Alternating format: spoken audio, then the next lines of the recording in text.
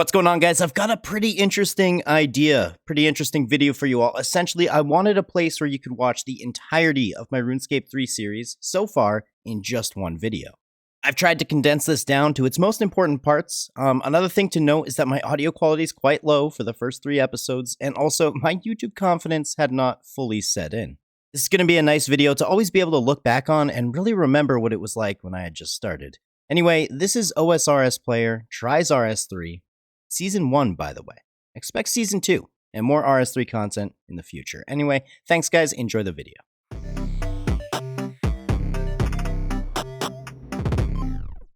What's up guys? As many of you know, my name's Waydot, and I've been playing RuneScape as well as OSRS for about 15 years now. But to be honest, I haven't really touched the main game, or RuneScape 3 as it's called, basically since 2013-ish, or around when Old School was released. I've logged in a few times here and there just to check it out, and wow, there's a lot of new things, a lot of changes, but honestly, every time I hear about RS3, I get this growing curiosity.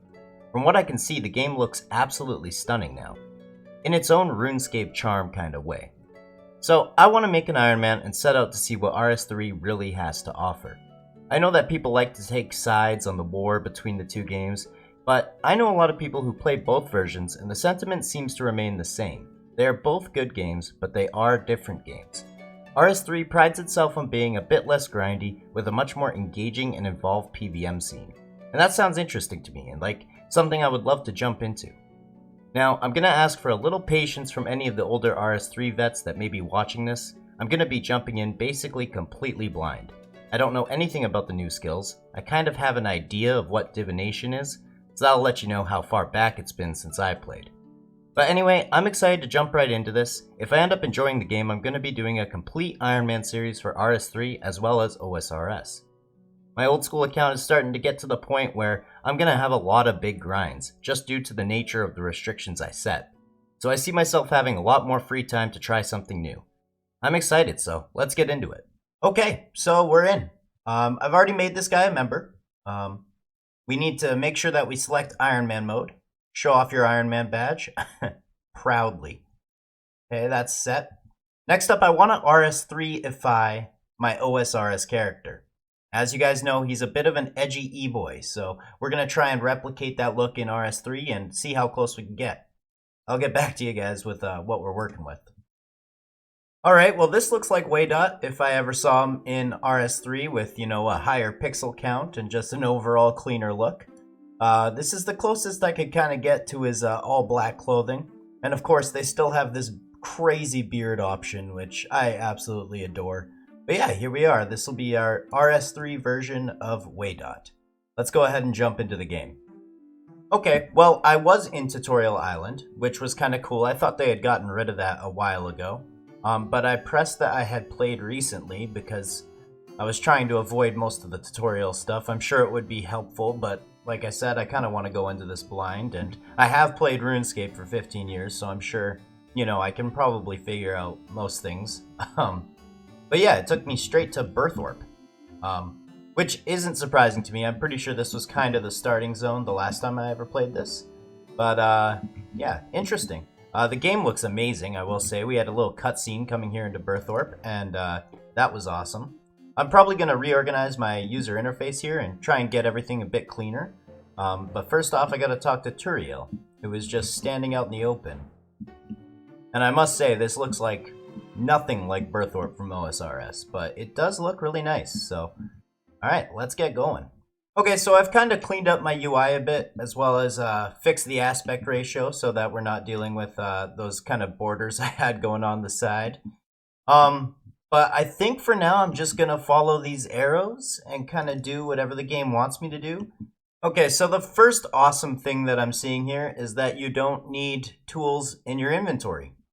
I believe you just have them, or they're on a tool belt, if that's right. I'm not 100% sure.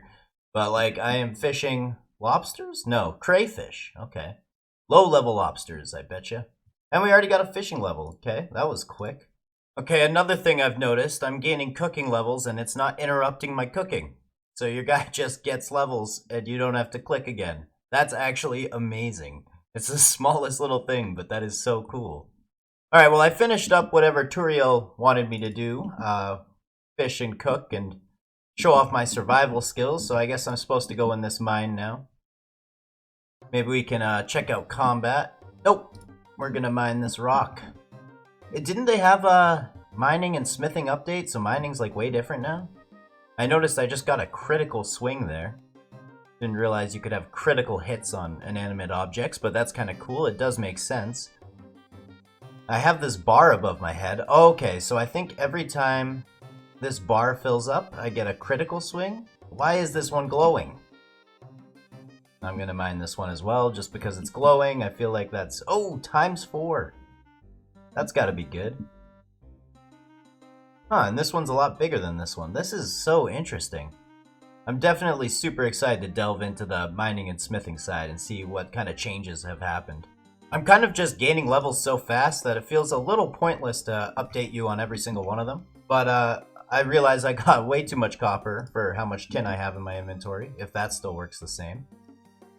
Wow, this interface is kind of crazy. Left click this button to deposit the tin and copper ore into your metal bank. So you can just keep saving up ores in here and then you can smith them into bars. That is such a cool idea. And then you can make stuff. That is so cool. What the hell? Wow, it's very involved, I must say.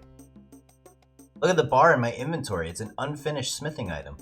I'm sorry, I'm sure this is like normal to anybody who plays RS3 and you're probably just laughing at me, but this is so interesting to me. It's so cool.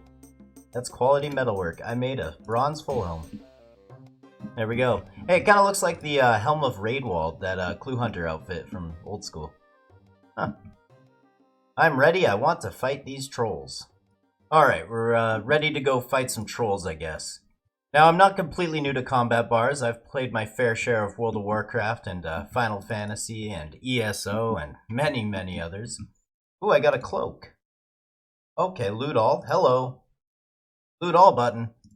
That is fantastic. I guess I can bury these bones. Does that work the same? Sure does. We got ourselves a cape. Okay, that's kind of cool. Let's go ahead and kill the next one. I believe I need to kill 5, so this should be my last one. If I just leave the loot on the ground, does it then pile up into here? Wow. Rabbit sandwich, okay. That's some. Take the bones. I don't think I need the bronze arrows right now. Huh. Why am I healing?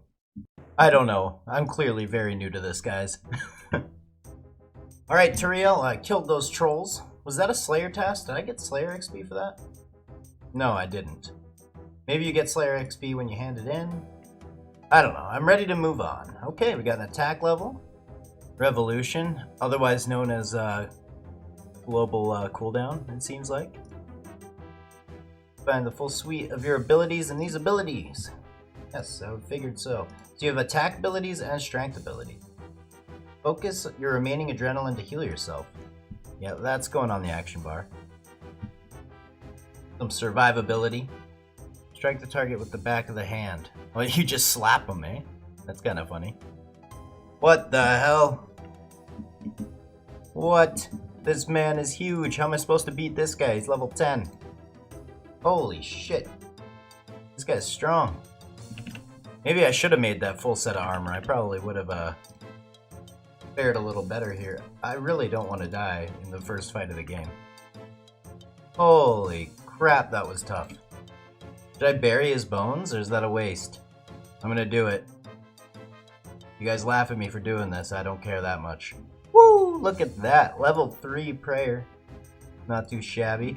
And it looks like this bronze mace is... Whoa, I'm dual wielding a dagger and a mace. What? Okay, this game is awesome.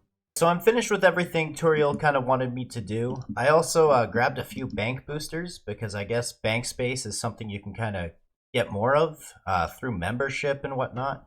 I'm not sure. It seems a little convoluted. I'm not 100% sure how it works, but I have like 150 spaces now.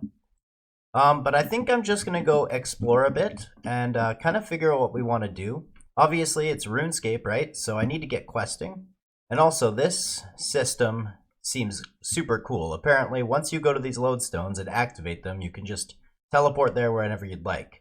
So I think I might head down south and go to Taverley, just because that one's pretty close. So Also, as I'm sure you can tell, the UI is super customizable, so I'm kind of just playing around with some ideas here. Whenever I see people play this game, they have like tons of different menus open and all kinds of things they need, maybe for PVM and whatnot. But I think I'm just going to kind of find what works for me, and we'll stick with that, at least in the beginning. So I just activate this lodestone.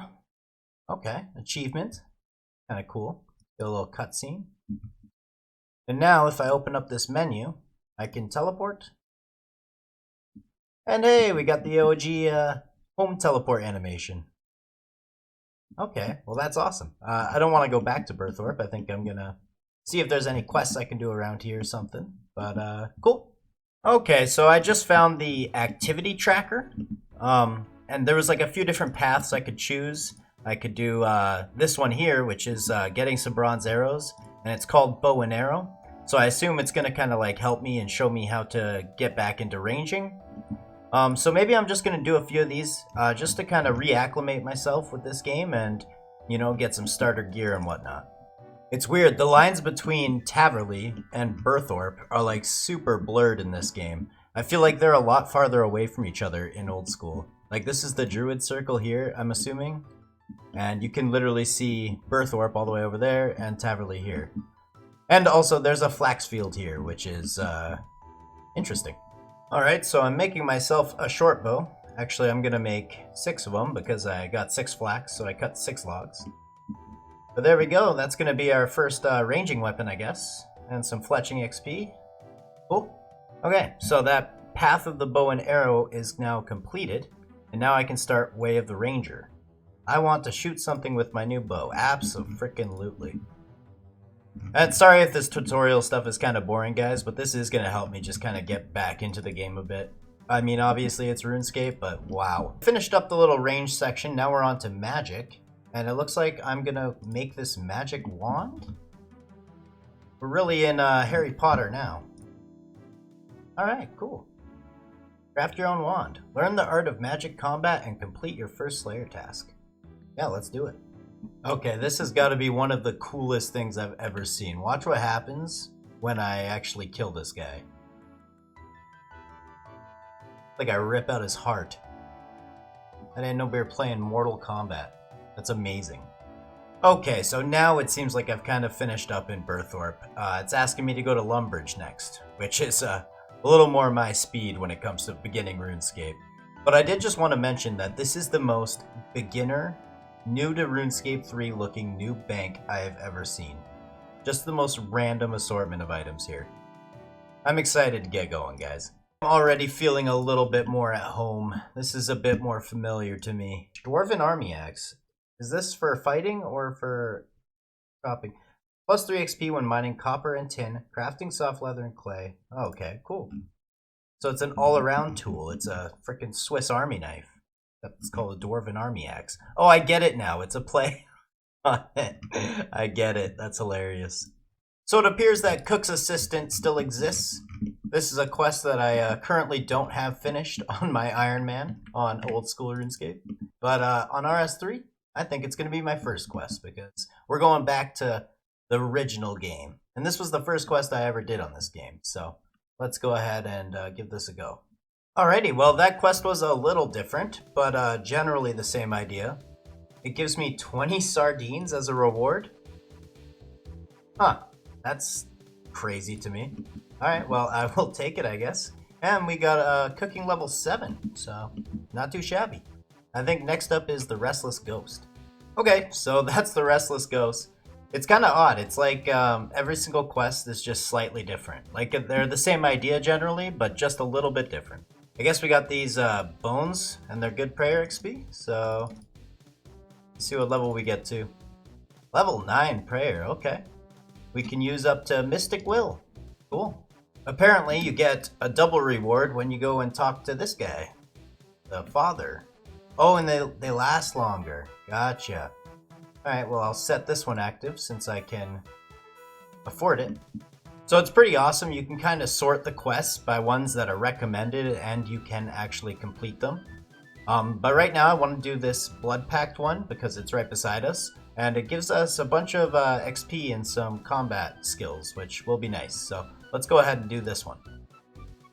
I just realized, like, I'm training attack, but I have no idea how to switch it to strength. But anyway, we got this guy down at least. Am I gonna kill him? Just give me your stuff? No, let's kill him. I'm a murderous bastard. The pity you had to kill that man. Nah, not really. Oh, I get his bow. Look at that. Okay, sweet. I bet you I need to use a bow to kill the next guy. Am I right about that? Oh, it automatically switched my bar for me. That is so cool. It just knows what weapon you have equipped and then switches. That's a huge help. See, like, why'd I get a defense level there?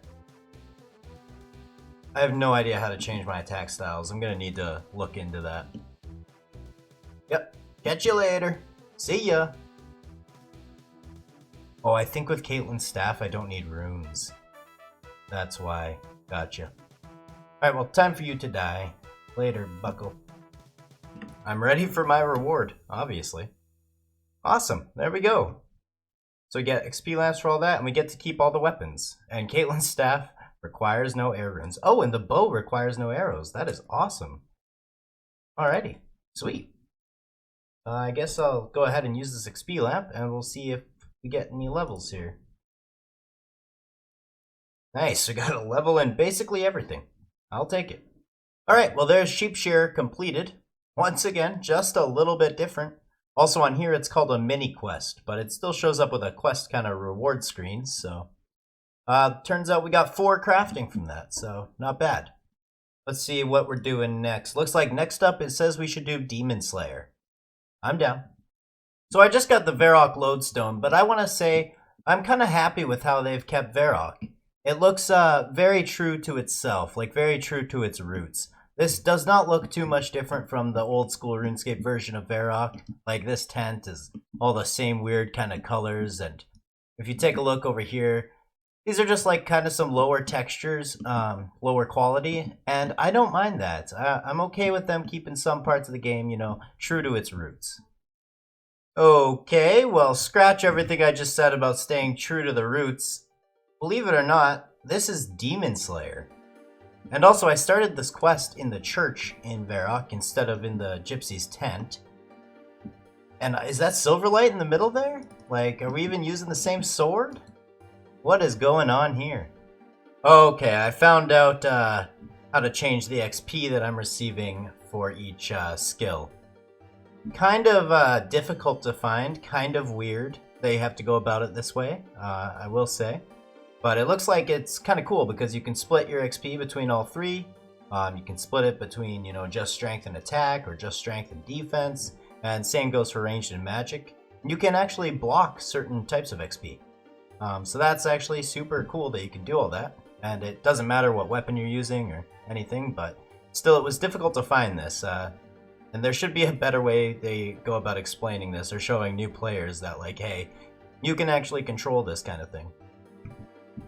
Alright, well, I won't lie. Silverlight looks a lot cooler on RS3 here. I can't believe how different Demon Slayer is. This quest is just completely redone. Oh my god, what? Am I gonna die? Well, I'm supposed to stand in his dome when he does that thing. Jeez, there's actual mechanics in combat? What do I do? I was not expecting to use my brain this much in order to finish Demon Slayer. You suck, Delrith. Boom. There we go. There we have it. That's Demon Slayer done. We got a few things here. We got a Vernic Wand and Book. I assume that's some good magic stuff. We got the Holy Sword and Silverlight. And we got some combat XP lamps, so not bad. Okay, so yeah, the Vernic Wand and Book. I think you can kind of like dual wield these as well. That's probably my best option for magic at the moment. And then Silverlight is actually a bit of an upgrade over this Reese's sword, I think. They're both the same speed, the same accuracy, it just does more damage. So, as for these XP lamps, I think I'm going to throw all of them into strength. I am assuming that your strength level correlates with how much damage you do, the same way it does in old school RuneScape. But if I'm wrong about that, please let me know. Otherwise, I've messed up horribly. 300 whole experience worth. But we just got level 7 strength, and that took us to combat level 9. First quest on the list is going to be Shield of Erev. apparently you don't need a partner for this anymore. You just join both parts of the gang yourself. Alright. The Shield of Erev completed. 1,200 coins and a quest point. Not too bad. Alright, I'm just quickly grabbing the Draenor Lodestone on my way to do Rune Mysteries, which is a completely different quest. And the Wizard's Tower as a whole just looks completely different. I'll go show it to you guys. So there's definitely been a couple of renovations to the tower. This is unreal. I can't believe how good it looks. And check it out. You can like see how close Port Sarim is. That's insane. I will say the world feels much more smaller and kind of compact on here. Like everything is just like bunched in so close to each other. It feels like it's way farther away in old school, even though it's probably very similar distance or like actual walk time. But yeah, this Wizard's Tower, holy. Let's go see what this quest is all about. Okay, this is absolutely insane. This quest is freaking voice acted. Listen. This is none of your business, outsider. No, wait, I recognize you. You're the adventurer Xenia mentioned. Will you help me again? Okay. That's insane. I had no idea any of the quests were voice acted. Oh. Keep in mind, this is Rune Mysteries. Help! Do something! Get that thing away from me!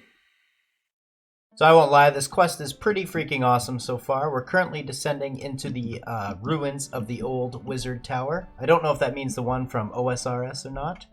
But I also currently got a title. I got Waydot RS3 the Red. So that's kind of cool. That's Rune Mysteries completed. We got some Mind Runes, a little bit of Rune Crafting XP, and a lamp as well. Overall, a super awesome quest. If there's more of these voice-acted quests in the future, then I guess I'm in for quite the treat. We also ended up with this pretty cool-looking hat. I guess it's for magic. It kind of reminds me of the big chompy bird hunting hats from OSRS. Let's see what this magic lamp does. 250 XP. Okay, maybe that'll give us a level. Yeah, sure did. Level 5 magic. Not bad. Next up, I think we're going to do Imp Catcher, which, unlike OSRS, you don't have to actually go get the beads. Well, you do, but you don't have to collect them from imps wandering the world, so I think it'll be a pretty quick and simple quest. What the hell? The Alcurate Gate is gone. I was fully prepared to pay somebody 10 GP to get in here, but I guess you don't need to anymore. The Lodestone is acquired. Man, it must be nice when you get all of these. You can just teleport literally wherever, whenever. So as you can see from my inventory, I did still have to acquire the 4 different beads, but it was in a bit of a different way. Essentially, you had to make 4 different imps across the world throw up. Oh, at least we got the original cutscene. I mean, with updated graphics, but this is pretty similar to the same one you get in old school. And there we go. Imp Catcher completed. We got some magic XP, an amulet of accuracy, and access to this guy's amulet shop. He only sells amulets of accuracy. 5k each. That's kind of absurd. We already got one for free, so let's see what magic level we get now.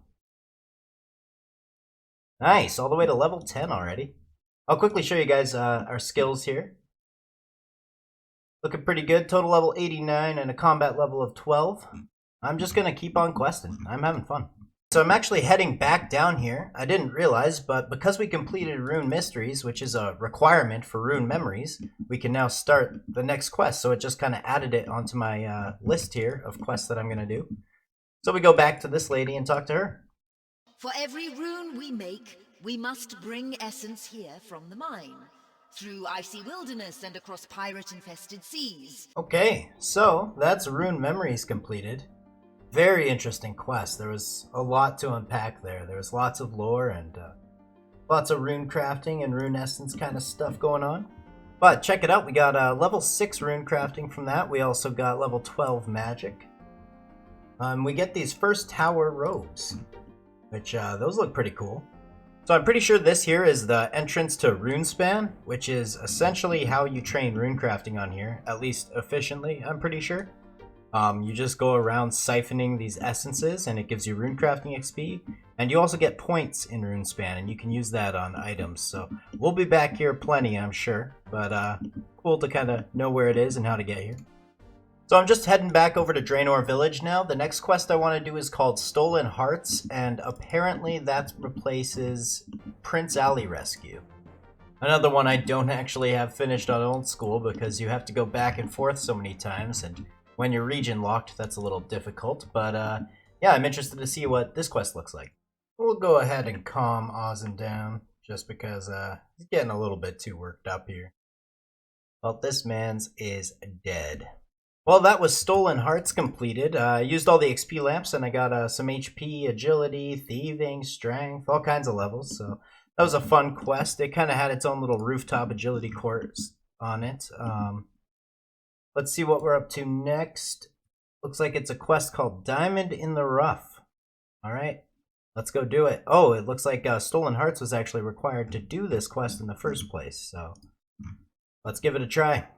Alright, well, if I'm being honest here, I think I'm just about to go do a bunch more quests. So, insert a quick little montage of just all the quest finished screens, and at the end we can see what kind of stats we're looking at. That's Diamond in the Rough, completed. Witch's Potion, all done. There's Druidic Ritual and access to the Herblore skill. Edgeville Lodestone. And this one's the Ardy Lodestone. That's Plague City. All done. Okay, so I'm just training some fishing because I need to get a sardine to do Gertrude's cat. But if you look in my inventory here, I got the first strange rock at around level 2 fishing, and I got the second strange rock at level 4 fishing. Now, I don't know how common these are, but I think this was pretty lucky. Am I right about that? I don't know. Someone in the comments can confirm for me. Gertrude's cat? Death Plateau? More like all done plateau. Am I right? Okay, cool. That's Wolf Whistle, and along with it is the summoning skill. Nice, so level 4 summoning. Cool. Swept away. All done. Many bowls of goulash later, and we got ourselves 10 herblore. Feel free to laugh at me if I put that in a stupid skill or something, but it gives you 10 times the XP of the skill level, and our highest level skill right now is 16, so I feel like I couldn't have wasted it too bad. Alrighty, and that's one piercing note completed. That was a pretty fun little murder mystery quest. Get some prayer XP, not bad. I'm not gonna lie, these robes look kinda badass. I like the hood. Let them eat pie, all done. That's Song from the Depths done. We got the Coral Crossbow. I believe this is somehow related to QBD, which is probably one of the earlier bosses that we'll ever attempt on here. I could be wrong about all this, but yeah, kinda cool. Next up, Shadow over Ashdale. The cutscenes in these quests are just unreal. Sometimes. It is so cool to see. Holy shit. That's what I look like after a night of drinking. Catch you later, bucko. Nice try. You know, just another day of work. No big deal for me. There we have it. Completed. 3 black pearls is one of the rewards. Huh. Speaking of Johnny Depp. Okay, I'm going to give this Broken Home quest a go. Just from a quick look on the wiki, it seems a bit confusing, but I'm going to try my best to figure it out. So, I guess I'll have to put everything I have in this bank deposit box here, and yeah, I'll let you guys know how it goes. Okay. That was probably the worst half hour to 45 minutes that I've ever spent playing this game. If I can never come into this area ever again, that would be amazing. But I mean, we did finish up. I've heard there's some repeat stuff. You can come back here and do some challenges and whatnot, but I don't know about that just yet. That was enough for me. I'm okay with not coming back here for at least a few months. I'm a little surprised to hear that the Natural Museum quiz still exists. I guess that'll give us 1,000 XP in Slayer and Hunter, so might as well get that done as well. Alright, I think this should be completed. There it is. That's level 9 Slayer and level 9 Hunter.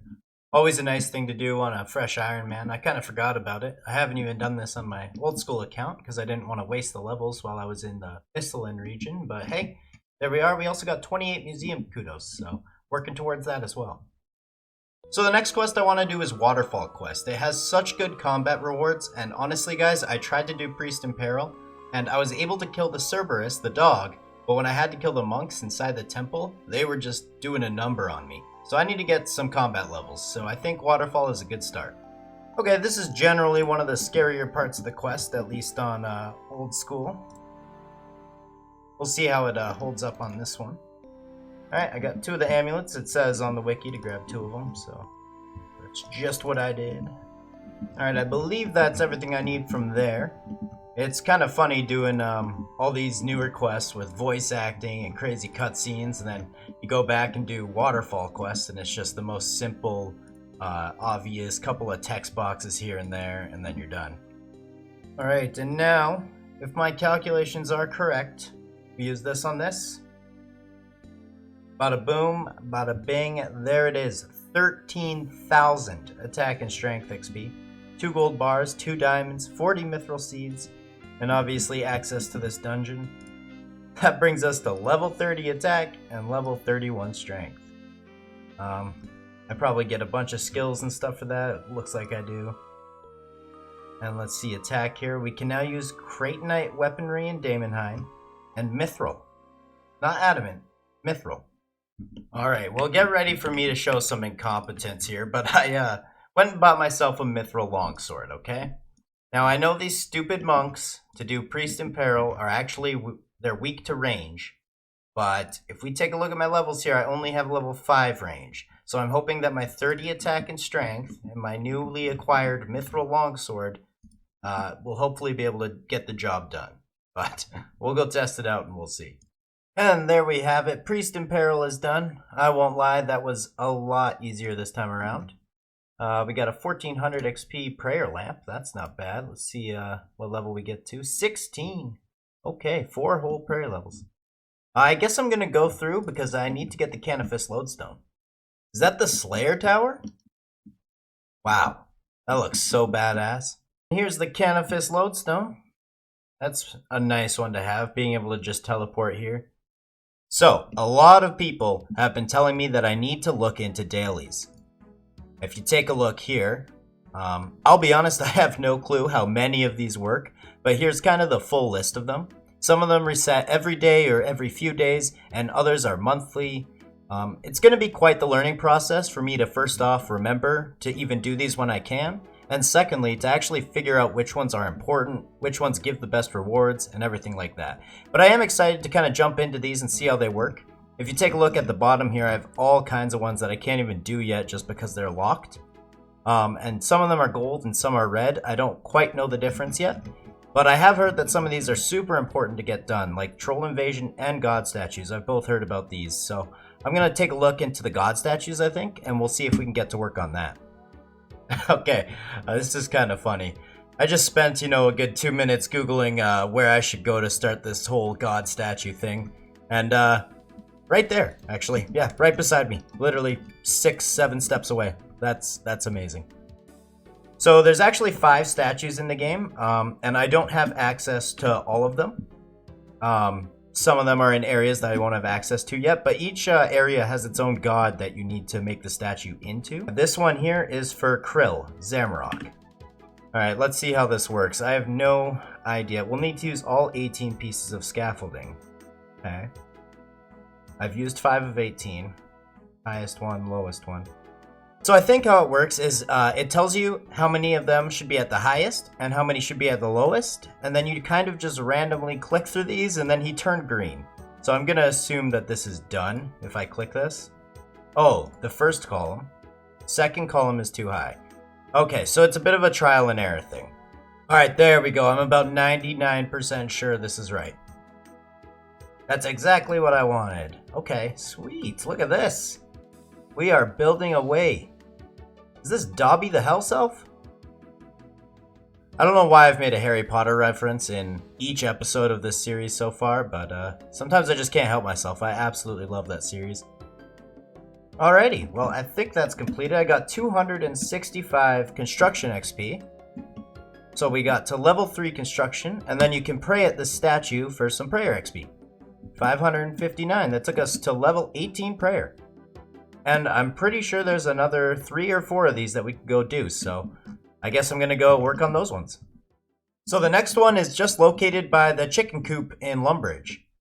Shout out Nine Rain if you guys ever watched his series on One Kick Rick and his Ultimate Ironman locked only to the Lumbridge chicken coop.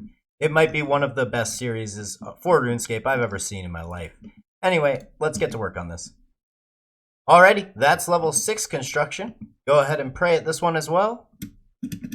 And level 19 prayer. On to the next one. That's the one in Taverley completed. And I got to prayer level 20. Also, apparently, you can build the wrong statue here, and a minion of that god will come out and attack you. And when you kill that monster, instead of getting prayer XP, you'll actually gain Slayer XP. I'm not sure if one is better than the other, but I think I'm going to try building the wrong statue at the next one. So the next one's just down here in Yanil, whatever you want to call it. So I'm just quickly grabbing the lodestone, since we had to come down here anyway. See, it shows the 3 wrong ones. Those will give me Slayer XP if I pick those. So I'm just gonna pick Zilyana, because this is supposed to be Grardor. So I got 600 construction XP for doing this one. That got us all the way to 12 construction. This is the last statue that I can actually do. The next one will be unlocked in Prifddinas. But now I think if I pray at this, it will summon the fanatic that I have to kill. Ah, yes. Bandosian Brawler. He's level 4, so... Okay, let's see. 308 Slayer XP. Okay, that's awesome. I think in the future, I'm probably always going to use the Prayer XP, just because I'm assuming that Prayer levels are a bit more valuable to an Iron Man. Slayer is going to be something that I'm going to be training forever, and it's my favorite skill, so I don't see myself wanting to get extra Slayer XP. So I'll probably always use these on Prayer, but I just wanted to kind of show you guys what can happen. You can pick either or. Anyway, that's our first dailies done on the account. Well, technically a monthly. I'm pretty sure these statues are available on the 1st of every month. So right now it's the 16th of May, so we'll actually be able to do these again just in a couple of weeks here. But you know, a lot of people have a problem with dailies in MMOs, especially if there's an excess of them. But I've never really had an issue. I don't know if you guys played Lost Ark at all, but the daily grind on there makes RuneScape's dailies look like child's play. And of course, they can be cumbersome and annoying, but they make for great catch-up mechanics, and they allow for a game to reward you, even if, you only have a little bit of time to log in. Okay, so next up, I want to do Troll Invasion. It says, help defend Berthorpe from the Troll Invasion. It's a timed game. You can participate by speaking with Captain Jute outside the castle's west wall. So that's got to be over here, maybe? It's Jute. There he is. Start repairing or start fighting? Let's find out. Alright, so it seems like you have 2 options here. You can essentially either do combat or you can defend. And defending is using more skilling kind of things. Since my combat level is still kind of on the lower side, I think we're going to go with the skilling defense. The ballista was destroyed. I have no idea how to repair the ballista, but maybe I can figure that out. Oh, that's the ballista up there. I don't know how to get up there. Oh, climb wall. Okay. Oh, that's a cool animation. Nice. Fill oil drum? Oh, that's what the bucket's down there. Gotcha. Oh, a firemaking level. Huh. Okay, that's kind of cool. Climb this wall. I gotta repair these barricades, and I don't know how to fix... Oh. That right there is how you fix the walls. Okay, I guess we finished. I'm not sure why I finished, but we aided in killing 340 trolls. Well done. And then you get this XP reward book. So I'm going to put it in Herblore. That's kind of been my choice for Ironman XP you get from other resources. So that got us a Herblore level. But I mean, on top of that, we got construction, crafting, firemaking. Yeah, that was a kind of a fun minigame. I'm interested to try the combat version sometime. No, but seriously, the more I play, the more I realize how much of an idiot I am. That's part of the fun, I guess. But anyway, to start off today, I was told that daily challenges are super important, and you get them from this lady right beside me. However, she says I need to finish all my basic challenges first, so let's get to it. Alright, so I just craft these ones into some arrow shafts. And that should be the next 3 challenges completed. That was firemaking, cooking, and wood cutting, or no, fletching, sorry. But we got a wood cutting level, a firemaking level, and a cooking level. So if you take a look in the challenges page here, I can hit claim rewards. I get nothing for these. And now we go on to the next ones. So a couple of things here. First of all, I got my 2 strange rocks for mining. And just for those of you that don't know, you have to take those to the museum in Varrock. And you get 2 strange rocks for kind of, I think, every gathering skill. I'm not 100% sure on that. And you can turn those in for XP.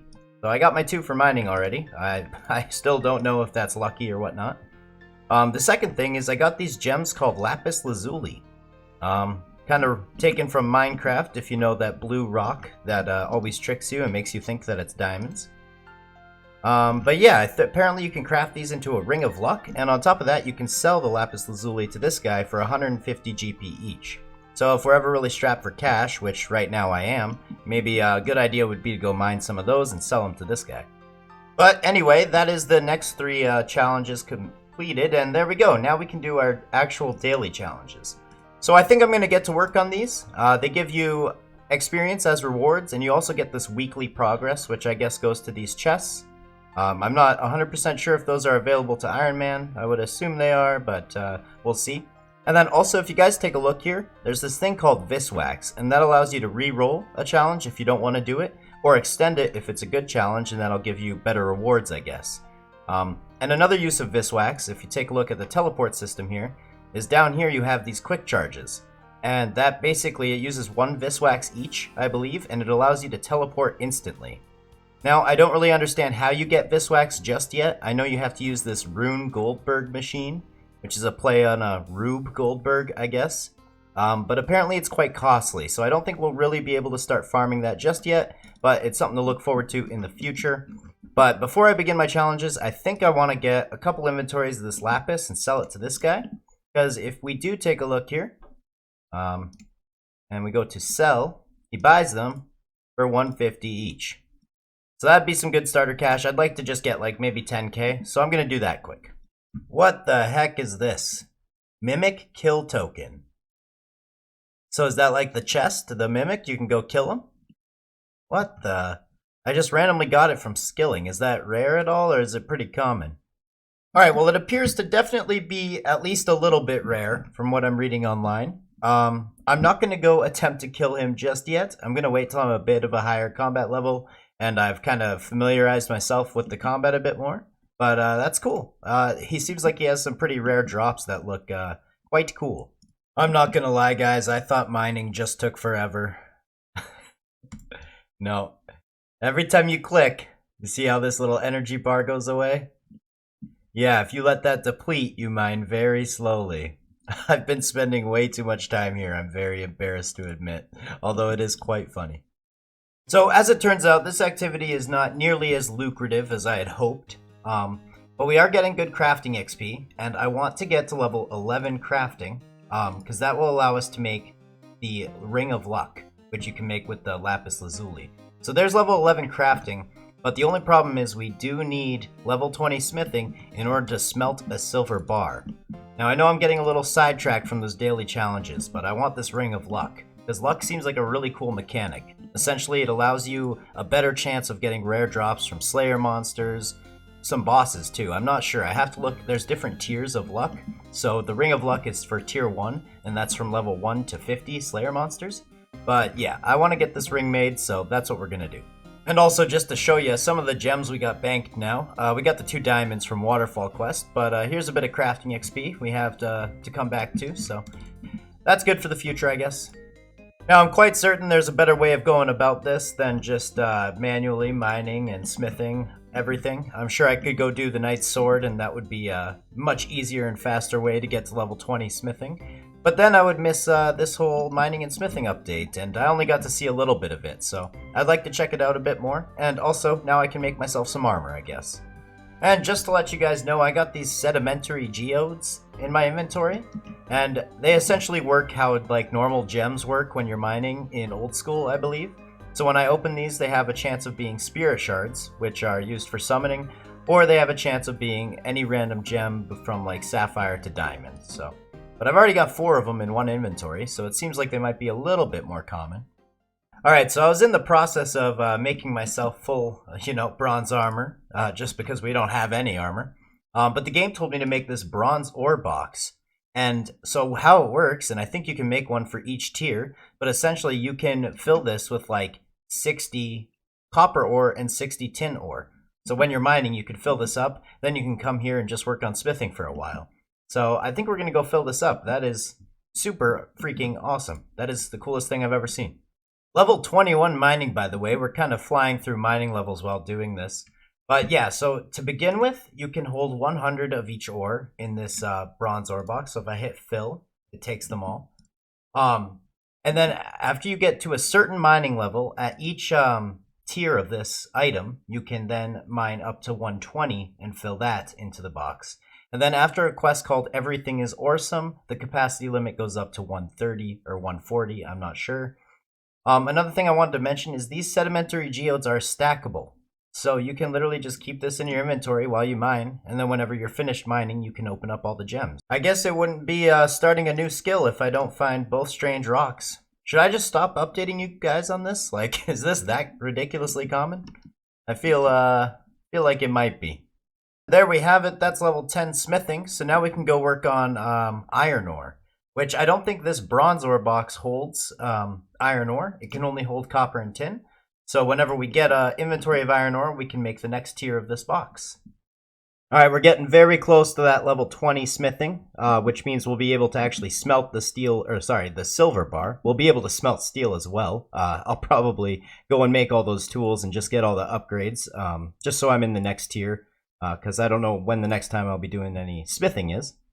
But one weird thing about RS3 that's actually way cooler than OSRS is iron ore.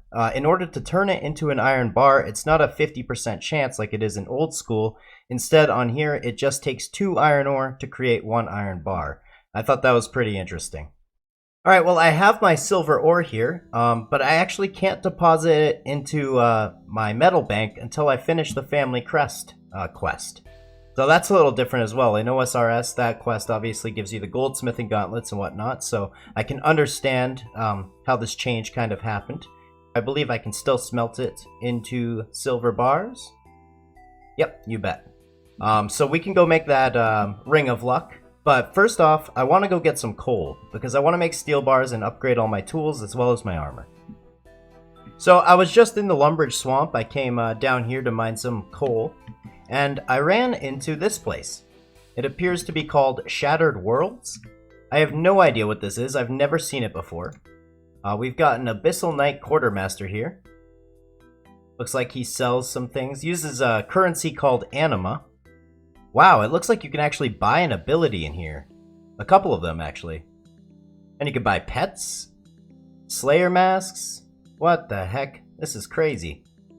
Yeah, so I have no idea what this is. It uses the same colors as the gauntlet in OSRS, so I'm assuming this would be easy and this would be hard. Huh. Yeah, I mean, hopefully one day we can get to experience what this content is and actually take part in it. Right now, we're just a noob in full iron trying to mine some coal, but, you know, baby steps. So we got all our steel equipment upgraded, at least the tools for sure, and then just a couple of pieces of armor as well. But I'm just going to make this lapis lazuli ring. There we go. And then we can go get the runes in order to enchant it. So in order to enchant that, we actually need cosmic runes, which I think we'll have to head up to the mage bank in order to get those. But before we do any of that, I do want to open these sedimentary geodes and just see what we get. Okay, and by a second, I actually mean 45 seconds. But we did get a diamond, an emerald, and a sapphire, so not bad, I guess. Anyway, off to mage bank. This is a very nostalgic part of the game for me, so it's definitely a little bit odd to see it in such HD, high-quality graphics. It is pretty nice being able to go through these webs and not have to worry about forgetting or, you know, not bringing a slash weapon. You just have your knife always on you because it's on the tool belt. So we can just go ahead and level 1 enchant right here, and that's the Ring of Luck, our tier 1 luck ring. Cool. Wow, so we started off this episode saying that we were going to do some daily challenges, got completely sidetracked and spent half the day training mining, smithing, and crafting. I mean, we ended up with level 29 mining, level 22 smithing, and level 11 crafting, so it was definitely time well spent, but that's freaking insane. I literally got caught up in the fun of skilling, and I forgot what I was doing. I can honestly say I don't think that's ever happened to me in RuneScape before. Well, I spent so much time smithing that my daily challenges actually changed. But I mean, that's okay. I guess I missed the mining one that I finished. I didn't turn it in. I don't know if I got rewarded for that just by completing it and whatnot. But we got a construction one, so I figure it's time. Let's go buy a house. Okay, there we go. House is acquired. I think it's located in Remington, at the Remington House Portal. That's our construction daily completed. And also, welcome to my home. We have 2 rooms and a single chair. And it's a pretty rough looking chair at that. Okay, this makes sense, so I can just claim the reward here. Let's go ahead and claim this construction one. Holy, 800 XP. 2 construction levels took us to level 16. And we made some of that weekly progress. Alright, let's do the firemaking one right now. Wow, okay, that's level 9 firemaking. Okay, so that's the Herblore challenge completed. I made 2 attack potions. I just left the rest of the unfinished potions in here. Just in case I get any more Herblore challenges and I don't necessarily have the herbs to do it. I figured it's always good to have some backups. But let's go ahead and see what kind of level we get here. Level 15. And we got a new weekly progression reward. Okay, so can I click this? Collect rewards. 1x aura refresher. And a Dungeoneering wildcard.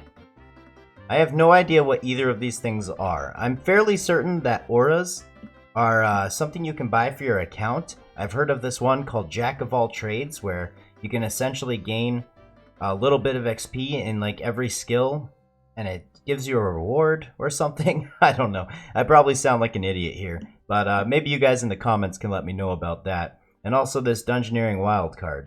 I have no clue what this could be. So, I've been told by quite a lot of people that the earlier I can get started on this new skill, Archaeology, the better. Apparently it has some really good early game benefits for Ironman. I have no idea what those benefits look like, but I have heard rumors of 500 extra hit points. I think that's true. A lot of people were commenting that.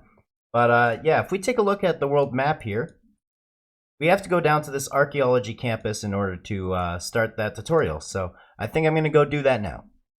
Alright, I'm really doing it. I found some soil. You don't say, buddy. You've been picking away at this for quite a bit. Oh, I actually got soil in my inventory. He quite literally found some soil. Oh, we got level 2 already. We'll be level 120 in no time, I'm sure of it. Oh, and by the way, this skill does go up to 120. I don't know all the skills that go up to 120. I've heard Slayer does as well, which I'm pretty freaking excited about. One way to find more materials is to screen any soil you found while excavating. It gives me more soil. Okay.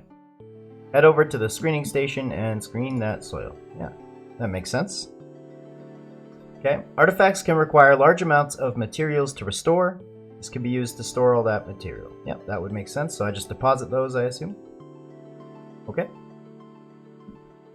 Restore an artifact at the workbench. Okay, restore. I bet this gives the good XP, right? Yeah, there it is, 250. That's level 5 Archaeology. I'm assuming the tutorial is meant to take you to level 5 because from what I see online here, the first kind of area where you go train this skill requires you to be level 5. Okay. Somebody wants my sword. Literally just found it. A sentimental value to me. It's always going to be my first artifact, and you just want me to give it away. You now have access to the relic power. Font to life. Increases max health by 500. Okay, people weren't lying. They were being honest. Okay, so you get powers. So I can use this and harness power. Put it in slot 1. Sweet! 2200 HP. And with only level 17 constitution. There it is. We did it. Hooray! Alright, so now that we've graduated from Hogwarts, the School of Archaeology. Yeah, I did it 3 videos in a row. What are you gonna do about it? Nothing. That's what I thought.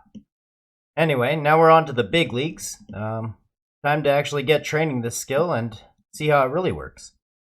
It's crazy that I'm having some of the most fun I've ever had playing RuneScape just by skilling. Now, obviously, I'm in a bit of a honeymoon phase with the mining and smithing because that's like brand new to me still. and also the exact same things happening with Archaeology. But I'm just really excited to keep this going and see what kind of unlocks we get.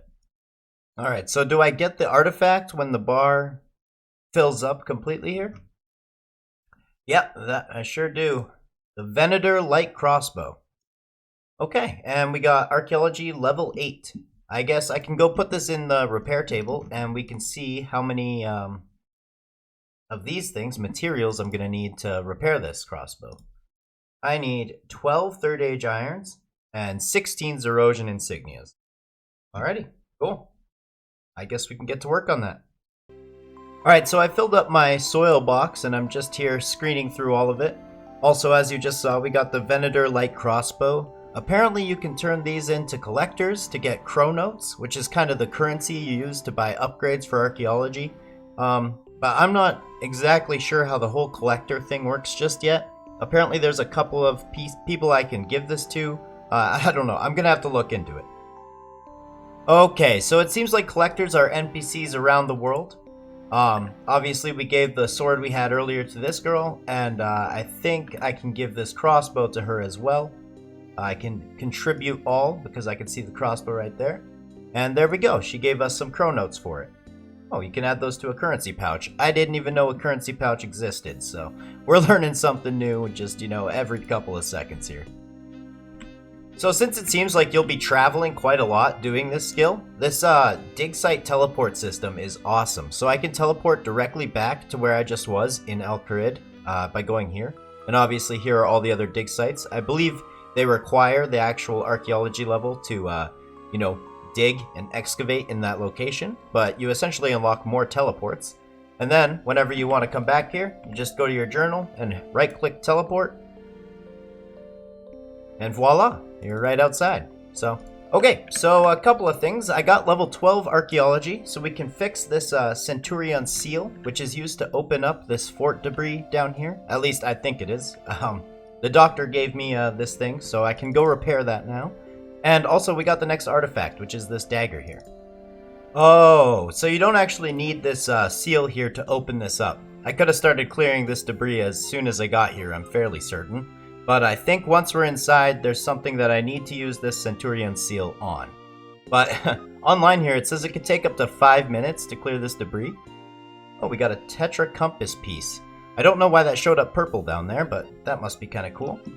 But okay, cool, we made some progress. As you can see here, we can just barely see a door through there. Alright, this is super cool. I love this. According to what I'm reading online here, these Tetra Compass pieces, you need a few of them. And then at level 78 archaeology, using a few other archaeology materials, I guess you can kind of make them into this compass. And they kind of act as a clue scroll, is what I'm getting from this. And they reward you with something called an ancient casket. But unfortunately, it's going to be a while until we can get all the pieces and get that working. That's the last of it. Now to get through this barrier. Now to open this. You hold the seal up to the wall. There we go. Alrighty. Looks like there's some more excavating spots we can do down here. Some barracks. We've got a man named Liam over here. Hi, I'm Liam. Have you seen this strange door? It looks like there's something missing from the wall behind me. Probably some sort of dial like the other three.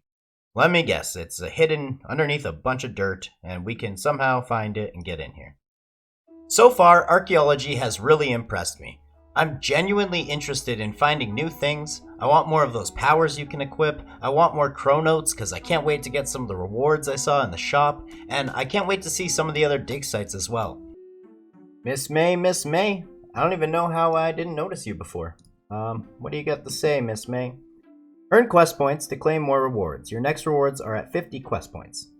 Okay, so I can claim all rewards. You have no more rewards to claim. Okay. Seems like I got this magical dice, T1. Okay, just a emote. Holy crap, what? I am a complete idiot. I thought that was an emote.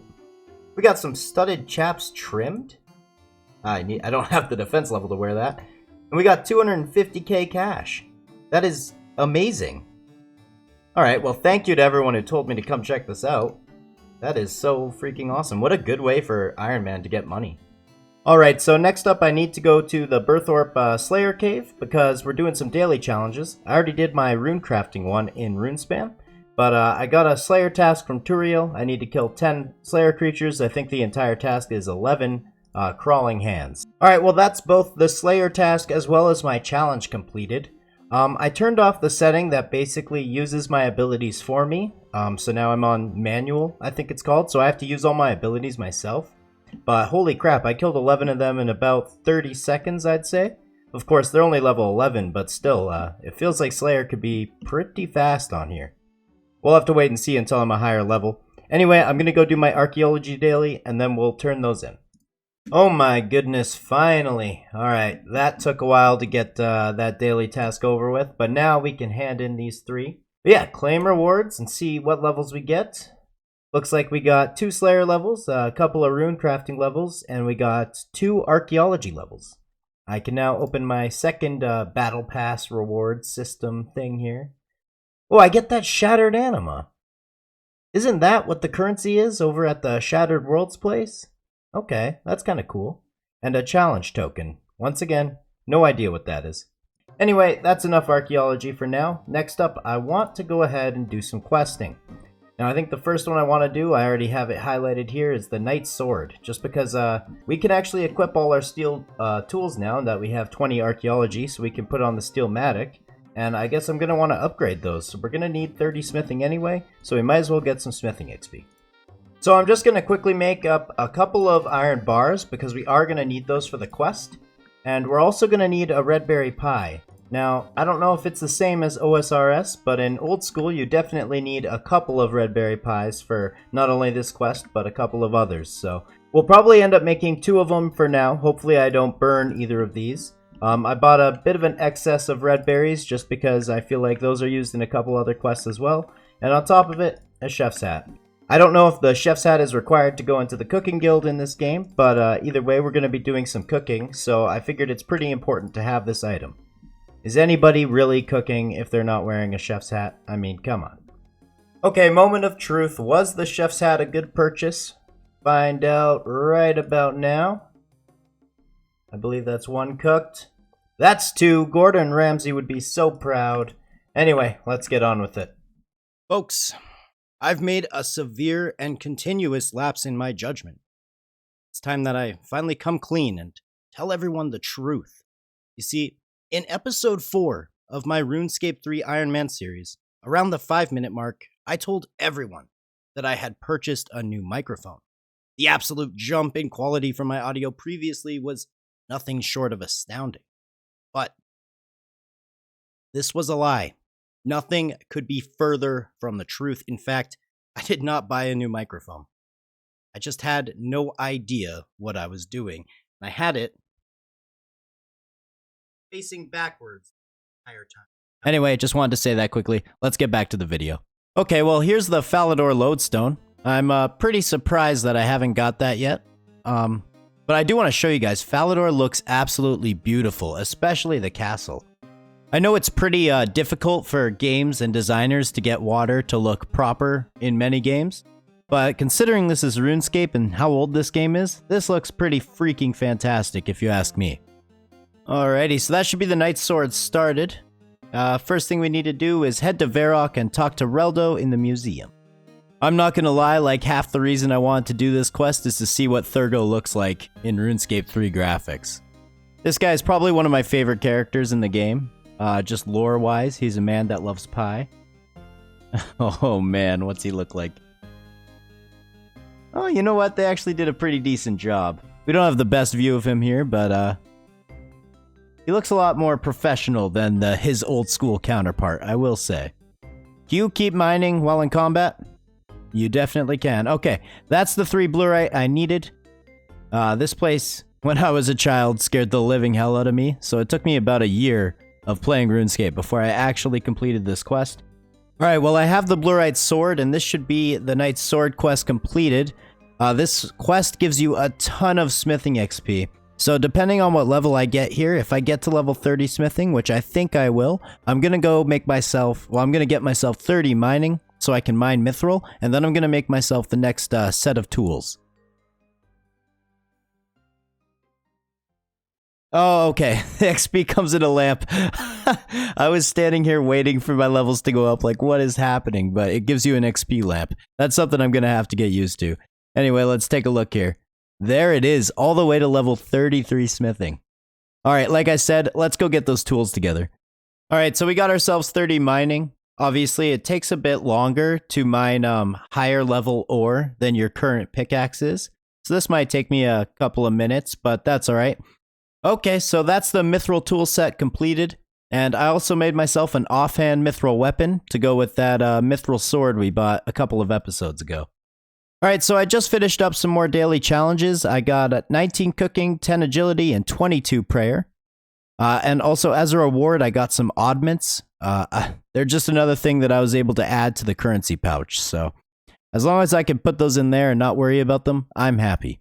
Anyway, the next quest I want to do is Biohazard, because obviously we want to get working towards Prifdiness, and it's in my list of can complete quests, so let's go work on that. I like how you're just having a vicious, epic battle right here, right beside their friend, and he just doesn't care at all. I'm gonna steal a key, I'm gonna go into their locked area, but this guy, he couldn't care any less. Check this out, so I got the priest gown set, which is needed for this quest, and it is literally as black can get. Like, they have no texture on this, it's just a void. It looks like dead pixels on my computer screen. It's actually kind of crazy. I almost look translucent into like another realm. Anyway, let's go finish off this quest. Okay, well that's Biohazard completed. You know, that quest is actually quite topical, considering it came out 2 decades ago. Did Jagex start COVID? Find out now.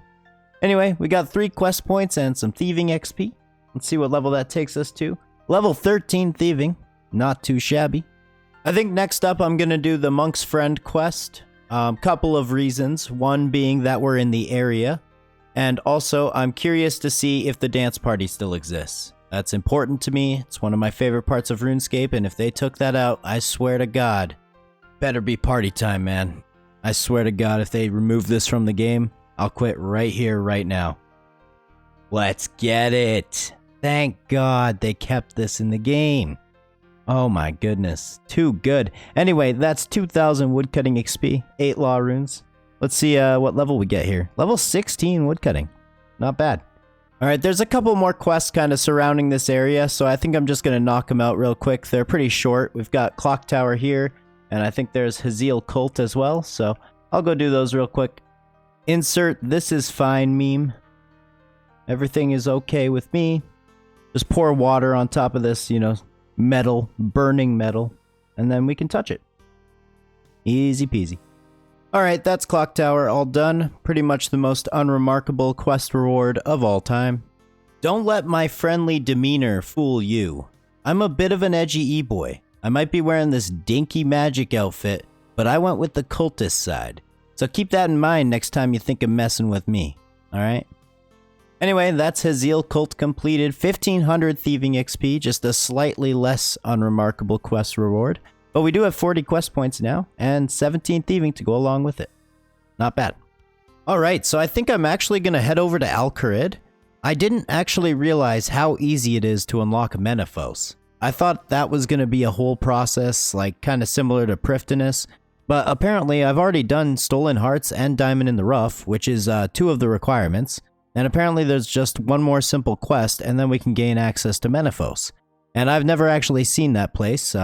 Back when I played this version of the game, Menaphos did not exist, so I'm kind of excited. But yeah, the quest is called the Jack of Spades, so that's what we're going to work on now. Grand Vizier Hassan is so fat that when he put on the sorting hat, it told him he belongs in a Waffle House. Okay. Badass cutscene right here. Wow, this place looks awesome already. Very tropical vibes. Statue, is that Mr. Vizier Hassan? They've got the same stature, if you don't mind me saying. Holy crap. Sometimes it's hard to believe this is RuneScape. If I saw this cutscene, you know, back in like 2006, I would not believe this was RuneScape at all. Alright, so it looks like next up I gotta talk to this guy. Hey. His name kind of sounds like if you said my name really fast. Waydot. Admiral Waydot. Anyway, what's up? If there's one thing I've noticed about RuneScape 3 is that you don't have to walk anywhere. Like, even this whole city just has its own fast travel system. And it's awesome. Like, there's no reason to waste my time walking from place to place. There's teleports absolutely everywhere. You can do whatever you want to do, whenever you want to do it. And I'm here for it. What the hell? Jack of Spades ended up being Ozan. Who would have guessed it? Actually, not me. That was pretty surprising, I won't lie. Alright, that's the Jack of Spades quest completed. Apparently I got access to the Menaphos Grand Exchange, which I didn't know they had one here. Unfortunately, I'm an Iron Man, so it has, I'm assuming, no impact on me whatsoever. Well, we got level 5 Dungeoneering from that, 18 Construction, 12 Agility, and 18 Thieving. I'm gonna go explore the city a bit. So from what I can understand, there's essentially 4 different districts if you take a look at this box here. And there's certain skilling you can do in each district that will give you reputation, which you can use to tier up these districts. Right now I'm gonna try and find the lodestone. I have no idea where it is. I'm assuming the world map can help me out with this one. I'm probably looking right at it, aren't I? Right here. That's it. Alright, let's go get the lodestone.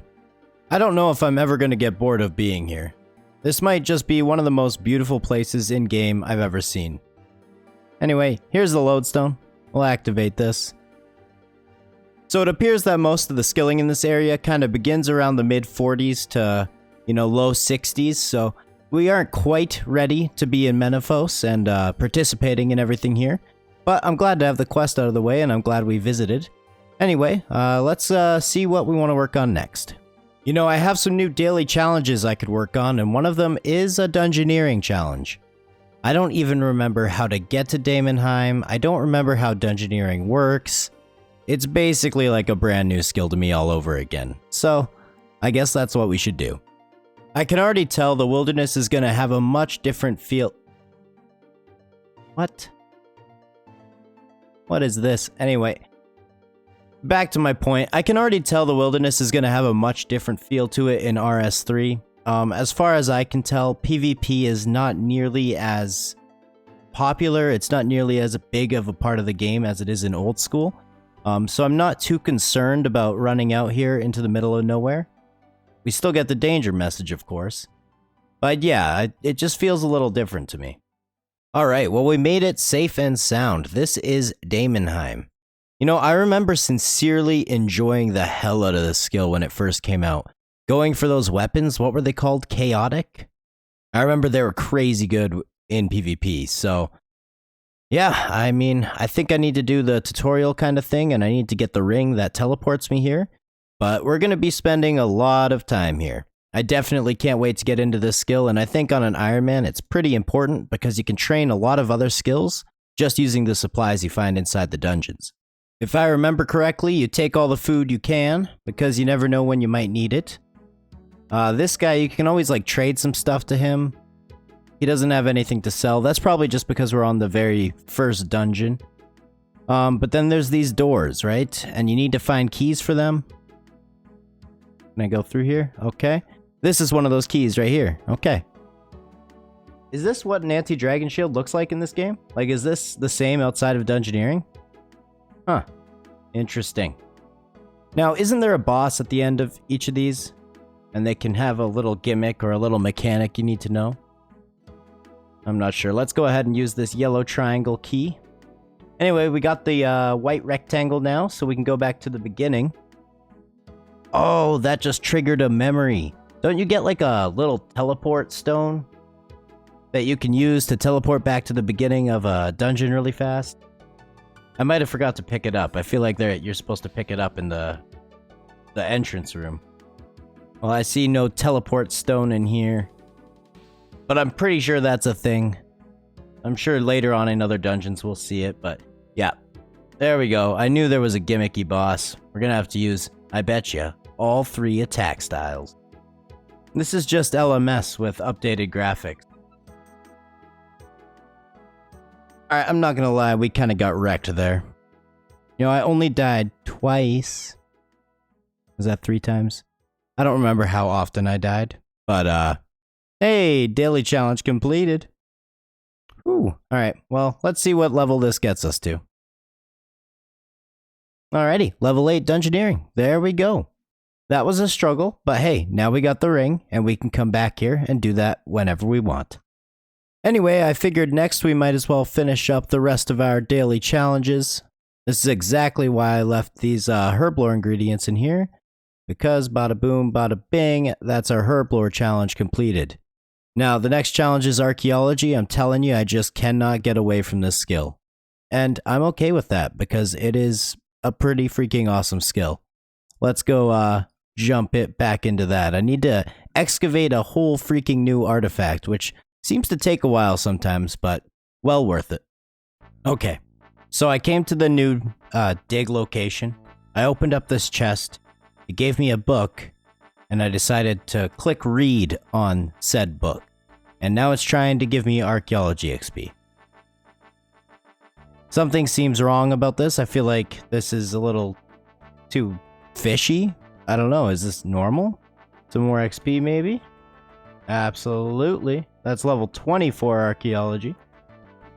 I feel like I'm doing something wrong. Like this feels weird. 20 gold runes, what are these? Swap this? Yeah, I know, it's a note. Jesus.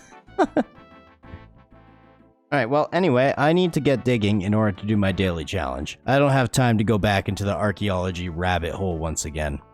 Man, I swear, this skill is like a drug that I'm addicted to.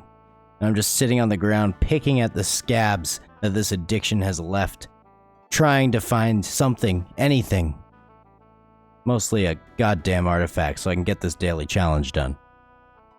Alright, well, no artifacts to be found just yet. Also, those gold runes are definitely just the materials that we find in this area. But something pretty cool happened. I got my first clue scroll. I don't know how important they are in RuneScape 3. You'll need to have dug deep into the distant past to get to these sacks.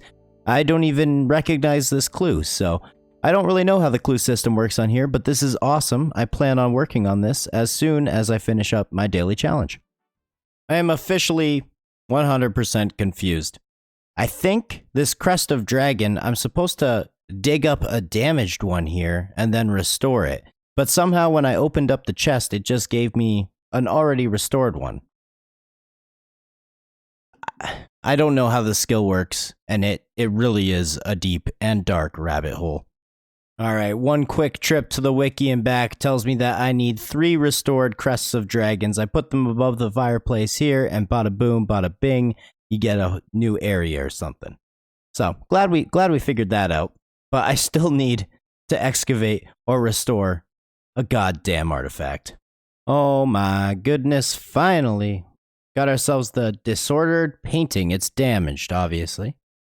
But we can go to challenges. We can claim both our rewards now. That gives us 18 herblore and wow, all the way to level 27 archaeology from that. And of course, we get our, rune pass, our battle pass. We got a Soul Reaper refresh. I believe a Soul Reaper is a task. It's kind of like a Slayer task, but for bosses.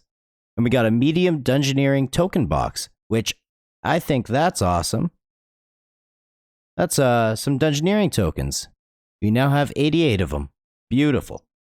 Upon further review of this clue scroll, it would appear we have to talk to an individual named Doug Deeping.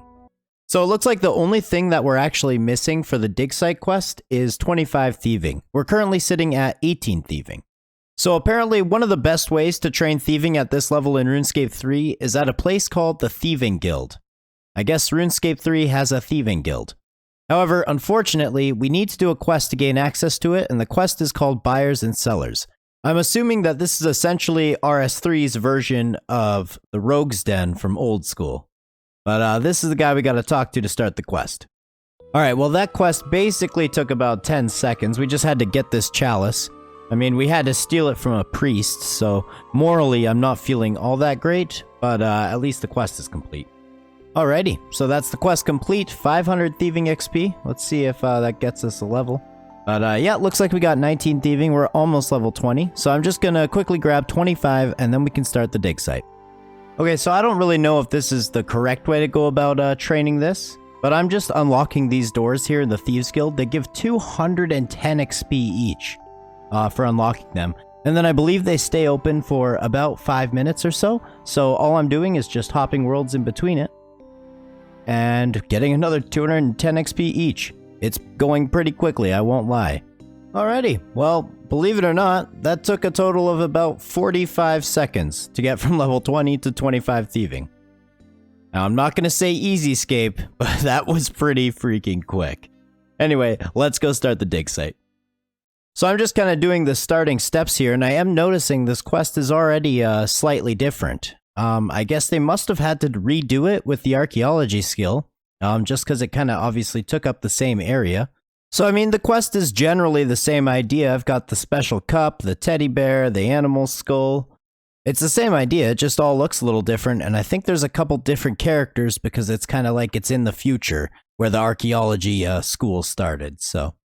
The man, the myth, the legend, Doug Deeping. I'm only like halfway through the quest, but this is the point you need to get to in order to talk to him, which you need to do this clue step, so. Oh, you know what? I think I actually have to search these sacks around him, and that will find me the next clue. There we go. What's our next step? Icy Fee. Oh god. This is a step in old school too, but for some reason I can't really remember this right now. See, on old school we have rune light, and it just tells you what to do all the time, but we don't have that on here, so I'm gonna have to Google this, I guess. Ah yes, it's the ogre in Feldip Hills. I'm not sure if you actually need to complete Big Chompy Bird hunting in order to talk to her, but I guess we'll find out as soon as we're done dig site. We'll go give it a go. Well, this should be the dig site quest completed. We're gonna get an absolute metric shit ton of mining XP. 15 whole thousand of it, and also 2,000 herblore XP. Looks like we got 38 mining. I believe we were level 31 before, and we got up to 22 herblore. So, not bad. Alright, moment of truth. Can I enter this cave without doing Mr. Rant's Big Chompy Bird Hunting quest? Because unfortunately, to do that quest, you actually need level 30 ranged. So I'm hoping we can bypass and skip that step. It looks like we can. That is awesome. So we can go ahead, talk to Feisty, and get the next clue. Beautiful. That was easy.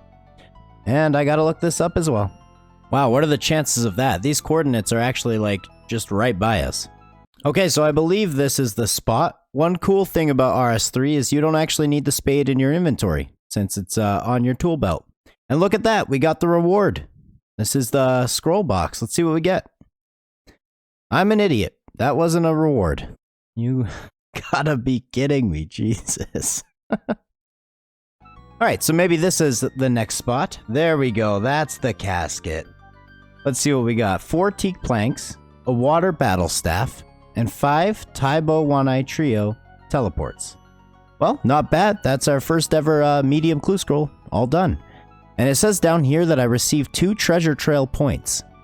I'm not really sure what those are or what they're used for, but hey, I'll take them. So I'm just wrapping up some daily challenges here. That got us a couple of firemaking levels and a rune crafting level. We did not get a mining level, but that's not surprising considering it's now our highest level skill at 38. But the reason I did those is I want to open this chest, and apparently we can get another clue scroll from our little Season 1 Battle Pass thing here.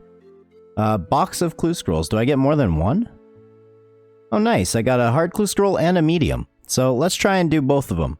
I kinda doubt I'll be able to finish the hard one, but medium should be doable.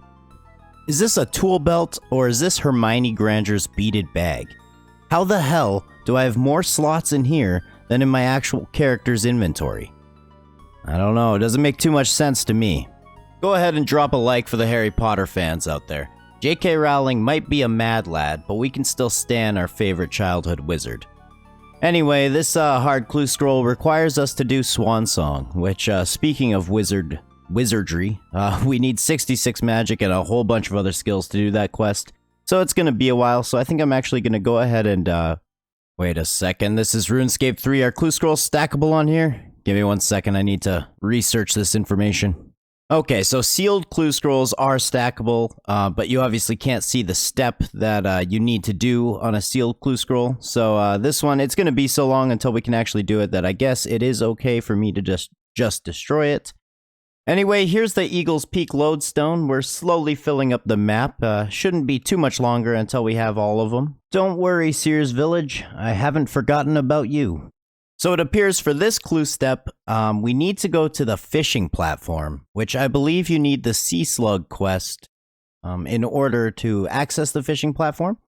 Now, to start the Sea Slug quest, we actually need level 30 firemaking. So I guess we have ourselves a little goal to work on. I'm going to try and knock this out. I think firemaking is pretty quick, so I'll just get to work on that right now. Alright, so we're currently at 20 firemaking. And along with it, 21 woodcutting. The progress is going well. So I was just casually firemaking, minding my own business, when a literal glowing spirit popped out of the flames. It was like Sirius Black appearing in the Gryffindor common room. Seriously, bro? 2 Harry Potter references in one video? Don't you think this is getting a bit ridiculous? Anyway, the said spirit gave me some summoning charms when I clicked on it. So I think that's because I'm using the bonfire, you get a little buff to your HP, I believe. And then on top of that, I guess it has a random chance to give out these little spirits, which can give you materials for other skills. I think mainly summoning, but it could be other things as well. I'm not too sure. There we have it, boys and girls. That is level 30 firemaking. Along the way, we actually got 26 woodcutting as well. But I'm just going to finish off this inventory, and then we can go start the Sea Slug. Alright, so we're just in the middle of doing Sea Slug, obviously, but I decided to finish up that clue scroll, and we got a casket. 101k. Huge plated adamant salvage, medium plated. We got a fire battle staff, some lumberyard teleports, and hey, would you look at that, an amulet of power. I think that's actually our best amulet on the account right now. So, that's freaking awesome. I'm not sure what these salvages do. Maybe they're for Invention, you guys can probably correct me. So a quick look on the wiki, it just says that essentially you can alch them or you can disassemble them for Invention pieces. So we'll probably just throw them in the bank and forget about them, basically until we unlock Invention. Okay, this should be Sea Slug completed. Very simple quest, very easy. It's almost no different from its old school version. And we did not get an XP lamp, we just straight up got the XP. They're not very consistent with this, but hey, we went from level 6 all the way to level 24 fishing. And now we have access to the fishing platform, which I guess is used for that medium clue, and that's probably about it. So I decided to look into a couple more of the dailies that I could be doing. Obviously, we want to get access to all the skills that are required for player-owned ports. I know basically nothing about this. I don't even know anything about this Meg daily. I have the wiki up right here. I'm going to try and do my best. She asks you a few questions, and at the end of it, depending on how you answered the questions, I guess you get an XP lamp or whatever. But I'm just going to go through and do a couple dailies because I need to familiarize myself with more of them. And the best way to familiarize yourself is the wiki and trial and error. So let's go ahead. Okay, so essentially, she asks you a bunch of questions, you give her advice, and she goes off on an adventure. And then next Wednesday, when she comes back from her adventures, depending on how she did, she then gives you the XP reward. Gotcha. Alright, so this is what Gothixian caches are. I have turned into one of these automatons, they're called.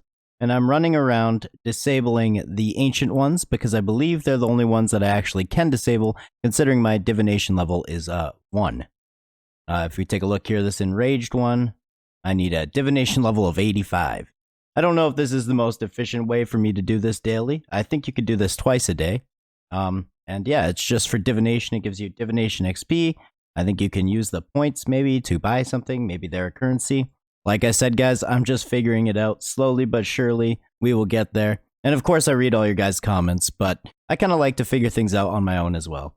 There we go. We got 264 XP for divination, and took us to level 3. I was only in there for about a minute. I think I showed up to it late. I'm pretty sure they happen once every hour, so kind of cool. Anyway, that's what caches are. All right, so now I'm trying out the Bonanza, otherwise known as the Circus. Not 100% sure what I need to do here, but I'm going to try and figure this out. Looks like this is some magic, because it's levitate.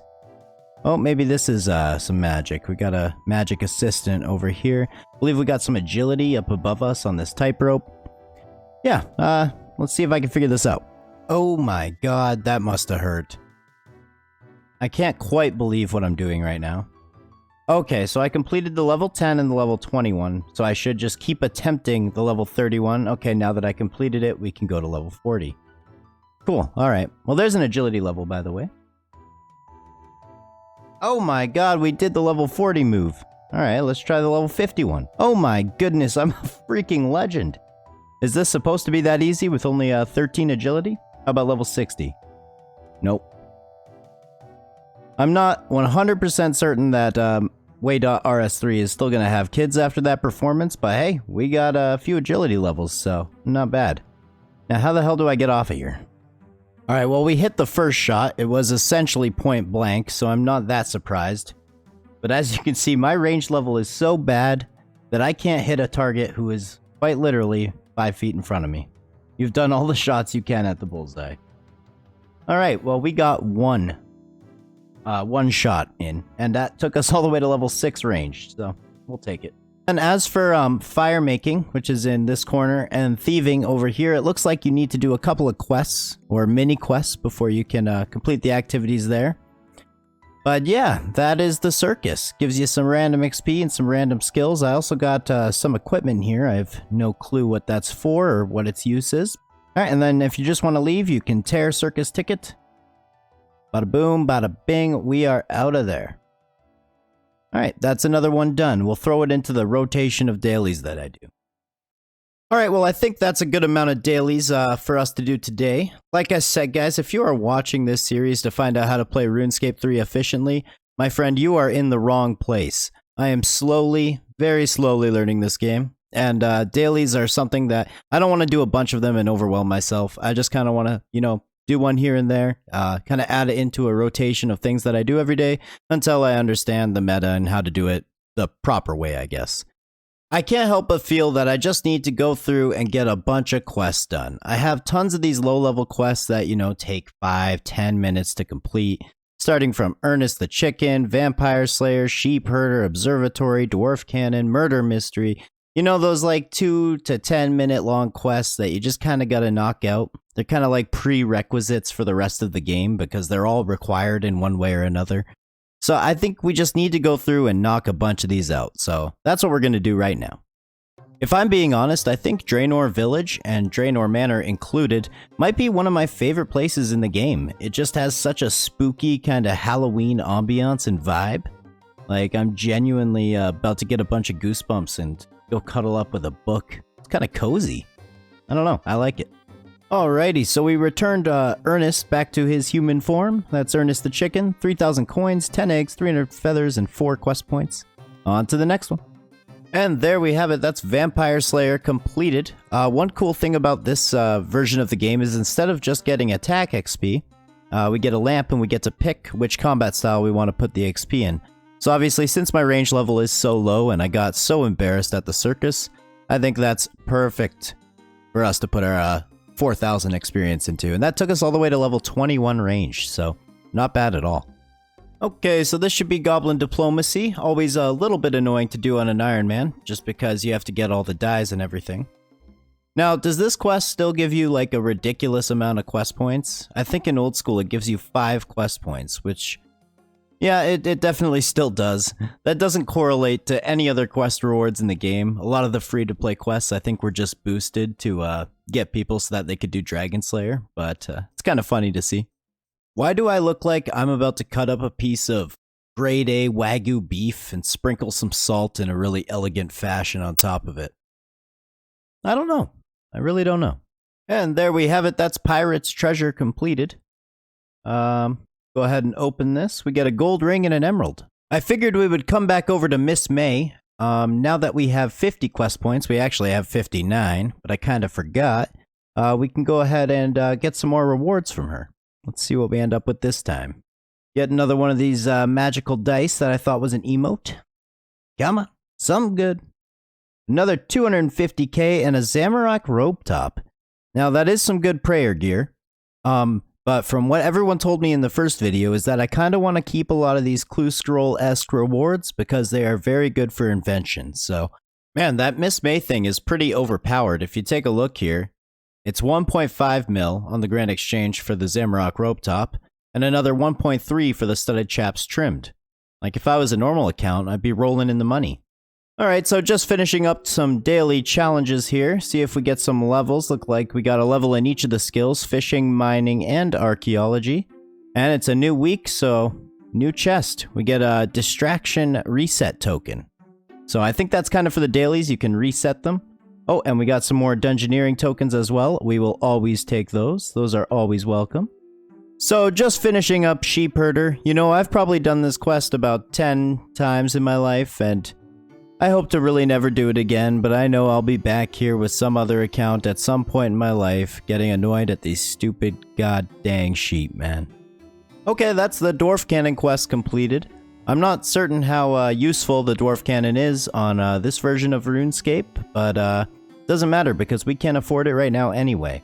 I also grabbed an extra ammo mold. The wiki says to bring an extra so you can throw it in your tool belt, so there we go. There we go, that's Murder Mystery completed. Bit more crafting XP as well. Takes us all the way to 18 crafting, so not bad. So I was just looking through some more quests I can do, and apparently this Once Upon a Slime quest gives you a pet. Now, obviously, it's not that cool of a pet if a very, very easy quest with no requirements gives it to you. But this quest came out in 2020 and I've never done it, and I want to see what this pet looks like. Because if it looks anything like that picture, well, it's going to be following me everywhere. Man, that thing is huge. What the hell is even happening right now? This thing is scary as hell. Are those like supposed to be teeth? That is disgusting. Dude, if this is the pet you get, like a mini version of this, I'm stoked. Oh, this is looking promising, he says. What the hell? Did we just wingman for 2 giant slimes? And is the pet gonna be their baby? This can't be happening right now.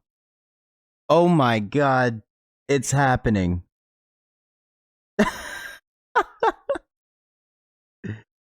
This might be the single best quest ever made in RuneScape's entire history. That's some Rule 34 shit, Jagex. That is sick.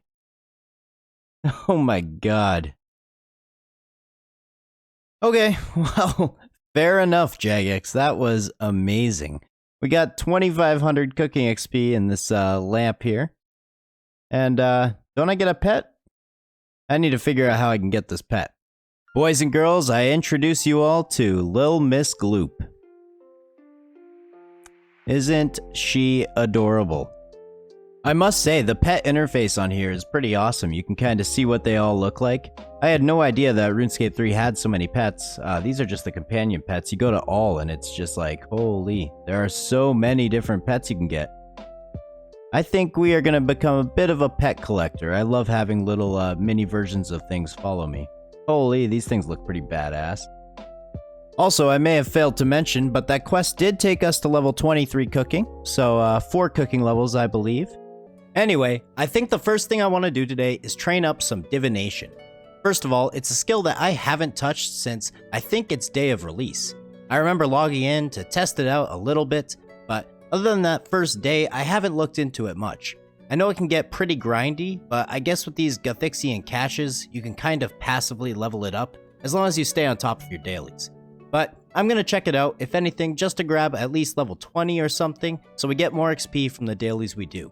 And there we have it, boys and girls, that is level 10 Divination. I believe we can move on to the next spot now, which is over in Falador. If you remember, that's where I did the Gothixian catch for the first time. But we can also make ourselves the Boon of Flickering Energy, which is a permanent bonus. I believe it gives you like 10% more XP or something like that. Essentially, you make these every 10 levels, and they give you a bonus to XP you get for your next area. Now, I do have 76 of this Pale Energy left over. I'm going to leave it to you guys in the comments to tell me what to do with those, and for now, I'm just going to leave them in the bank and just kind of save up any of the extra energy I get, because I don't know what the most efficient use of them is. I can't believe how completely and utterly AFK this skill is. I literally click, look away for 20 to 30 seconds. Do another click, look away. Anyway, a new Gothixian cache just opened, so let's go ahead and try this out again. I was a little bit wrong in my last video. It turns out you can do it more than twice a day, but the maximum amount of points you're able to get in a day is 200. Okay, I think that's all of it. I managed to get 66 points, 3,300 XP. That took us all the way to level 20 already. Well, I'm gonna have to stick around here until I can at least make the boon for the next area, but that shows you the power of the caches. So at my current rate of getting points, I could do that probably 3 more times today alone. So I'll try and stay on top of that for sure. Oh my god, and also, I didn't even notice, but I got the Diviner's footwear. So that's the first piece of the set. Gives us 1% XP, and you get 1% bonus XP for each piece you get, up to 5 pieces. I guess at the end of every cache, you have a chance of getting a piece of the equipment, so hey, not bad at all. Okay, so there we go. That should be enough flickering energy to make the boon for the next area, which I believe is over by Varrock somewhere. But anyway, I think that's enough divination for now. I want to go check up on Meg. If you guys remember that daily that we did, apparently she's back now, so we need to go link up with her and see what's going on. What do you got for me, Meg? What do you say? Looks like she gives us a treasure chest. We get a small XP lamp, and guess what skill it's in? Divination. Who would have thought?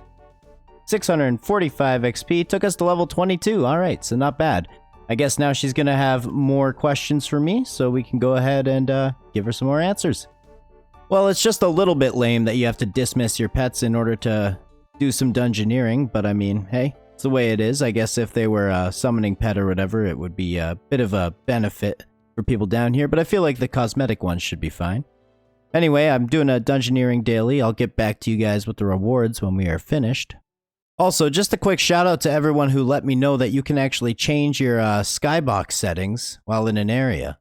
Look how crazy that looks. I think just for visual sake, I'm probably going to go with midday, just because it brightens everything up and makes everything easier to see, so thanks again, guys. Go ahead and claim these rewards for those challenges. We got 2 Dungeoneering levels, couple of fletching levels, and 2 mining levels as well. We are now level 40 mining. We're gonna have to get our smithing level up to catch up to the mining. So next up, I want to do this Violet is Blue quest, just up here. There's actually 2 in the series. I'm gonna do them back to back. I'm not sure when these quests were released, but they seem fairly new. But we can begin it by speaking to Violet. They're both free-to-play quests, by the way, so kind of interesting. You know, when I think of a snowy mountain in RuneScape, this is not exactly what I'm thinking of. It kind of looks like we're in the middle of the Canadian Rockies or something. Almost makes me want to go skiing. This is such a cute quest. I can't imagine if you were doing this around Christmas time, being all cozy at home. You got time off school or work, and you're just throwing around these snowballs, hitting all these golems. It would have been great. But it's almost summertime, so I say all the exact same things when I'm building IKEA furniture. Seems like RuneScape is a lot more realistic these days. It just needs a couple more swear words in here and we'd be good. Oh, interesting. You get to actually pick a name for the sled. Now, I didn't show this to you guys, but the murderer that I had in Murder Mystery was actually named Bob. So I think we're gonna go with Bob. Named after a murderer, but Violet doesn't need to know that.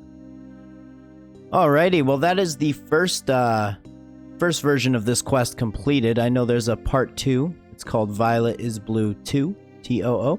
But you actually get these lamps here, and you can put them in any skill.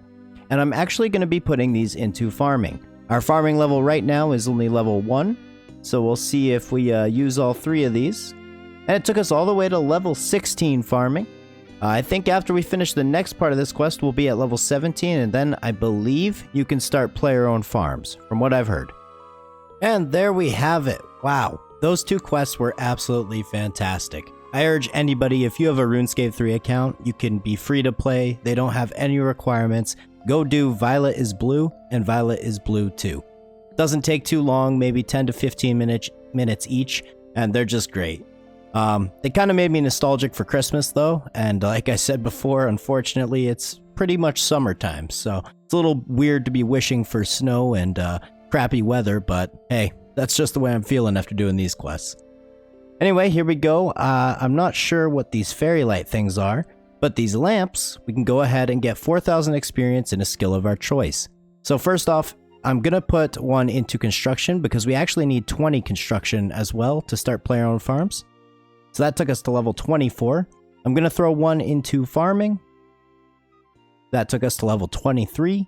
And I'm going to throw the other into herblore, obviously. And that took us to level 27. Just some easy, free XP you can use to put into your account. I highly recommend these quests. That was just a complete joy. Would it really be a great holiday quest if it did come with some crazy looking fashionscape? That is freaking awesome. You know, I'm thinking of getting a patent for the term freaking awesome, as I say it so many times a video. Like, I mean, come on guys, this is a business now. Why don't you go ahead and drop a like? I don't have any shame. Welcome to Waydot Corporated. Anyway, it's time to start player-owned farms. I just watched a video on this. I'm not too familiar just yet, but I'm a little more familiar than I usually am with things in this game. But essentially, she has the tutorial. I think we're going to need some construction supplies, but basically, this is a way of gaining passive farming XP in RuneScape 3, and I'm excited because I really hate the normal way of doing farming. I've always struggled with it in RuneScape. It's just not my favorite type of content, but maybe this will make it a bit more digestible for me. Wait a second, there's no way. Is this the guy that does the comics? Did they really add him in-game? I'm right about this, aren't I? One sec, I need to pull up one of his pictures. That is freaking crazy. What? I did not know he got his own NPC. Alrighty, so it looks like my rabbits had yet one more baby. So I've had 2 babies.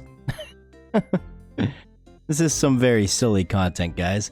But anyway, my player-owned farm is pretty much set up now. If you guys have any suggestions for me as to how to progress even farther with this, obviously I can make the other small pen and we can get some more rabbits going and stuff. But let me know. Let me know what you guys think, because I'm still kind of new to this, obviously. So, okay, so I just finished up a Slayer task and along with it some daily challenges. So let's go ahead and see what levels we get here. Looks like we got 17 Slayer, 41 mining, and 27 construction. So people have been telling me to get this strange rock collection bag. It's basically a bag. It frees up your bank space because the rocks don't stack at all. But I'm not going to begin building the statue until we actually have all the rocks, because I just want to do it all in one go. I feel like that would be kind of cool. So anyway, we can go through all the rocks that we do have currently into this bag. I think right now I've got maybe 4 or 5 skills completed. We take a look here. We got fishing done, smithing done, mining done, and wood cutting done. And then I also have one for crafting, but I don't have its pair yet.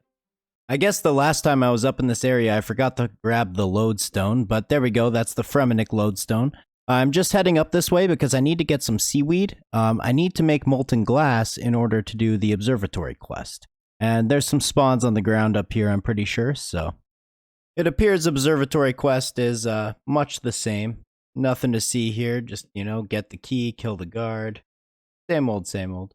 And this should be observatory completed. This is like the white girl quest of RuneScape. It pairs well with Birkenstocks, Sunday mimosas, and a pumpkin spice latte.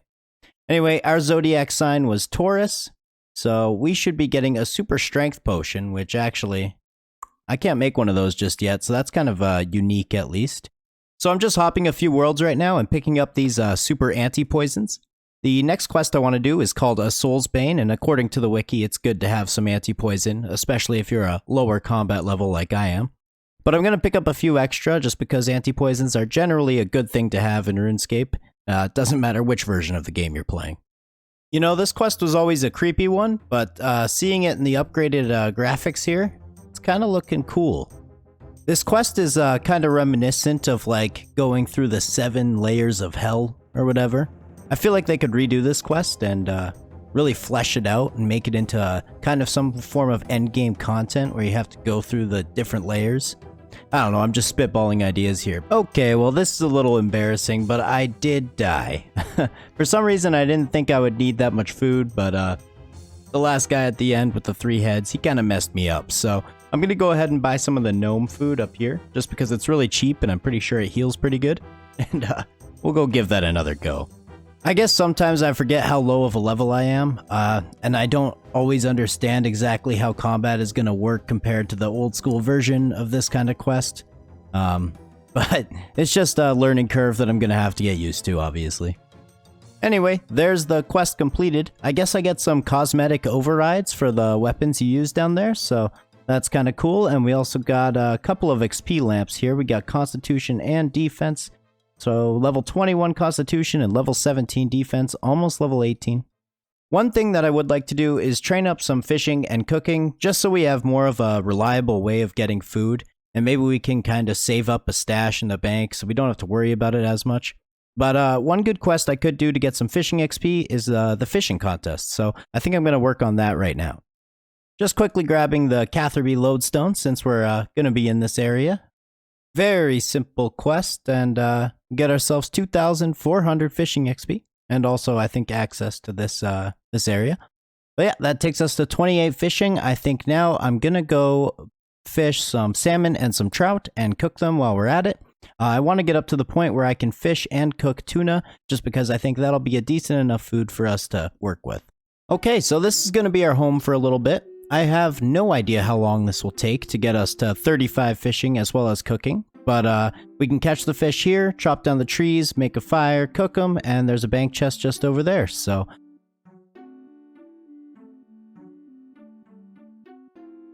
You know, I don't know why, but RuneScape has always made profession and gathering and non-combat skills feel really useful and like a much bigger part of the game. Like fishing in other MMOs just does not have the same kind of satisfying feeling. Maybe it's seeing the numbers go up, seeing your inventory fill up. I don't know what it is, but RuneScape has always done a great job of this. And there we go, that's already level 30 fishing, so I believe now we'll start catching salmon as well. I can never just skill without having something pop up or some random thing show up in my inventory. What is a golden salmon egg?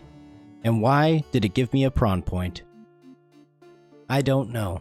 But the things that happen in RuneScape 3. I'm excited to find out what this is all about now.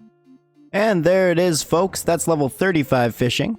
Now we just need to get our cooking up to 35 and we can begin cooking, fishing, tuna. I'm going to do that in Catherby, so... Quick shout out to HC Tacos here, and I guess he's a big fan of the video. He says he loves the new RS3 iron content. Shout out you, Mr. Tacos.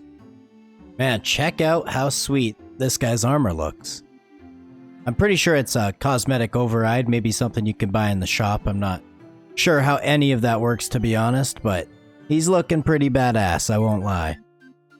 So, I believe that's enough fishing and cooking for now. We ended up with level 40 fishing and level 37 cooking. And if we take a look in our bank here, we didn't fish too many tuna, but we ended up with about 50 of them, about 60 salmon and 140 trout. That's going to be all the food I need for the purposes I have right now, which is basically just questing and stuff, so... I may have just made the dumbest mistake of my professional career. See... Someone told me to come talk to Weiss and the gardener over here. They said, yeah, you can buy some woad leaves from him, and you can put those in your beehives at your player-owned farm, and they'll begin producing honeycombs, which give you certain benefits towards your farm. I said, okay, that's fine. Looked it up online. Each of the beehives can hold about 27 of the woad leaves. So I decided, okay, I'll buy woad leaves. He brings up a price kind of gauge here, see? And I tried to type in this, 25k. Instead, I accidentally typed in this. I'm not 100% sure how, but we have 10,000 woad leaves now. Maybe we'll start a woad leaf collection, who knows? That's hilarious. Oh, please don't make too much fun of me. Alright, well, all my beehives should have plenty of woad leaves in them now. You know, I don't even know what I was thinking trying to buy 25k worth of these in the first place. Oh, that was just a stupid move all around. But I mean, hey, now we have 9,800 some left over. So, if you guys are ever in need of woad leaves, just let me know. I've got a little bit of an excess here. Either way, the beehives take about an hour for the honeycomb to produce. So we'll be back here in about an hour. Apparently they give you pretty good farming XP. But in the meantime, I think I want to finish up these couple of daily challenges I have. construction and rune crafting, so we'll see what levels those can take us to. So another thing that I just found out is apparently you can come talk to this Tam McGruber guy, and he gives you a free Wicked Hood. And you can actually use this hood to teleport right to the Rune Crafting Guild, which I believe is the Wizard's Tower, right at the top, so you can go directly into RuneSpan, so not bad. So that's our daily challenges completed. Took us to level 16 Rune Crafting, and now we have 28, almost 29 construction. So in my weekly rewards for doing my daily challenges, I get this Menaphite gift offering. And I'm pretty sure this is used to gain reputation with one of the factions in Menaphos. Yeah, offer for reputation. So I'm not going to use this just yet. I'm going to wait and see what you guys say is the best reputation to use it on. Because I assume you can use it on one of the 4 districts, is that correct? I don't quite remember this quest. It does say it came out in 2008, so I was still playing RuneScape at the time, but I probably just can't recall. But if you guys take a look, we are only 1 quest point off getting another reward from Miss May. And since we're now down 200k, they've been converted into woad leaves. I think we need to go get some more money. Not that I really have a strong use for money just yet in this account, but I just feel bad because this number used to say 400 something and now it says 200 and it's no fun. You know, this is going to be the second sliding on ice puzzle I've done in this video alone. They kind of feel like gyms from Pokemon or something. I think actually there is an ice gym in Pokemon, isn't there? I don't know. Anyway, they're not the worst in the world, so I don't mind doing them. Apparently I'm going to need to remember to come back here because there's a couple of bonus things you can get in this area. For example, if I had 30 crafting, I guess there was a little bonus crafting XP and achievement I could get here, but oh, I'll try and remember that. And there we go, that's Myths of the Whitelands completed. We got 2 quest points, 1 more than we needed to talk to May, but we'll have to remember to come back here for 30 crafting, 55 agility, and 80 woodcutting, because there's some good XP rewards, so let's go see what Miss May is up to. Also, we get this antique lamp. I guess we'll throw this into Herblore as always. Still level 27, that's fine. Let's go to Varrock. Oh man, this would have been really nice to know about. I'm pretty sure somebody in my comments brought this up, but I wasn't quite sure what they were talking about. But essentially, when you have a certain amount of quest points, you get unlocks from May here. And there's ones like this Lorehound gives you quest supplies. There's this one, it teleports you to the start of the latest quest. But anyway, this Armor of Trial up top, essentially it reduces damage you take from quest bosses. And if you die, it actually reduces the damage more. And so if you have all the pieces of the outfit, I'd imagine that bosses would just become quite a lot easier if you had a few deaths. That is awesome. I didn't see this before. I think I'm going to go with the armor up top. If I look here, I can afford up to the helmet, so we'll go ahead and grab those. So it is a hybrid armor, so it works with, I guess, every single type of combat. However, you do need level 25 defense in order to equip these, which, I mean, we'll have that in no time. But anyway, let's go ahead and roll the dice. Let's see what kind of reward we're getting this time. So there's another 250k to replenish our money, and we also got a Black Helm H1. So before I get into that Smoking Kills quest and its requirements, I just grabbed out my insect repellent because I want to go check our beehives. This is our first time coming back here since putting the woad leaves in, so I'm not sure what to expect. Collect honey. 100 and holy, that is a ton of farming XP. Okay, well I guess we're gonna have a pretty good use for all those woad leaves because I didn't fill these all up to 27, but I put a good amount in each of them, so I guess this is gonna get us quite a high farming level. Wow, so that took us all the way to level 30 farming. For some reason, I thought you had to come check these every hour to collect 1 from each of the beehives. I didn't realize they just kept going while you weren't playing. Obviously, I was offline for the night, and we got quite a few of the woad leaves to turn into this medicinal honeycomb. So I'm going to go grab the rest of them and refill these, and man, do you even need to train farming? You just do this. I feel like you could do this all the way to 99, no problem. So to begin Smoking Kills, we are going to need 35 Slayer as well as 25 Crafting. But before we can even get into that, it does have one more quest requirement that we need to complete, and that's Ixthlarren's Little Helper. It says that I need to defeat some enemies ranging from level 12 to 58. I'm pretty sure we could pull this quest off, so let's go give this one a go. and then we can work on whatever the other requirements are for smoking kills. Oh, and another thing that I need for Icflaren's little helper is a willow log. But we only have 27 wood cutting, so I'm just going to quickly grab 30, training on these oaks here. I'll bank the oak logs. I'm not sure what I'm going to use them for yet, but yeah, we'll do this real quick. And there we have it. That's level 30 wood cutting. Now we can just go ahead and chop down one of these whomping willows, and we'll get a willow log for the quest. So I'm just in the middle of doing the quest right now. I won't bother you guys with telling you about how long it took me to get across this pit, but that was not fun with only 14 agility and a bunch of armor and my weight being 16 kilograms, but hey, we only have to go across this pit one more time in the quest, I'm pretty sure, so... Oh, this is awful. Icflaren. Icflaren. I don't really know how you're supposed to pronounce this guy's name, but hey, he looks pretty cool in RuneScape 3 graphics.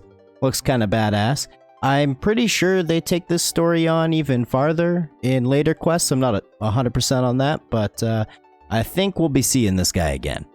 And there it is. That's the quest completed. We get a ton of XP from this, so we're probably going to get quite a few levels in Thieving and Agility especially.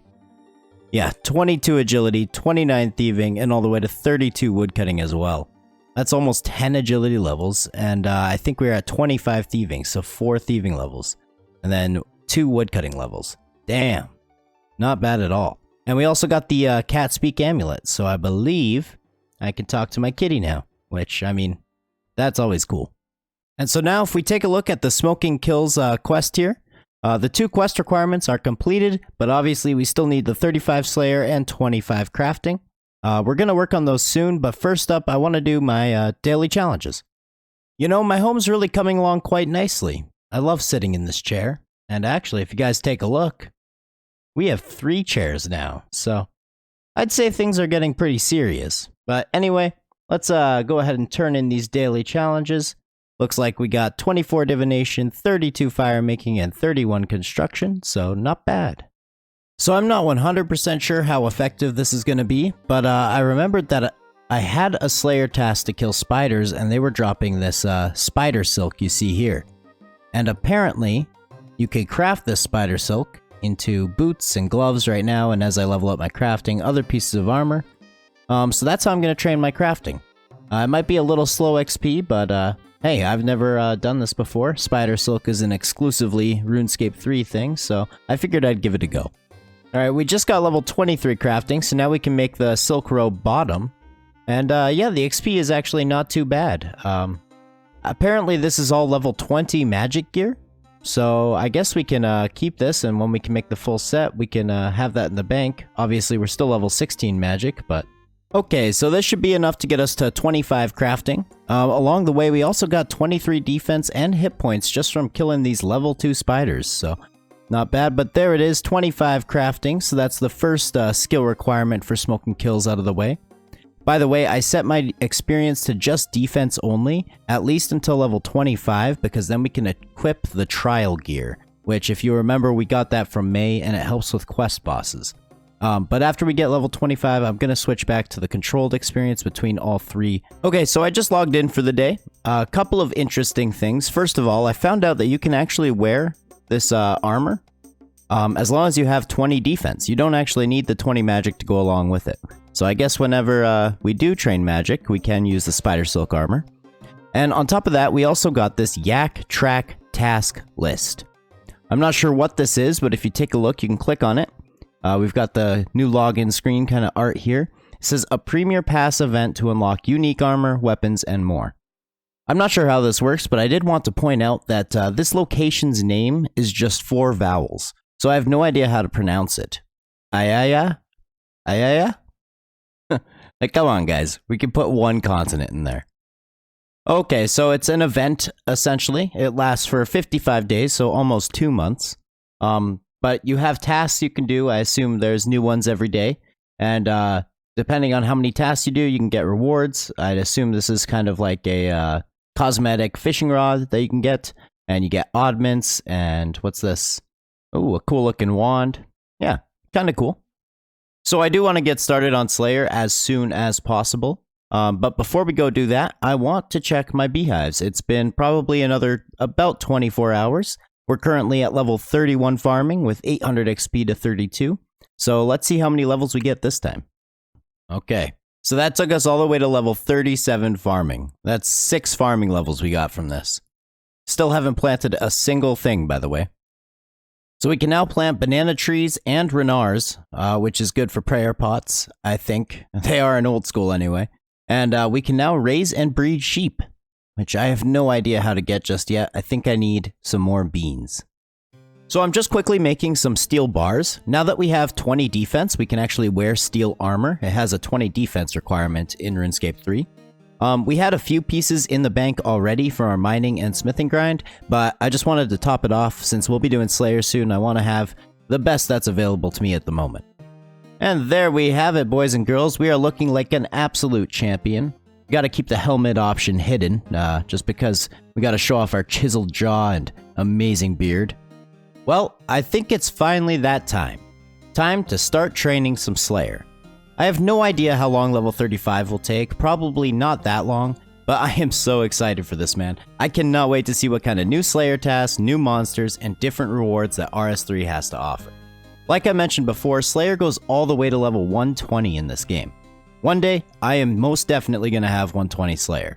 Right now though, we're combat level 34, which means that we can use Vanica as our Slayer Master. He's in the Edgeville dungeon over here.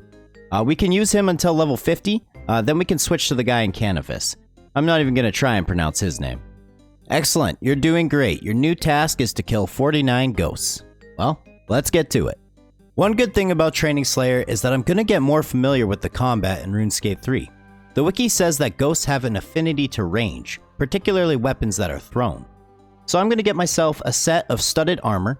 If you remember, we have these studded chaps trimmed in the bank already. On top of that, I'm going to make some steel throwing weapons, since those will be the best things I can use at my level. Alright, so it turns out I couldn't actually craft the studded armor myself. You need like at least level 35 crafting to start working on that. But I do want to show you guys something. It turns out that Waydot is apparently into BDSM. This is what full studded looks like on RuneScape 3. Very edgy. I've also got some steel throwing knives, so let's go kill some ghosts. Alrighty, and there's the first Slayer level of the grind, level 18. Okay, and that's the Slayer task complete. I just decided to kill the ghosts down in Taverley Dungeon. They're only level 25, so maybe I should have found some higher level ones to kill, since we only did end up getting the one Slayer level. But I also got a defense level, a couple range levels, and 2 HP levels as well, so it wasn't all for nothing, that's for sure. Anyway, let's go see what the next one is. Our monthly reset is actually in 17 hours. There's a quest I can do called Beneath Cursed Tides, and that quest actually gives you access to this oyster, which gives you rewards similar to that of a clue casket. And apparently, it's on the monthly counter. So, if I'm able to do this quest before that 17 hours is up, I'll be able to access it once, and then after the reset, access it again. But in order to do that quest Beneath Cursed Tides, we do need level 30 magic, so I think that's what we're going to go for right now. If you guys ever want advice on training up levels in RuneScape 3, you can literally just Google pay to play X skill, doesn't matter what the skill is, so you can type in pay to play magic training RS3, and the RuneScape wiki will pop up and it will tell you the best thing to do at your level. And believe it or not, from level 1 to 35 magic, it says that the best thing to do is kill these trolls. Specifically troll brutes. Maybe they're over here. Troll shamans. Troll brutes, this way. Now, I mean, they're only level 1, but it looks like there's a lot of them around, so I'm gonna see if we can get ourselves 30 magic pretty quickly over here. Oh, nice. You know how we got that Blade Storm drape before? Now we get the magic version, the Spellstorm drape. Also, yes, I am actually just now getting tutorial notifications about picking up herbs. I have level 27 herb lore, by the way. It might just be because we're in kind of the Birth Orb area, so the tasks kind of go off here, but yeah, each of these guys have 100 HP, and they give you 40 XP just for killing one of them. So yeah, we will have level 30 magic in basically no time at all. Okay, so not only are these guys absolutely fantastic XP, but take a look at my inventory right now. A ton of herbs. Yeah, we're going for 30 magic here. There we go. Well, I just about missed it, but there is 30 magic after all. Man, we got a ton of herbs from that, and that only took about maybe 20 minutes, so not bad. Let's go start Beneath Cursed Tides. Oh, and by the way, easy 99 herblore method. Just go kill trolls in the Berthorpe training cave. Look at all the herbs we got. That's ridiculous. Well, has this episode come full circle or what? The next step in this quest is to go talk to Vanica. And by the next step, I mean the second step of the quest. Now, unfortunately, it's not to get a Slayer task, it's just to continue the Beneath Cursed Tides quest. What is happening right now? Is this Tutorial Island? Underwater? Okay, lore-wise, this is crazy because I know for a fact that my character was on Tutorial Island when I started this game, but I pressed that I already knew everything, so it skipped me past Tutorial Island. Now I'm back here, underwater, and I've got this water tarantula, Medusa, crab thing, talking to me, where I should be making a fire and cooking shrimp. What is going on? I like how in the wiki it says that I need to boil a shrimp again to burn it, because you have to have a burnt shrimp to progress through Tutorial Island. This is hilarious. I am legitimately blown away. Every time I do a quest that's been released more recently, Jagex continues to blow my mind with these amazing storylines, these amazing ideas, and the way they kind of connect both games here. It's just perfect for an account like mine, you know, an old school player tries RS3. This is hilarious, and I love everything about this. So, not only did I have to close the doors on the furnace and pump this pump here in order to get all the water out of it, apparently when I create my bronze dagger here, it's actually just a bronze butter knife. Oh my god, I literally killed every rat in here, and now all their bodies are floating above me. Dude, to any old school players watching this right now, just look at this shit. Like, are you kidding me? Well, I'm guessing that this is gonna be the quest complete. Probably the best quest I've done in RuneScape 3 so far. I feel like I say this every episode though, so I don't know. I guess there's gonna be more, even better quests to come along. We get a 10,000 experience combat lamp, 5,000 fishing, 5,000 cooking, and most importantly, we get access to the oyster. Let's see what kind of levels these lamps give us real quick. I'm just gonna speed through them. For combat, we're gonna throw it into ranged so it can catch up with the other ones. And there it is. That's level 41 fishing, 32 ranged, and 39 cooking. Shout out Mr. Gunner from the FC. And also Just. You two are legends for helping me out with this. Just finished Beneath Cursed Tides and we're gonna do the oyster daily. So these two are helping me out. Go ahead and feed the oyster the cucumber as well as the seaweed. And then I guess tomorrow when the monthlies reset, we'll be able to open the oyster and check it. Alright, so while we wait for the oyster, I guess we can get another Slayer task. We kind of got a little sidetracked after the stream, but I mean, hey, that oyster's pretty important. Anyway, I get to choose between spiders and cockroaches. It says spiders is default, so let's go with that one. So I decided to come down here into the stronghold so we could kill these level 39 spiders. I figured they'd be a bit better Slayer XP, and speaking of, we already got 19, so it's going well. And there's already level 20 Slayer. Yeah, it was definitely the right call to go for the higher level spiders. I'm getting much better XP here. I love seeing all the flashing levels over here. You know you did well when. We almost got 30 defense as well, so I guess we'll be able to upgrade to Mithril at that point. So I just quickly got ourselves 26 crafting. I had some extra gems in the bank that it turns out I could actually cut now that we got our crafting level up, so... But the reason I did that is we have to kill frogs. One of the best places to do that is actually in the Lumbridge Swamp Caves, and for that we're going to need an oil lantern. And if we take a look here, level 26 is the exact requirement for that, so let's go ahead and get one of those. Alrighty, so just finished up another Gothixian cache. Took us to level 28 Divination, and hey, we got the Diviner's Headwear. Alright, let's get on with that Frog Slayer task. Oh, and by the way, check it out. I listened to your guys' request. I got the Surge ability, and it's on a keybind, so we'll be surging all over the place. We'll be surging everywhere. Alright, so we actually just finished our Slayer task, but I'm going to stick around here for a couple more kills. If you take a look, we're only 95 XP off of 30 defense, and I'd like to get myself full Mithril, so... Alrighty, so getting all that Mithril together actually got us a mining and a smithing level. But moment of truth, we are going to turn from a full steel Steven to a full mithril Mike. Damn. Mithril looks way cooler on RuneScape 3. Alright, ladies and gentlemen.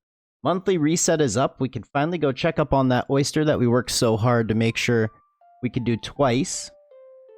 Let's go ahead and see what we get this time. First ever oyster.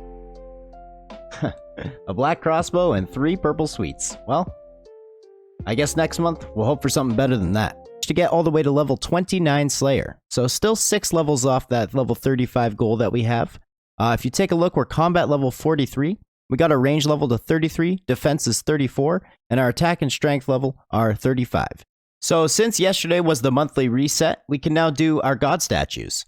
So let's see what kind of prayer level we're going to end up with. We're starting at level 24, only 50 XP off 25. Oh, that's right, you get construction experience as well. Alright, well we started at construction level 31, so the first one already took us halfway to 33.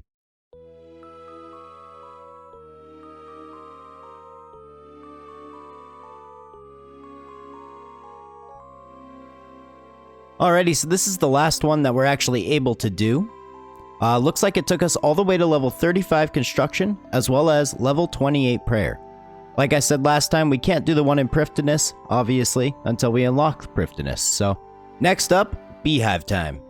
And yes, I did finally listen to you guys. I put the insect repellent onto my tool belt. I'm sorry that I didn't know about that. Anyway, this time around we are starting at level 38 farming, so we'll see how many levels it gets us this time. I can say with complete confidence that beehives are some of my favorite content in RuneScape 3. Like, look at this, we got all the way to 42 farming, and now I'm going to put some more wood leaves in here and not think about it for the next 24 hours, and it's going to be fantastic. Something that I kind of forgot about is this Menaphos gift offering. A bunch of you actually mentioned that it would be more beneficial if I just open it instead of offering it for reputation. When I actually got this thing, I had no idea you could open it. But yeah, let's see what's inside. Apparently you can get an onyx. That would be pretty cool. Okay, we got 190,000 GP and a couple of necklaces. Hey, not bad. I'll take the money. That's fantastic. Well, I figure we might as well turn this sapphire necklace into a games necklace. Because the next thing I want to do is troll invasion. And you could teleport right there. So the last time that we actually did this monthly mini game, we did the repairing section, which is kind of just skilling. So this time we're going to go ahead and try the fighting version. Apparently there's just waves of trolls that come after you, and basically you got to kill them all. So let's give it a go.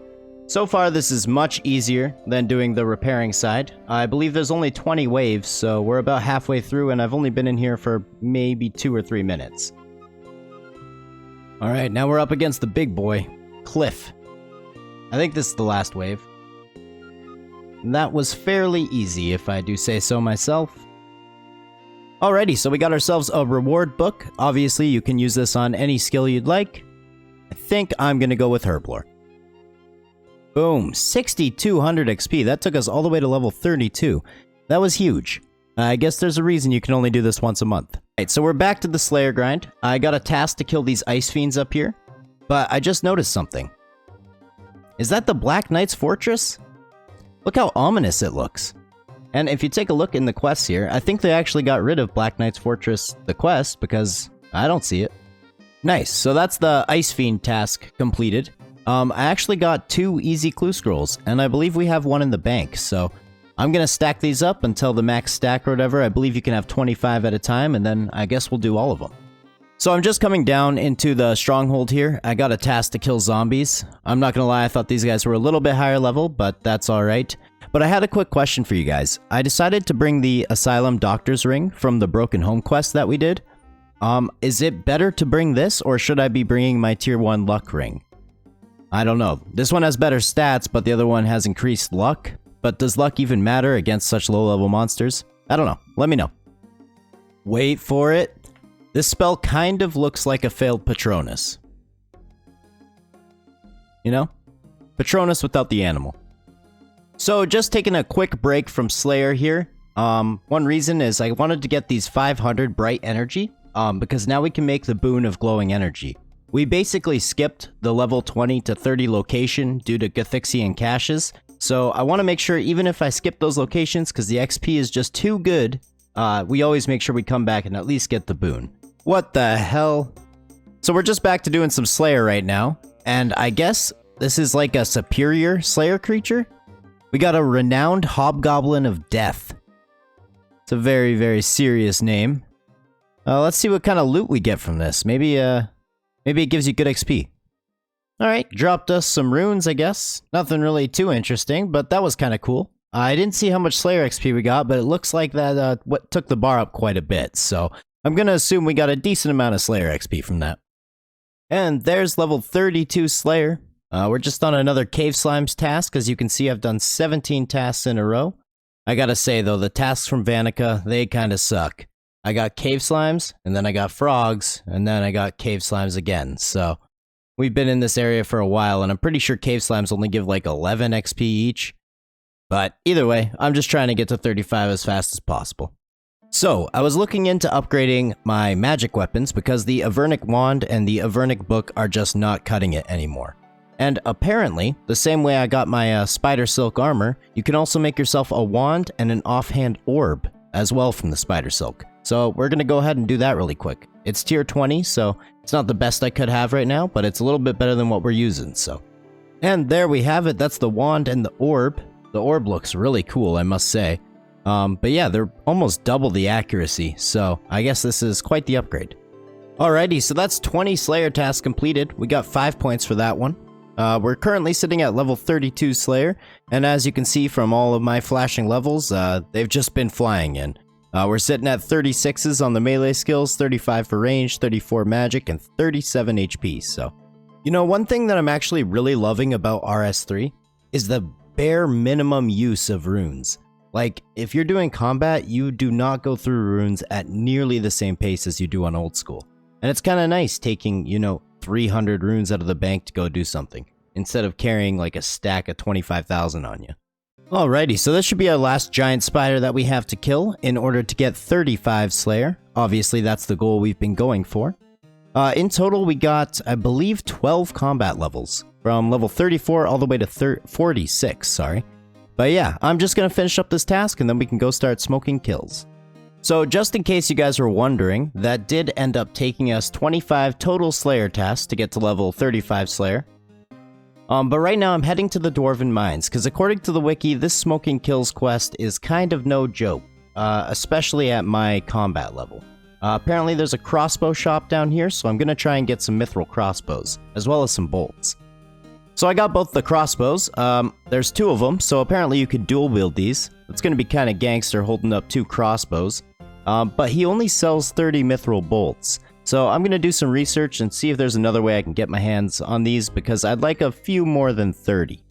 So the other 2 crossbow shops that I found have the same stock as the guy in the Dwarven Mines, but luckily I found Hickton here in Catherby, and I can get another 30 from him.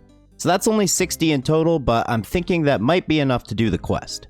Alright, so this is my setup for smoking kills. I'm bringing these mithril knives to kind of kill any of the extra monsters in the quest, and I'll save the mithril bolts for the boss at the end. But I should have an opportunity to bank at some point in the quest in order to get some more food if we need to before the boss. But yeah, this is a noob actually tries his first hard quest. So for one of the first steps, it's having me go down to the swamp area. It's just southeast of Sophanem. I know I was looking at the world map quite a bit when I was doing quests in this area, and for some reason I just never noticed this, but that shows how easy it is to miss stuff. Like, look at this place. Who would have guessed this was here? Not me, that's for sure. It's a little oasis hidden in the desert. Although not so much, there's crocodiles all around. Alright, well, so far so good. I'm assuming this is pretty much the easy part of the quest though, so we'll see how it fares later on. Ah, I see. So we did all of that to learn how to take these earmuffs, attach them to this cloth face mask, and voila, we have masked earmuffs. Man, if only we could have figured this out in the year 2020. We could have beat COVID in no time. Alright, well now it's officially time for the hard part of the quest.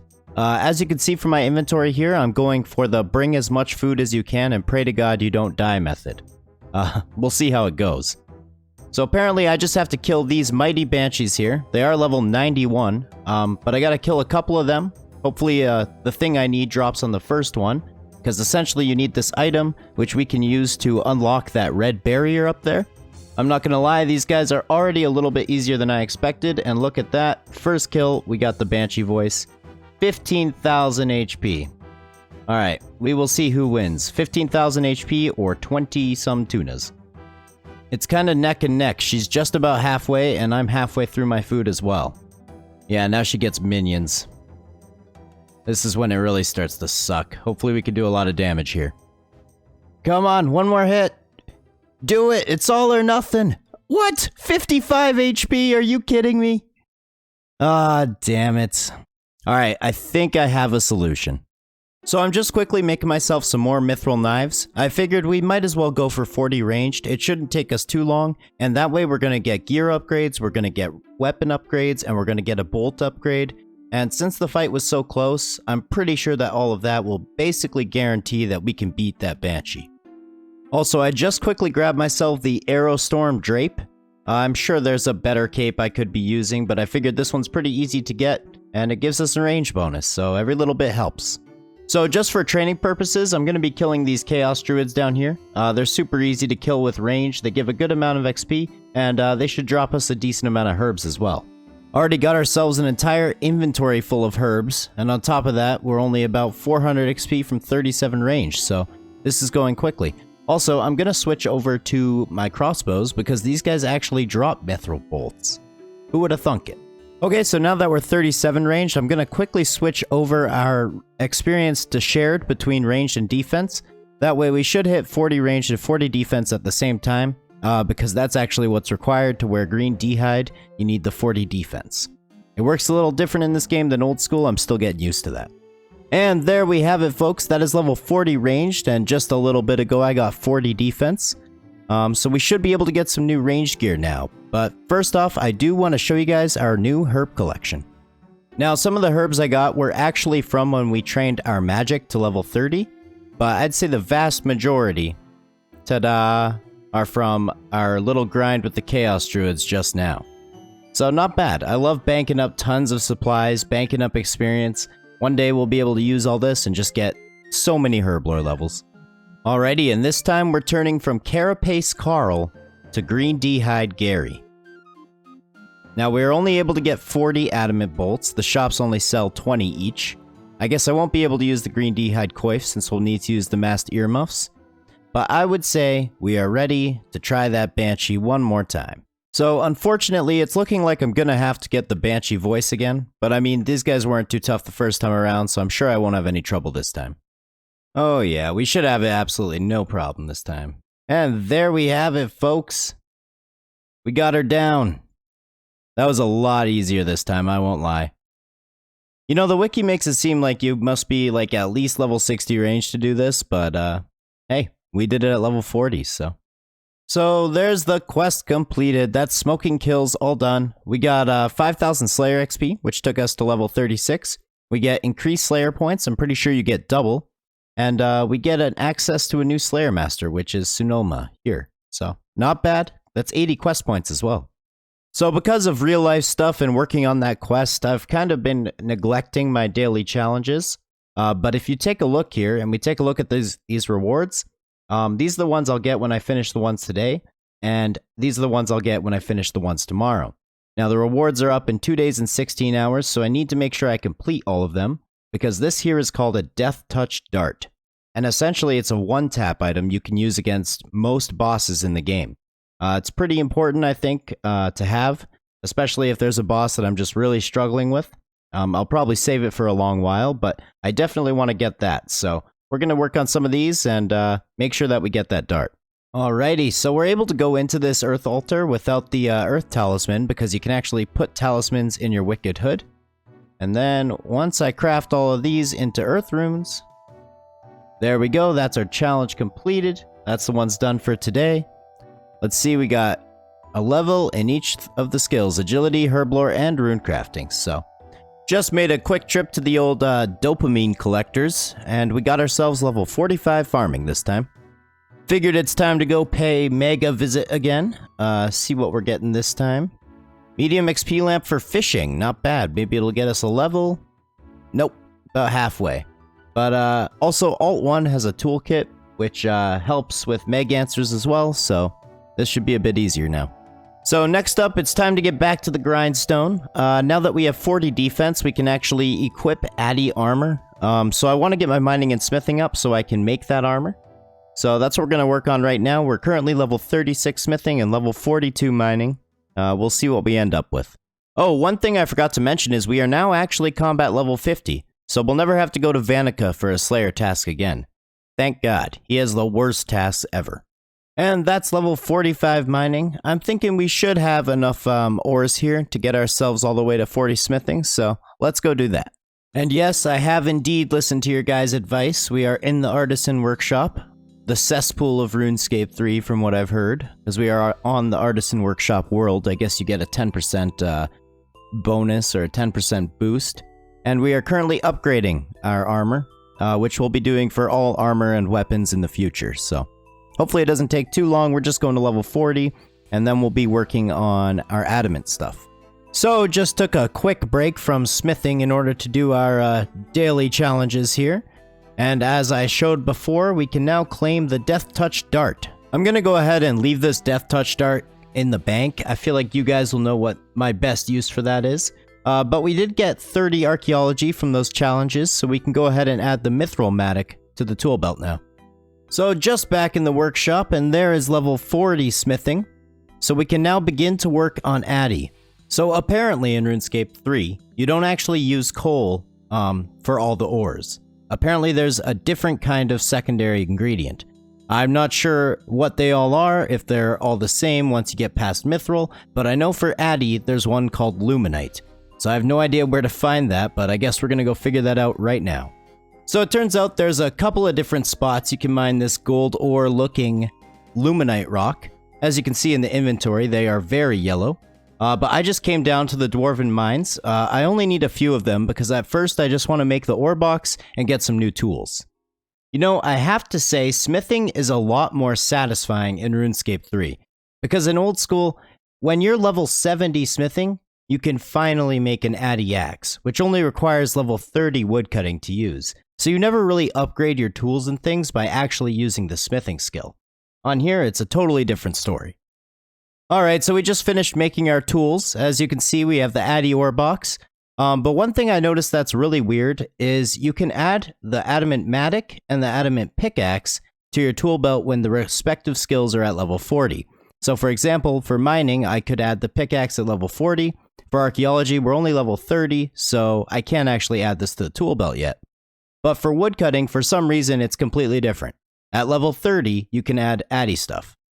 So I don't know why woodcutting is 10 levels lower than the others, but hey, I guess there's not too much consistency with that. So the first thing that we're focusing on today, as I mentioned in the last episode, I want to get all my Addy armor, as well as my Addy weapons, and I want them fully upgraded.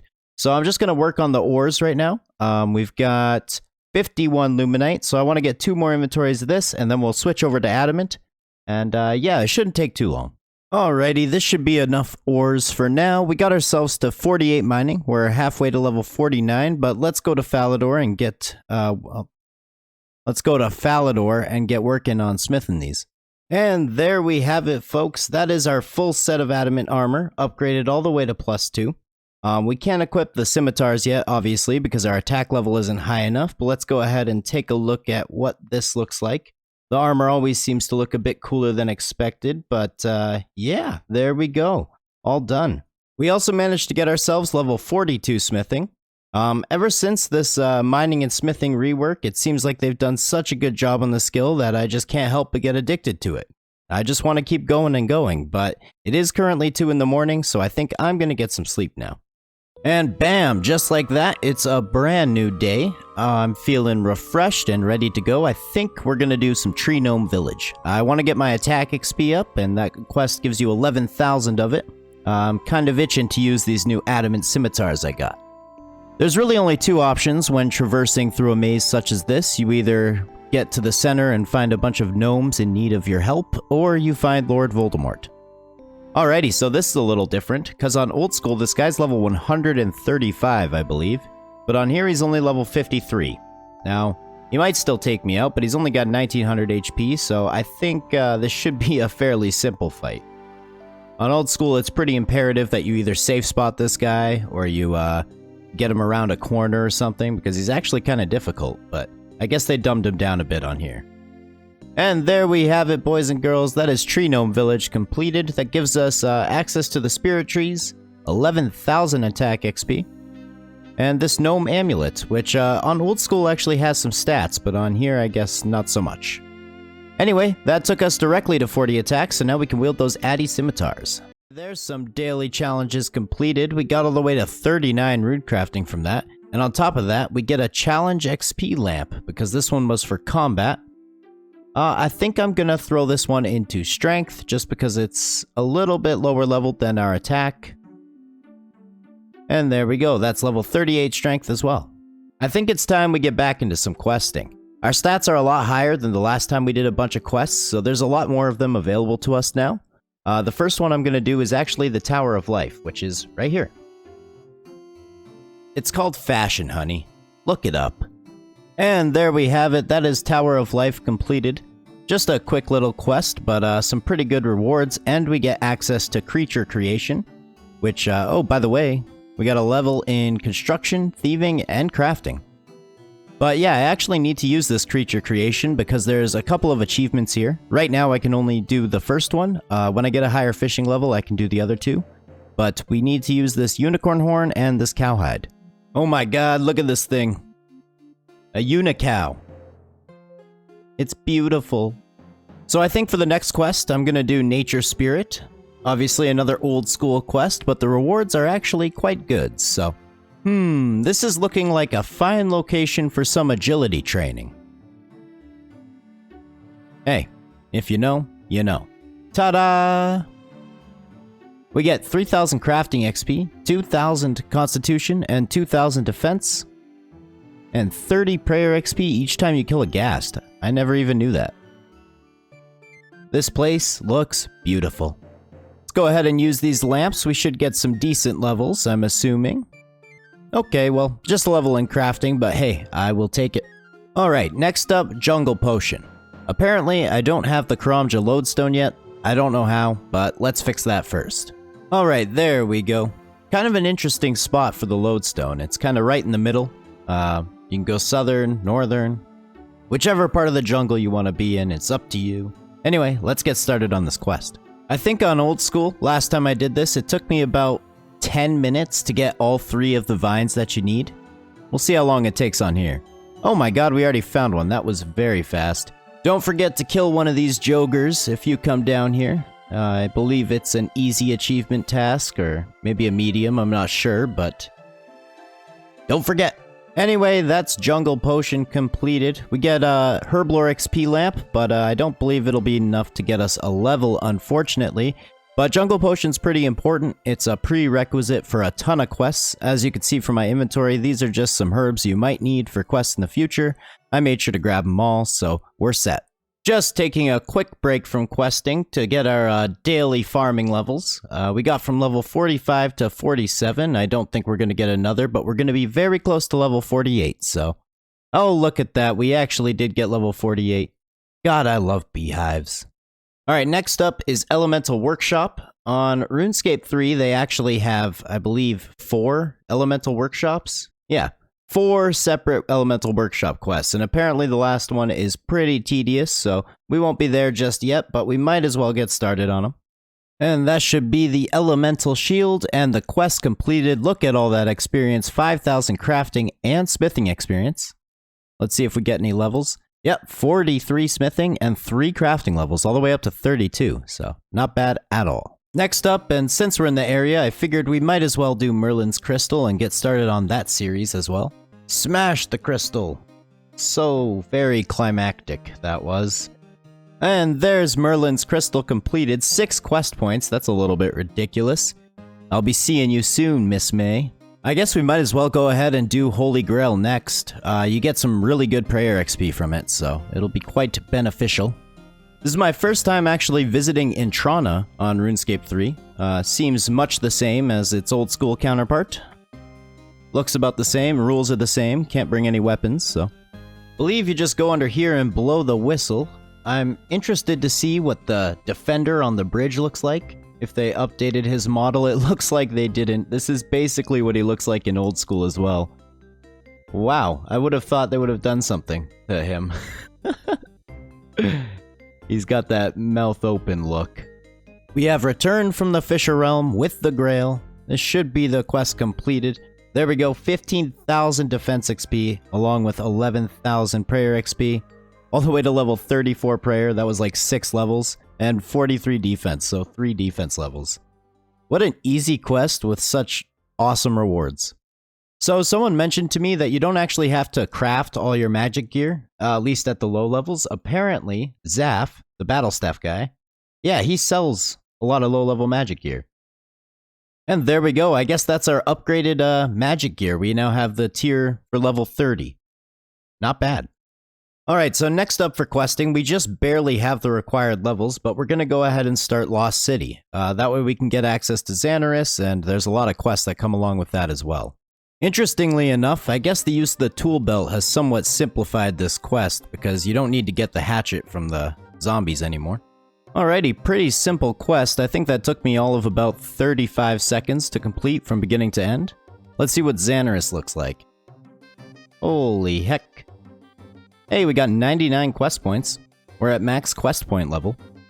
3 from this quest, and now we can wield dragon longswords and daggers, craft cosmic runes and the like. Look at this place, though. So we just wrapped up a few more daily challenges. Looks like we got a level in Archaeology, Agility, and our fletching is now level 7, so not bad. Funnily enough, that fletching level was actually the last requirement that we had for big chompy bird hunting, so I guess we can go do this now. Before we start the quest, I figured we may as well grab the lodestone down here. Ooglog. Much different than old school. This place does not exist in old school RuneScape. So I'm just waiting for the chompy to appear. But look at the size of this bow. Like, I understand it's an ogre bow, but this is ridiculous on here. It's kind of funny. Alrighty, so we cooked the chompy. That's the quest completed. Got us some fletching XP, some cooking XP, and some ranged XP. And also, by finishing that quest, we got to over 100 quest points. So, it's time to talk to Miss May, our favorite person. Another 250k and a black plate skirt, H1. I guess that's worth 1.5 mil on here. So since we have Lost City done now, we have access to Xanaris, so I guess we can start Fairy Tale Part 1. Alright, this is it, Tanglefoot time. He definitely looks a lot different on this version of the game. Hopefully this fight isn't too tough. I brought my tuna just in case, but I think we should be able to handle it. Oh yeah, that was no problem at all. Now we got the Queen's Secateurs and we can go hand in the quest. And there we have it, boys and girls. That is Fairy Tale Part 1 completed. I don't believe we're going to actually get a farming level from that, but we got an attack level as well as a magic level, so not too shabby. Alright, next up, it's about time we go start the Grand Tree. This quest has some really good rewards, including like 7,000 agility XP, so that'll be really nice to get. You know, they don't actually have Monkey Madness 2 on here. I guess the quest takes a bit of a different route, with some other quests called the Eyes of Glaufrey. So I'm interested to see what the storyline looks like in RS3. Alrighty, it's demon time, wish me luck. Apparently you can safe spot them on here, just like you can in old school, so it shouldn't be too much of a problem. But we will see. This is the safe spot, right? Oh yeah. Too easy. Come on, RuneScape 3, you're not fixing the safe spot? No, I'm happy with that. I much prefer safe spotting things. And that's the Grand Tree completed. Look at all that experience, and 5 quest points too. We got the Agility XP, took us all the way to level 32, I think that was 6 levels, so not bad. Combat XP lamp, I think I'm gonna put this one into strength. Hopefully you guys don't crucify me for that one. We got level 43 strength now. And then we also get this magic XP lamp, took us to level 39, so I know we've basically been questing this entire episode, but I mean, when you get in those moods where you can just kind of keep flying through quests, you gotta take advantage of them.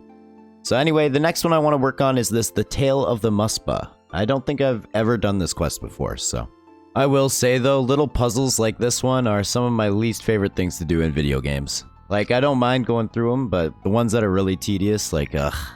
Oh, of course, you have to go around to each of the sapphires and slowly enchant them all the way around the ice block. Yeah, just one by one. Longest cutscene ever. We'll make it through this one day, I promise. And there we have it. That is the Tale of the Muspa completed. Apparently we get access to that cave we were just in, and it's not a terribly bad Slayer location, so that's kind of cool. And I guess after the quest, you can come up here and talk to this guy, and he gives you a little XP reward for finishing that quest. I don't think it's very much, just like 200, but you can use it on any skill, so we'll go Herblore. And there we go. Since we're in the area, I figured we would go ahead and start the Mountain Daughter quest. There's a clue step you gotta do up here, and it's a pretty simple quest, so... Svidi! Come here, Svidi! Sounds like an old German guy trying to, like, talk to his daughter. Svidi. So, this should be quest complete. That's Mountain Daughter. Get ourselves 1,000 attack XP as well as 2,000 prayer XP. I always enjoyed this quest. And, of course, here's the real reward. How is anybody gonna know that you're a low-level obby mauler if you don't have the bear head? Alright, so next up we're gonna go ahead and do the Fight Arena quest. On here it actually says that this quest is experienced for difficulty, which I don't know about that. I mean, even if they got rid of the safe spot, I think that we should be able to do this quest quite easily. But I guess we'll have to see. Man, General Khazard looks way more intimidating on here, I will say. Alright, big boy, let's go. I don't know what the big deal is then. If everything's still safe spottable, then this is a very, very simple quest. Alright, that didn't take me very long at all. It's Fight Arena completed. We get 12,000 attack XP, which is fantastic. Takes us all the way to level 44. I believe we were 41 prior to this, so... And we also got a Thieving level as well. Alrighty, folks, believe it or not, it is that time. Recruitment drive. Let's see what we look like as a female. Oh my goodness. That's basically what I imagined, but it's a little crazy to see it happen. Yeah, let's get this over with as quick as possible. God, I really can't get over how Waydot looks as a female. Oh, thank goodness that's over. We get access to Initiate Armor now, and we get 1,000 XP and a couple of different skills. We got a level in each Agility, Herblore, and Prayer, so not bad. Let's go change back into a male as soon as possible. Alrighty, much better. Back to normal. Wait.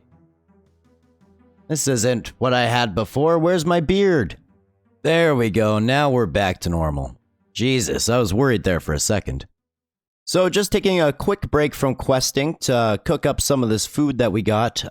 This is all the fish that we got from our live stream. We're starting at level 40 cooking. We'll see what level we end up at, but a lot of the questing has been eaten through my food very fast, so I want to get some more.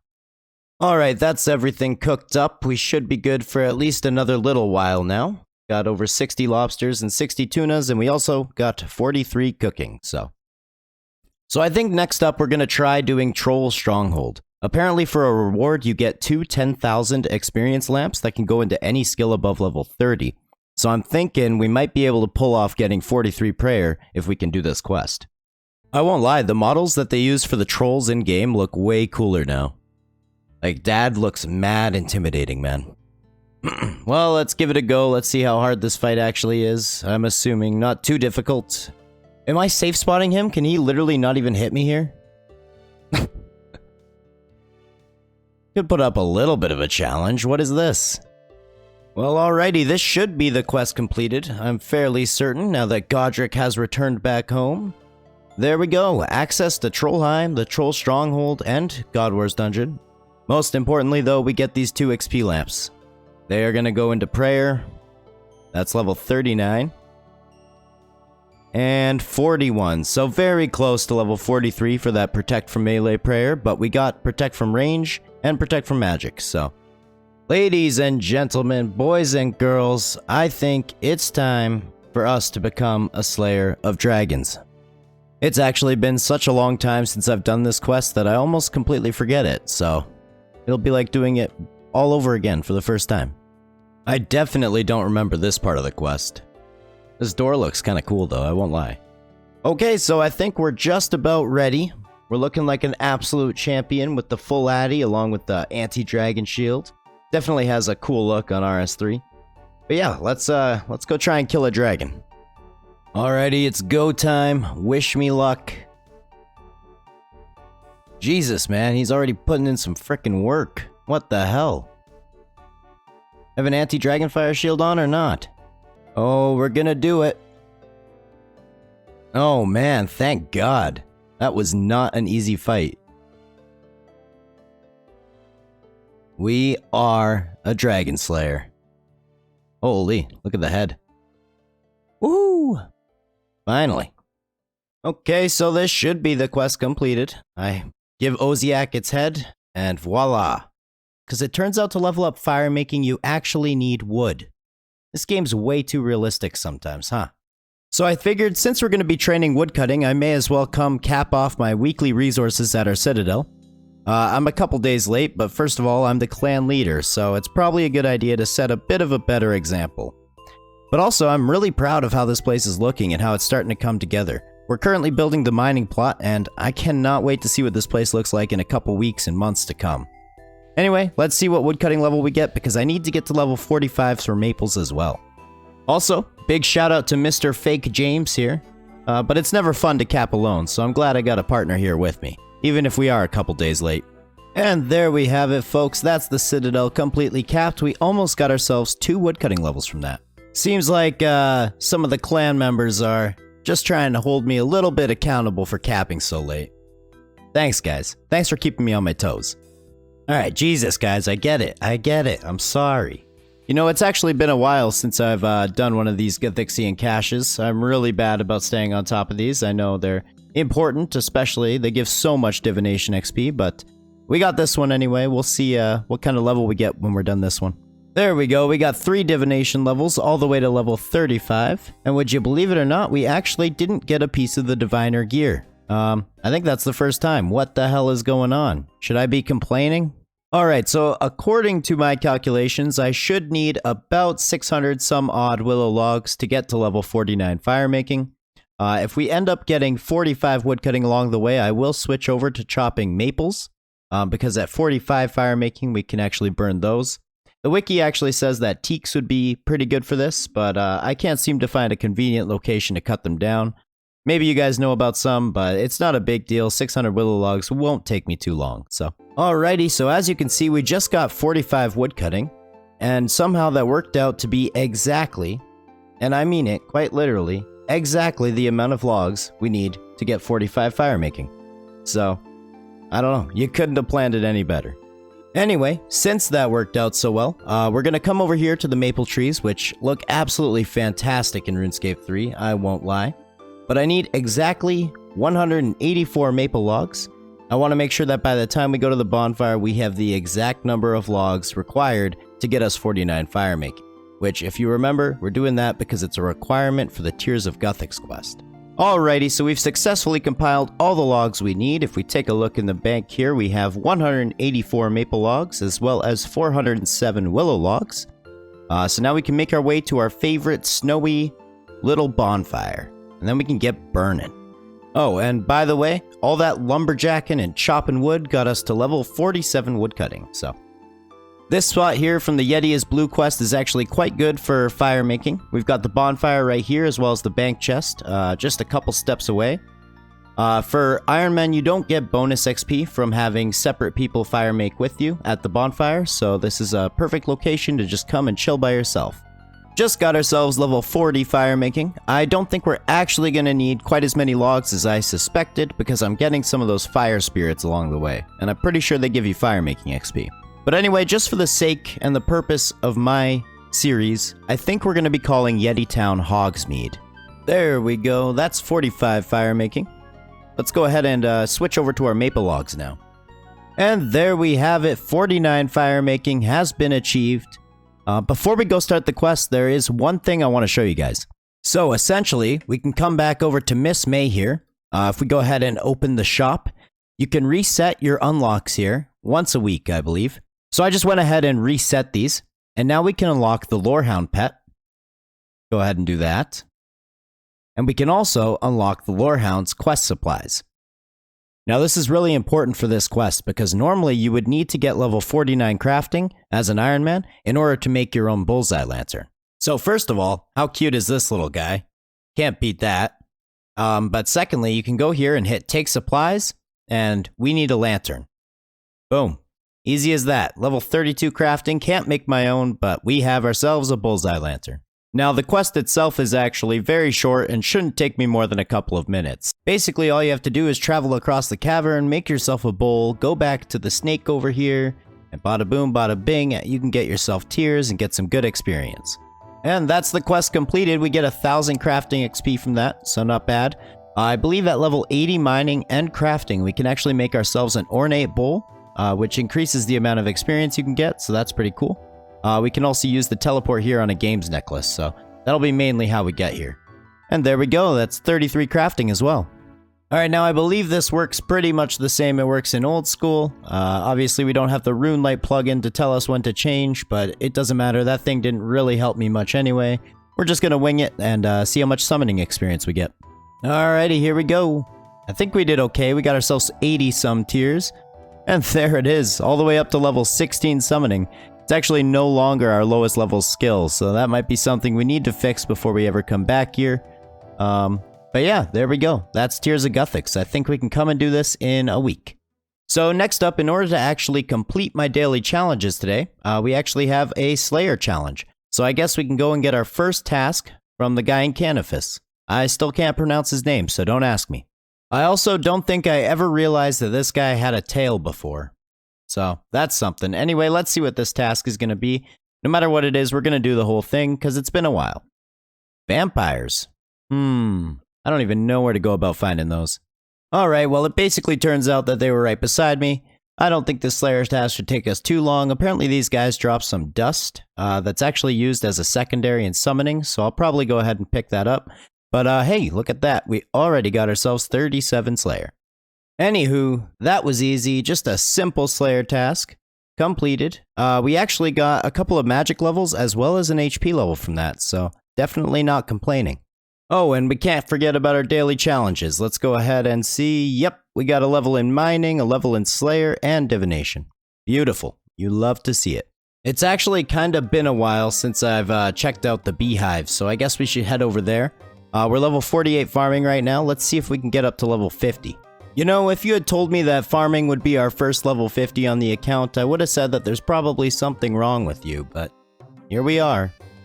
So next up, I think I want to start Lost Tribe and get to work on kind of the Dorgashun questing. Not for any particular reason, I'm just once again in one of those rare questing moods, so I feel like I should take advantage of it. Oh, thank God we're finally unlocking some of the goblin emotes. I don't know what I'd do without these. So this is kind of interesting, but on RS3, the ham hideout is actually right here. If you can see, that's the chicken coop and the cows over here. Apparently this is the ham hideout. And there we have it. That's the Lost Tribe completed. 3,000 mining XP, quest point, and a Ring of Life. So I was going to continue questing, but I think it's time we take a look at this Anachronia. It's essentially Fossil Island of RuneScape 3. The reason being, I was looking at doing Horror from the Deep, which requires 35 agility, so I decided to look into agility training, and apparently the best spot for my level is actually on that Anachronia. So we're gonna figure out how to head there, figure out how to get the lodestone, and yeah. Okay, so apparently I just boarded this ship over here, the Stormbreaker. It's kind of a cool looking model. And apparently there's a few things I need to do once we get there to actually unlock the lodestone. Set sail? Yes. Once again, sometimes I just cannot believe that this is RuneScape. Especially when there's like a newer, more updated area like this, it's like, what the heck is going on? Oh hey look, we're in Stranglethorn Vale from Classic WoW. Those are some massive footprints. I wish I could hire these 4 people following me, and then they could join the clan, and they could cap at the Citadel as well. I don't know if they're up for it though. Holy crap. That's a big boy right there. That is a big boy. Can we kill this thing? Is this a boss that you can end up fighting? Come on, I can take the dinosaur, man. Like, we don't need to be running away. I could easily 1v1 this noob. Look at him, he's probably weak to, like, magic or something. Alright, so according to what I'm seeing online, we need to assign 3 workers to each wood, vines, and stone. They get a certain amount of these materials, I guess, per hour, and you use those to help rebuild this base camp here. Alright, so we've officially built the town hall, and next up I need to build the lodestone. Now, apparently for this, you're going to want to assign all of your workers to clay, and then you're going to have to wait some time for them to actually create it, so we'll see how long this takes. In the meantime, I'm just going to kind of look around. I'm basically a kid in a candy shop here. We got some archaeology stuff. Looks like we got some memories. There's the dragon from the classroom when you get the dunce in old school. I don't know if that even exists, that classroom in RuneScape 3, but... Oh, it looks like that lady that was following us is actually a Slayer Master. I'm not sure what combat level you need to be to use her. You're not strong enough. Okay. Well, I'd have to look that up, but... Man, this place just looks so cool, like I can't believe it. Okay, apparently while we're waiting, we can actually start doing the agility. The agility is actually really cool. When you're a really high level agility, you can essentially take this course around the entire map, and apparently it can take like upwards of 8 to 10 minutes to complete. That's obviously if you're not doing it very optimally. But this is just the level 30 section. I'm not sure where it goes to or how I even get back to the starting point, but I'm sure I'll find it out. But yeah, I guess we'll go for that 35 agility right now. Oh my goodness, there's just dinosaurs everywhere, man. This place is so cool. So apparently there's actually a northern section just over here for level 30 agility. And I guess the obstacles are a lot closer together, so it's a better experience. So we'll switch to doing this one. And that's already level 34 agility. This is going very fast. The course basically takes me about, I don't know, maybe 20 seconds maximum to go through the whole thing. So one thing that's kind of cool is I guess while you're randomly skilling, you can get resources, which you can then send back to your base camp. I just got some leaves, as you can see in the chat box there. So now we have 100 leaves. Instead of having your workers always gather them, you can kind of go out and get some more. Oh, and I just got a codex page. Now I have no idea what that is, maybe you guys can tell me. But this last obstacle here should be level 35 agility, which is basically the only reason we decided to come here. But I think I'm going to stick around a bit and check some more things out. First off, we got to go back to our lodestone and see if that's ready to go now. Yep, so we now have 300 clay, so I guess I can go ahead and click build. And there we go, lodestone in Anachronia. Is it activated already? It certainly is. We can come back here whenever we'd like.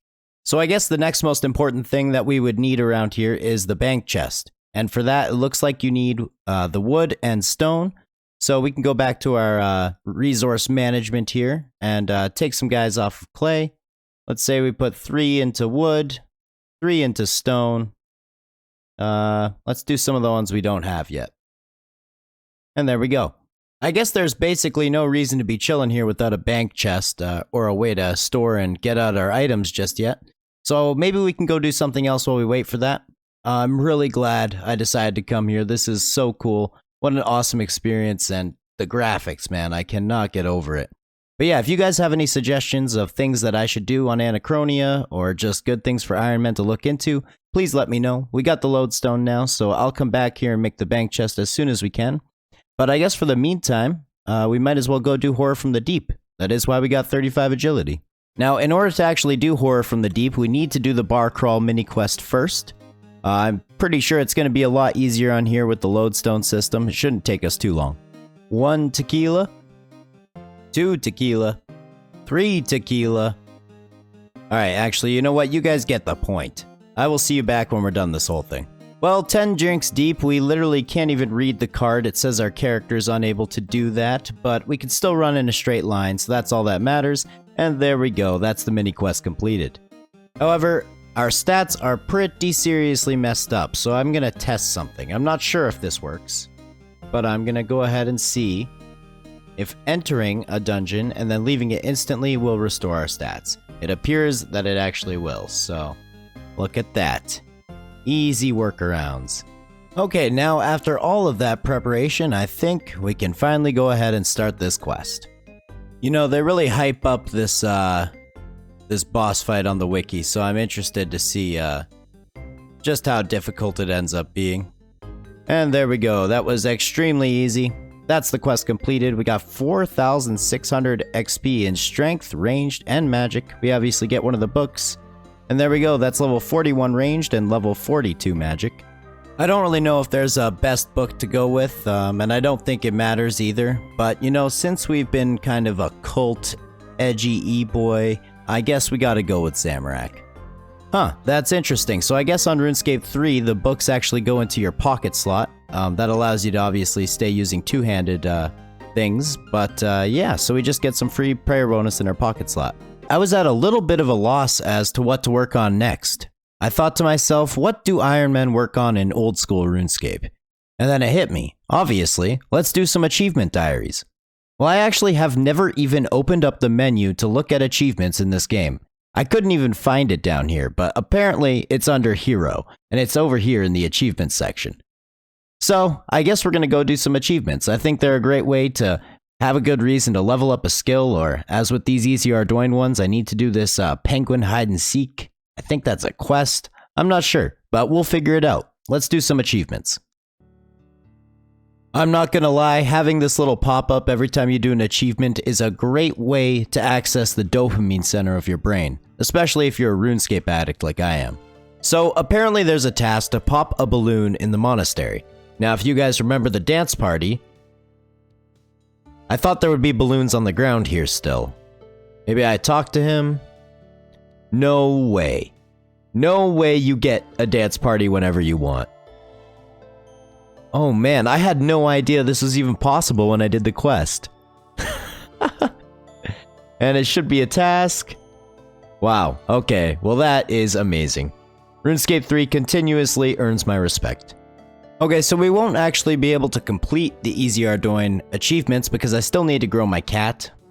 Still a kitten, probably for another 2 hours at least. But one thing I can do is check out these penguins. Apparently, this is called hide and seek, I believe, with the penguins. And there's random penguins hidden around the world. I have to spend one of these penguin points that I get for finding them, so. Nice, so I just found a penguin over here, as you can see in the chat box. There's actually a website you can go to, and it tells you where all the penguin locations are in World 60, and where they were seen last, so. That was pretty easy. Let's go spend this point. Holy crap, I can use it on a XP lamp or 10k cash. Let's go with the XP lamp. That's kind of awesome. Easy XP. And then finally, we just need to make ourselves this emerald ring here. We can go ahead and enchant it. Perfect. Teleport straight to Castle Wars. And that'll be the last achievement we can do until our cat is fully grown. If we take a look here, he's about 26% of the way, so I guess we'll keep him out while we do some other stuff. Alrighty, so Gunnar here actually just told me about Herbie Werby, and a million of you guys in the comments also let me know about Herbie Werby. But essentially, it's this minigame here. It gives you herb lore XP. It allows you to get the herb bag, which is used for carrying herbs. And you just go down here essentially, and I guess I'm going to be clicking on a bunch of things. And essentially you do this until you get 100 points. So, shouldn't take us too long. We'll see. But yeah. Alrighty, so this should be Herbie Werby completed. There we go. That's our 100 points. I guess we can leave now. We got ourselves almost level 37 herb lore from that, so the XP here was just fantastic. I think I was getting like 70 every time I clicked on them. I'm sure I can make it more efficient in the future. But let's see here. If I go ahead and open the shop here. Okay, it looks like we need 200 spirit points for the herb bag. I think right now I'm probably actually going to save up for that. Later on we can look at getting XP lamps and some of these other things, but oh, there's a pet you can get. That's pretty awesome. But yeah, next week we can get the herb bag, so that's what we're going to go for. So unfortunately, my cute little kitten has now grown into a cat. It's kind of sad. It's a sad day for all, but it does mean that we can actually finish these easy Ardoin achievements. Then we could say, nope, I'm not parting for that because I'm going to need my cat for other things in the game, but there's a whole set of achievements done for the easy section at least. There must have been a good, I don't know, 24 of those in total, which is a lot different from old school, but yeah, let's go get the reward. Another thing that's a little bit different is I guess instead of getting your rewards somewhere over there, you actually come to this Dr. Orban in the Ardoin church, ask about the task system. I've completed all the easy tasks. We get ourselves the Ardoin cloak, which is actually pretty nice because as you can see, we could just teleport straight to the monastery. I believe we also got ourselves some cash from that, and we get an XP lamp, which obviously, right into herb lore. Okay, this is actually perfect. I've been waiting for a daily prayer challenge because we are so close to that 43 prayer for protect from melee. So I guess let's go do that. So that ended up getting us pretty close, but not quite there just yet. We are still 2k off that 43 prayer. Now, absolutely everyone, and I mean this, everyone, has been telling me that I need to check out the Gowers quest. I've had this requested since my very first video, so I think it's time we actually go and take a look at what this is all about. Obviously, I'm quite interested as the Gower brothers were the original creators of RuneScape. There's a lot of history behind the creation of this game that we all know and love, so I definitely can't wait to see what this is all about. The myths, the men, the legends. Let's go ahead and start this thing. It's an adventure, like in our game, a real one though. I'm not just any adventurer, I'm the World Guardian. I'm sorry, but I don't know what that is. It must be after our time. Yeah, I heard this quest is gonna break the fourth wall a few times. I didn't realize it was gonna be 3 times in the first couple of pieces of dialogue. I spoke to the cabbages. They're rioting because they want party hats. You know, paper crowns like the ones you get in crackers. This is hilarious. So we've essentially gone behind the scenes. We're in the black hole area. Man, this is too good. Literally breaking the fourth wall. What the actual hell? This is insane. This does not feel like RuneScape at all. This looks like something out of like Ironforge from World of Warcraft or something. Has a very similar feel. Okay, that's too cool. It's the OG login, guys. Free to play or members. Low quality, high quality. Crazy. And we got Romeo over here as well. Looking as dapper as ever, my man. Man, they really turned the God Wars bosses into a complete joke on here, hey? You have to ask all of them for romantic advice. We've got Krill here telling me it's all about how you dress. I'm getting pretty hardcore Squid Game vibes from this room. Anyone else? Well, they've finally gone and done it. They have turned bank standing into a real skill, and it is my favorite skill. Also, I love how the XP scaling works. I'm technically level 75 in this skill, but we're just barely a quarter of the way to level 99. That's hilarious. Too self-aware, man. Oh, good God. What an ugly piece of junk. I'm very glad that they stuck with the OG model for this guy. Oh, look at this anime scene. The Gower brothers are here to save the day. Alright, that was easily the single best questing experience I've ever had in a video game. Hands down, bar none. I decided not to show all the little jokes and hidden things in the quest because I know a lot of you guys have recently made Ironman on RS3 as well as switched over from old school, and I didn't want to spoil anything. But I highly recommend you take like a solid 45 minutes or even an hour and just explore every little thing about this quest. It is so self-aware and so hilarious. My absolute favorite part though was when Romeo said his divination level was 34. Hey, if you know, you know. Anyway, that's the quest completed. Apparently we can get some XP lamps here. Alright guys, so since I was so generously given bonds during my stream and I was able to get myself the Premier Pass, I was also able to take advantage of some of the auras that I could buy.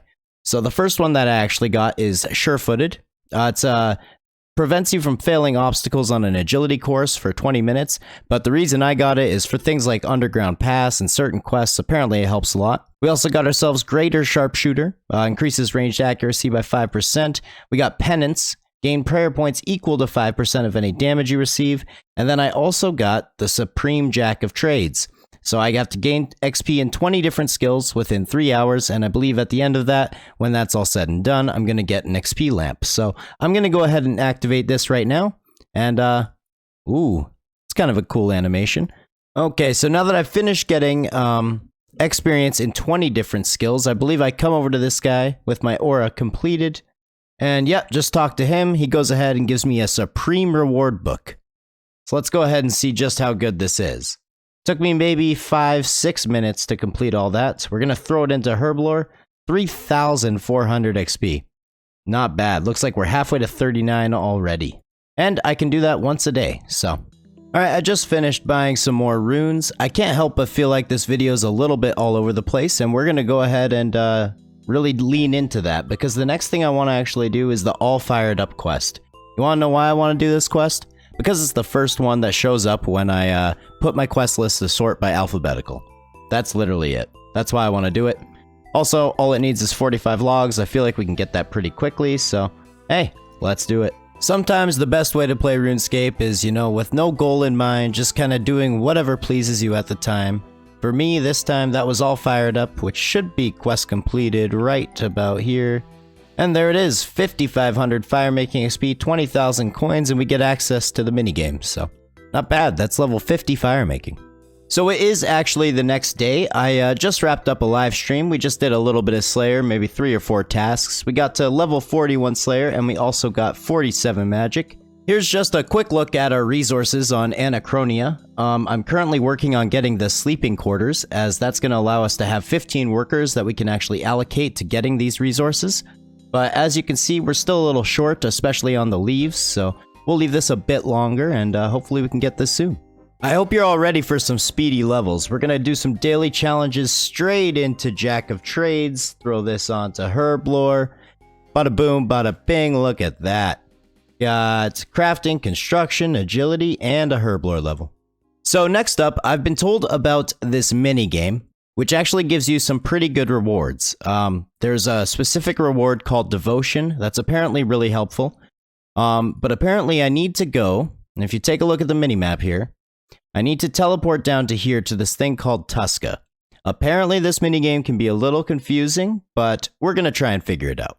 Alrighty, so I appear to be on the back of some kind of giant creature here. Apparently to start this minigame, I just go through this magical barrier. But I gotta say, this thing looks freaking awesome. Super cool that they added this. I'm not sure the lore behind it or any of that, but just based on pure looks, this thing is badass. Anyway, I guess we will go ahead and enter this magical barrier. I actually do have the wiki up on the side here. So I guess basically we're in a bit of a waiting room. We just wait to be sent to an island. This is actually pretty decent Firemaking XP, at least for this island. I guess after this one, we're going to be moving on to some different islands. This one's fairly self-explanatory. You just pick up this holy fire over here, use it to kill these guys. I think the next one might be a bit more confusing. I don't know. It's the first time I'm doing this, guys. And once again, this seems like some actually very good Divination XP. Oh, now I gotta go up there. How annoying, because you can actually only move in this direction around the place. Okay, so I get it now. You basically just want to chop this vine. You get these herbs here. You want to crush them and then use the crushed herbs to nurture these roots. Oh, and then we can collect the seed. I see. And then we use the seed on the tree. And that's how you get, that's how you do this one. Okay. Alright, I do not believe we maxed out that area either. Anyway, this is the one with the lightning. I need to build these pylons, apparently. I'm not 100% sure how just yet. I'm really enjoying this minigame so far, by the way. I think it's actually pretty fun. Alright, so it does actually look like we are going to get the 100% bar up top. We've siphoned all the anima we can from this island. I guess I can keep going in order to get experience until the timer's up. Okay, so we just finished up. Good job, Waydot. We got 1,000 anima. What I'm going for right now is this devotion ability. Like you can see, protection prayers are 100% effective for 10 seconds after you use this. Killing an opponent extends this effect by 5 seconds up to a maximum of 20. We've also got a couple other abilities here which apparently are super useful. But yeah, so we're gonna have to do this 3 more times to be able to get the devotion. Alrighty, there we go. Apparently I just unlocked the title The Powerful. But that was my 4th time in there. I actually didn't get all the anima that time. I wasn't paying as much attention. But as you guys can see from the levels, we got construction, dungeoneering, divination, firemaking, and agility experience. So we leveled up a few times in all those skills, but here we go. Let's go ahead and buy ourselves the devotion ability. To be honest, guys, I don't even think I need a Harry Potter reference this video because we actually have him in the video. He made a cameo, so that was very nice of him. But I think at least once an episode, I'm going to come back here and get one of these abilities here. This sacrifice one also sounds really useful. Probably wouldn't need nearly as much food when you're doing Slayer and whatnot. So yeah, we'll come back here next episode. So because we actually got so close to level 40 Divination, I think I'm going to head over to those wisps. I think they're called the glowing wisps. Just to make sure that I actually get this boon this time and we don't have to come back to it at a later point. This time I did not forget the Diviner's gear. We're going to bring that with us, so hopefully it doesn't take too long. Alright, perfect. So that's level 40 Divination. And I think now we can make the boon of Sparkling Energy. It's much nicer to just get these out of the way instead of having to come back for them, so there we go. Perfect. So next up, I can't help but notice that we are only 2 quest points away from talking to our favorite sugar mama. You all know her as Miss May. So I was thinking, we haven't actually done the Witch's House quest yet. Obviously, this came out in 2002. That's a long time ago. But it gives you 4 quest points, So for all you old school players out there, I have 2 things to show you. The first one's really gonna blow your mind. So we're about to do the Witch's House quest, right? And you know that hole in the wall in Falador? Close to this bank here, barbershop? You know the spot? Well, check it out. Witch's House quest, right there. That's kinda crazy. Secondly, you know when you're doing this quest on old school and you forget to bring your cheese? Happens to me every single time I go to do this quest. Well, in RuneScape 3, they fixed that problem for you. They just put it right here on the table in the house. And we ended up getting the ball. The experiment was actually quite easy on this quest. It also gave us 48 magic. But we had got 6,300 Constitution XP, which took us to 45 HP. So, not bad. I think next up, we're going to go do something that I haven't actually done this entire episode, which is quite surprising. Can you guess what it is? That's right, ladies and gentlemen. High fives for Beehives. Let's see if we can't get ourselves level 51 farming. Do you guys want to understand the true power of Beehives and how excited I am for farming XP?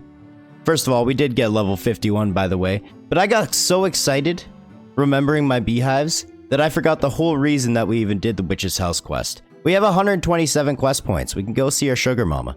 What was I thinking? Well, that's the power of Beehives, man. I'm so sorry, Miss May. I swear I didn't mean to forget about you, but by the way, you got any of those rewards, though?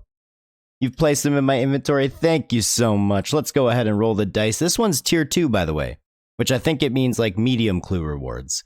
Holy crap, it gave us 500k this time. Wait a second, are we about to have our very first million GP? Yes, we are, 1.4 mil. And on top of that, we got the Adamant Shield H1. This is somehow my very first ever summoning daily challenge. Okay, well now it's time for my favorite moment of the day. So we're gonna hand in all of our challenges. Boom, there we go. Got a fishing level, a summoning level, and dungeoneering up to 18. And I'm actually gonna go ahead and use this reward book on prayer. Yes, I am finally listening to you guys. We got ourselves 43 prayer. We can now use protect from melee. We are officially at endgame. Okay, maybe not. Now I'm back to the islands. Basically living in paradise at this point. The free XP here is just non-stop, so that's the best thing. Alrighty, so that was about 4 sessions at the islands completed. We got ourselves 4,000, almost 4,500 anima now. We also got another title, the Virtuous. I'm not sure why I'm getting these titles. Maybe you guys in the comments could let me know. Anyway, I just purchased the Sacrifice ability. Essentially, it deals 100% weapon damage to your opponent, ignoring any protection prayers, and it heals us. It actually heals us 100% of the damage we did to the target, but only if it's the killing blow. I think that could be super useful for Slayer, and it'll help us conserve a lot of food in the future. Alright folks, I've been listening to you, I've been listening to your recommendations. I will get myself a Reaper task. By the end of this episode, I definitely want to kill at least one boss. I don't really care if it's the giant mole, if it's super easy to do, or it ends up being the hardest thing I've ever done. That is the goal for today. So let's go ahead and see what death assigns us. First we get this Grim Gem, which is essentially just a Slayer gem, but for Reaper tasks, from what I understand. 3 souls from the giant mole. Can I trust you with this task? Absolutely, Death. I got you, brother. no worries. So I figure before I attempt the giant mole, I should try and get myself level 50 magic, because that will allow us to wear and wield mystic items, which are tier 50 magic gear. So as you can see from my inventory, I just went around buying a bunch of runes. However, I have been told by many people about a certain quest that is really good, especially for low-level Ironmen. Evil Dave's Big Day Out. It has a hefty magic reward, as well as lots of XP and other various skills. The problem is, however, that this quest actually requires the Evil Dave sub-quest from RFD, and that requires us to complete 2 other quests as well, those being the Golem and Shadow of the Storm.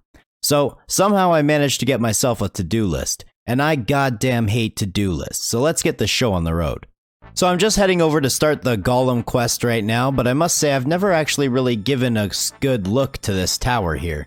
I believe it's called the Dominion Tower? You can correct me if I'm wrong, but it looks really cool. I still have no idea what it's about, but I'm sure we'll figure out what's going on in there one day. This guy looks like he's up to some serious business, man. Check out that facial expression. Oh, we got a close-up right there. There we go. That should be the quest completed, so that's the Golem. 1000 Thieving XP and 1000 Crafting XP. Next up, we can start the Shadow of the Storm. For this quest, we actually have to bust out the old Silverlight. Can you guys believe we got this in episode 1? Feels like a freaking lifetime ago. But man, this sword really does look so cool on here. Damn, and check it out with the black coloration. That's the kind of edgy e-boy sword I'm talking about. Alright, let's see how tough this is gonna be. Considering he only has 4000 HP, I'm not too concerned. Yeah, I have a feeling I didn't need to bring a half or almost an entire inventory of lobsters, but hey man, it's better to be over-prepared than under-prepared. That's what I always say. I'm gonna actually put the experience reward into defense. Reason being, I want to get my magic to level 50, but actually in order to wear the magic gear that goes along with it, we need 50 defense. Also, I would like to wear the rune plate body that we have in our bank. And that's level 48 defense, so still a little bit of a ways from 50, but that's the quest Shadow of the Storm completed. There we go. So next up, I just quickly made myself a Fruit Blast because we need to do the intro RFD quest in order to actually access the Big Dave part. Okay, so I just go ahead and use the ashes on the Fruit Blast, makes it a dirty Fruit Blast. We talk to the cook once again, should have all the ingredients that he needs, and voila, we have access to RFD. Most importantly, the Big Dave part. Big Dave. I mean Evil Dave. You know, I think I like Big Dave a little bit better than Evil Dave anyway, so I think that's what we're gonna call him from now on. Anyway, let's get this show on the road. Have you guys ever wondered what it looks like to see a cat chase a bunch of rats in really fast motion and come back and do it again and again and again? Neither have I, but let's see what it looks like anyway. Alright, though that was thoroughly less interesting than I thought it would be, but hey, check it out, our little cute kitty has actually turned into a demon. It is now a hellcat, so... Anyway, on with it. Alright, here we are. Make sure to use the spicy stew. Use it on Evil Dave. 7,000 cooking XP. That's not too shabby.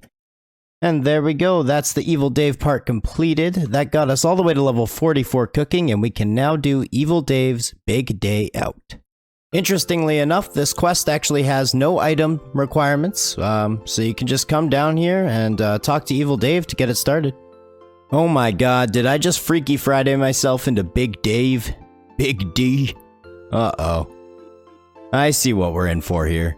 I gotta say, this quest is really unlike any other quest I've done in RuneScape before. It's kinda just this storyline, you read through it, you dodge a few guards, you play through the rest of the story. It's a lot of, just very straightforward directions, but it's really fun to play through, I won't lie. It's also hilarious, so that helps. Man, what a fantastic quest. I wasn't expecting a lot of that. Is Doris Dave right now? Oh my god, Dave got put in his mom's body. I think Evil Dave might be one of my very favorite characters in RuneScape 3 now. But anyway, let's get to the reward. It's what I've wanted this whole time. The rewards for this quest are just unreal. There it is, 50,000 magic, 20,000 herblore, 20,000 agility, and cooking. We can catch hell rats with our bare hands as well. Let's see what magic level we get from this. All the way to 52. Herblore, up to 44, that was 5 levels. Agility, Up to 46, that was 3 levels. And cooking, 47, another 3 levels. Holy, that's a lot of XP from one quest, man. So we actually just wrapped up another live stream. We basically spent the whole time doing more of the Anima Islands, and I actually was able to unlock the Tuska's Wrath ability. It's basically only used during Slayer tasks, but it does just an absurd amount of damage. However, it does require level 50 Constitution to use, so we can't use it just yet. I also unlocked this brand new home teleport animation. Kind of a waste of anima, but I mean, I don't know, it looks pretty cool, so I don't feel too bad about it. Anyway, we got that level 50 magic now, but before we go kill the mole, I would like to get level 50 defense as well. So I think in order to get 50 defense, I'm going to head over to Menaphos, we'll grab ourselves a Slayer task, and see how long it takes us to get that defense level. Also, according to you guys, this guy's name is actually pronounced Mashner? M-A-S-H-N-E-R? I don't know.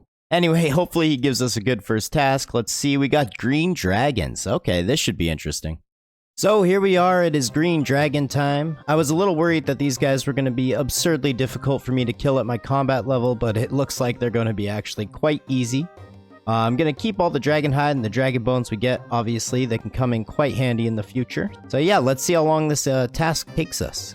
Okay, so a full inventory took me maybe 3 minutes. I don't know, I was under the impression these were going to be a lot more difficult, but as it turns out, I actually did have a Slayer daily challenge.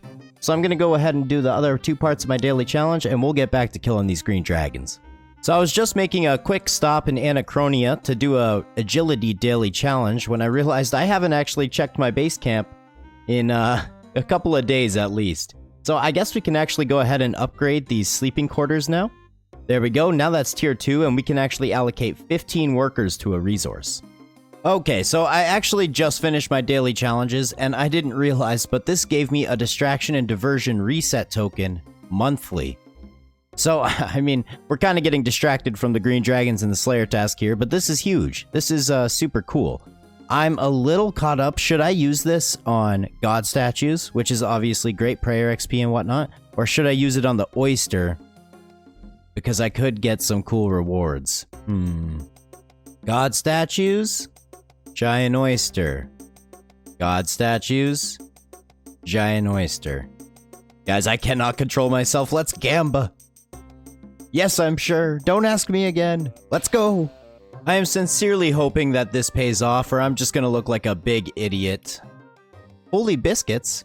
Well, we got some black dragon hide and some rune items. I guess that wasn't completely worth it, but hey, you gotta risk it sometimes. Quickly moving on, that is the green dragon task completed. We almost got level 49 defense, so I guess we'll go and grab ourselves another task. The next task we got is actually rock slugs, so that kind of sucks, but I just wanted to quickly show you guys. This is essentially our clue scroll / slayer loot tab. So here's all the green dragon hides and dragon bones. Obviously, when we need XP and certain things, we'll have to take from here, but I can't wait to build this thing up and really see what it turns into. Level 43 Slayer, by the way, just doing a crocodile task, still working on that 49 defense, and then on to 50. There it is, folks, that's 49 defense. We also got 53 magic along the way, just one more defense level to go now. We just finished up killing some shades, but I actually got myself another green dragon task. We're just about 50 defense, so it looks like we've come full circle. We're going to be ending our defense grind at the same place we started it, the green dragons. Alrighty, so a couple of things here. That's level 50 defense. And secondly, I just got this Firemaking equipment patch. I'm not quite sure what that does. I'm going to leave it to you guys in the comments to let me know, but apparently it's a bit of an uncommon drop from these guys. Anyway, we will come back and finish this Slayer task at some other point. For now, I think it's time we go upgrade our magic armor. Anyway, it is that time. I have no idea how much this is going to end up costing us. Apparently, I need to talk to this Mystic Marge. Alright, so it doesn't look too expensive. I'll go ahead and buy the full set here. Looks like we're still missing the Mystic Robe top. I'm a little uncertain how to get that. Ah, believe it or not, my man Oziak will actually sell us the Mystic Robe top. It requires completion of Dragon Slayer, so that does make sense. We are officially gaming. Let's go try and kill a mole. Alright, so here we are outside the mole's instance. I haven't actually watched any guides on this. I've briefly read up on the fight on the RuneScape wiki. There's a chance that we are severely underleveled for this, but I'm going to jump in completely blind and we'll just see how we do. Alrighty, well, I am a little bit nervous to say the least. I guess I'll go ahead and just try my best. I'm not sure exactly how this is going to go.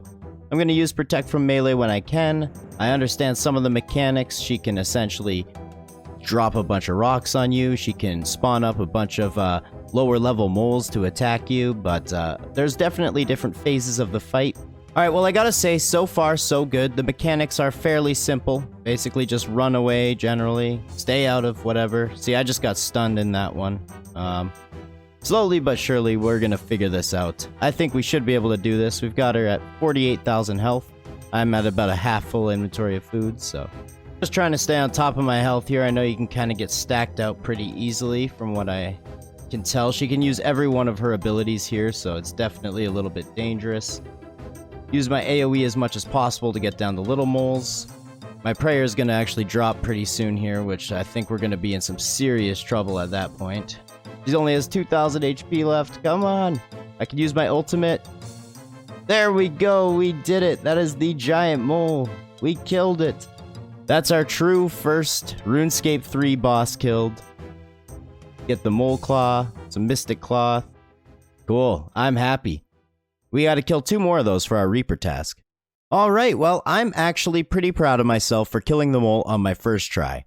The wiki and all the guides I saw seem to suggest that you need much higher combat stats, better food, better gear, better potions. But hey, the fight is so much fun. I love what they've done to the giant mole, and I feel like it's the perfect intro to what bossing is going to be like in RuneScape 3. Kind of those one-on-one encounters with like a health bar at the top. It's really well designed and just so much fun. But anyway, currently I'm just grabbing myself a bit more food because I did actually use up the last of my reserves.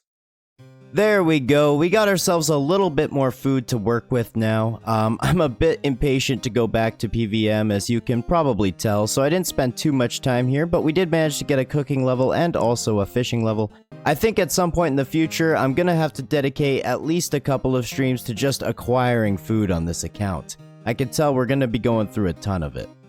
I think right now I'm just gonna go ahead and make myself some prayer potions. I wasn't able to keep my prayer up the entire time at the giant mole, and I feel like if I did, it would have been quite a bit easier. You know, it turns out that Harry Potter's potion teacher was actually pretty chill. I wonder why. Anyway, I think this is our first time legitimately making potions, ones that aren't just for like a daily challenge or some other BS that I'm doing, but these ones we're actually going to put to use, so hey, I guess there's a first for anything. And look at that, a strange rock to go with it. Quickly realizing that I had the wrong cape on for the entire duration of my first fight with the mole, but that's alright, we will go back and try for another kill. There we go. Alright, the second kill went so much better. The prayer potion helps so much. We didn't even use all our food. We still have a little bit left. I'm assuming that quite soon I should be able to go for 2 trips in one inventory. As long as they go that smoothly, that should be no problem. Okay, this is kind of cool. I guess at any point during the fight, you can just click this book up here, and it'll show you the collection log. So obviously we can get the pets, the Dragon 2H sword. Just a kind of cool quality of life they added. Alrighty, there we go. That's the Reaper task completed. Holy crap, it gave us 7,000 Slayer XP. That is quite awesome. We also got some coins for that. Oh, and we got 7 Reaper points. Damn. I won't lie, I'm a little bit addicted. Anytime you begin to start bossing on a game, it just becomes a whole ton of fun. Obviously, this is just the giant mole, but hey, progress is progress. So I guess we can go check up with Death and see if he gives us another Reaper task. I'm not sure if these reset once a day or how that works, but I got this one over a day ago. I also want to see what I can use these Reaper points on. Alright, now he wants us to kill the King Black Dragon. I think that's going to have to be next episode. I'm not even sure if we can actually kill him, but we will look into it. Let's go ahead and check these rewards, though. I want to see what I can look forward to. Alright, it seems like there's lots of cool stuff in here. I can't wait to really get looking into all of this. Final boss title. 5,000 bosses. Wow. That's not easy to get, I guarantee you. And also, right beside the teleport to death, we also have this War's Insignia over here. I think I can now enter the War's Retreat because I have a high enough combat level and total level. But this is essentially a portal room. From what I understand, you can set these portals here to different bosses if you're doing them often. And I believe actually once I get 10 boss kills, I am going to get a teleport that brings me straight here. So that will be nice. We ran into a random fan in the wild. That's always kind of cool when you just run into someone randomly. First up on the list is obviously Herbie Werby. If we take a look in the shop here, I believe we only need 100 more spirit points to get the herb bag. So after this session, we should have ourselves access to that. Starting this session off with level 44 herb lore, so we'll see what we get up to. Okay, so that's 100 of the points. We got ourselves about a quarter of the way to level 46, so at least one level from that, but now we can go ahead and buy the herb bag. I'm not sure how many herbs it actually holds, but this is going to be super helpful for things like Slayer or even killing bosses. Anytime we want to preserve inventory space, this is just going to be a huge help. Alright, gonna go ahead and talk to our good old friend Meg. I feel like I definitely missed a week since the last time we talked to her, but let's see what we get this time. Open the treasure chest. Ooh, a huge XP lamp, this time in Thieving. We're currently level 33, so let's see what this gets us. Nice, all the way to level 35. I'll take that. It's definitely been a while since we've been here at the Circus. Our levels are a bit higher this time, so hopefully it's a bit more beneficial. But I'll get back to you guys at the end of all this, and we'll see if I got any levels. Alright, well, I need to not forget to do the Circus, because you get a ton of XP from that. We got 2 ranging levels, a magic level, and an agility level. And I'm pretty sure when I was doing the magic section, we got something like 13,000 XP. So, not bad at all. So next up, we can actually do our Tears of Guthix for this week. Unfortunately, it's going to be going into Hunter. But I'm not too concerned at these lower levels. I'm sure my skills are all going to balance out, and we're going to clearly see that summoning is going to end up being the lowest level. At least for a while, so let's go ahead and get some Hunter XP, I guess. Alright, that's it, that's all. Not nearly as many tiers that time, I don't think, but 4,000 Hunter XP took us all the way to level 22. Yeah, I'm not complaining about that. And boom, look at that. People call this Dailyscape, and all of these tasks took me, I don't know, maybe 10 minutes in total. This is including my Jack of Trades, my daily challenges, all that stuff we just got up to. But there we go, we also got 37 crafting, 46 herb lore, and now we're set to go about the day. Alright, well it looks like it's finally that time. You can probably tell from my inventory here exactly what I'm about to say, but I think it's time we go do some monkey madness. Reason being, our defense level is now 50, and I'd like our attack level to kind of catch up to it.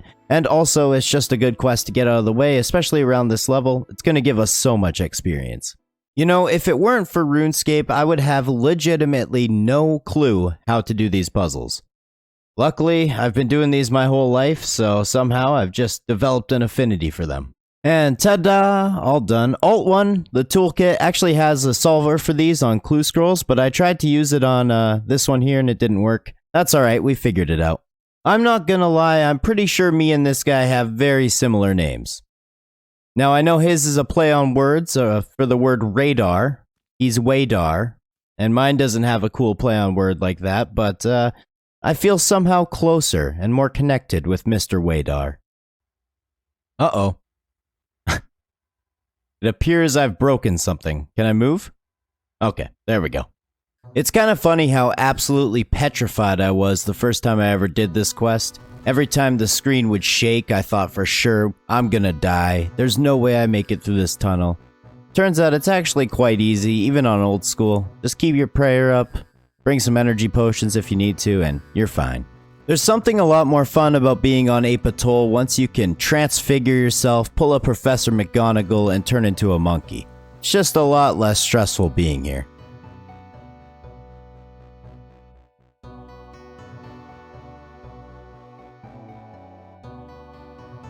Alrighty, and there we have it. That is Monkey Madness completed. We get a bit of coins, we get some cut diamonds, we get access to Ape Atoll, we can wield dragon scimitars, but most importantly, we're going to get ourselves some experience. I'm going to focus on improving attack and defense, mostly because I want to get my attack level to level 50, so we can wield Runite. And there we go. That took us all the way to level 48 attack, 49 HP, 49 strength, and 53 defense. Not too shabby. That's right. We are now a full rune Randy. I know rune isn't quite what it used to be back in the day, but I'm still very happy with the upgrades. So anyway, I think right now we're actually going to train up some fletching, just to level 19 or level 20-ish, because believe it or not, all those dailies and weeklies I did at the beginning of this episode, well, they all reset already. So I'm going to save you guys the trouble of going through each and every one of them again, but I do need to get those done. So, for example, our Tears of Guthix is available again, and I want that experience to go into summoning this time. And there we go, that's level 20 fletching. I don't know if there was a faster way to do this, but that took me basically forever and a half. Anyway, let's go do Tears of Guthix. Alright, come on now, let's get some good summoning XP. 83 tears again, that's the exact same amount we got last time, but 6,000 XP. Took us all the way to level 27 summoning. There we go, not bad at all. Alright, so next up, I feel like doing something fun. Apparently this bringing home the bacon quest is pretty funny. It's been pretty highly recommended in my comments, so we just go ahead and talk to Eli here and get it started. Okay, what is going on here? Bacon addict? Man, they look pretty scary, I won't lie. You know what, that kind of sounded a bit gory. Organs? Did I just stab him? What the hell is going on? Oh, it doesn't sound good at all, man. They are the best of friends.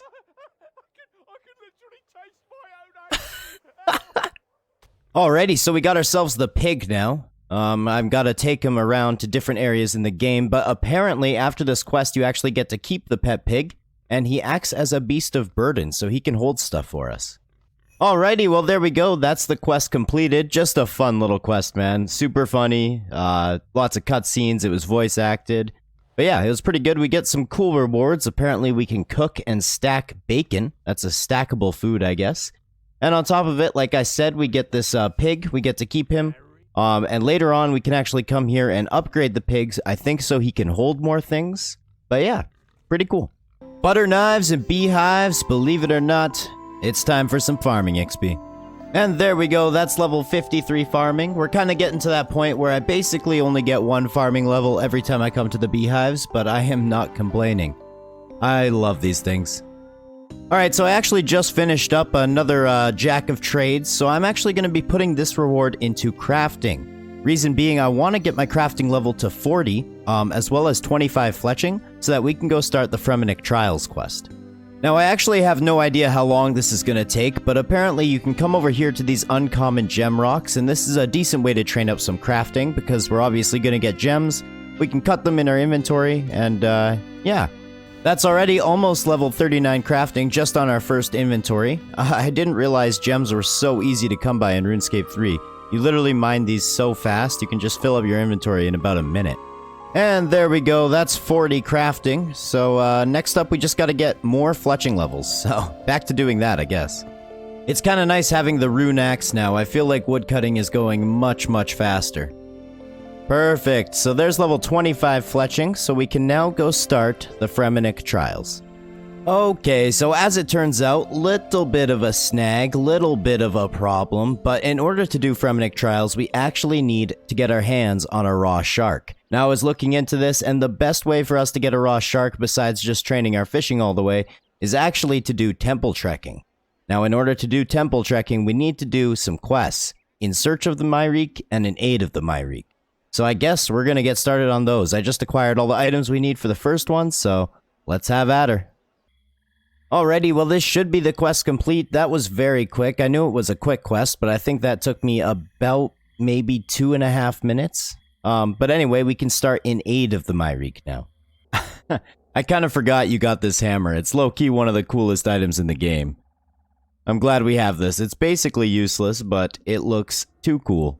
Oh my goodness, this should finally be the quest complete. This quest actually took me quite a while. There's just a lot of traveling, a lot of back and forth, doing the temple trekking and whatnot.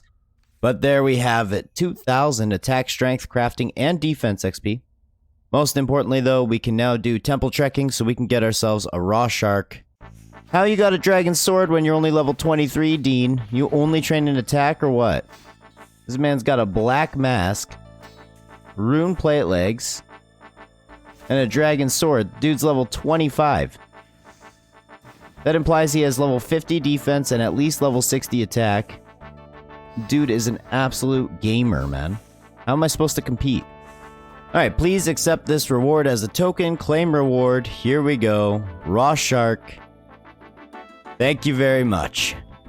That was actually really easy. You get 19 of them too. That's like kind of crazy. Anyway, we finally meet all of the requirements to do Firemaking trials. That took a little bit longer than expected, but that's perfectly fine. This quest is extremely important as it unlocks a ton of other quests and a ton of other content in the game. This is always the best part of the quest right here. Just drinks an entire keg, no problem. Alright, so now we're on to this part of the quest. We gotta fight the guy, but apparently you can kinda cheese this because you can actually remove your pickaxe once you're down here, and you can use it as a weapon. So I brought myself all this food, and I even made myself a ring of recoil, but it looks like we might not even need much of that, so... Okay, so I may have overprepared just a little bit. I see this is starting to become a bit of a theme, especially when it comes to quest bosses, but apparently you don't need 25 lobsters. Huh. Good to know. Alrighty, that quest wasn't nearly as bad as I remembered. I don't know why I thought it was going to be a lot worse, but look at all those XP lamps. Let's go ahead and use these and see if we get any levels. Alright, well that was a ton of experience, but we got a level in thieving, crafting, and fletching. So, not bad. So, I am quickly realizing that a lot of the quests that I want to go for in the future have a steep crafting requirement. As you can see, even for Fremi Isles here, we need level 46 crafting. Now, obviously we were already training crafting earlier this episode, and I do think the gem mining method is quite effective. However, there is something that could make it even better. The Gem Bag. It costs 2,000 Dungeoneering tokens for the base version, which you can upgrade later on for an extra 20,000 tokens. The normal version holds up to 100 gems from Sapphire to Diamond, and it would cut out on a lot of our banking time. This will also allow us to stock up on a ton of gems, which are always useful to have.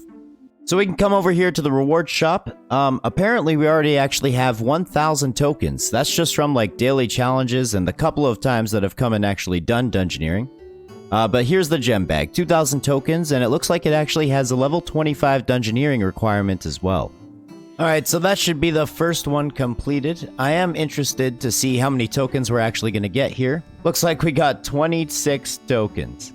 Well, I mean, that was only complexity 4, so hopefully that starts to ramp up a bit. Alright, that was our first 6 complexity floor. Let's see. There we go, that one got us 167 tokens, so definitely going a bit faster now. Alright, believe it or not, I'm actually having a ton of fun with Dungeoneering. It's awesome just kind of rushing through these floors. And there we go, that's another 200 tokens. Not much more to go now. Let's see. Yep, we got ourselves level 27 Dungeoneering now as well. Perfect, so we got ourselves up to 30 Dungeoneering, and I believe that was actually enough tokens now. So if we take a look here, 2,021 tokens, go ahead and buy the gem bag. This is our first ever purchase from here. I can't wait to get this charming imp one day. That's probably one of the best things you can get in here, and the bone crusher. But yeah, there we go. That's the gem bag. So now we can go train some crafting.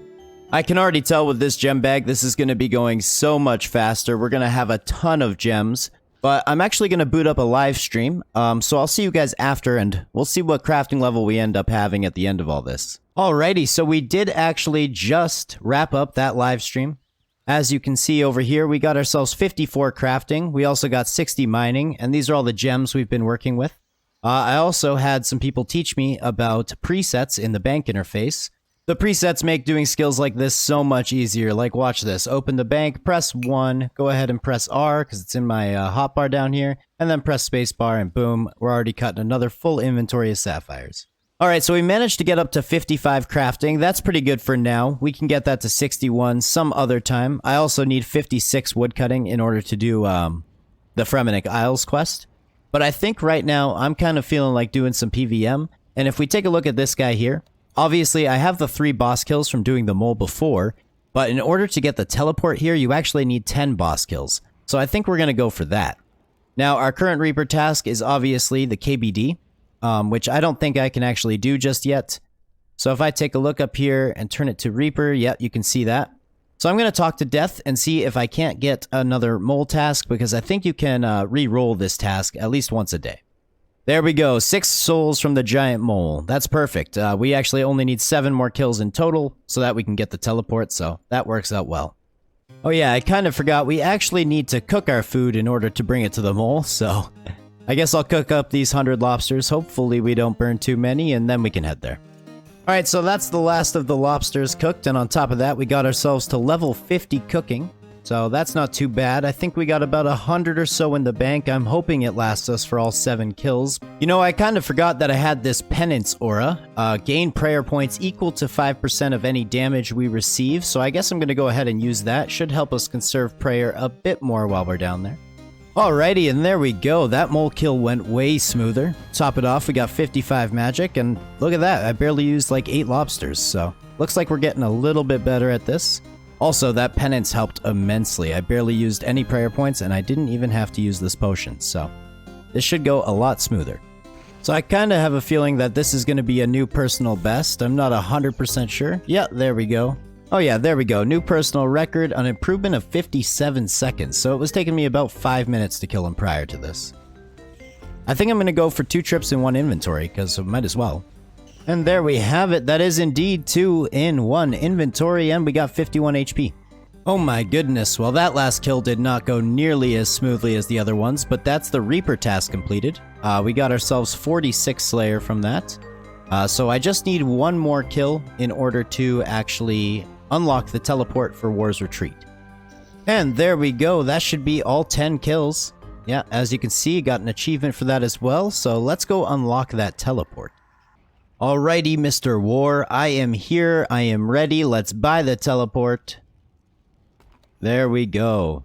Now this is actually a really important teleport, I'm pretty certain, because if I use this teleport, bada boom, bada bing, there's a bank chest right here. So that makes it super easy as a quick bank access. We're going to be coming here a lot. So another thing that's pretty awesome is now that we actually got 55 magic, we unlocked the ability to high alch. So whenever we're doing Slayer or we get these salvage drops, we can turn them into some decent cash. This is pretty good because other than getting my reward from May every 25 quest points, I really haven't had a good way to accumulate any cash. So for training woodcutting, I decided to come over here to Menaphos. Apparently these Acacia trees are actually really good experience. You can basically do them all the way to level 94 is what the wiki says. So I just aligned my faction with the Imperial District here.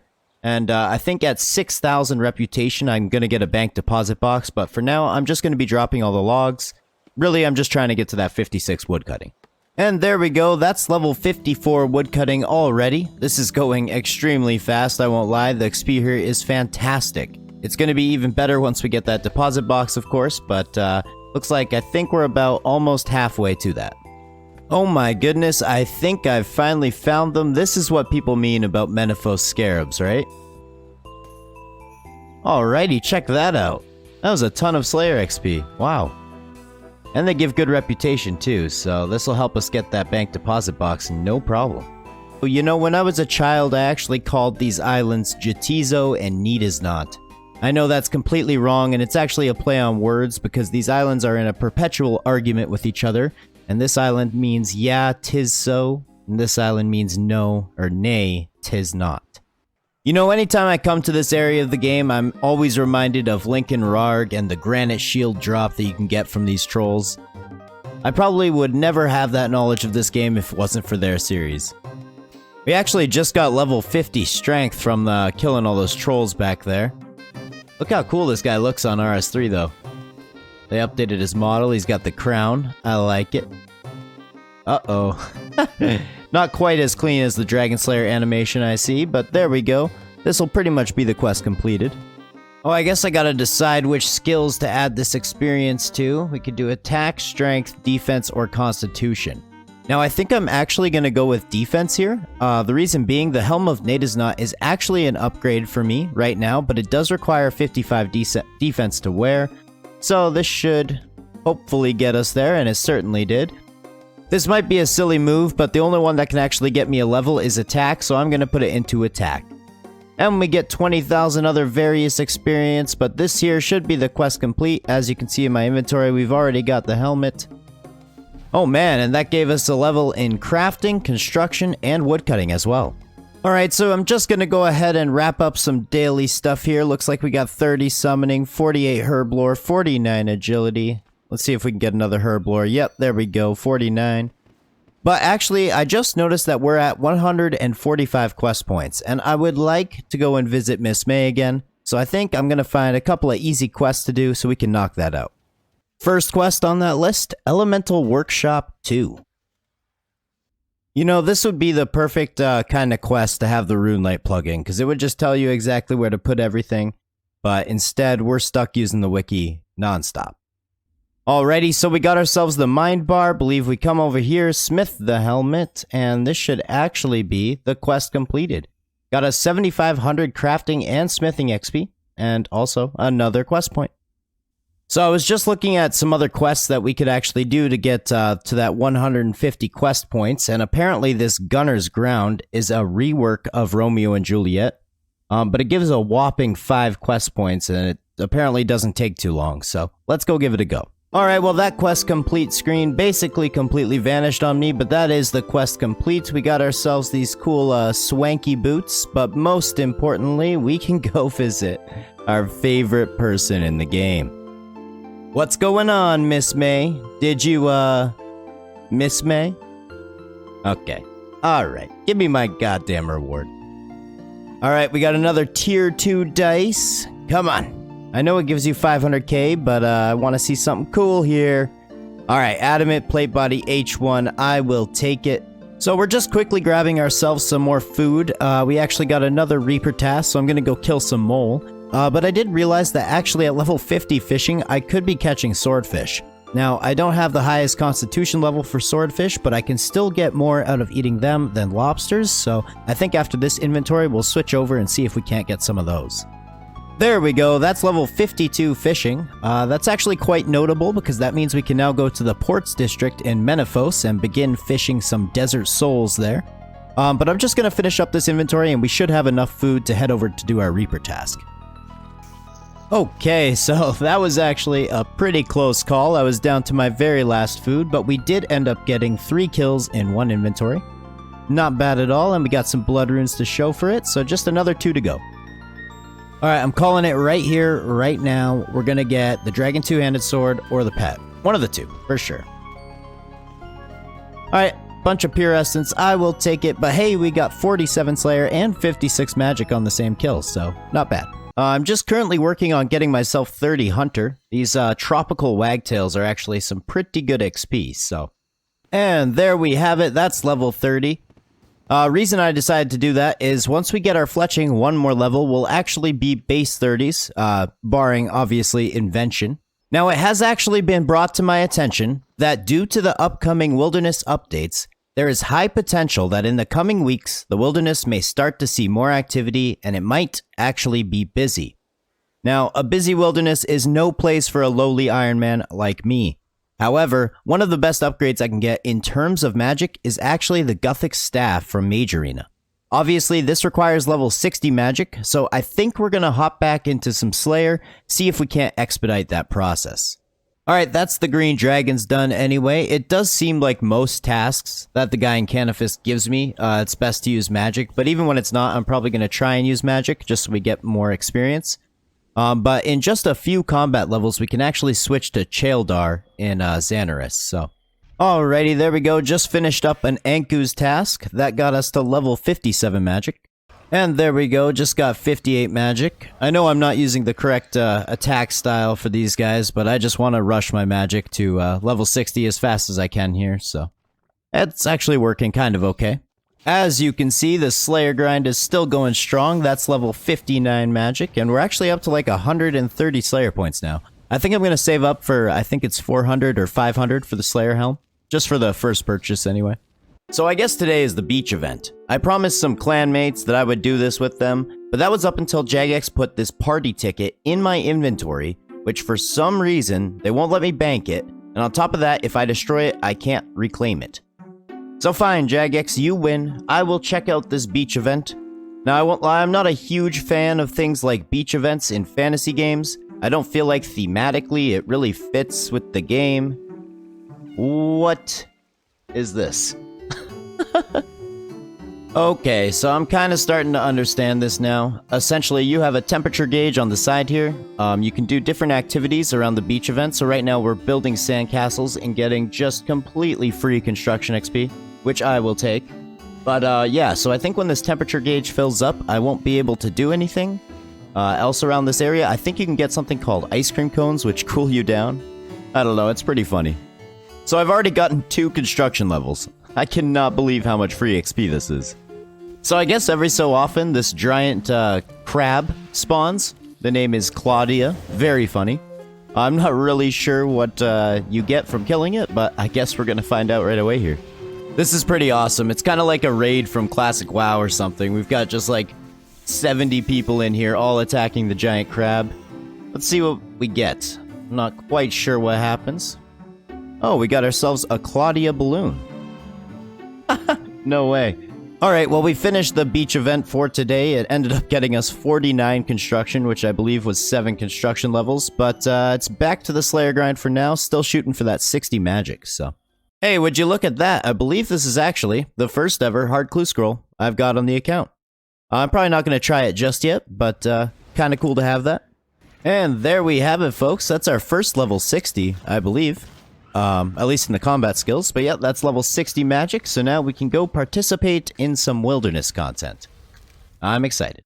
So it's actually happy hour at the beach event right now, which I think I'm missing out on a little bit of XP, but it's probably the perfect time to do anything involving the wilderness. Alright, so we're having ourselves the little duel with Collodion. He actually hit kind of hard there. I wonder if you could still safe spot this bigger form. And we got the final form here. Pretty simple fight. Not too different from the fight in old school, so... And there we go, that's Collodion defeated. I guess now we'll just have to do the 100 casts for the Guthix staff. Alright, so we got ourselves the Guthix cape. I think that's our best in slot magic cape for the time being. And now I need to go get my staff. And there we have it, that's the Guthix staff. Let's go cast this thing 100 times. Alrighty, so the best way to actually go about this is just to remove all your abilities from your action bar. That way you just auto-cast Divine Storm. I brought myself exactly 500 runes, so I'll know when exactly 100 casts are used up. But these guys do actually hit quite hard, and I'm taking a ton of damage here, so I'm probably going to have to run back and get some more food. So it turns out this staff is actually going to be our best in slot magic staff for quite a while. I think until we receive Vanquish. Reason being that its special attack actually has a chance to lower the opponent's defense.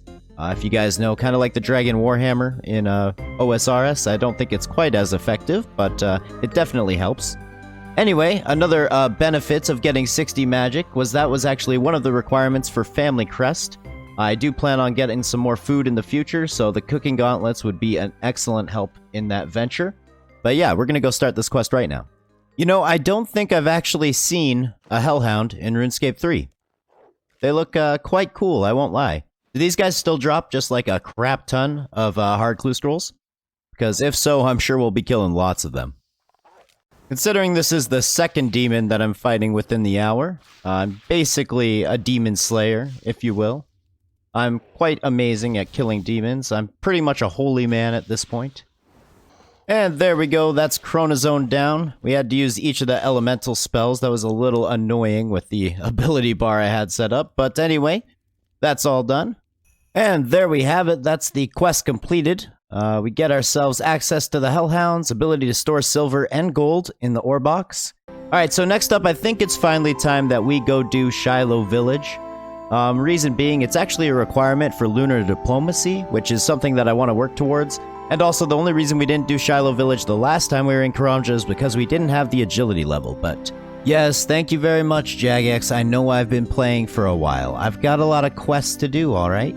I've got a lot of things to do. You don't need to warn me. Alright, well, I don't know if this one is necessarily a demon, but we are killing lots of big baddies today. We are officially a good guy.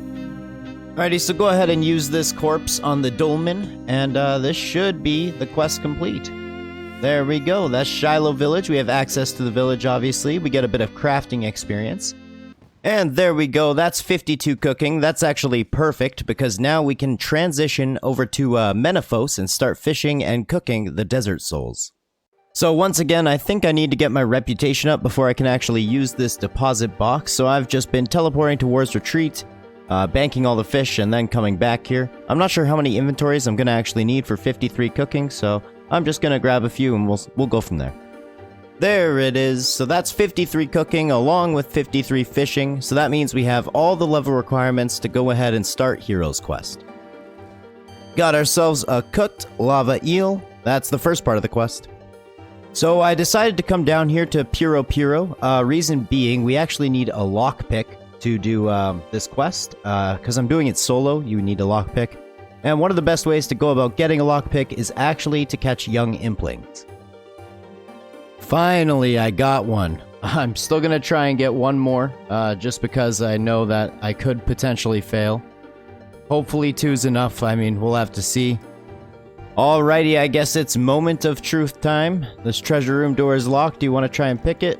That's a fail. Try again.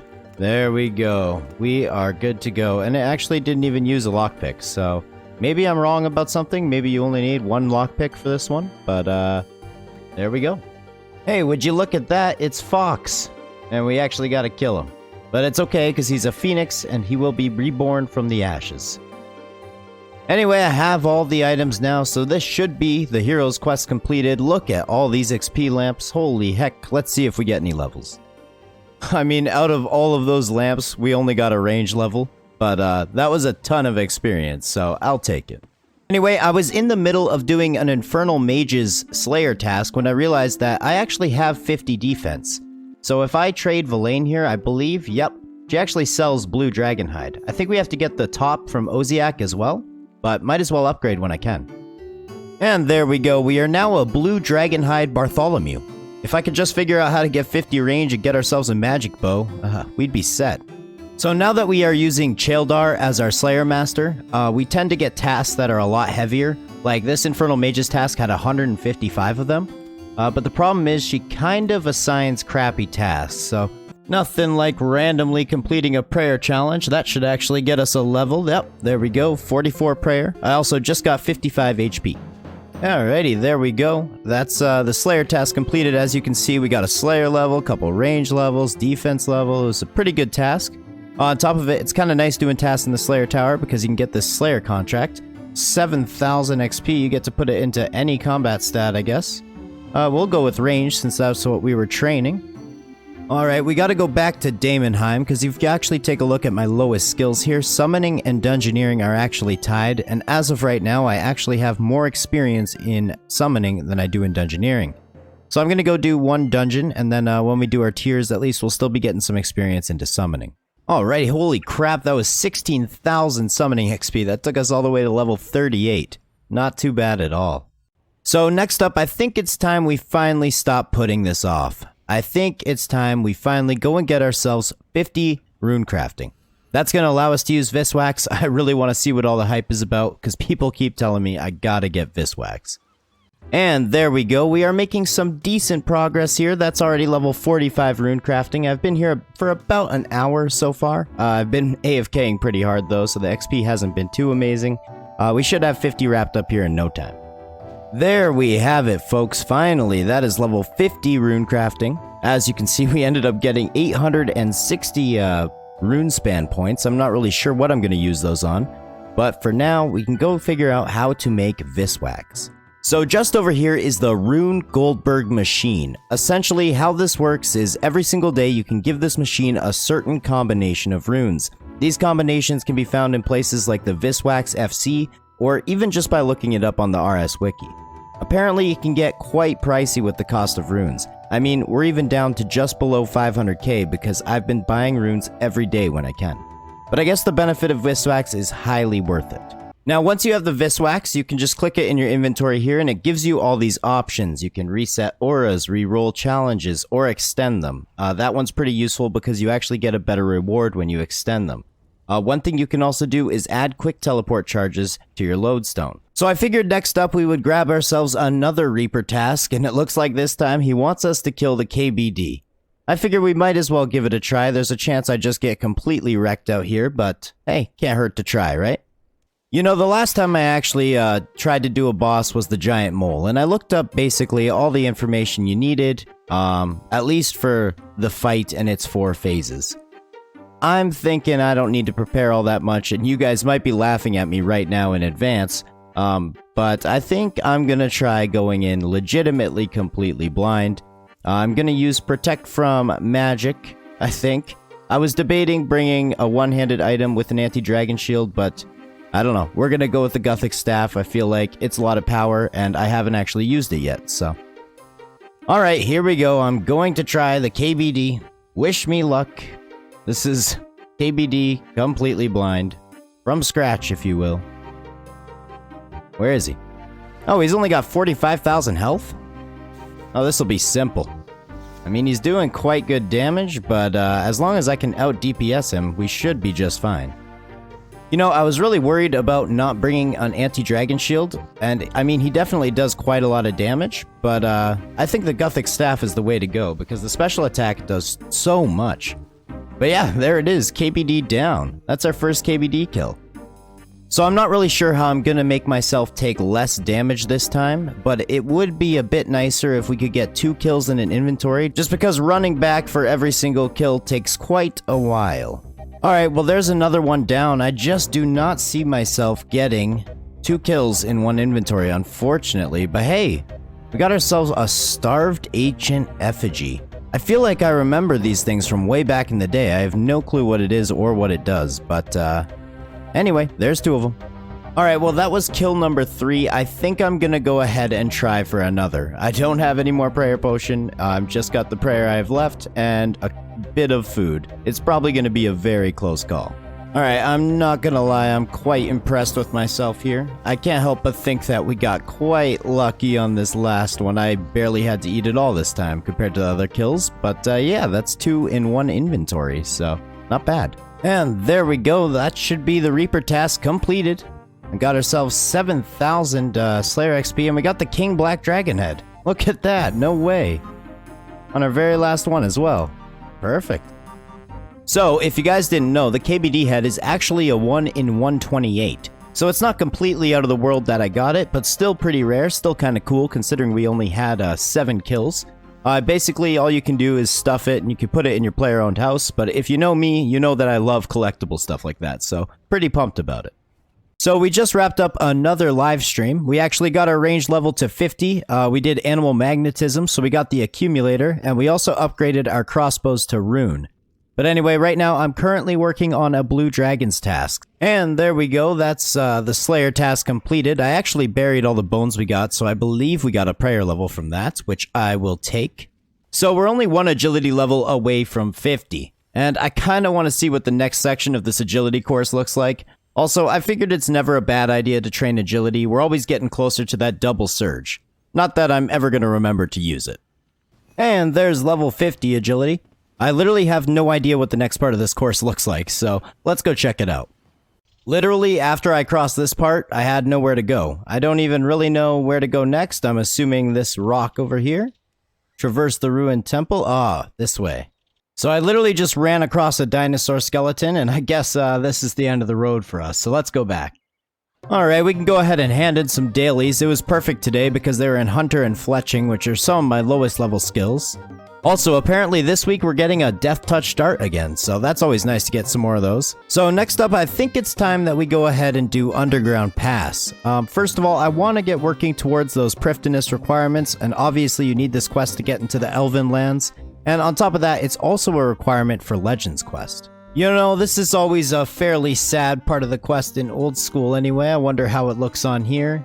I was gonna say it's a pretty brutal scene, and it seems they've kept it that way. It seems like they've done a really good job of keeping this area to have its kind of old school feel while also having very much so updated the graphics. You definitely feel like you're in some treacherous underground pass of sorts. Alright, so this quest right here is quite literally why I got the sure-footed aura. I'm not 100% sure if it's actually going to work on quests. It says only on agility courses, but for the next 20 minutes, we technically can't fail any obstacle. Alright, so I took off everything but my sure-footed aura. Hopefully that still is okay. Listen here, King Lathis, me and my Thestral have returned. Give me my quest reward. And there it is, 3,000 agility, 3,000 attack, 5 quest points. Obviously the Iban staff. Not too shabby. So I guess it's time for my favorite part of the day. I'm sure you can guess what we're doing here. We need to get ourselves another Reaper task. Let's see what we're doing this time. I'm not sure if it still can only be Mole and KBD. Either way, it's KBD again, so let's head back there. Alright, I think this kill here has got to be some kind of record. I did it in like 5 pieces of food. Yeah, that was an improvement of 27 seconds. Holy crap. Perfect. And that should be the Reaper task completed. Get ourselves another 7,000 experience. We actually got some pretty good drops this time around. Quite a few alkables, got some magic logs. I'm not sure if I was able to obtain those yet, so not bad. So quite a few episodes ago, I actually put off doing the rest of the Goblin quests. And here's why. For Death to the Dorgashun, the next one in the series, we actually need 2 full ham outfits. You might think, hey, you've already got one, but no. This one's missing the cloak and the logo. We need 2 full fits. So I guess it's time to put myself through this torturous process. And there's level 39. And we actually got a ham hood with that, so that's alright. But as you can see, we got the duplicate skirt there. I'm really hoping we don't even need to get to level 40 here, but who knows. Oh my goodness, I can't believe it. Well, just after that, we got the ham shirt. So I just want to make sure here. I have every single item. Yep. And then we've got the cloak and the logo, which we need 2 of. Perfect, look at that. And on top of that, we actually got 5 easy clue scrolls to go with it. I guess we can go do Death to the Dorgashun right now. Poor Zanuck, man, just trying to get some ranged XP, and then Bull had to go ahead and break and hit him in the head. Poor guy. I'm not gonna lie, man, Zanuck looks very silly in the ham robes. I'm pretty sure we get caught here, right? Oh yeah, here we go. Yeah, so this is actually the only possible way to do Tears of Guthix twice in 1 week. Kinda overpowered if you ask me. And there we go, that's the quest completed. It's actually kind of a pretty important one to get out of the way, just because it leads to so many other quests in the game. Let's see if these XP lamps get us any levels. I'm gonna go with Range for the combat one, and Thieving. Oh, so very close, but no cigar. That's right, boys and girls, we got ourselves the duck pet. We also got the Totally Quackers title, so I'm very happy about all of this. On top of that, during the live stream, we actually ended up doing all of my easy clue scrolls from In the Bank. So if you take a look at my inventory here, these are some of the more interesting rewards that we received. Lots of fortunate components for Invention down the road. So it's actually time to do some monthlies. Monthly Reset is probably one of my favorite times in the game. We've got the Big Oyster, God statues, as well as Troll Invasion. Let's see if we can't get any awesome loot, and on top of that, some decent experience. Alrighty, so it looks like we got 486,000 coins this time, and a lot of this is actually in alkables, which is quite nice.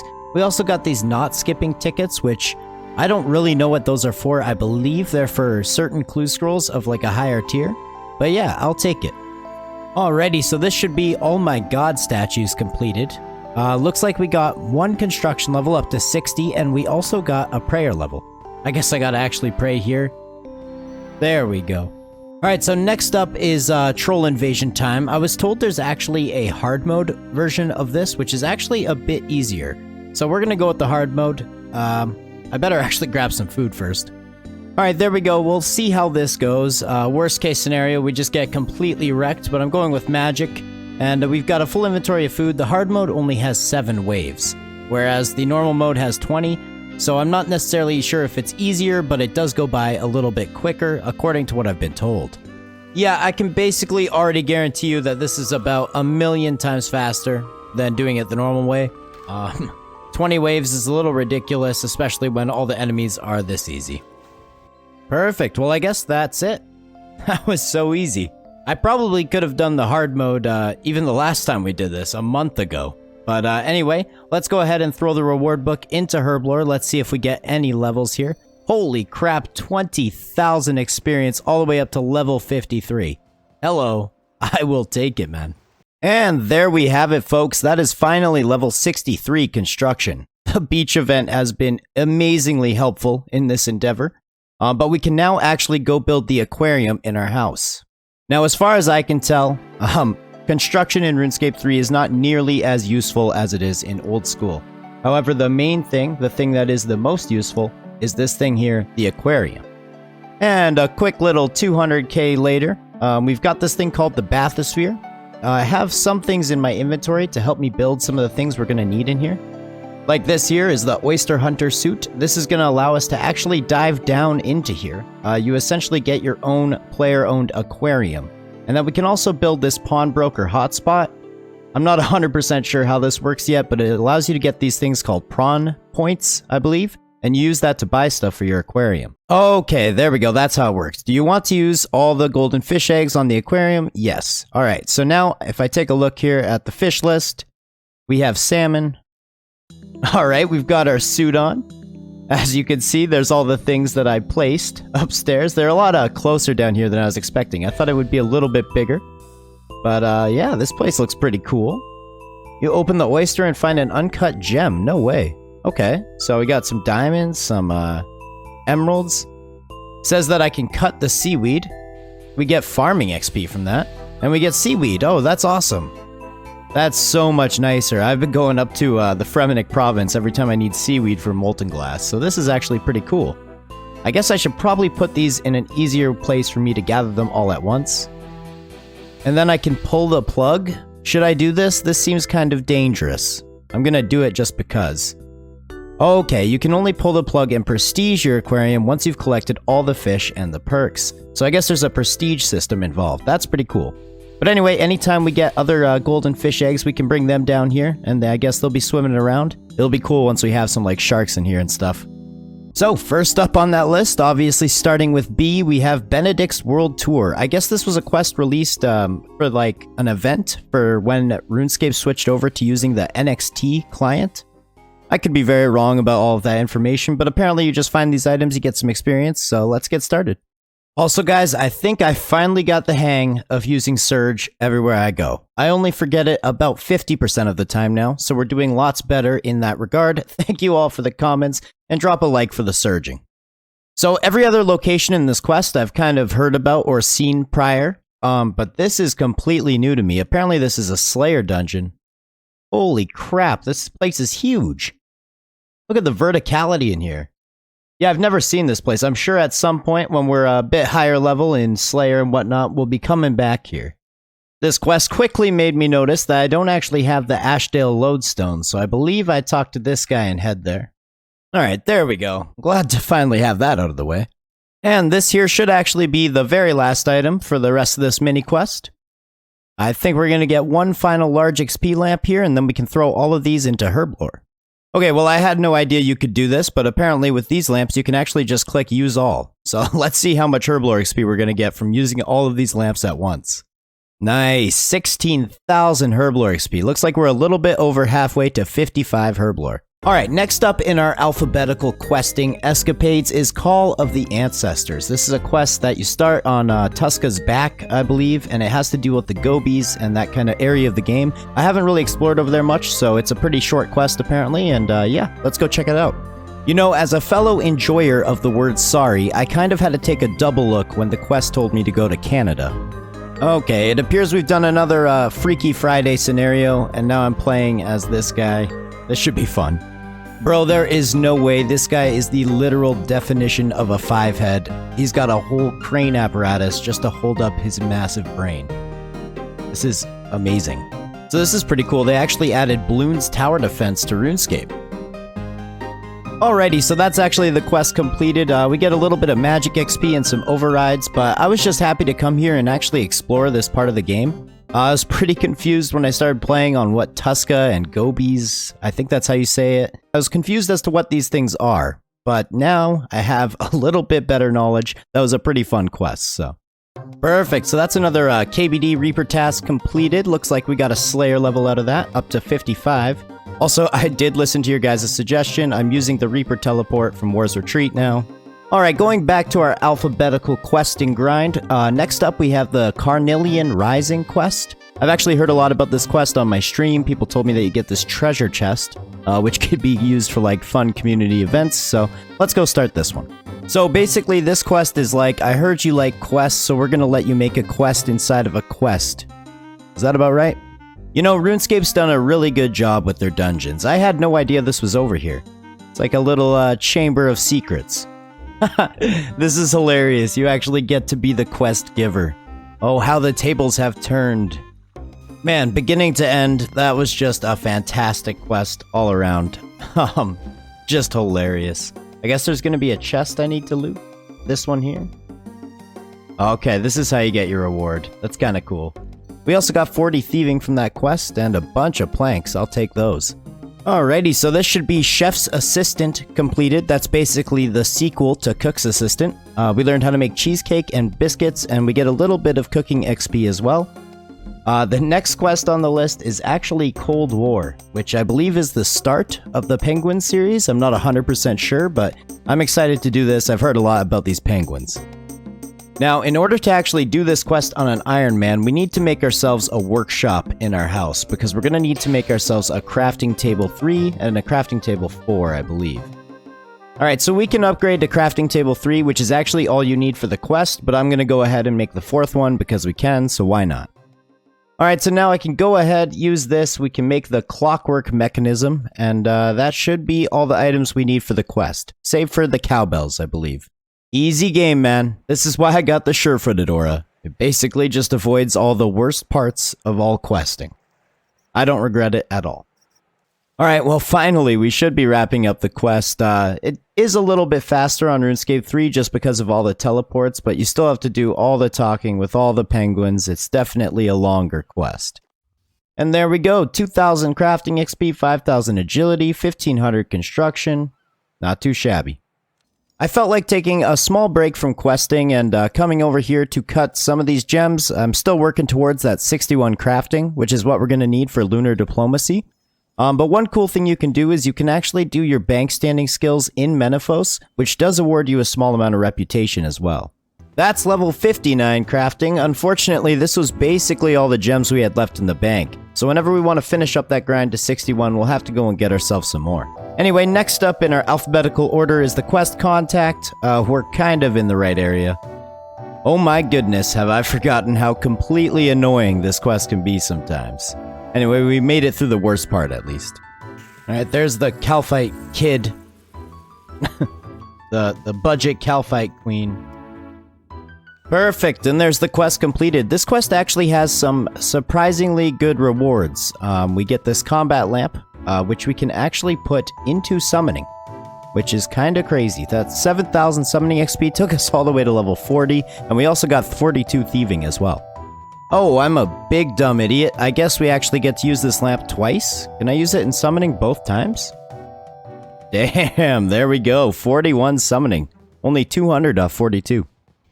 Alright, so I'm no doctor, but listen to this. We're pretty close to finishing up the C-section. Okay, anyway, Creature of Frankenstein, that's what we're doing next. I see RuneScape 3 hasn't quite updated these models yet. I'm sure it's on the back burner. Wow, that's ugly. And finishing up, I think we just have to pickpocket him, and this should be the quest completed. There we go. And now we have the Ring of Kairos, which I believe on RS3 is actually quite a bit more useful than on Old School. On Old School, the best part of this is actually the Experiment Cave, because it's such a good training spot, but yeah, there we go. You know, now that we've finished all the sea quests, I couldn't help but notice that we are missing Cabin Fever. Now we're actually getting pretty close in Slayer level to 58, when we can finally kill cave horrors and go for the black masks. In order to do Cabin Fever, we need to do Rum Deal, and in order to do that, we need to do Zogre Flesh Eaters. So I think that's what I'm going to work on now. Even if we can just knock the quests out of the way before getting the Slayer level, I'd be happy with that. Alright, let's see how genuinely difficult this is. The wiki doesn't really let up with how insanely tough this fight's going to be. I need to make my own composite bow, I need to bring prayer potions. It's a whole thing. Alrighty, so it looks like he did about 300 points of damage to me. Not bad. And there we go, that's the quest completed. Look at the absolute size of this quest reward, kinda hilarious. Any levels? Looks like we got a fletching level, so not too bad. Anyway, on to Rum Deal. I hope you're all ready for Big Dumb Idiot moment number 2. We actually need level 47 prayer. Now, luckily, we are only 117 experience remaining from that. So just bury a couple dragon bones. Oh my goodness, he's so inefficient, just burying the bones. And there we go, 47 prayer. I never thought I would say these words, but low-key with this draw distance, Brain Death Island looks kinda cool. Alright, well this should actually be Rum Deal completed. Fairly simple quest as long as you know what you're doing, but I think you actually get a ton of experience from this, looks like it. And we also get the Holy Wrench, which is going to be super useful for Slayer and PVM. Alright, all that experience, we got ourselves a farming level, I will take it. Alright, so just quickly getting myself some Ecto tokens, and this is actually going to be level 48 prayer from that. I should really do Ghosts Ahoy, but I mean, it's not too big of a deal. We can use the Ecto tokens to get in, so. Alright, we did lots of piratey stuff. We shot some cannons, we fixed some cannons, we hopped over their ship, we stole their treasure.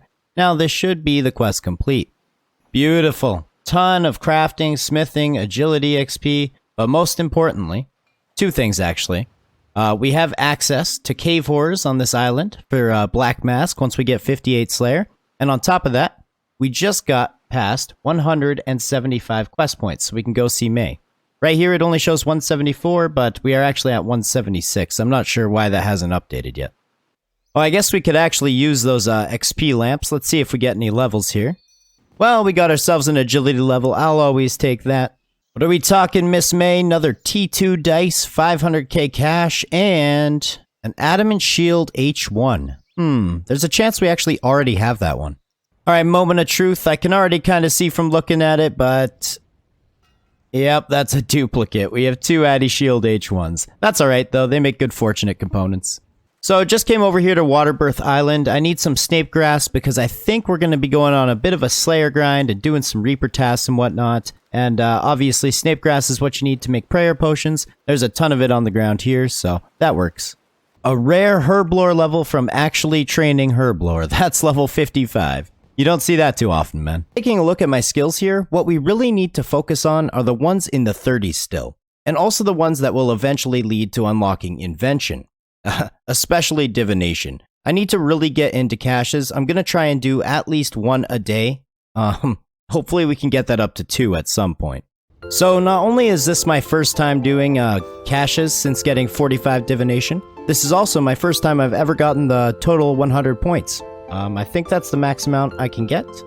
So we can go ahead and hit exit cache. Never had to do that before, always just got kicked out. Boom, 15,000 XP. That was 2 divination levels, almost 3. We're almost level 48. And on top of that, we got the Diviner's Legwear. Not bad. Finished off a Banshee task for our 51st Slayer task in a row. It got us to level 56 attack, which is pretty good, but I am kind of concerned that at level 60, we're going to need to upgrade to the Dragon Halberd. Now, I know I said no more questing, but in order to do that, we actually need to complete Regicide. Now, in order to actually do Regicide, we first need to get ourselves 56 agility. So, I guess it's time for a bit of a grind. So, a quick change of plans. Apparently at 52 agility, it's actually more beneficial to train at the Wilderness Agility course. So let's head over there and see how that fares. Alrighty, perfect. So that's level 56 agility. Now, I know it would have been a little bit better for me to use the Anachronia course just for the other benefits that it provides, but it's getting pretty late at night here, and I promised myself I'd finish Regicide, so I opted for the faster experience. First try, didn't even have to use Sure-Footed. That's what I'm talking about, man. Oh my goodness, it is finally time. This is a good lodestone to have. This is gonna help us out a lot, I'm pretty sure of it. And there we have it. That's Regicide complete. I guess that's considered a master quest. So we get 13,000 agility XP, 15k coins, but most importantly, we can wield and use the Dragon Halberd. So let's go pick one of those up right now. So it's just a whopping 325,000 coins, but it's actually completely worth it. Not only does it have a special attack, but on top of that, it actually deals damage to a wider range around your character from where they're standing, compared to the Rune Halberd, that is. I think it's safe to say that I am looking like an absolute champion at this point. The rest of these fools at War's Retreat have no idea what's going on. This guy is ready to take on the world. Alrighty, well, believe it or not, I think it is that time. Let's get ourselves a black mask. I'm hoping this doesn't take too long. And here we are. This will probably be our home for the next little bit. I switched my experience over to strength, so hopefully we can get that up to 60 strength to even it off with our attack. But yeah, black mask grind, commence. And there we go, that's level 60 HP. As you can see, we already got 52 strength as well. The drops here are actually pretty decent, so I mean, I wouldn't mind going a tad bit dry here. Alright, well that's one inventory completed. I'm not sure how many kills we got, but we nearly got 4 strength levels. And just a ton of loot, man. I think I got over 100k cash, bunch of charms, big bones, bunch of logs. Not bad. Okay, well, just a quick update for you all. We just hit level 58 strength. We might actually make it all the way to 60. I was going to actually show you guys a price check, but apparently when you're an Ironman and you put everything in the price checker, it only shows you the alch value, so that's kind of pointless. But, yeah, I'd say we're probably somewhere around the drop rate right now, so hopefully we get it soon. Hey, hey, hey, look at that! Is this as rare as it is in old school?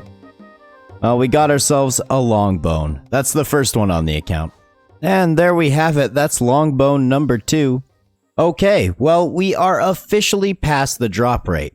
In the process, we've got 59 strength, 61 HP, over 400 teak logs, 70 renars, 700 big bones, and a whole bunch of other junk. Not to mention the 2 long bones. Oh my god! Well, boys, it's been a good stream. It's been fun. It's been real. But it happened. That was the risk we had to take. There was a chance the stream could end early. So, as you guys can see, we got it. This grind took us over 1,200 cave horror kills, which is more than double the drop rate. I was hearing horror stories from some people who said they went like 4,500 dry. Either way, this grind was a total success. We ended up with 63 strength, attack, and HP, all tied with magic for our highest combat skills. The best part is that we have retirement amount of Slayer points. That is 401, which is exactly 1 more point than we need to learn how to craft the Slayer helm. Now, I normally hide my helmet slot, but this is looking good, man. What a cool looking Slayer helm. Alright, this should actually be another Reaper task completed. We're not going to get ourselves a Slayer level, but we are getting a unique. Okay, not quite. Anyway, I think it's time we return to Archaeology. This time with the help of the wiki and my little bit of knowledge, hopefully we can make some serious progress. I don't like this skill being stuck at 36. I feel like I've been putting it off for too long, so let's get started. This time I've kind of thoroughly read through the wiki, and I understand what I need to get now, using the leveling guide on there, so I think it's going to be a bit easier for me to progress in this skill moving on in the future. But I'm going to spend the whole day today doing Archaeology, so we're starting at level 36. Let's see what level we get to. Okay, so I should be all caught up on the collections for the first dig site now. I just need to go hand these all in to their respective collectors. But then we can head back to the Infernal dig site and begin working on whatever else we might need there. Alrighty, so I just got 40 Archaeology. I also got these 2 pieces here, so we're going to finish off those Erosion 1. Reason being, I actually need to get the Qualification Assistant in order to move on. So we're going to need to restore some more artifacts and obviously finish off this collection. Oh my goodness, that's another Tetra Compass piece. That's our second one now. I've been told that I was quite lucky on the first one, so I'm assuming I'm still getting lucky on these.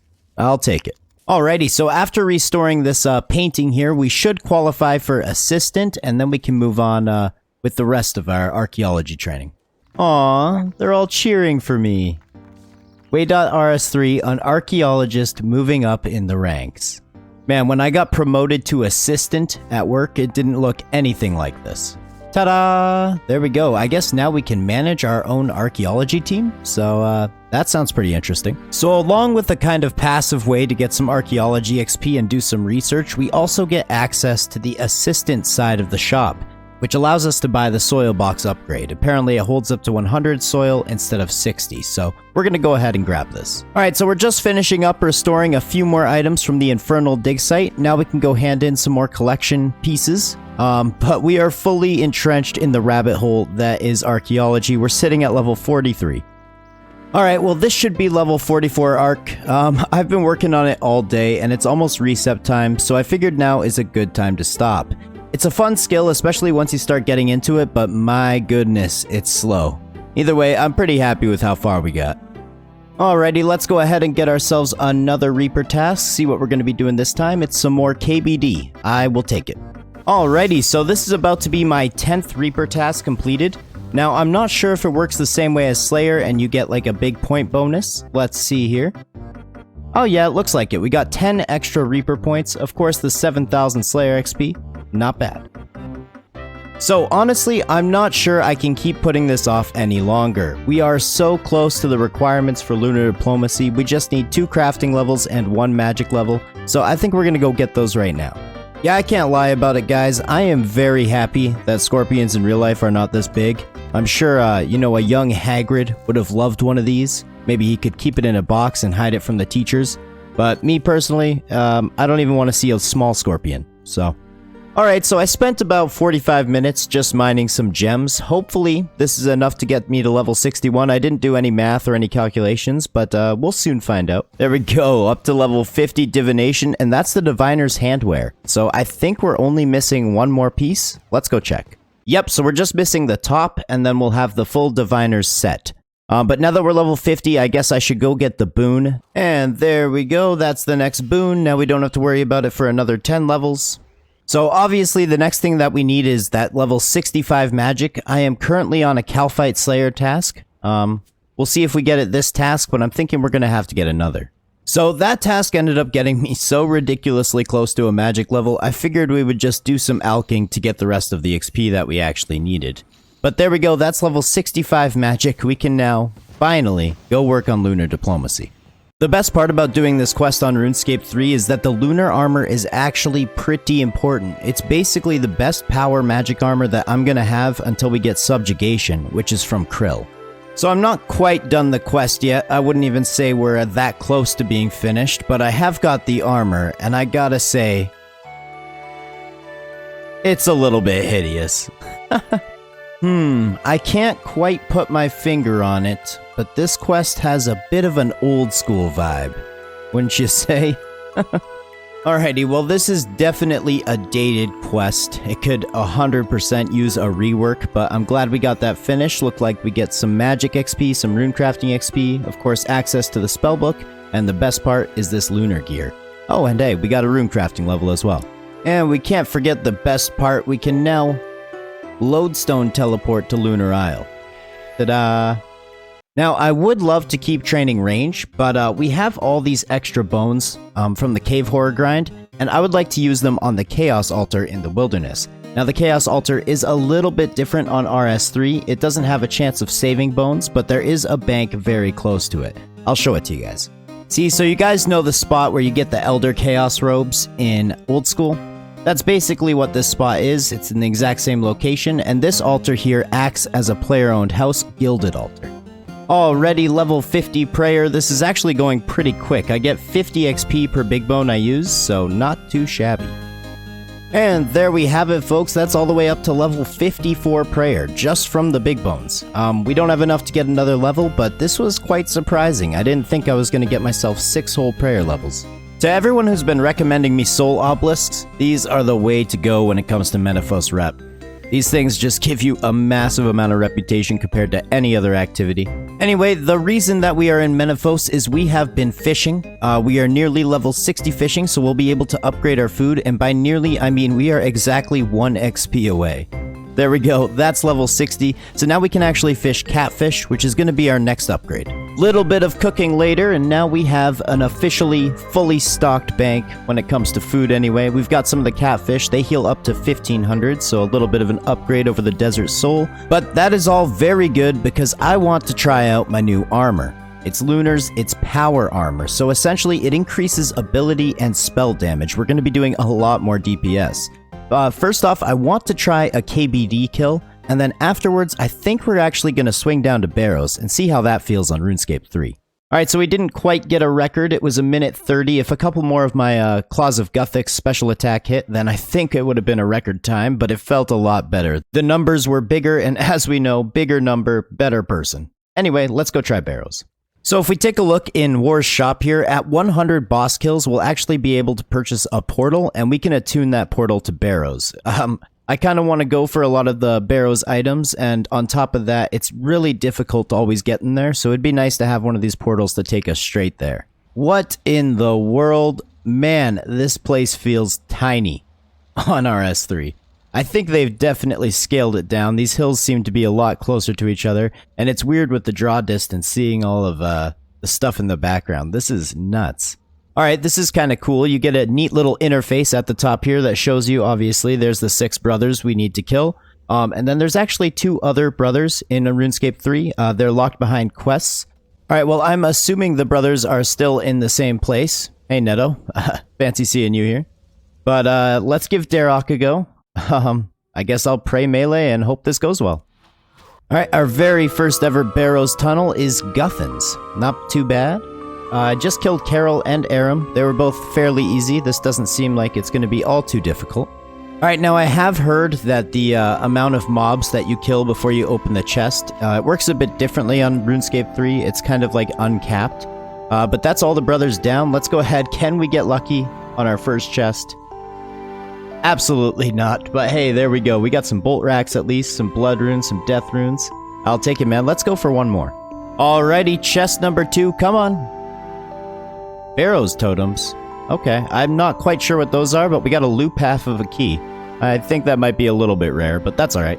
So, picture this. You just finished writing Waydot a comment about how he doesn't need 100 boss kills to attune one of the portals to Barrows.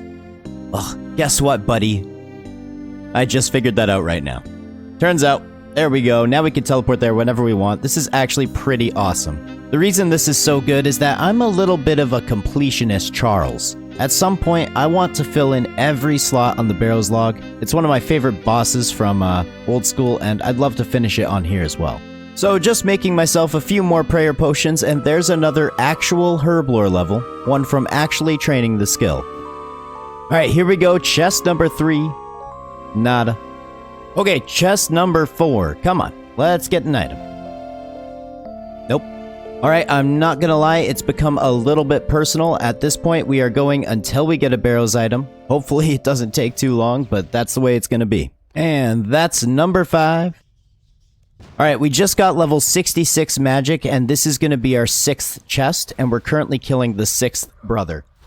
If that's not a good sign, I don't know what is. Alright, moment of truth. The 6s... No, of course not. Lucky number 7. Hello, Verax Brassard. There we go.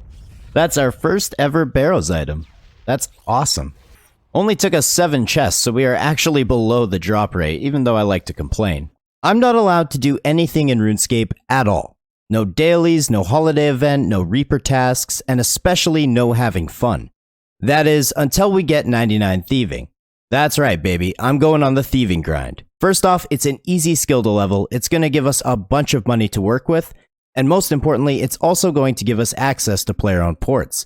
Now there's going to be a couple quests I need to do in order to unlock safe cracking, but we'll worry about that when we get there. Now the first part of our grind, as I'm sure you guys will remember, is these doors over here.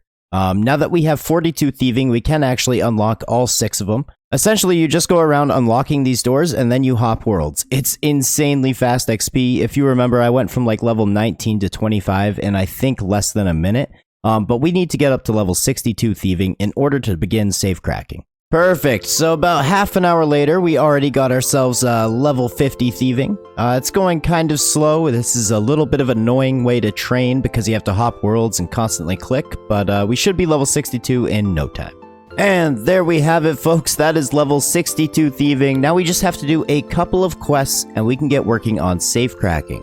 So the very first quest we need to do is called From Tiny Acorns. This is a very quick quest. It literally has like 10 steps. I guess it's just a mini quest, so let's get started.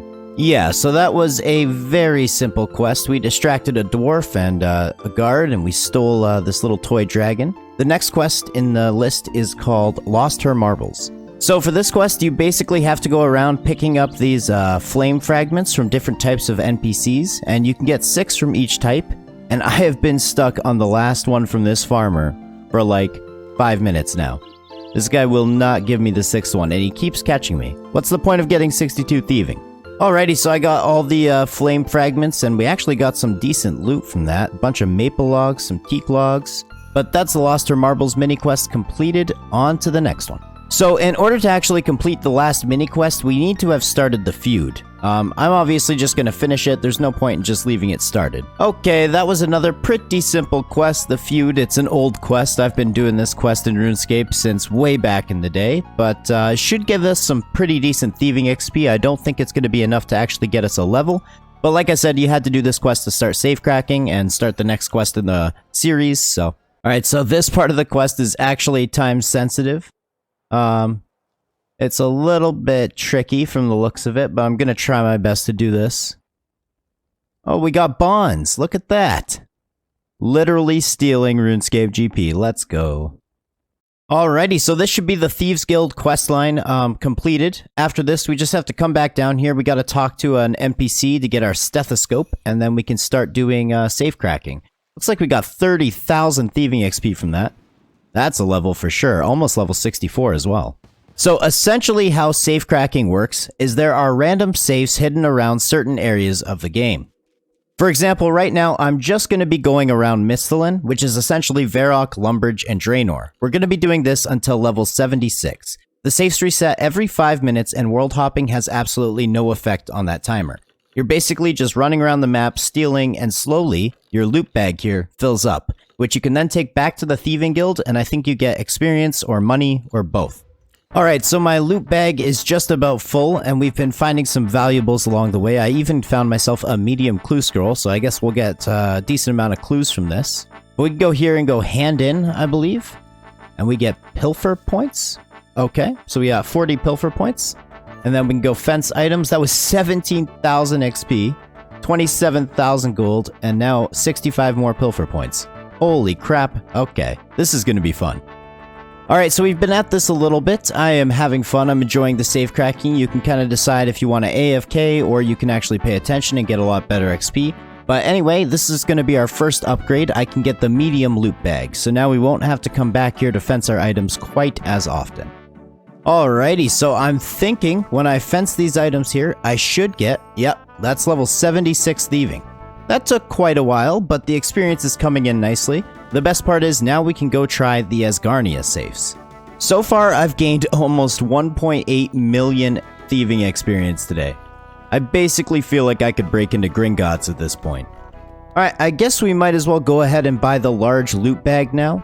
It's not super necessary, you don't have to come back here very often, but we are going to get some bigger XP drops, so that's going to be kind of cool. And there it is, folks. Level 83 thieving. That means we are finished in the Asgarnia region. We can now move on to Kandarin, which will be the last kind of region of safes. We'll stay there right up until 99 thieving. Also, this large looting bag is taking forever to fill. I'm super excited to see the kind of XP drop we're going to get from that. So, as you guys can see, I just got myself level 90 thieving, which is sort of a big deal. Essentially, it means that I can unlock some very important endgame content.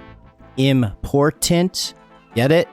Anyway, it's player-owned ports. Now, I've been told this is extremely confusing, and I'm gonna have a bit of a tough time figuring it out. But we might as well jump in here and take a look. Alright, so I completed the tutorial. It doesn't seem too insane. I guess we need to name a ship. Alright, we are the HMS Unwanted Roger. I don't know, guys. That's the name of my ship. Anyway, I guess we can go ahead and send some more ships out. I guess I could take a look at the voyages. Alright, well, good to know. Maybe you guys in the comments can leave me some tips about how to do player-owned ports. I'm probably going to have to go and read a guide on this and really figure it out. But hey, I'm glad we have it unlocked. So you know when you train a skill for just way too long, you start finding some funny stuff. Like, watch this. I've been doing this for way too long, man. I'm probably losing so much experience here, but I just love this animation. Alright guys, well after many hours of grinding, we are finally coming to an end. Level 98 Thieving, we're sitting at around 7.6 mil. I just want to give a quick shout out to Payross here. He's been chilling with me, he's doing the exact same grind. But yeah, tomorrow on stream I'm gonna get the 99. Boys and girls, we've been working for 2 entire days on this skill. Shout out to everyone in the stream showing up. But it is time. Our first 99 on the RuneScape 3 Ironman. Thieving. Ta-da! Thanks, guys. Thanks for showing up. I appreciate it. That's right, folks. A little over 7 minutes into the episode, 99 Thieving. Along the way, we unlocked both the Stethoscope and the Master Lockpick. We got ourselves about 7 mil in cash, and we also unlocked player-owned ports. Another side bonus is this cape is actually my best in slot for melee and possibly ranged as well. Anyway, next up, I want to get into the Warriors Guild. It's Defender time, and currently we're only a couple levels away from that. What the hell? I was just doing a Abbey Spectre task, just trying to get those melee levels up, and we got a Ghost Hunter goggles. I'm not quite sure what these are all about, but they're glowing, and I will take them. And there we have it, folks. That is 65 attack and 65 strength, which just so happens to be the exact levels we need to get into the Warriors Guild. Alright, now just before we head on in there, did you guys know that about 100% of the people watching this video right now are not currently subscribed? Alright, okay, we got 4,000 tokens. Here's to hoping we get a little bit lucky. Yo, what? They made these Cyclops full-on goofy in RuneScape 3, man. What is going on here? Look at the faces on these guys. Oh my god. Alright, that took like no time at all. We already got the bronze one. And there's iron. Steel. Literally like a couple kills later. Black. Mithril. Alright, I kind of feel like this is going a bit too fast. That's Addy. Bro, what the heck? I didn't go dry on a single one. I'm kinda thinking that the 4,000 tokens may have been a little overkill considering it only took me 400 of them to get the Rune Defender. Okay, I'm just a complete idiot. Apparently, on RuneScape 3, you just stay at the Cyclops' upstairs. You don't go downstairs to get the Dragon Defender, so who would have thunk it? And there we have it, folks. That's the Dragon Defender. This is actually really good for us because whenever we go back to Barrows, as long as we have the Dragon Defender in our inventory, we have a chance at getting the Corrupted Sigil, which is used to make the Barrows Defender, essentially upgrading the Dragon one to tier 70. So next up, I would love to try and do some Croesus. I know very little about this boss except that it's a skilling boss and it's extremely beneficial. I was told by some clanmates that I should have at least level 60 in mining, woodcutting, fishing, as well as hunter. The only one we're actually missing is Hunter, so we're headed to the beach to get a few levels. Alright, well, when it comes to Hunter XP, the beach event, well, it's slow. Het's Oasis, well, that's just actual garbage XP. So we're back to catching birds. That's what we're doing again. And just a little while later, this should be level 53 Hunter, which means we can actually now go try and catch some Chinchompas. I think they're going to be a little bit better XP to push us towards 60. Okay, so quite a bit of time later, and that should be level 60 Hunter right there. This grind took quite a bit longer than I was expecting, if I'm being honest. I didn't realize Hunter was so slow, but hey, we got it done. Alright, well these guys have spent about the last 10 or 15 minutes teaching me how Croesus kind of works. I think it's going to be a complete shit show once I actually get in there, but this is just a little bit of learning, just for fun. I don't plan on really farming out this boss, but everyone's been recommending me to come here and check it out, so I'm pretty excited. It should be interesting anyway. Bro, yeah, I get so many dead clicks. What the fuck is going on? Oh, You have to that's spell just it. rooted as well. Oh, you have feet. I'm gonna die here. Oh, restore. Okay. Motherfucker. We are very bad, Waydot. We're gonna have to go. I'm also short one hunter Unless on for the 18. woodcutting. I'm just gonna avoid attacks. Except for that one, I'm not. Yeah, we don't have any statues up. Yeah, it's a failed kill. Oh well. Oh, good. And Gunner gets the... So, as you guys saw there, the first attempt was a little scuffed. I was still trying to understand the attacks. I was using Sus Alerts, which is an add-on for Alt-1 that helps with the timing of the attacks. However, I was still getting a little confused. Towards the end, I started feeling a bit better, and even though the first one didn't work out, we decided to go for another. When you get to the part where you're actually repairing the statue, it's pretty nice. You get a ton of construction XP. Unfortunately, everyone else already had their statue repaired, and I was just trying to avoid attacks, but we ended up getting there anyway. The mechanics for the boss are actually fairly simple once you understand them. However, I'm still pretty underleveled for Croesus, so we'll come back here in the future and learn some of the other roles other than just Hunter, which is what I was doing. Anyway, that's the first Croesus kill on the account. Alright, so I go ahead and open it. Let's see. Holy shit, 1.6 mil. Just want to say a massive thank you to these fine gentlemen, Miff, Gunner, Crosoy, for showing me the basics. Oh, and you too, Belagast. You were there in spirit. Alright, so next up, people have been bugging me to get my smithing up to 60. It's going to be good for making all the tools, and obviously we're very close to level 60 defense. So I think now's a good time to go work on that. So first off, I'm going to go finish up my Slayer task. We'll see if we can't pull off that 60 defense. Alright, well, just working on that 60 defense, but looky here. We got ourselves another black mask. Of course, this one only took like 300 kills since our last one, but hey, it's whatever. I'm not offended. I'm gonna need so many rune bars for this, but it's kinda nice. Now I can come down into the mining guild. Apparently you get a boost down here. I don't quite know what it does, but at least there's runite as well as luminite just around the corner there, so... Man, smithing is starting to get to the point where it takes quite a while to train. I know I shouldn't be complaining at level 58, and it's about to get a lot slower in the future, but man, I've been working on this for quite a while. Anyway, we should be 60 soon enough.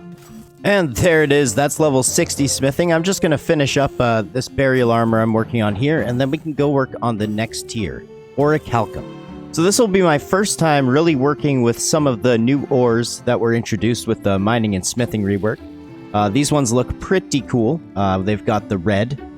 So I'm interested to see what all the tools look like and everything. Alright, now we have the ore box as well as the pick. Now, once I upgrade the pickaxe all the way, we'll be able to go back and mine the rest of the ore that we're going to need. Alrighty, so just took a quick break from smithing to get one of these Gathixian caches. That was 22,000 XP, taking us to level 54. We've basically got the full outfit. Apparently there's an attachment for the headpiece. I'm not 100% sure if it actually helps when you're doing caches or if it's an active training thing, but I figured I'd bring the outfit anyway. And there it is, boys. The full set of +3 Orichalcum armor has been completed, along with the tools. Now, ideally, we won't actually be using this set for all too long, because with 60 defense, we can now grind out dragon armor, which is better because it's power armor, which is almost always what you want to be using for most activities. But either way, we are now in Orichalcum, Orlando. As you guys can see, we did end up getting the sigil. The only piece we actually need now is a melee weapon from Barrows to attach it to. We currently have 4 Barrows items, 2 from Aram, 1 from Varak, and then obviously the sigil. And we've done a total of 45 Barrows chests, so we're a little bit better on the drop rate for the sigil, but the other pieces pretty much on par for drop rate. Also, from that Barrows grind, we did end up with 70 magic, which is quite nice, which means we can actually wield this book. Oh man, that thing looks so badass. What the heck? Anyway, folks, I think I'm going to spend the rest of today working on some dungeoneering. We tried to do some group dungeoneering on stream, but unfortunately, I just don't know enough about this skill to really get into it. But I would like to learn more about dungeoneering. It's currently my lowest level skill at the moment, so I'm just going to send it for the next few hours today and see what level we can get up to. Alright, that's the first one done, 124 tokens. I would really like to get myself the Bone Crusher, however, that is unfortunately 34,000 tokens. We'll see how far we get today. Alrighty, there we go, that should be level 45 dungeoneering already. Right now I'm actually just running some medium floors because I'm kind of getting close to where I'm going to have to reset soon. Alrighty, so after this dungeon, I should be level 50 dungeoneering, if not even a little bit higher. Let's take a look here. Yep, all the way to level 51. I guess for now, I'm just going to keep on going. Okay, well, after about 4 hours of dungeoneering, solo, I think that's enough for me. I'm not sure how many tokens we ended up getting, but we got all the way to floor 25. Once we got to floor 18 is when I started doing the large floors. So that was a lot. Oh, level 54 dungeoneering, by the way. Pretty close to level 55. Okay, so we got 14,000 tokens. Still 20,000 away from the Bone Crusher. I learned a lot about Dungeoneering. I was starting to get pretty quick towards the end, so that was pretty fun, but I'm just about done with Dungeoneering for the moment. Okay, looks like we got 10 more barrows chests for our Reaper task. I am always down to do some more barrows. As you guys know, I really want to get that collection log completed, so let's go do that. Alright, that's 50 barrows chests in total on the account. Not too shabby. And there's level 71 magic, slowly working towards that Vanquish, which is tier 75. Alrighty, so this should actually be the last chest here for the Reaper task. Yeah, looks like we didn't get any good loot this time around, but we got 7,000 Slayer XP, and on top of that, we got a magic level and an HP level, which actually brought our combat level to 90. Now, this is pretty good because it means we won't have to use Chaeldar as our Slayer Master anymore, and her tasks were just awful, so. But the first thing that we actually need to do today is to move our house to Polnivich. The reason being, now we can use the girl there as our Slayer Master because we're combat level 90, and this is going to allow us to get to her a lot faster. Oh, and another thing, I actually just wrapped up a stream not too long ago. We ended up getting 2 more Corruption Sigils. This is actually okay, we're going to need 3 in total, and I guess they're really good for undead components later on. But on top of that, we also got ourselves to level 60 Dungeoneering. That was all from solo. We're still about 10k tokens away from the Bone Crusher. Now, if you guys remember from last episode, we've been doing an absolute ton of fishing trying to get that Squeck pet in Menaphos. And that's led to thousands, literally thousands of raw food.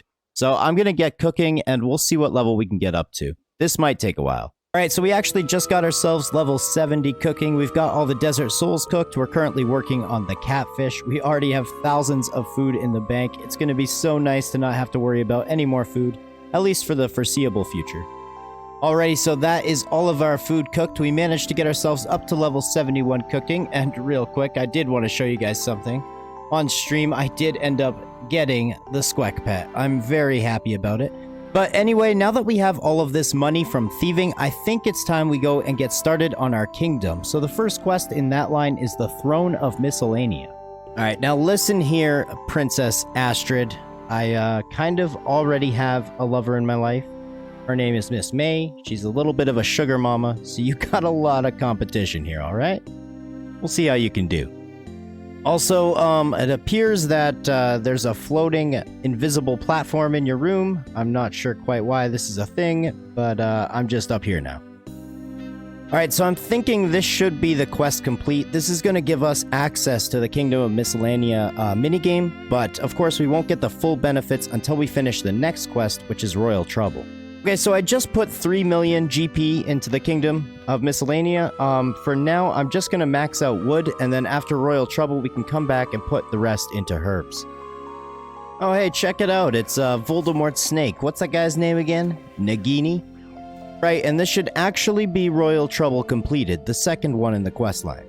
Slayer all the way to level 64, not too bad. Let's go ahead and put the rest of our resources into Herblore. Anyway, I think for the time being, I'm going to go work on some archaeology. It's been a while, and somehow this skill is already lagging behind again at level 44, so. Alrighty, so we're just finishing up the pieces for the next collection. We also got ourselves level 45 archaeology. We're already off to a good start.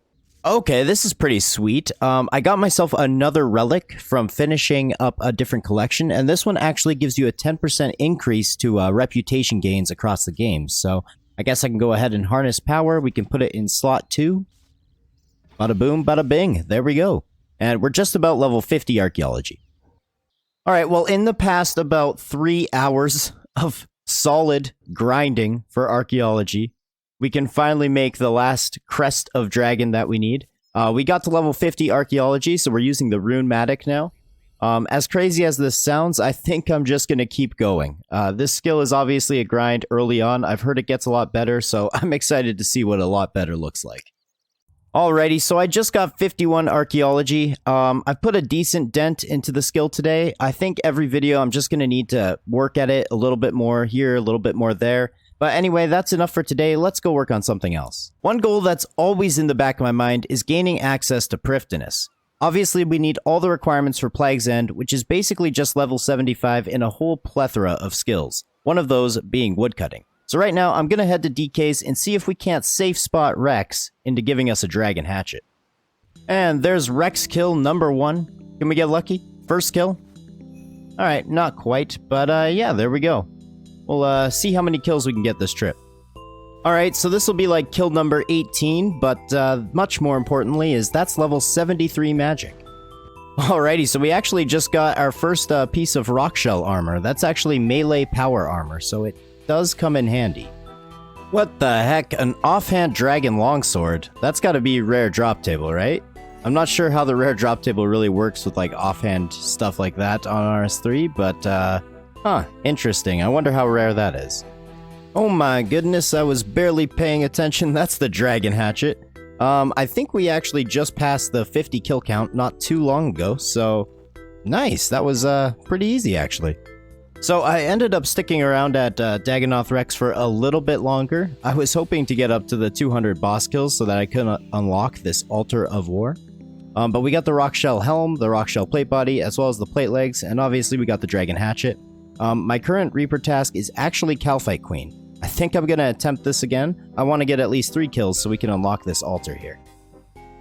Alright, so it looks like we actually are able to kill the Kalphite Queen now. That was not easy, though. That was not easy in any sense of the word. That was fairly difficult. Gave us 100 blood runes, though, so that's not a bad drop at all. But I think I'm actually going to change my Reaper task. I don't want to be doing this just yet. And there we go, that's 200 boss kills, so we can go ahead and buy the Altar of War. Now we can use this to recharge our prayer, so we won't have to teleport to the monastery all the time. So there's a quest that I really don't want to do. But in order to train woodcutting, I would like to get the Lumberjack outfit. It's going to give us a 5% XP boost overall, so it's a really good investment. And in order to get the Lumberjack outfit, the best thing is the Berg de Rot Ramble, or whatever the addition to the temple trekking minigame is that you get as a reward from Darkness of Hallowvale. So that's what we're going to work on right now. Mire Ditch is the worst place in RuneScape. Prove me wrong. Although it is cool to zoom out and see all of it. Well, thank goodness. This is going to be the quest complete here. I completely forgot how tedious Mire Ditch is, so I'm very happy that we got this over with. And hey, that actually gave us an agility level, so not bad. So I'm just currently doing some temple trekking. We need to get Rolane Twicket here up to level 20 so that he can start seeing what's ahead on the paths. But I thought this was a bit of a familiar area. I think we all saw this in a Swamp Man video once upon a time. Jeez, finally, man, after hopping many, many times, we finally get to one with the zombies spawning. I've had 2 now that had no zombies, so... Alright, come on now, this has to be a joke. This is literally my 4th world in a row, my 4th bridge event that didn't spawn zombies. Oh my goodness, finally. Alright, I feel like once we have the first piece, the other ones are gonna come a lot quicker now. That's how it works, right? So, as it turns out, that's not quite how it works. That seemingly took forever, but we do have the full set now. That's a 5% boost to experience when worn, so very happy about this. Oh, interesting. You give me the Dagganoth King task after I get my Dragon Hatchet. Well, that's okay. There's still some things I want to get from them, so...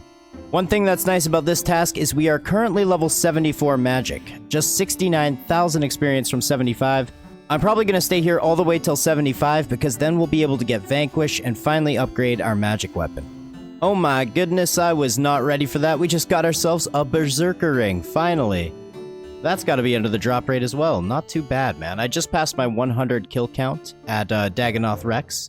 I think at some point in the future you need like 10 of each ring to upgrade some future ring, but this is actually an upgrade for my melee setup.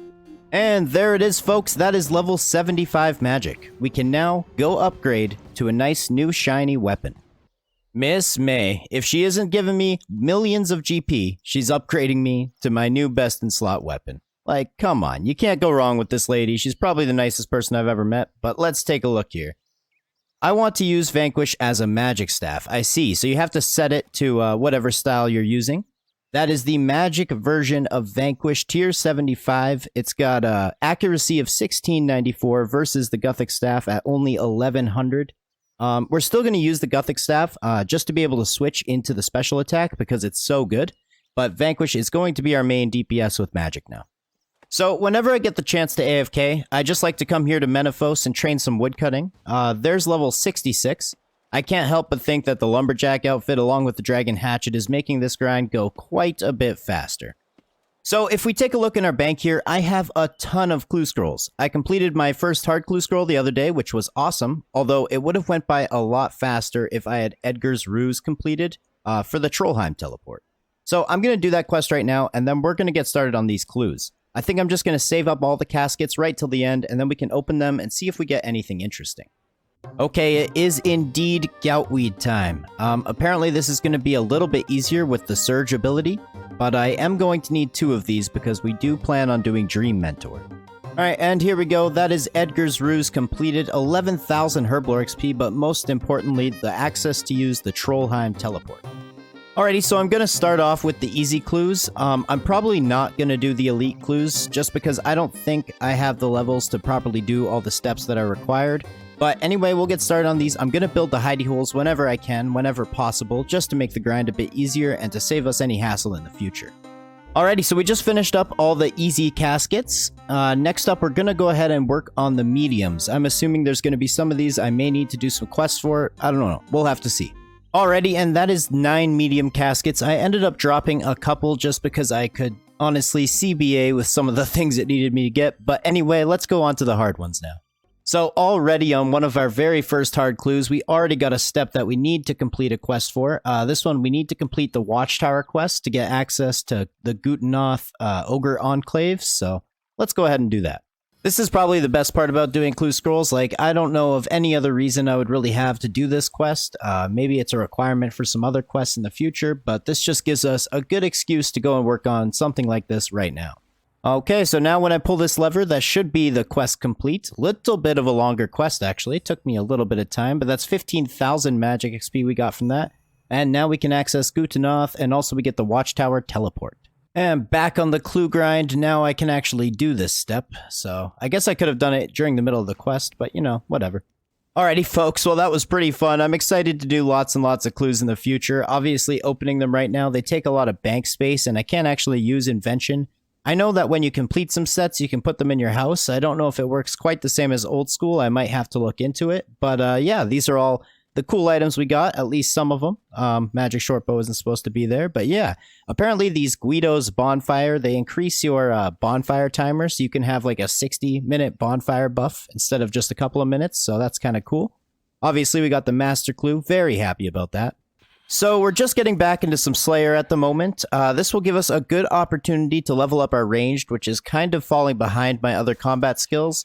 And on top of that, this is going to allow us to try out the new Slayer Master we got, Sumona from Polivniach, so should be good. And speaking of which, that's already level 65 Slayer. Any unlocks from that? Ooh, Dust Devils. Alright, cool. What is he doing over there?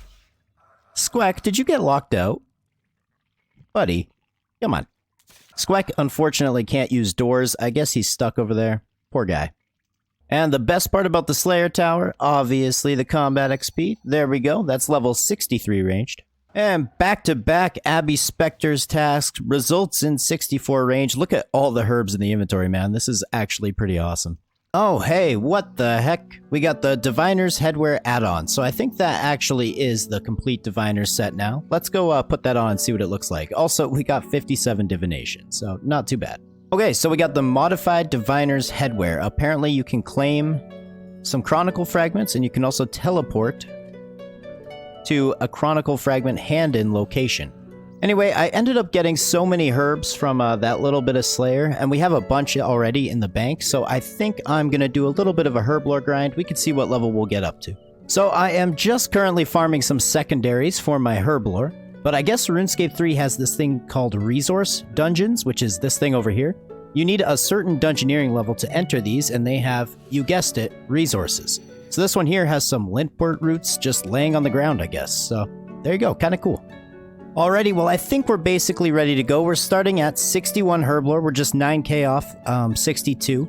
But herblore is a notoriously difficult skill to level up on an Ironman. We're going to use basically all the herbs I can possibly use right now. There's level 62.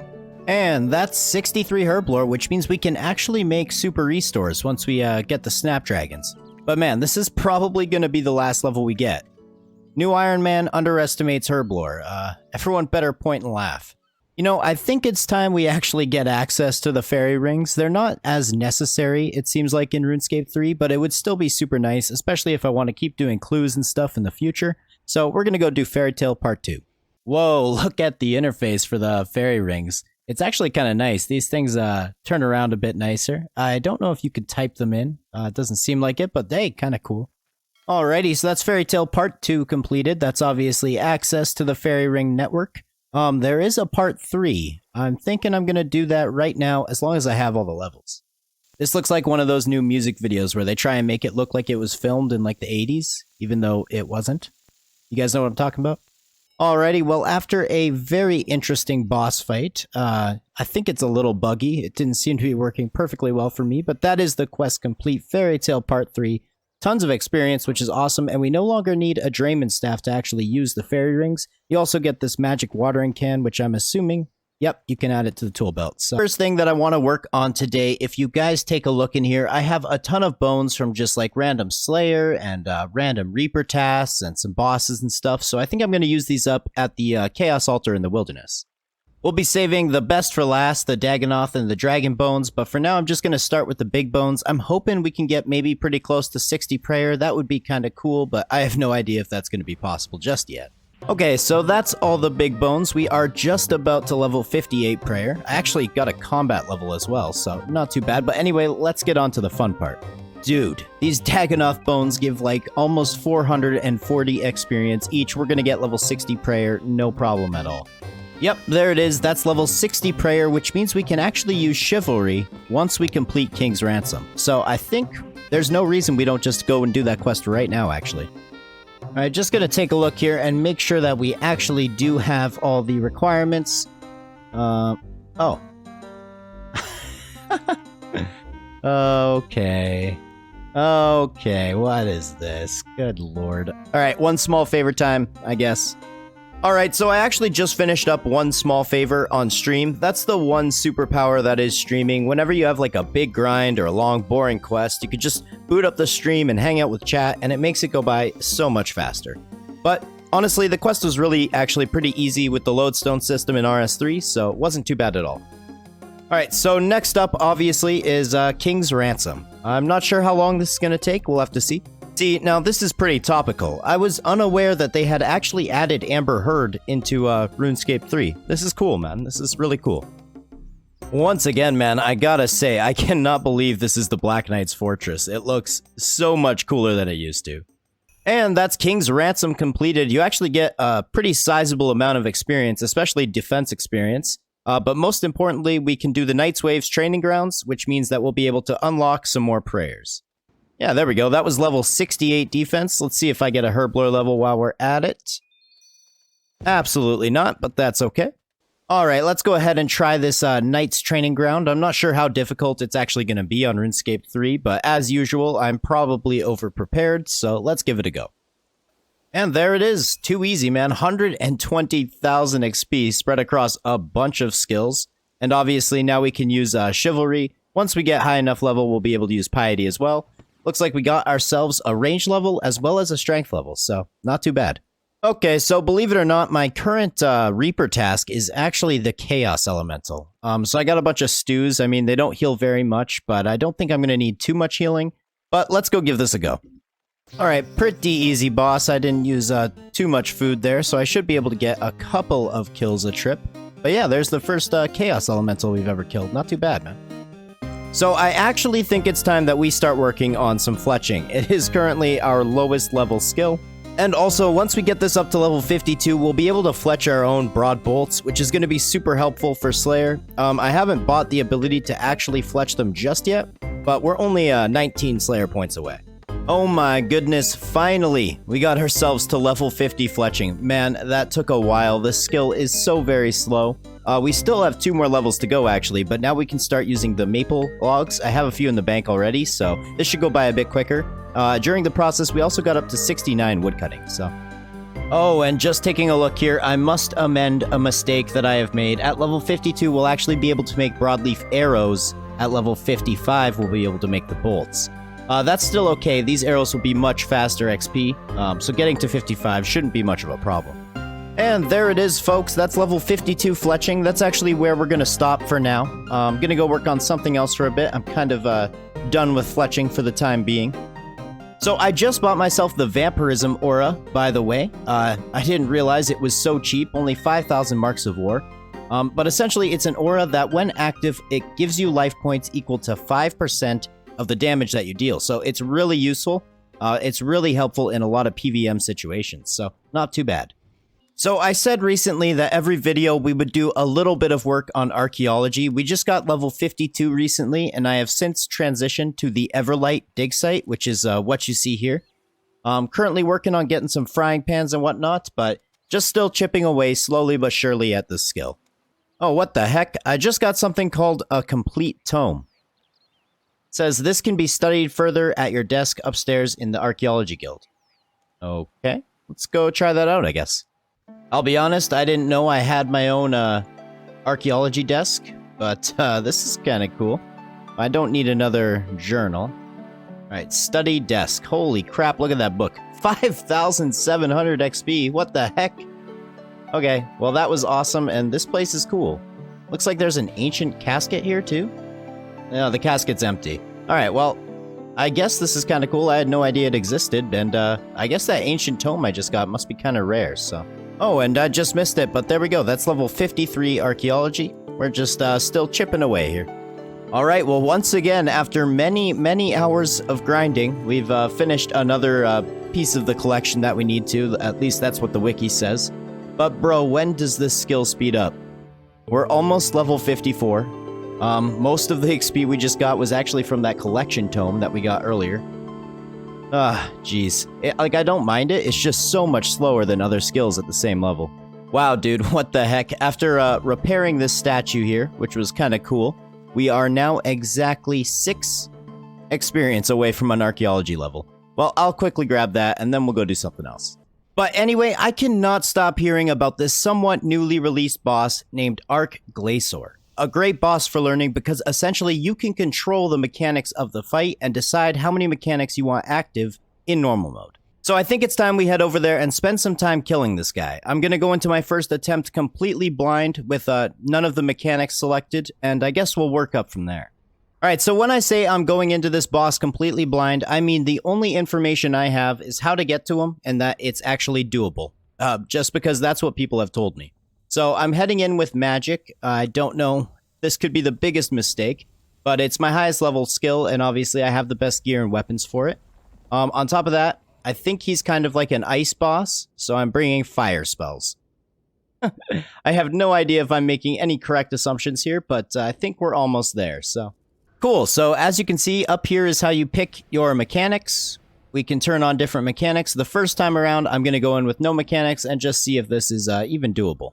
Alrighty, so I'm just now realizing that I forgot my Gothic staff for the switch, but you know what? Let's just give it a try. Alright, well, so far it looks like magic wasn't actually a mistake. It seems to be doing okay damage. Alright, well, it looks like we just about got him. There we go. Archaeology defeated. That was very easy. I'm definitely interested to see what this looks like when I try some more mechanics. Bro, you get so many blue charms from this. We get some more of this anima stuff. I'm unsure of what this is. Crushed nests and Hydrix bolt tips. Dude, not bad. Alright, well, I don't really know which mechanic is best to turn on first, especially for learning, but I'm going to go with Pillars of Ice because it sounds the most easy to understand, so let's give this a go. Oh my goodness. Okay. So he definitely has more health now. Last time he had only like 60,000, now he has almost 100,000. Alright, well, I think I did it right there. That was 10,000 XP, holy crap. But yeah, that was a lot more difficult with those beams. I think I kind of found out how to avoid them pretty easily towards the end, but yeah, let's go restock now. Alrighty, well, call me absolutely crazy, but I'm gonna try kill with all 5 mechanics. I've done a bunch of the mechanics a few times. I've learned how to use my shield swap and to resonance the beam. But he's going to have a ton of health with all the mechanics. I'm going to use my penance aura. We'll just see how this goes, man. Alright, well, that didn't go too well. There's really only one mechanic that's actually stopping me from killing him, and that is the exposed core, because it's basically a DPS check, and I just don't have the DPS to get through it, unfortunately. So we're going to try at least these 4 mechanics here. Man, we got so close on Firemekings. A couple of times we got 50,000 HP, 40,000 HP, but he just has too much HP for my DPS to outlast him. So we're going down to 3 mechanics, not really because I don't understand the mechanic, but more so just to lower his HP a bit. I would like to get a kill at 3 mechanics. I think this is doable. Well, that was it. Man, the 3 mechanic kill was way easier than the 4 mechanic. I mean, he has like almost 100,000 less health, but look how much food I had left over. Holy heck, that's a lot of dragon stones. That's pretty awesome. Well, overall, I have to say this boss was a ton of fun. I'm excited to get really grinding that boss later on in the future. I'm excited for when I can actually do all the mechanics and maybe even one day try the hard mode, which I'm sure is just insane. But yeah, I'm very glad I went and tried that out. That was a fun boss. RuneScape 3 really knows what they're doing when it comes to making engaging and fun PvM encounters. So considering that we're at 198 quest points, I think now is as good of a time as ever to go ahead and do Dream Mentor. We have all the requirements, including the gout weed that we got from Edgar's Ruse. And as you can see here, this quest actually gives you exactly 2 quest points. So let's go get it started. It's been a long while since I've done this quest. It is such an old quest. I'm thinking these guys aren't going to be too difficult to kill on RuneScape 3, but we shall see. Nice white square. That was awesome. Anyway, this here should be the quest complete Dream Mentor. We're going to get a decent amount of combat XP from this. I think I'm going to get an HP level. Yep, level 73. But most importantly, we got some new lunar spells and 200 total quest points.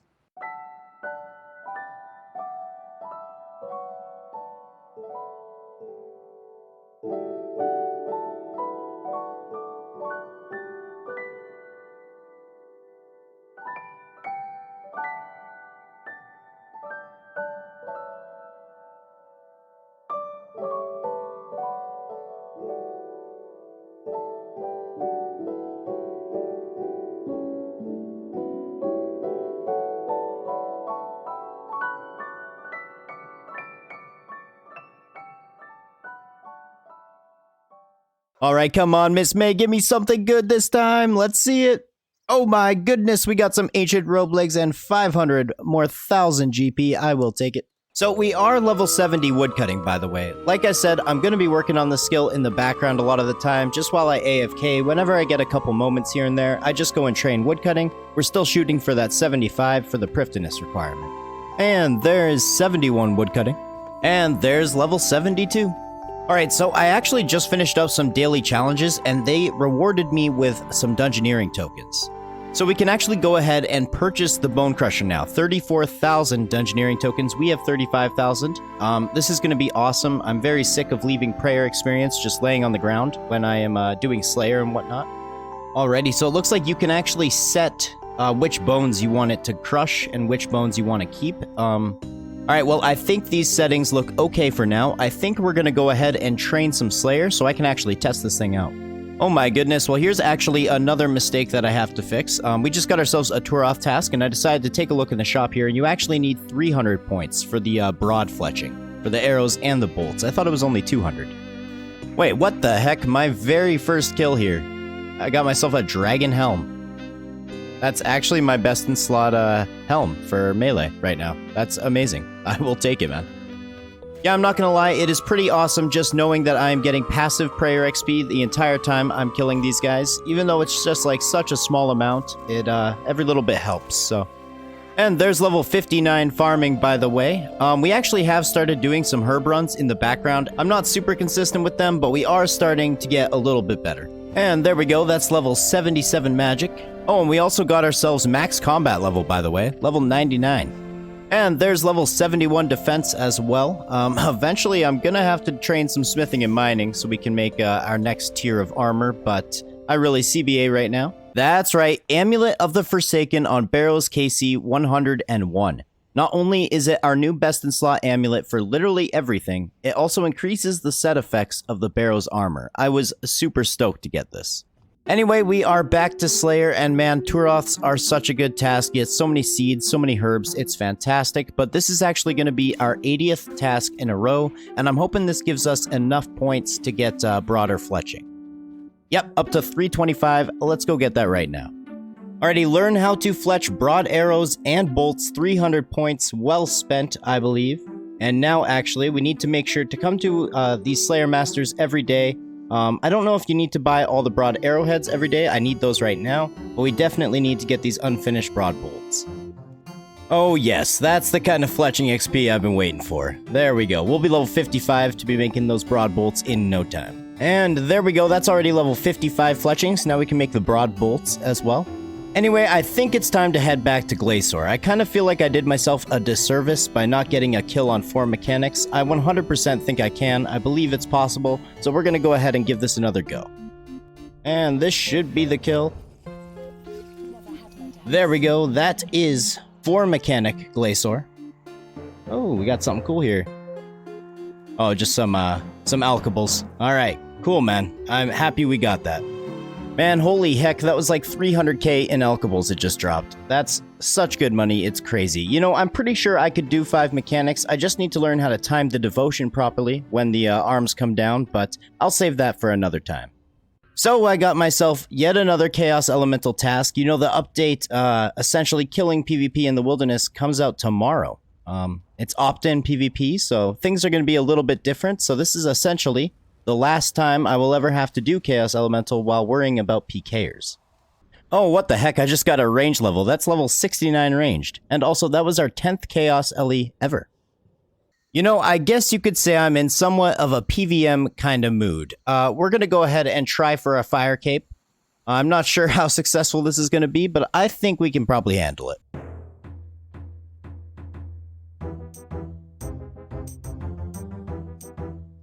Alright, well, things are moving along quite nicely. I'm kind of just taking it slow, making sure I'm not overusing any resources. The reason being, the fight caves are a little bit different on RuneScape 3, just because your protection prayers aren't fully protective. They're only 50%. Oh, what the heck? I just got a defense level, and we also got combat level 100. So that means when we go back to Slayer, we can actually use Duradel now, which is going to be pretty nice.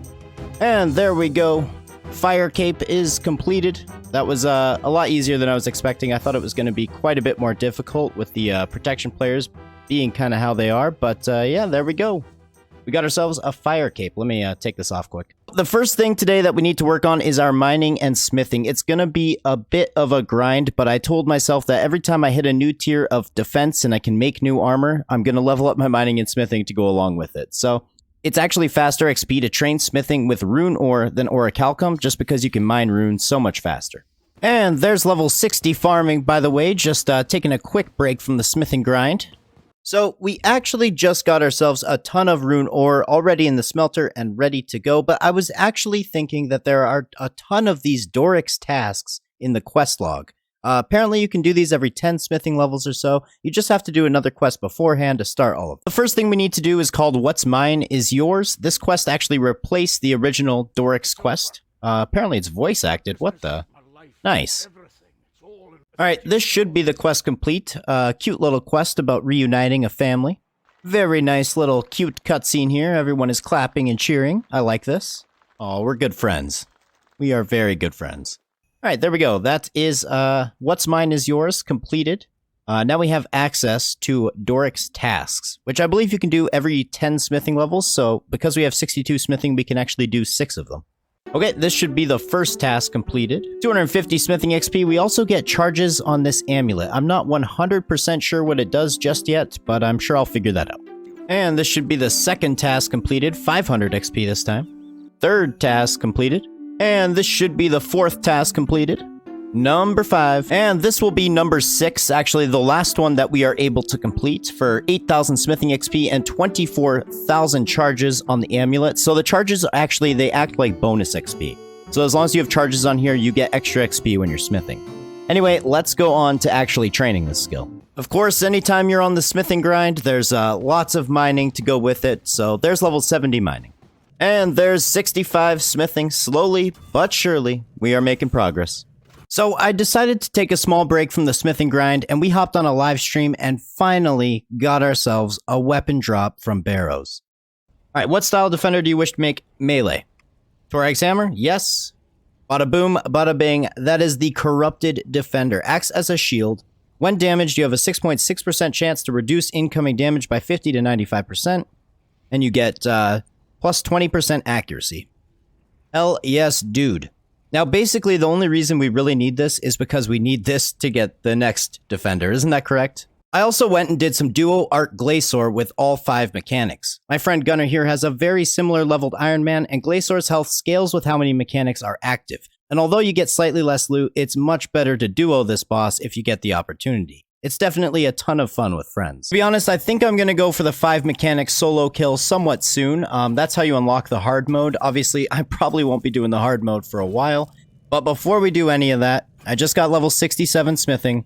We are still chipping away at this 70. I'm hoping to get it by the end of today. Alright, so we did not finish the smithing grind on the day I actually wanted to. We are currently almost level 69, so slowly but surely we're making progress. But I did just buy myself a piece of the blacksmith outfit, the first piece on this account, and take a look at this. We are looking fabulous, I must say. Alrighty folks, we did it. I don't know if I just didn't properly mentally prepare myself for the exhaustive grind that is 60 to 70 smithing, or what the hell was going on, but I can honestly say it feels like I put almost as much time into this as I did my entire 99 thieving grind. Like, I literally don't even want to go get my new armor and tools because I need a break from smithing. So instead, we're going to go work on getting these engrams for divination. They give a whole bunch of XP, which is going to feel quite nice after this grind. So engrams are these random things you can find across the world here. Once you grab them, you have to actually charge them up, and you use different types of energy that you receive from divination. I've actually already done the first 2, so we're starting with the 3rd one. Alright, well that last one I couldn't actually do because you had to charge it with radiant energy, which requires 85 divination, but this one just needs sparkling energy, so we can go do this one. Alright, so once you charge the engram, you can just talk to this lady here. There we go, 30,000 experience for that one, and then I think there's also some stuff you can do in here. Okay, bro, this has to be some kind of joke. You literally cannot get this engram. Watch what happens when I click on the Sword of Edict's engram. Little bit of an overlook here with the wilderness update, I believe. Hopefully they get this fixed soon. But while we patiently wait for Jagex to get that fixed, we can go work on the rest of these. Alright, so this one here should be level 65 divination. There we go. Another 30-some thousand experience. Man, this is pretty awesome. Definitely putting a nice boost into our divination XP. Alright, so this is actually the last one that I can do because I don't have enough memory strands. But there we go. That's level 66 divination. Now, you get the actual memory strands from actually training the skill, so I'm gonna have to do some of that at some point. So I think it's time that we finally do that solo 5 mechanic Glacier kill. I know last video, a lot of people complained that I kind of too quickly glossed over this boss. So today, I'm gonna show you all 5 of the mechanics and explain each of them. First up, we have these little glacites here. You basically have to kill them before you can damage the boss again. Next up, we have the danger lightning. You avoid these or they drain your health and your prayer. Third, we've got the easiest mechanic, which also heals you, but only in normal mode, and that's the health cannon. If you don't use your shield properly here, it will probably one-shot you. Fourth, we've basically got a Jad phase. This is where you're going to get most of your DPS in. And finally, my least favorite mechanic, which was kind of holding me back, Glacier basically throws up, and you gotta beat his arm until he gets up. The problem is, it's a DPS check, and prior to my last attempt, I was not using Devotion, which grants you basically 10 more seconds if needed. Now, Glacier has an absolute shit ton of health on 5 mechanics, but I think we can pull this off. Alright, first time trying that exposed core. This time I have Devotion, so we should be able to get through here, I'm thinking. There we go. Easy peasy. Oh, we are so close. Come on. Just a couple more thousand damage. I'm just gonna tank it. There we go, dude. That is all 5 mechanics done solo. It took us about 14 minutes, I believe. Let's see what we got. Nice, literally 1.2 mil in value. 34 crystal keys. That's kind of crazy. You know, slowly but surely, I have been doing some of my player-owned farm. I'm definitely not doing it super efficiently just yet, but I can go ahead and buy myself the bank chest. There we go. Now we have a bank chest right here. This is going to be super handy in the future. And this should actually be level 67 divination. Still quite a ways off 68. Nice, that's level 73 woodcutting. As per usual, we're doing some woodcutting in the background whenever we get some downtime. Alright, we are currently just mining. I am done putting off not getting my new armor, but there we go. That's actually level 74 mining, so not too shabby. I gotta say though, I can already tell the grind when we have to go to 80 smithing is gonna be insane. I can't imagine how long it's gonna take us. I had somebody in my stream mention that you could just work on it like an hour a day, an hour here, an hour there, instead of doing it all in one go, and I think honestly that's probably the best way moving forward. Surprise, surprise, we got ourselves another smithing level. I can't help but feel like this whole episode's just been smithing, but I mean, you gotta do what you gotta do. Necronium actually upgrades all the way to +4, so... Well, we are officially a Necronium Nelly, and I gotta say, this armor looks freaking insane, man. I made the shield too, and it's probably one of the most badass looking sets I've seen in-game. I'm actually surprised it's only tier 70, because this looks like some end-game, like, you can kill everything in the game kind of armor, but yeah, it's kind of shit. Alright, so this here is kind of a milestone. This will be level 70 Herblore. I'm not sure if we unlock anything at level 70. Oh yeah, Dwarf Weeds, Super Divination Potion. I'm not quite sure how that works, but yeah, kind of cool. Well, I just quickly came to DK's to do a Dagganoth task, and there is Berserker Ring number 3. Not too bad, man. And just doing our daily Beehive run, we got ourselves level 61 farming, and along with it, 1800 total level. I feel like 1800 means a lot more in old school than on here because there's so many more skills, but I still think it's kind of cool. So I've been saving up a bunch of broad arrowheads for the fletching grind. If you take a look in my bank here, I've got about 27,000 of them, which I know isn't that many in the grand scheme of things. But I think I'm going to go ahead and use all these Acacia logs. I have a ton of them since we've been doing that woodcutting grind to 75. And I'm going to use up all these fletching supplies in the bank, and we'll see what level we get to. I feel like this is the best place to do any bank standing skill. It really allows you to come to terms with your own mortality. But anyway, this will be all the fletching supplies made up, and we actually got 2 levels just from that. Anyway, now it's time for the real XP. We're starting at about 200k fletching XP and level 57, so let's see where we get.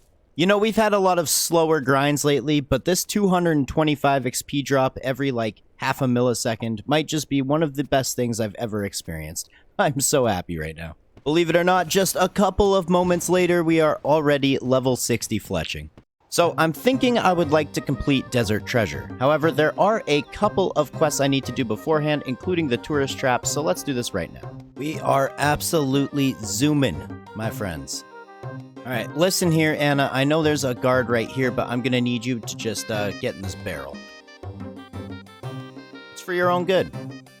Alright, this is the quest completed. I think I'm gonna throw this experience. Honestly, this might be a dumb decision, but I think I'm gonna throw it into agility, just because I think that's gonna be the biggest benefit for us at the moment. So there's a good 9,000 agility experience, and that's the quest complete. Now, there's only one quest we have left to do before we can actually start Desert Treasure, and that is Temple of Ikoth. It's going to be kind of nice since there's no Graceful in RuneScape 3. The Boots of Lightness are actually quite useful. There's a lot of quests that require you to reduce your weight, so when we have those, that'll be a big help. You know, abilities in RuneScape 3 make this so much better because we really won't need that many ice arrows, since you don't use ammunition nearly as often. Catch you later, bro. Should be the quest complete there. 10,000 ranged, 8,000 fletching, obviously the Boots of Lightness. Most importantly, though, we can now start Desert Treasure. Hey, look at that. That was actually level 70 ranged. Nice, dude. Okay, so I think I've got all the items I could possibly need. Preparation for quests on Ironman is always a bit of a process, but let's go start Desert Treasure. As Garnia Smith, my man, I am ready. No turning back now. Okay, now just hold up a second. This man is standing over here, Eblis, and also over here. He is all-powerful. He is literally a god. He is standing in 2 locations at the exact same time, bending both space and time continuum. Amazing.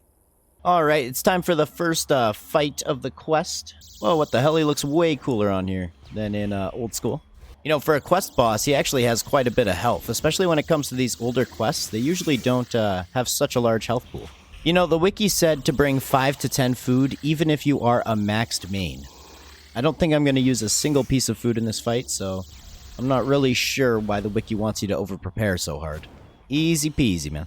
Alrighty, time for boss fight number 2. This one kind of sucks because the constant stat drain, but I'm sure we can get through it.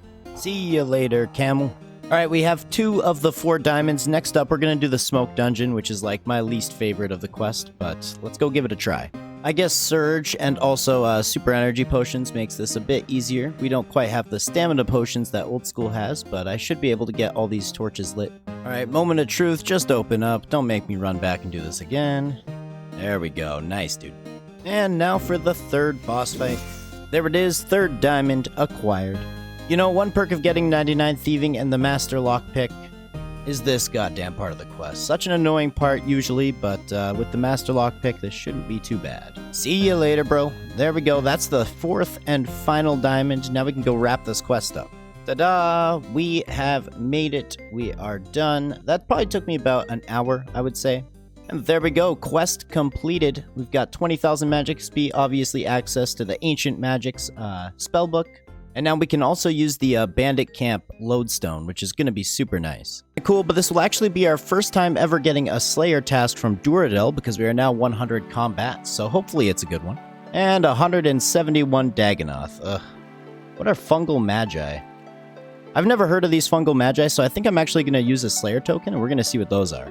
Oh, okay, interesting. So these guys are actually located in that one Slayer dungeon I found just a few episodes ago. We never really explored much in there, so I'm excited to go check it out. Alright, well, I guess for future reference, I can just use the fairy ring to get here. I had no idea this fairy ring existed, so my bad. Oh, what the heck, I must have been very close to a Slayer level. We just got a 69 Slayer.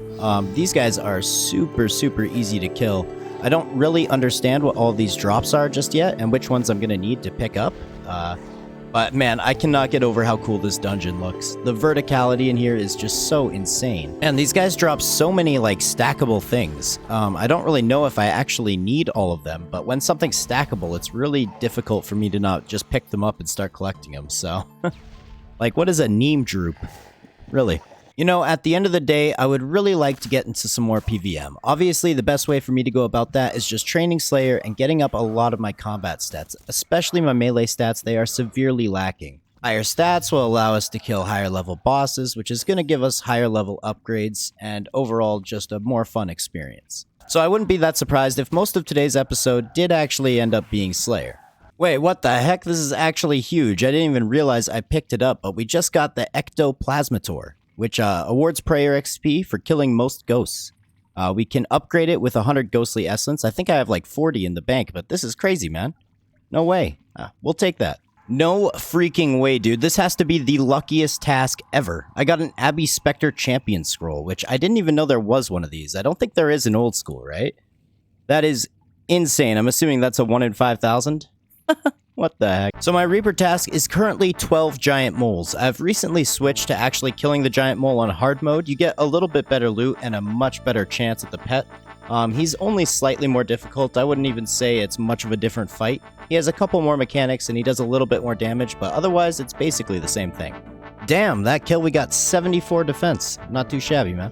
What the heck? We got the Clingy Mole. I believe this is an attachment to the DFS, and it makes it mole-proof or something. I'm actually not 100% sure. I have to look into this. But hey, that's the first item we've gotten on the drop log for the giant mole.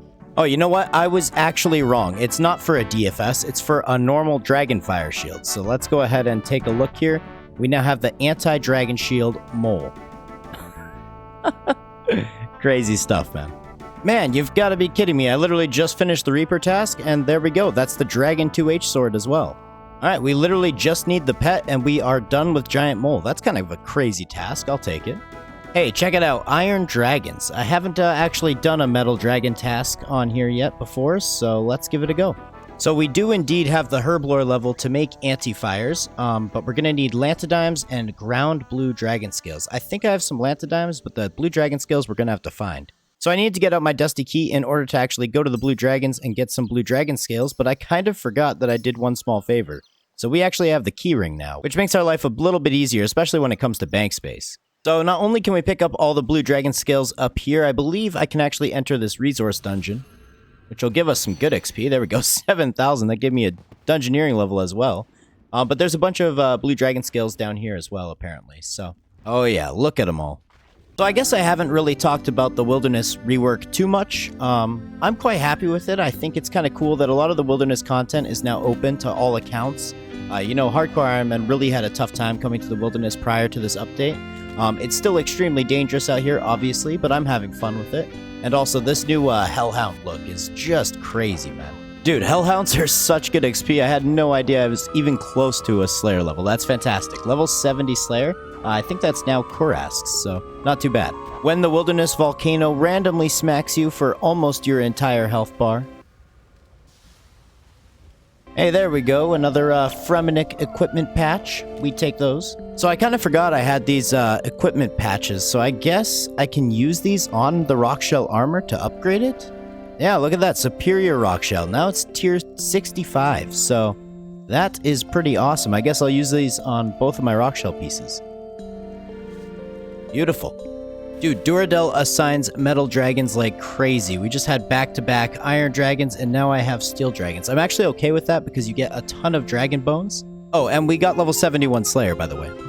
Hello, there's level 75 defense, by the way. Also a combat level, 103. Not too bad. Let's see what we get from this. Spirit shields, Ganodermic equipment, and a lot of the hybrid gear goes to tier 3, so 75. That's pretty good, man. So we ended up with quite a few dragon bones. I'm kind of waiting until I can save up at least 1,200 bones of any kind. That way I can go to the Ectofunctus and we can actually get the Prayer outfit, which is going to be a huge help. But anyway, I think I'm going to take a break from Slayer now. I think we're going to go get that 75 woodcutting. Too easy, man. That's already level 74. Just one more level, and we will have the Prifdinous requirement out of the way. Oh, real quick, it was just brought to my attention that I actually have enough Reaper points to get Reaper's Choice. Yeah, so it's 250 Reaper's points. Essentially, it gives you a random chance of being able to choose your Reaper assignment. I've been told this is probably the best thing I can get to start on my account. Some people go for the Hydrix, but I don't even have anywhere near the crafting level to be able to work with that just yet, so we're going to go ahead and get Reaper's Choice. Alright, so there we go. Yeah, actually, our very first task we can pick. I'm going to go ahead and actually pick Croesus. Reason being, some of the boys want us to go do Croesus. 18 of them. This could take a while. We'll have to see.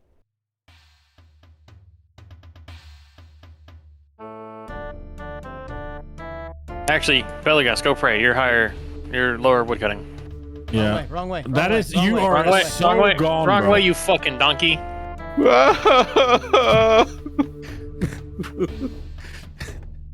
Alrighty, so I just wrapped up 3 kills with the boys. We did a full hour. I think we're going to do another after this. Obviously, I'd like to get my Reaper task done, but it's pretty slow. But anyway, let's see what we got. Holy heck, 3.2 mil. There's too much here to even look at. This is ridiculous. I think I'm in love with doing this boss. Holy, the charms, the alkables, the cash, limpworts.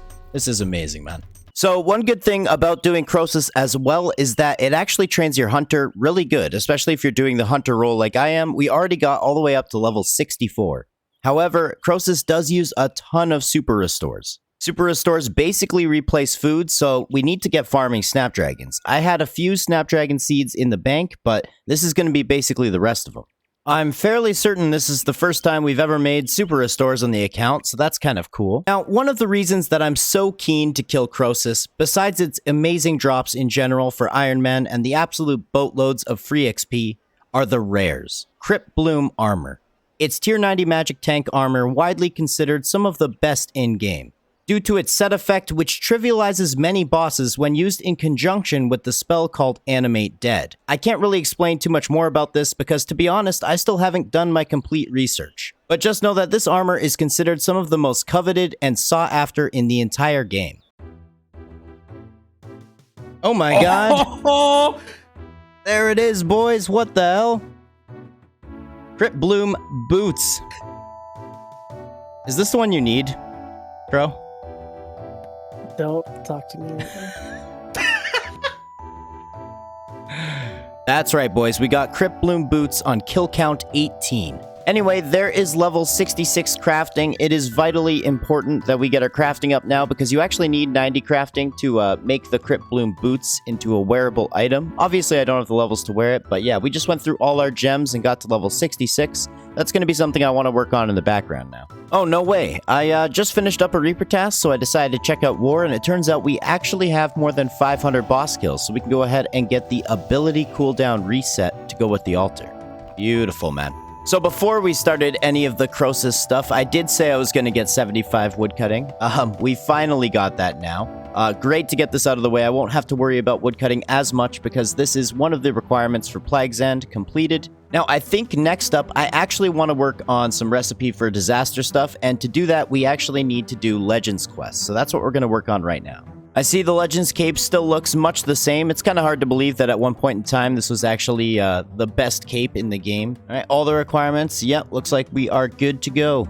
You know, it's always while you're doing quests that you find some of the most obscure spots. Like, this would be amazing for hide and seek if we ever do it again. It's a little tough because the Legends quest requirement, but still, like, who's gonna come looking here?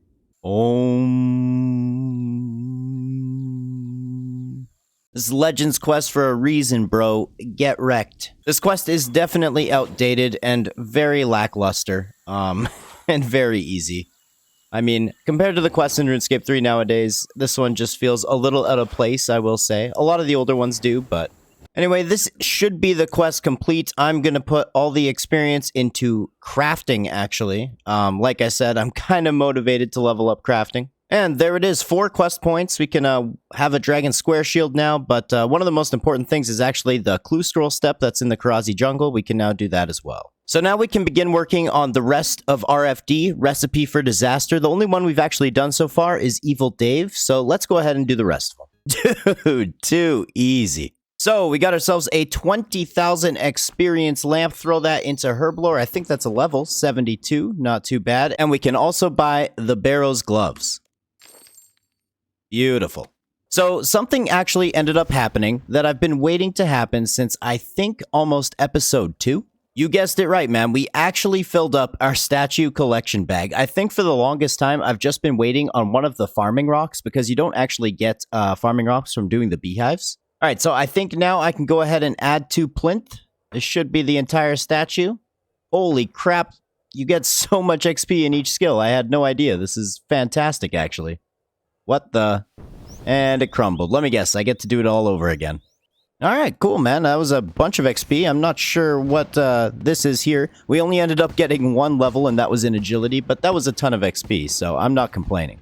Alright, so next up, I do want to go check on my kingdom. I think it's been maybe 2 or 3 weeks, but I am kind of running low on cash still, but we have a ton of alchables from bossing and slayers, so let's see how much money we can get up to. I started at about 3.7 mil. We actually ended up getting a little bit more than I expected, just shy of 8 mil, which is pretty nice. But let's go ahead and see. Look at this, man. 17,000 maple logs, tons of herbs, tons of bird nests, seeds. This is amazing. I am so happy. I'll go ahead and throw another 1.6 mil into the coffers, and we'll check up again on this in another 2 to 3 weeks. Anyway, we are back to Slayer now, and that's actually a beautiful level 72 ranged. We're also coming up on a Slayer level as well. Yep, there it is. That's level 72 Slayer. This isn't really the best task in terms of like loot and money, but it actually is some pretty decent experience. So apparently Duradel is just Greater Demon Simulator. Let's get real here. This is like my 4th Greater Demon task since coming to use Duradel as my Slayer Master. But anyway, it was pointed out to me that I should actually be doing my Greater Demon tasks in the Wilderness, so I can access the Wilderness drop table. It's going to take some getting used to, realizing that I can basically just come to the Wilderness now whenever I want. Alright, so I was just doing some Wilderness Slayer, and as you can see right here, I got myself another Firemaking equipment patch. Now, I think it's actually pretty important that I go and get myself this spined armor. It's essentially the same power armor equivalent as Rockshell here, but it's for ranged. We've been putting it off for too long, mostly because I didn't know how to go about getting it, but now we're going to give it a try. Alright, this is a little rough. I heard about a safe spot, but I don't think I'm actually doing it right. But essentially, we got to kill all these Dagonoths here and hope we get the drops. We need certain types of hides. They can also drop the spine boots and the spine gloves. I'm not sure how rare these things are, but we'll stick around here as long as we need to. Alright, first couple of trips, I actually got myself a strength level as well as an HP level. It's super hard to record when I'm in there because they're just non-stop attacking you. But we got 3 of the pieces, so 2 more to go. We need the boots and 1 other hide. Okay, so I got 4 of the 5 pieces. I am missing the boots, but after doing some research, my Turoth boots, which I obviously got as a drop from Turoths, is the exact same range bonus as the spine boots, so there's actually no point for me to go for those. But yeah, I believe we bring all these pieces of the certain kinds of hides right to Sigley the Huntsman here, and that's all of them, and there we go, man. That is our ranged power armor set. Looks really, really cool, right? So cool, man. First of all, okay, Spined goes hard, man. I can already tell we've had a bit of an upgrade. This is ridiculous. And on top of that, we just got ourselves level 75 ranged. Now, this is pretty awesome because it means we can actually go and turn Vanquish into a ranged weapon as well. I don't know if that's actually going to be better for these greater demons because they are weak to bolts, but let's go try it out. Alright, so I have Vanquish right now. It is magic. If I go ahead and hit switch to ranged, okay, it looks about the same, but I think you just hold it differently. I'm not gonna lie, it is so weird holding this weapon and thinking of it as a ranged weapon instead of a magic weapon. I got so used to it being my main-handed weapon for magic. But yeah, it seems to be putting in some work. I can't really tell which one exactly is faster. The rune crossbows are definitely like a faster attack speed and whatnot, but this one does a lot more damage and hits more often, so it's tough to say. Now, let's go ahead and see if we can get that item that makes your Slayer Helm into a ranging Slayer Helm. Oh, okay, I was actually wrong. These jungle strike worms here, which I've never actually killed before because they require level 73 Slayer, they drop the Hex Crest, which is an attachment. It essentially acts as a magic version of the Black Mask for your Slayer Helm. So it makes your Slayer Helm upgraded so that you can do 12.5% more damage, 12.5% more magic damage, that is, during a Slayer task. Speaking of getting stronger, there is both 69 attack and strength. Just one away from 70, which will be quite nice. Heyo, that's level 74 Slayer. It's not looking like we're gonna get the Hex Crest on our very first attempt. I believe you can only kill these guys on task, so it's a little bit more difficult than getting the Black Mask, but I'm sure we'll get it at some point soon. So yesterday was Archaeology Day, and today is Slayer Day. That's level 76 ranged, by the way. And there's both 70 attack and 70 strength. Man, I feel like whenever I'm doing Slayer, it's just level after level after level, and it is fantastic. Alright, believe it or not, that was actually our 100th Slayer task in a row, getting us 225 points. You know, so far in this video, we've done one full day of Archaeology, which got us, 3 Archaeology levels. And now we have done one full day of Slayer, which got us so many levels and was so beneficial, I cannot believe it. But anyway, I think I am just going to chill for the rest of the night. I might go start mining some more gem rocks so we can work on crafting. And then I think potentially tomorrow I might want to try the World Wakes quest. At the very least, we're going to do some questing, but I may actually try the World Wakes. Alright, so we ended up mining gems for way longer than I expected. I actually got a mining level while I was busy watching the RuneScape livestream about the Fresh Start worlds. But I'll quickly show you guys. As you can see, we have a whole bunch of crafting XP. That's going to be so amazing to work with. But I think it actually is that time. Let's go try this World Wakes quest. Apparently, it can be quite challenging at parts, so I'm pretty excited to get into this. Alright, so I'm basically going to be recording myself the entire time I do this quest, just because I'm not really sure what I'm getting into. It says that there's no requirements. But it does say that there's quite a bit of combat, so I'm going to go ahead and just grab out my best magic gear, and we'll go with that. I know it has something to do with Gothics, perhaps an old Gothixian temple. Oh, it's a Gothics cache. Okay, we're going to get some Divination XP. Alright, I'll go ahead and accept the quest. Alright, man, I know I'm bad at ceremonial swords, but someone seriously messed this one up. Alright, I think now we gotta get into some fighting. Apparently, these guys, have a special attack. I'm not really sure how it works. There we go. Too easy, dude. No problem at all. Wait, what? I gotta fight Kree? Avoid standing on the tornadoes. Oh, boy. Oh, here's Krill. Oh, no, dude. Oh. Bruh. That tornado did some work on me. I'm not gonna lie. Alright, we got him. I used a bunch of food, though. That can't be good. Alright, so I think this should be the puzzle completed. A little bit easier than, some of the old school puzzles that we see in a lot of older quests. This one was actually pretty intuitive. Quite fun, I would say. That was probably the most interesting elevator ride in RuneScape's history. Hello? Sir? Oh, shit. Oh, shit, that's a scary guy. That's a big, scary guy. Holy crap, is that Gothics? Dude, I told you, Gothics is just a giant bored ape NFT. Look at this guy. Holy heck. Dude, this is such a cool cutscene. It's been most interesting watching your brave journey to get here. You knew what was happening? Yes, I saw everything. Dude, why do I feel so bad right now that I betrayed him? Like, I legitimately don't feel good. Like, my stomach Like, I think I'm having anxiety. I cannot blame you for your decisions. Oh my god, he's a... He like, forgives me. I mean, didn't they just steal this from ESO? Is there not a thing in the Elder Scrolls Online campaign where you walk between islands talking to past memories of gods?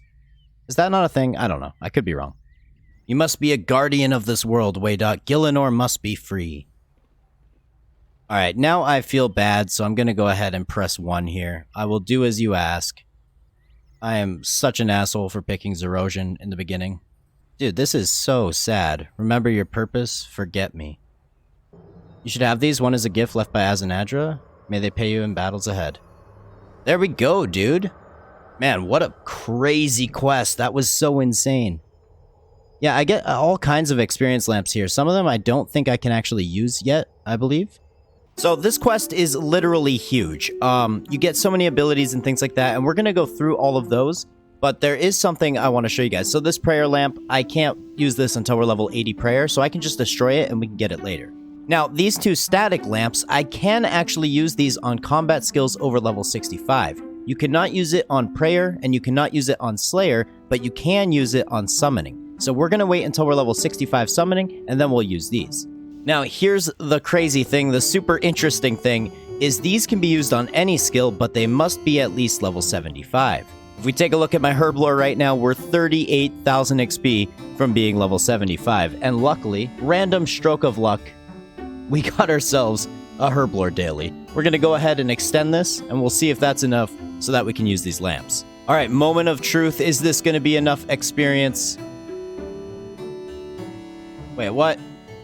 Okay, it literally wasn't. We got to do one jacket trade. Give me a second, guys. Okay. We should be good to go now. Dude, I can't explain to you guys how happy I am or how excited I am to get 300,000 herb lore XP. On an Ironman, these kind of things just don't happen too often. So first of all, Jack of Trades, that gets us level 75. Do we unlock anything? That is a requirement for Plague's End and Torstools. Nice. Anti-fire mix. All right, tons of stuff. Are you ready? Can we use all of these at once? No, we can't. Okay, one at a time. Let's go ahead and do this. There's 100k. There's 100k. Wait, what? You have to choose a different skill. Oh no. Well, my day is ruined and my disappointment is immeasurable. These other ones, I'm just going to go ahead and destroy them for now. I don't know what skills I'm going to use them on just yet, but I can tell you right now that none of the skills I want to use them on are even close to level 65, so that's unfortunate, but it's the way it goes sometimes. Well, I could say with almost complete certainty that one of the skills we're going to use those lamps on is crafting, and we might as well get started on crafting all of these gems we have. A few people in my comments actually pointed out to me that this is a really good location to do bank standing skills because every few minutes this guy's shop actually refreshes with more super restores. I can always use more super restores, especially with how much Croesus we plan on doing, so that's not a bad idea. Okay, so we have used up most of our gems now, and that is actually level 72 crafting, and along with it, 1900 total level. I can't help but feel like I'm getting a little spooned at the old Croesus. Unfortunately, I don't have the audio from these clips because my friends were being extraordinarily loud, but we did end up just completely spoon-feeding ourselves another drop, the Crypt Bloom Gloves, at only 37 kill count as well.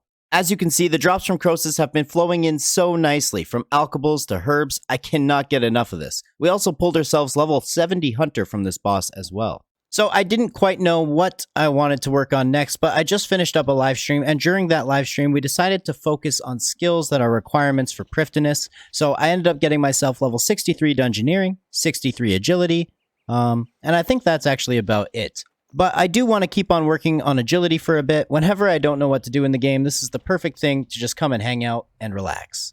And this should be it, folks. Level 65 agility, which is actually pretty good because that's going to allow us to use the Het's Oasis course. Now, I do like using the Anachronia course because obviously we have a chance at getting these codex pages, but I think when we're shooting for that Prifdinus requirement of 75 agility, the Het's Oasis course is going to be so much faster. Wait a second, I think I just realized something. We got 72 crafting earlier.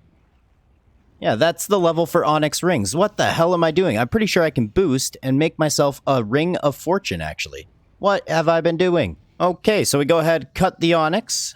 Ton of XP from that. Come down here, make ourselves an Onyx ring. Go ahead and boost our magic level up to 91. Oh my god, I need runes. I'm an idiot. Level 6 enchant, onyx ring, ring of fortune has been made. And we are back to mining. That's level 77. Just working on getting some more gems for crafting. I figured we might as well do the crafting grind before we ever have to work on the smithing grind, because this is going to get us a ton of mining XP, which is just going to make smithing easier. So another requirement for Prif is actually summoning. It's a skill I do want to work on very soon. One of the familiars that we're going to be making actually requires a bunch of raw beef as a secondary, so this food shop here would be quite handy. Unfortunately, to actually access the food shop, we're going to need to do as a first resort, which, oh my goodness, this quest has so many silly requirements, this might take me a little bit of time. Interestingly enough, I have never actually seen these eucalyptus trees before. They give you white logs. It's, pretty cool, actually. Wait a second. There is no shot that those chompies were that big. There is no shot. They're literally the size of this ogre. Come on now. Oh man, this quest is so much fun. I love trial and error, especially when it's unique to your account and completely changes. That's just awesome. In all actuality, it's not that bad. I'm just having some bad luck here. I'm not gonna lie, folks. That quest took so much longer than expected. Looks like we opened up the spa, though. Everything's fixed. All the creatures are gone. What the hell is going on here? Who is this mini-man? This is the wise old man? Why is he so tiny? Well, I guess he's right beside ogres. I don't know. And there we go, that is the quest complete. 15,000 firemaking, hunting, and woodcutting XP. Access to a whole bunch of stuff. Oh hey, that was a firemaking level, level 61. But one of the very best parts is being able to buy this raw beef pack. That is going to be so helpful for summoning. So already this is using a ton of GP. I have a feeling this is going to get very expensive, but I mean, that's the cost of such amazing experience. Alrighty, so it looks like we managed to get very close, but not quite all the way to level 61 summoning, just from that 600 raw beef that we had. Now, here comes a rather unfortunate part of the grind. I need about 391 desert goat horns, so we are going to go on a bit of a rampage.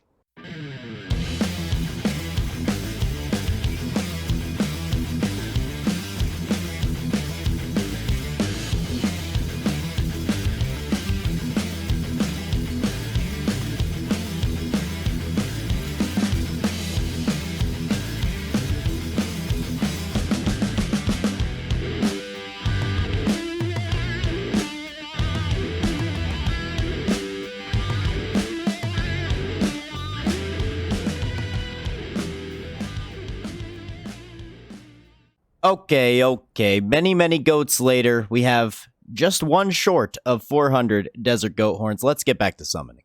Oh my goodness. Okay, a couple of things are wrong with this picture. I guess I actually need to be level 61 in the first place. And on top of that, I need to turn all my goat horns into goat horn dust. Okay, give me a second. And there we go. That's level 61. Now, let's go grind up some goat horns. Alright, this is the last of my goat horn dust, and it should be level 64 summoning, so now we can move on to our next item. Also at level 65, we can use those 2 lamps, so quite using those plants, I believe I can come and get my lamps back. Now, I'm not going to make the same mistake again. I believe I can only use this on one skill once, so there's summoning. Takes us all the way to level 66, which is actually perfect, because that allows us to make mithril minotaurs. Wait, can I use it again? Oh my god, I could use both of them in summoning. Life is so good. Level 67. Anyway, that's going to be all the summoning I'm actually going to work on for now. We got up to level 67, obviously, and that also gave us 2 combat levels, so we are 106. Now, in the future, for the mithril minotaurs, we're going to need a bunch of mithril bars, so we're going to have to get mining some mithril again, but that shouldn't take too long. So, if you guys remember, last episode, we did manage to get ourselves level 65 agility, which is, of course, the requirement for the Hetz Oasis agility course. So I'm going to run this for a little bit. Apparently, you can get up to 70,000 experience an hour, so 75 is looking a lot more attainable. Alright, so I think I have a chance of getting the Nimble outfit when I come back from this. You have a 1 in 3 chance every time you successfully do the Pit event, which happens at the end of agility courses. And there we go. Nice, dude. We got the Nimble chest piece. So that's the first piece of the agility outfit, and holy heck, this one actually looks pretty freaking awesome, dude. Okay, I have to show you guys this. So this is absolutely crazy. About, 45 seconds ago, someone mentions to me that you can actually get a pet from doing the Hetz Oasis agility course. He says, yeah, I'm pretty sure it's a crocodile. Then about 30 seconds later, I finish an obstacle and I get the pet. I don't think the pet's actually all that rare. You get this little crocodile here, but the timing of that was just impeccable. And there's level 66 agility. Progress is going strongly. Alright, good luck us on Nimble Piece number 2. It's 1 in 3, so this would be pretty lucky if we got the back-to-back. I swear, man, the J-Mods have rigged my account. They make it so that I just get so spoon-fed. This is fantastic. We got 2 of the pieces. That is a 2% upgrade to agility XP. I will take it, man. And there is 67 agility. Alright, what are the chances that we go 3 for 3? I've only ever done this minigame 3 times. Can we get 3 pieces in 3 minigames, please? Oh my god, I'm an actual god at the game. I mean, we are just an absolute legend. Dude, this outfit looks so cool. Believe it or not, there we go. That's level 68 agility. Oh my gosh, we get the talent scout right on the level. Let's see if we can go 4 for 4. I will be absolutely amazed if this happens. Oh, there we go. I finally didn't get one. Well, you know what? Just because of that, I think I'm going to be done with agility for now anyway. We got up to level 68, quite happy with that. But let's go work on something else. You know, I can't help but notice that we are only 1 quest point away from talking to our favorite person in the game. So I think I'm going to go work on Ghost Ahoy. I can't believe I haven't done this quest yet. I can't believe I don't have the ecto file yet. This is such a huge help for plenty of other things in the game. So let's go ahead and do this. I absolutely love running around with these Anachronium battle axes. I've said it before, and I will say it again. Anachronium, for some reason, is like the coolest looking armor and weapons in the entire game. Like, this is fantastic. Did I not say that I was done training agility for the day? Well, here we are. You know, in old school, when you put the bedsheet on and you turn into a little ghost, it's one of my favorite parts of the game. I'm super interested to see what this looks like in RuneScape 3. Yep, pretty much what I expected. Actually, quite similar. Maybe a little bit more 3D, if you will. And there we go. That is Ghost Ahoy completed. We get the ecto file, which is fantastic. A free teleport over here whenever we'd like. Oh my goodness, and that quest actually gave us a prayer level. Level 64. But the very best part, the most important part. Listen, come on. Damn, we got 1 mil that time. That's fantastic. And a tan cavalier. Howdy, partner.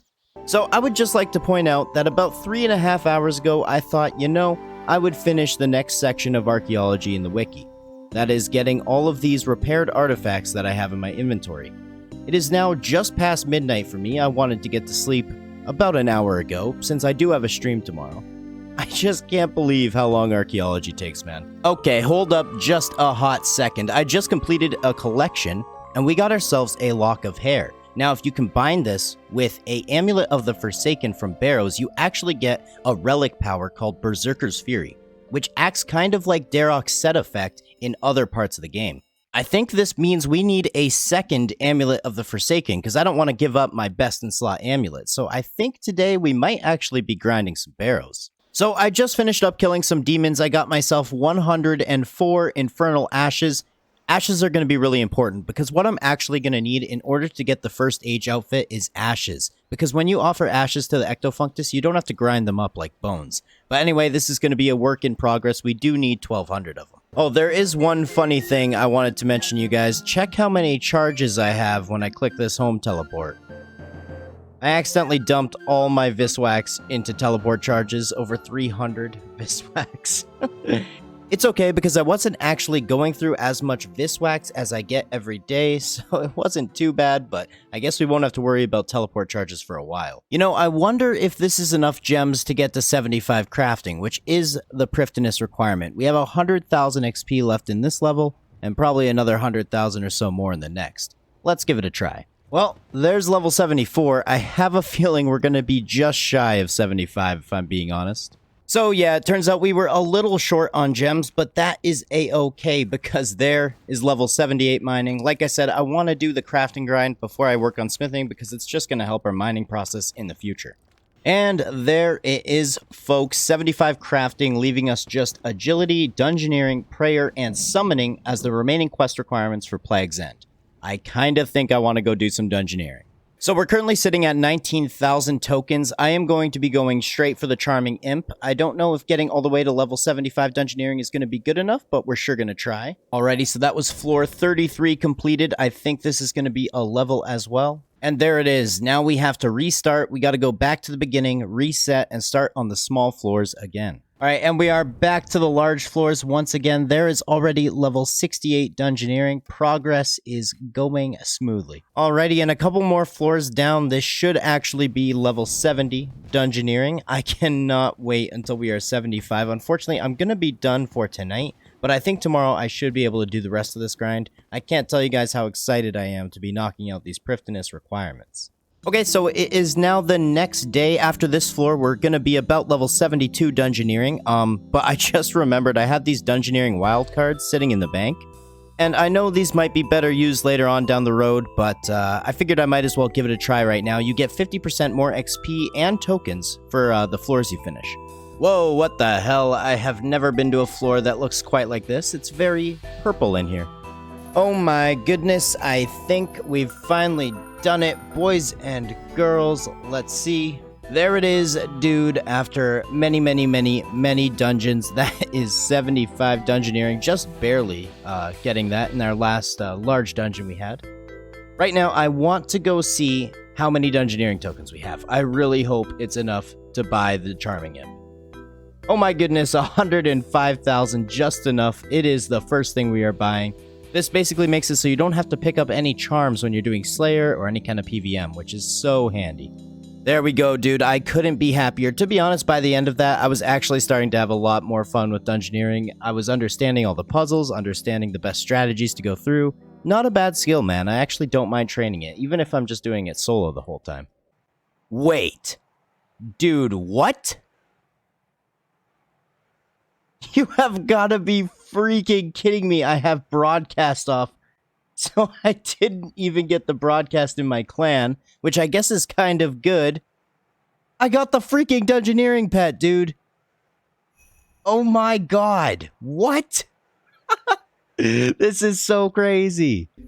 Oh my god. I am in complete shock and awe at the moment. This pet is too cool, man. I can't believe I didn't even notice. Oh, what's up, Crow? I cannot believe I didn't even notice that. Jeez, that is amazing. I guess getting it at level 75 is pretty freaking cool. That is my first skilling pet. I never thought it would be Dungeoneering as the first one, but now just to make sure you guys are all caught up, we have 2 skills left that we need to get to level 75 in order to do Plague's End, which is required for Prifddinas. Those 2 skills being Agility and Prayer. Now, I'm just quickly grabbing myself level 70 agility because I like even numbers, but I think for the majority of the time, we're going to be putting our focus onto prayer. Prayer is a very difficult skill to just actively train on an Ironman because you need so many different types of bones and ashes and whatnot. So I think our best bet is actually just going to be train some Slayer. And Duradel gives us a ton of dragon tasks and a ton of demon tasks, both which are going to be huge for getting our prayer level up. Do you guys remember very early on in this series when I accidentally bought 10,000 woad leaves? Well, we actually ran out, so let's go ahead and buy another 10,000, this time on purpose though. And there it is, folks. That is level 70 agility, a nice even number. Oh, and this also allows us to use the Taverley Dungeon agility shortcut, which is fantastic. First task, back at Slayer. I skipped my last one. It was Aviancies, and I wasn't in the mood, but we got ourselves some black dragons. Like I said, I'll take any dragons, any demons, anything that helps us get more prayer experience. And believe it or not, that is actually level 80 Constitution. Oh, and also 109 Combat. See what I mean? Very next task, Greater Demons. You can't go wrong with it. I've been bringing the Spirit Terror Bird with me, but he only has 12 slots, and I think I can use a War Tortoise now, which has quite a few more slots, but I have to go farm out the secondary. I don't know if I'm going to do that just this second, but it's something to keep in mind. Whoa. Man, I always forget how good experienced Greater Demons are. Like, you'd never really think so, but the range levels just seem to fly in. That's level 78. And the very next task, Black Demons. I can't tell if I'm just getting lucky with these prayer experience tasks or if Duradel just loves giving these up. So I've started collecting buckets of slime. I'm going to need about 1,200 of these, but I am a little impatient. This is how many ashes we ended up after streaming Slayer for a few hours today, and I want to use some of these and see what kind of experience we're going to be looking at. Obviously, it's not quite enough to get the full first age outfit, but we might as well try. This should be enough for now. We're going to start with the Accursed Ashes and move on to the Infernal, and then after we'll head to the Wilderness to use my Dragon and Dagganoth bones. I just want to use up all my prayer stuff to kind of gauge where I'm at and see how many more ashes and or bones we're going to need in order to get to level 75. There is already level 65 prayer. I'm really curious to see how many points we're going to get from this and how many pieces of the outfit we're going to be able to buy. And there is level 66. I can already tell prayer is gonna be a huge grind. Oh my goodness. Alright, so that is all the ashes used up. Let's see how many ecto tokens we end up with. I'm hoping 3,000. There we go, dude. 3,000 ecto tokens. That's gonna allow us to get 3 pieces of the outfit, which is gonna be fantastic. And there we go, man. We got the amulet, the bracelet, as well as the tiara. So all we're missing is the cape and the ring. Alright, off to the Wilderness now to use our Dragon Bones as well as our Dagganoth Bones to see what kind of measly prayer level we have to work with. Man, this place actually looks quite a lot cooler with the Wilderness update. Not bad, dude. Okay, well, we did manage to scrape together level 68 prayer, but man, this is daunting. I'm out of bones and ashes, and we still have 7 more levels to go. Well, we are back to Slayer for the time being. It's one of the best ways for me to train prayer by collecting ashes and bones, but I think for the time being, we're going to be throwing our Jack of Trades, our dailies, our weeklies, penguins, everything's going into prayer. I had no idea how much of a struggle it was going to be to train this skill, but the more and more math I do, the less hopeful I feel.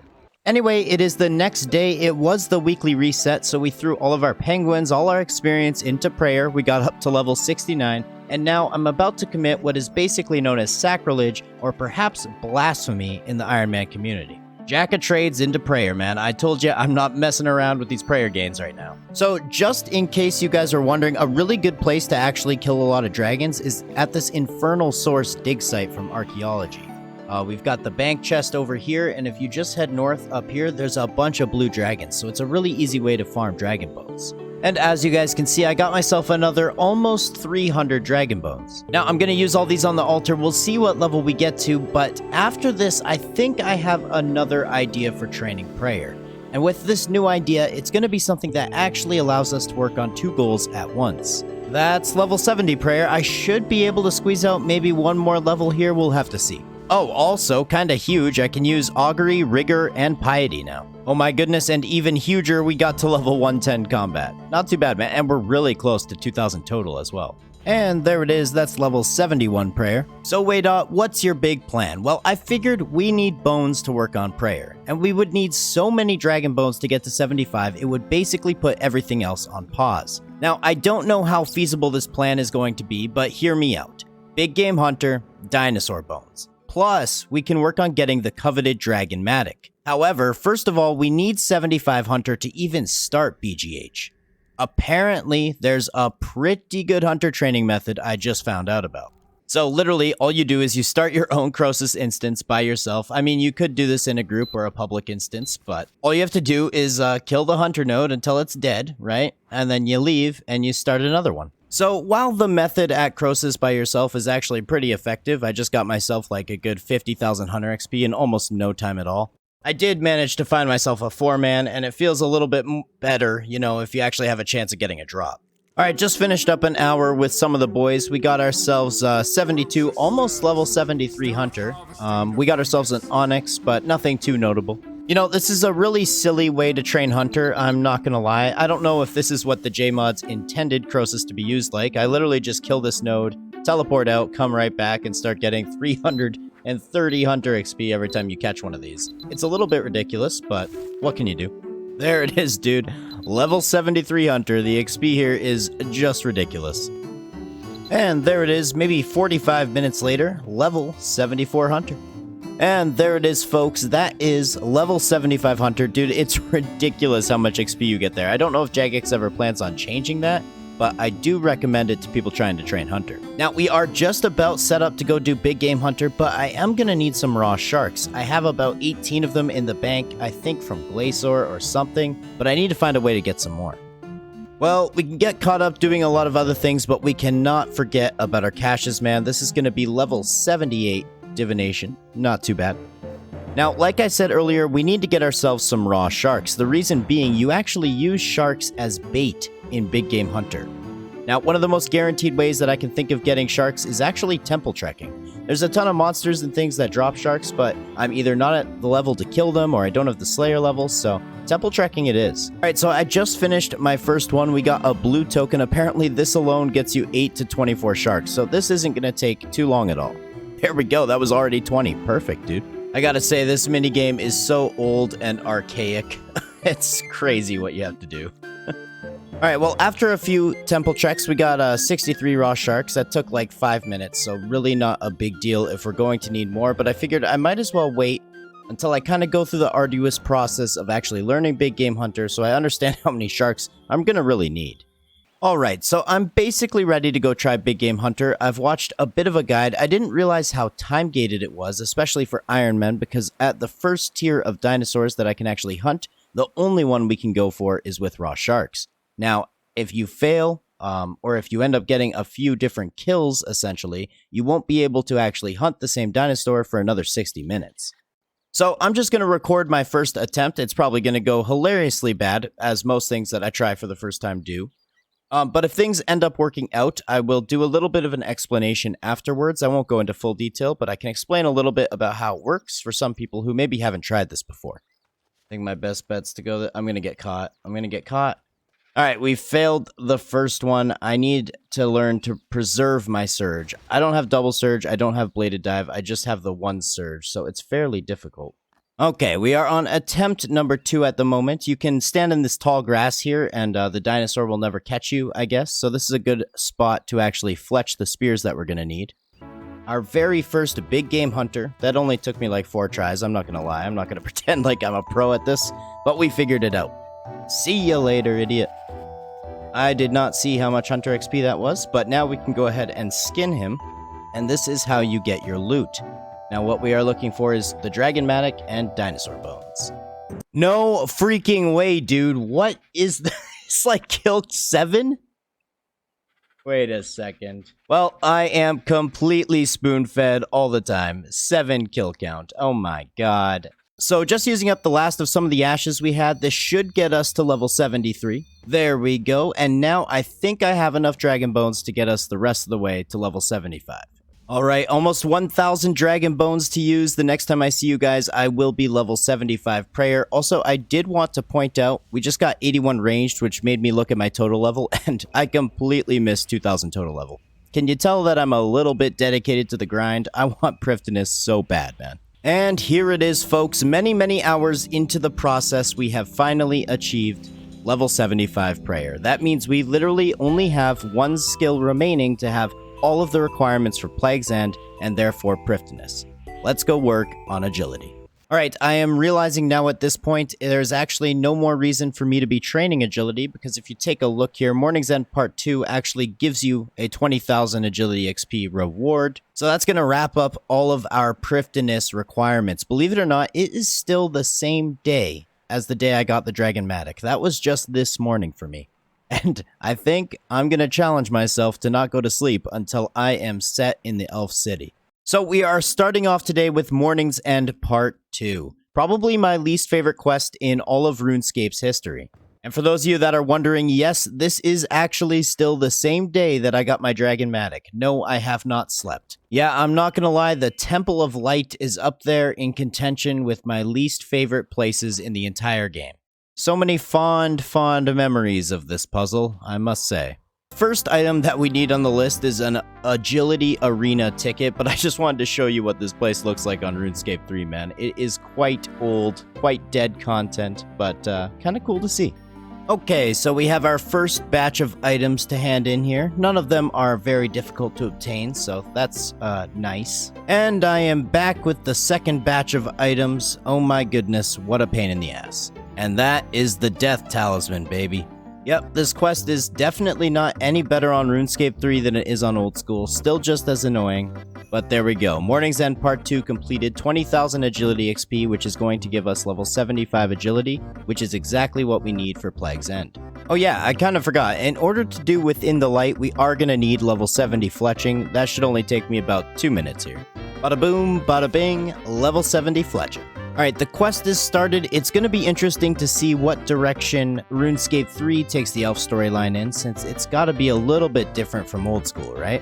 Okay, this is interesting. On the wiki, this literally has an epilepsy warning, so I'm excited to see what this looks like. Holy shit. Yeah, no doubt. Hooray, more puzzles, man. God, I just love puzzles. Okay, to be fair, that puzzle was not too difficult at all. Actually, fairly simple. Oh shit. This doesn't look too good. And there we go, Within the Light completed. 35,000 agility, 20k fletching, ranged, and woodcutting. But most importantly, we can finally do Plague's End and unlock Prifddinas. I'm excited, man. I don't really know what's in store for me with this quest, but it should be pretty interesting. Alright, this is pretty awesome, guys. We are starting an uprising. Who is ready to kick some Mourner ass? Let's go. Wait, what? We just killed King Lathis? Okay, that was pretty awesome. Alright, so I have gathered all of the different elves now. I think it's time for the boss fight. I have no idea what this is going to look like. I'm probably just going to go in blind. It says bring fire spells, so hey, that's what we're going to do. Oh boy, this is looking puzzle-like. Why do I feel like there's going to be a puzzle? Uh-oh. More light puzzles, man. I think this should work, if my theory is correct. Stage 1 of 8. Oh my god. What the hell is this? Alright. I feel like this guy is way tougher than the other ones I was killing. But as long as you move out of this purple stuff, it seems to be a-okay. Okay, random level 82 magic, and on top of that, we got a combat level to go with it. Not too bad. We take those. I'll see you in Prifddinas soon, Waydot RS3. Wow, check that out, dude. Look at all the experience we're about to get as well. This is fantastic, dude. I am so happy. I hope you guys understand. This is the same day that I got the Dragonmatic. I have put in probably 15 hours of RuneScape today. It has been non-stop. It's currently 3 in the morning, so I'm going to go to bed. But first, let's go ahead and use all these lamps and just see if we get any levels. Well, damn, only 2 levels, but wow, that was so much experience. We got a woodcutting level and a mining level. Alright, I guess this will be it. This will be my first time visiting Prifddinas on RuneScape 3.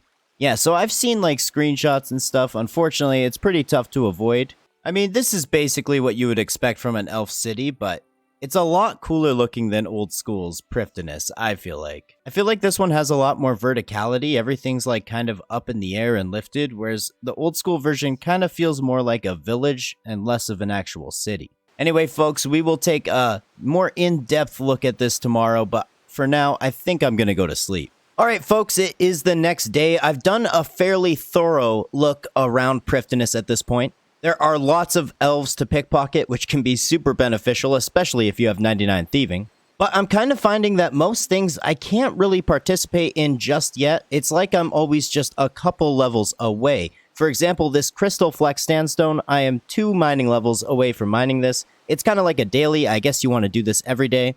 However, if you take a look at my inventory, I think you can tell what I've already found. These harps are my favorite. Basically, you just get AFK crafting XP, and the whole time you get this harmonic dust, which essentially you need these. I think it's 4,000 each to upgrade your tools to crystal tools.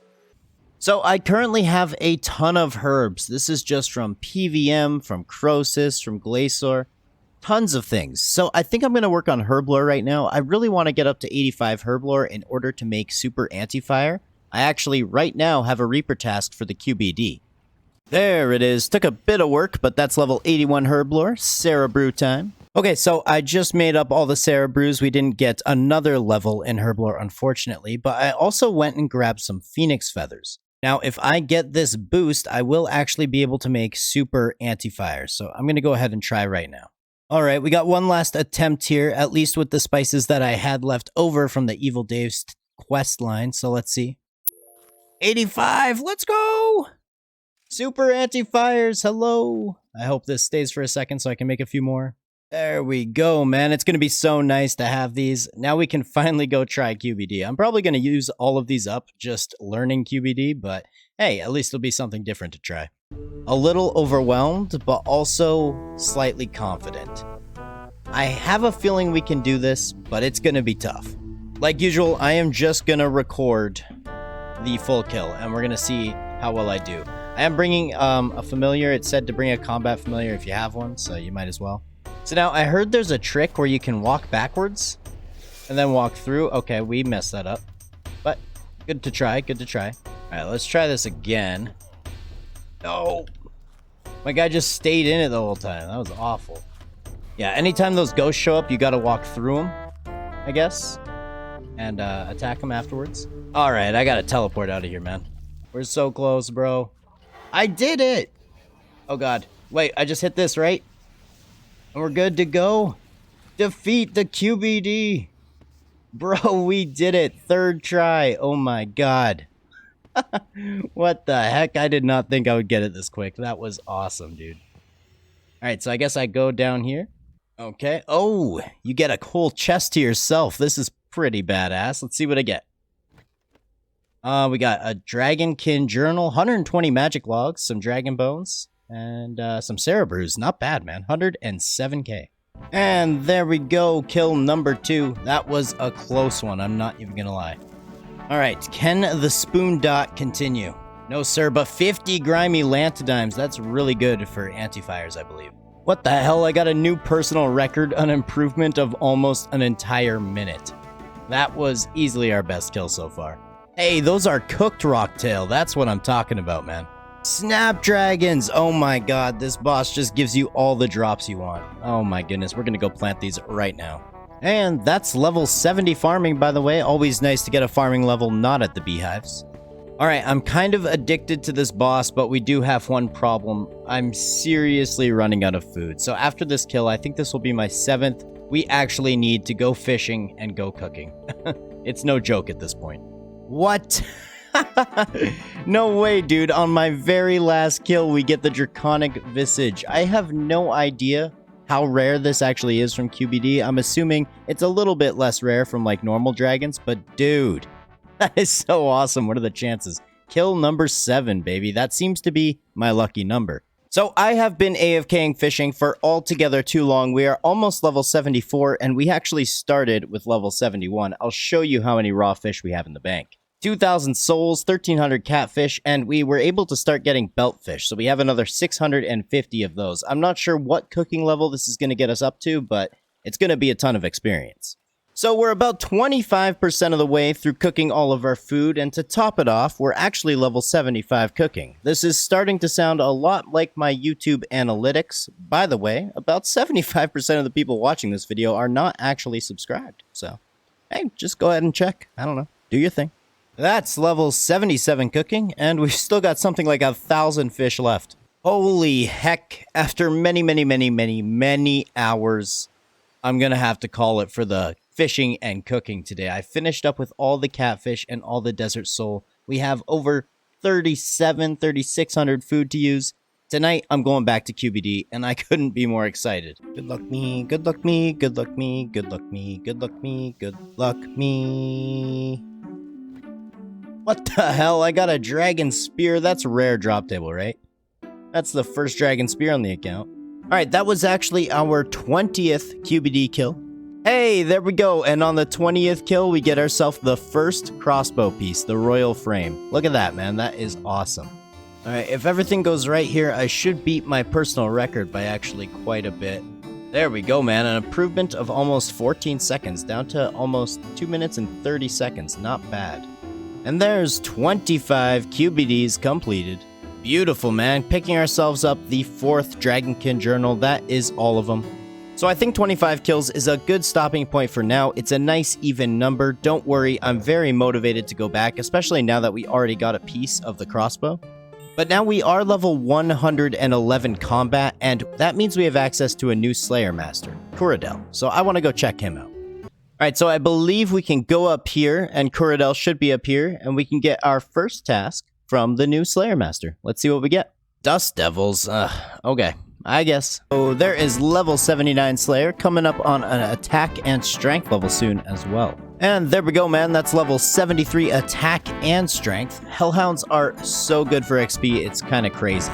And I'm so happy to be getting my attack up because as my Twitch chat keeps letting me know, you need 80 attack to kill Vindicta. So we actually just got assigned our first ever gargoyle task on RuneScape 3. Now, I think I'm going to buy this Learn How to Deliver Killing Blows Quicker. It could end up being a waste of points, but if you think I'm clicking the rock hammer on every single gargoyle, you are insane.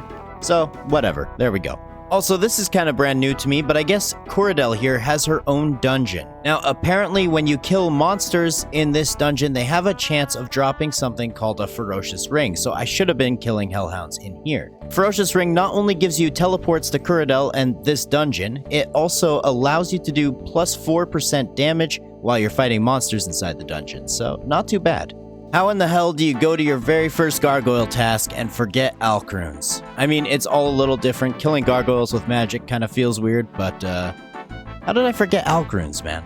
Dude, gargoyles just fall over on RuneScape 3. It's actually pretty hilarious, but we just got level 79 defense, and that also got us level 112 combat, so not bad. Just finishing up the task here, 2 more kills to go. Quick break from Slayer to get our very first requirement for Invention. That is level 80 Divination. Just smithing and crafting to go. Hey, what the heck? Dragon plate legs.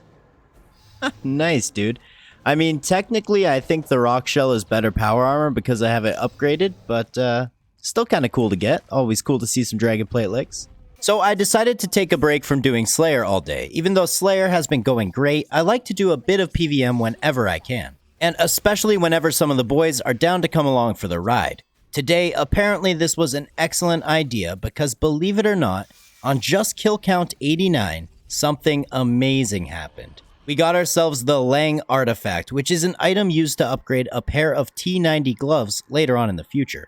Super stoked to finally get something from Glacier.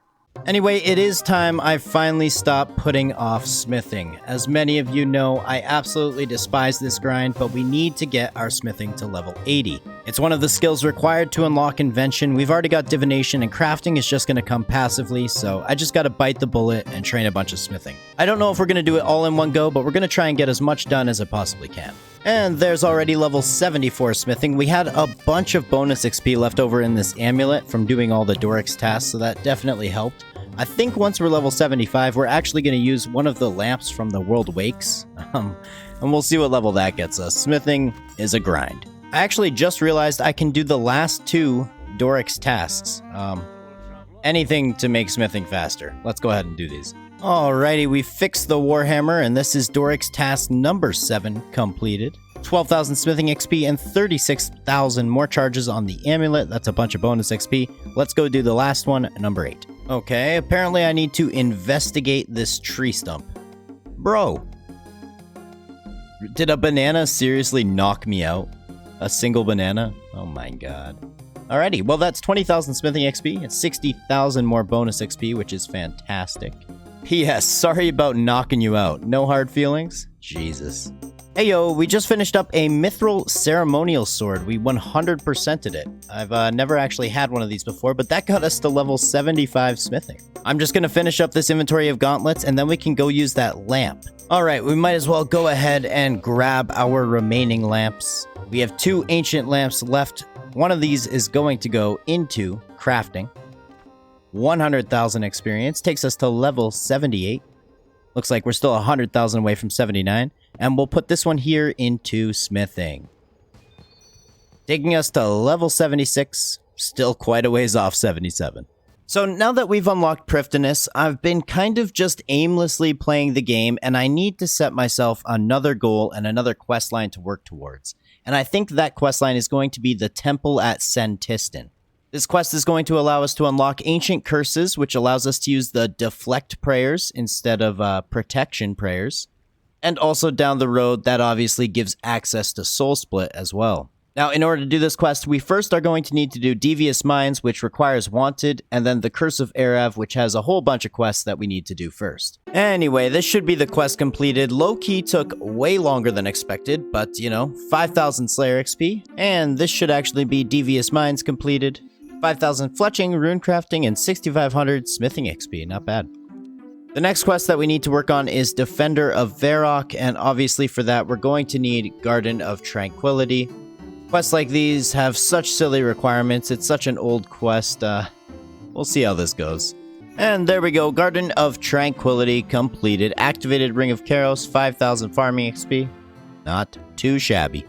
The next quest before we can do Defender of Varrock is What Lies Below. This shouldn't take us too long at all. All done. Very quick quest. 8,000 rune crafting, 2,000 defense, the beacon ring. Hey, that quest actually got me 60 rune crafting. That's my lowest level skill and has been for a while. But don't forget, you can actually take this Dagenhai book here and turn it into Historian Minas, and he'll give you 5 kudos. We're going to need all the kudos we can get. All right, and the next quest is obviously Defender of Varrock. I've never actually done this quest before. It's RuneScape 3 exclusive, so I'm quite interested to see how this storyline pans out. Oh, it's Arav. Interesting. I feel like I've been hearing about this guy my entire life, literally since I was a child. One time I fixed his shield, I'm pretty sure.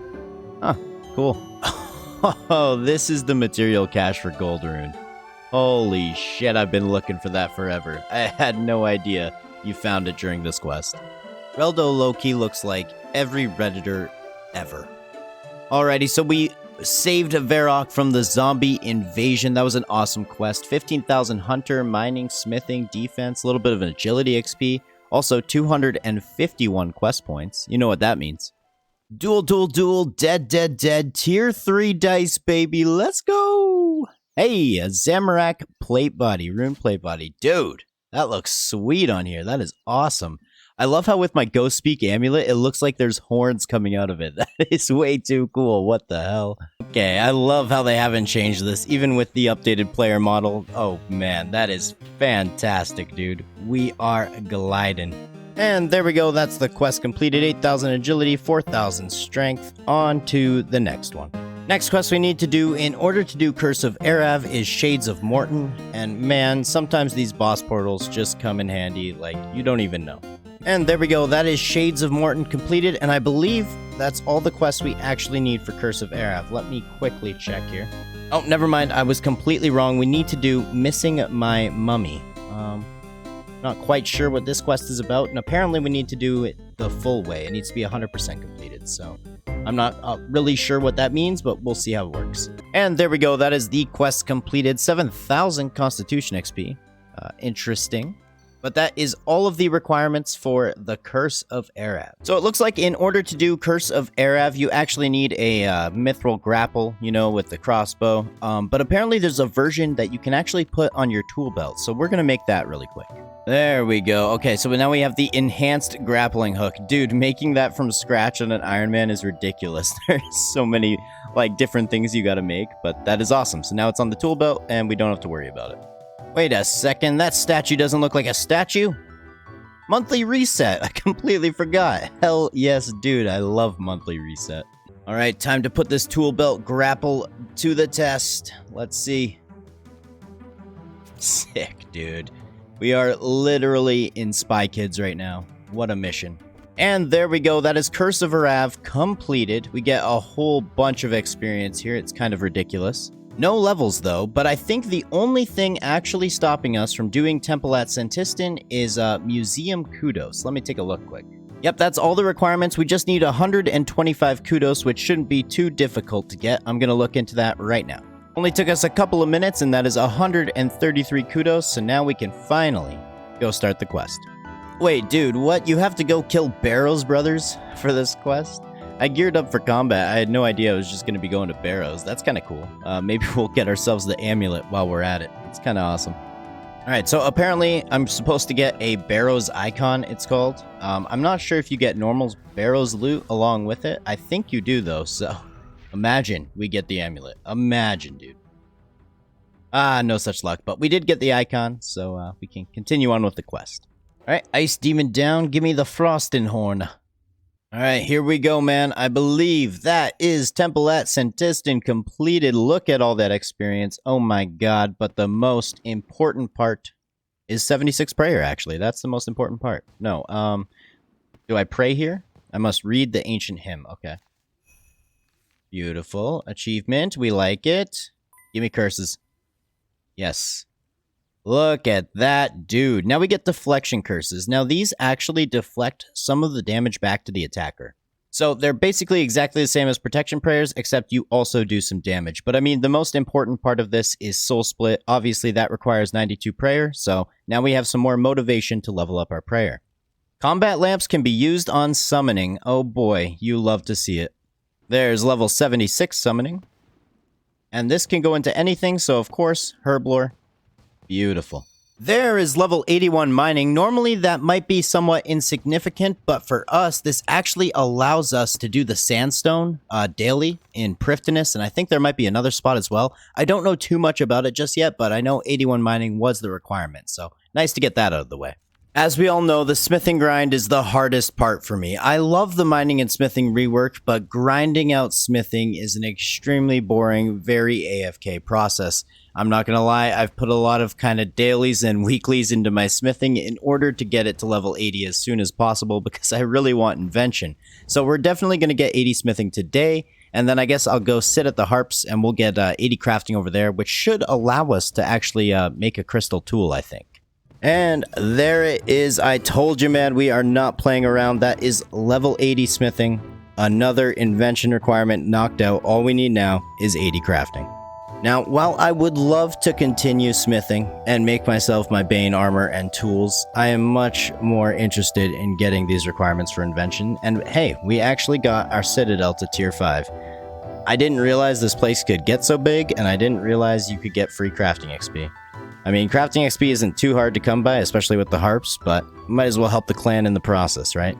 Okay, so I finished off last night at the harps. We managed to get ourselves level 79 crafting. We're still about 170,000 experience away from actually getting level 80, but we now have 4,000 harmonic dust, a little bit more actually, and our dragon hatchet, and apparently I can get myself the crystal hatchet now. Can you upgrade my dragon hatchet to a crystal hatchet? Upgrade? There we go, dude. The crystal hatchet is actually the best hatchet in the game. We're going to need one version that we keep in our tool belt and one version that we can augment. So at some point we are going to need another dragon hatchet, but this is a huge upgrade, man. Oh, and since we're in the area, I guess I can show you guys. This is the crystal flecked sandstone that I was talking about. This is what requires level 81 mining. Apparently at level 89 crafting, these are used to make crystal flasks. You can only get 50 of these a day, so it's super important that I start gathering them now. Oh, and as it turns out, there's actually 2 locations you can get this sandstone stuff. I'm not sure if this one acts exactly the same as the one in Prifddinas, but this also requires 81 mining, and you can get about 50 of these a day as well. And there it is. That is level 80 crafting. All of the requirements for Invention. We have it unlocked now. That is fantastic. I'm not going to lie, I've been so lazy this last little bit. It took me forever to get this last crafting level, but here we are. Now, I'm not going to lie, guys. I do not know much about Invention. I throw around words like augment and fortunate component, but those are just things that I've kind of picked up along the way. I know that Invention is essentially you add perks to skills. It's somewhat similar to enchanting from Minecraft. But apparently there's a tutorial. Hopefully this will help us out a bit. I'm going to try and learn as much as I can, but I may end up in a Discord call asking some friends for some help. Okay, so this here is called a gizmo shell. This is how you actually make the perks, I guess, to put on different weapons, but it looks like these ones actually just make it worse. I'm going to try and use some uncommon materials instead, maybe. Deal 7% additional damage to dragons. Okay, interesting. 20% less damage, but generate more adrenaline. Holy heck, this is going to be insane to get into. Alright, so I'm not going to be able to delve too deeply into Invention right now. In about an hour, we are going to be taking the clan and some members ED1 token farming. It'll be my first time ever entering an elite dungeon, so I'm very excited for that. But it looks like I should work towards getting the augmenter here, and I guess the divine charge. I'm not 100% sure about that. But basically, all of that involves just disassembling, my bad, a bunch of items in the game. So I think we're going to go around and purchase a bunch of apparently Batwing, Adamant, and Rune armor, and stuff like that. Anyway, there's a quest I actually need to do to be able to access the Ark and to get into ED1, so that's what we're going to go work on right now. Aha, okay. This is probably the temple. I believe ED1 is called the Temple of Amanishi. I'm probably totally ruining that name, but this is where we will be coming, I guess, to farm those tokens. Okay, so what ended up happening is my friend showed me how to make the augmenter and kind of explained how Invention works. So while we're doing this ED1 token farming, I'm going to be taking the augmented crystal bow. And the reason I look like this, normally I like to wear whatever armor I have, but this outfit looks so ridiculous that I'm just ashamed. Anyway, let's go get some Dungeoneering tokens.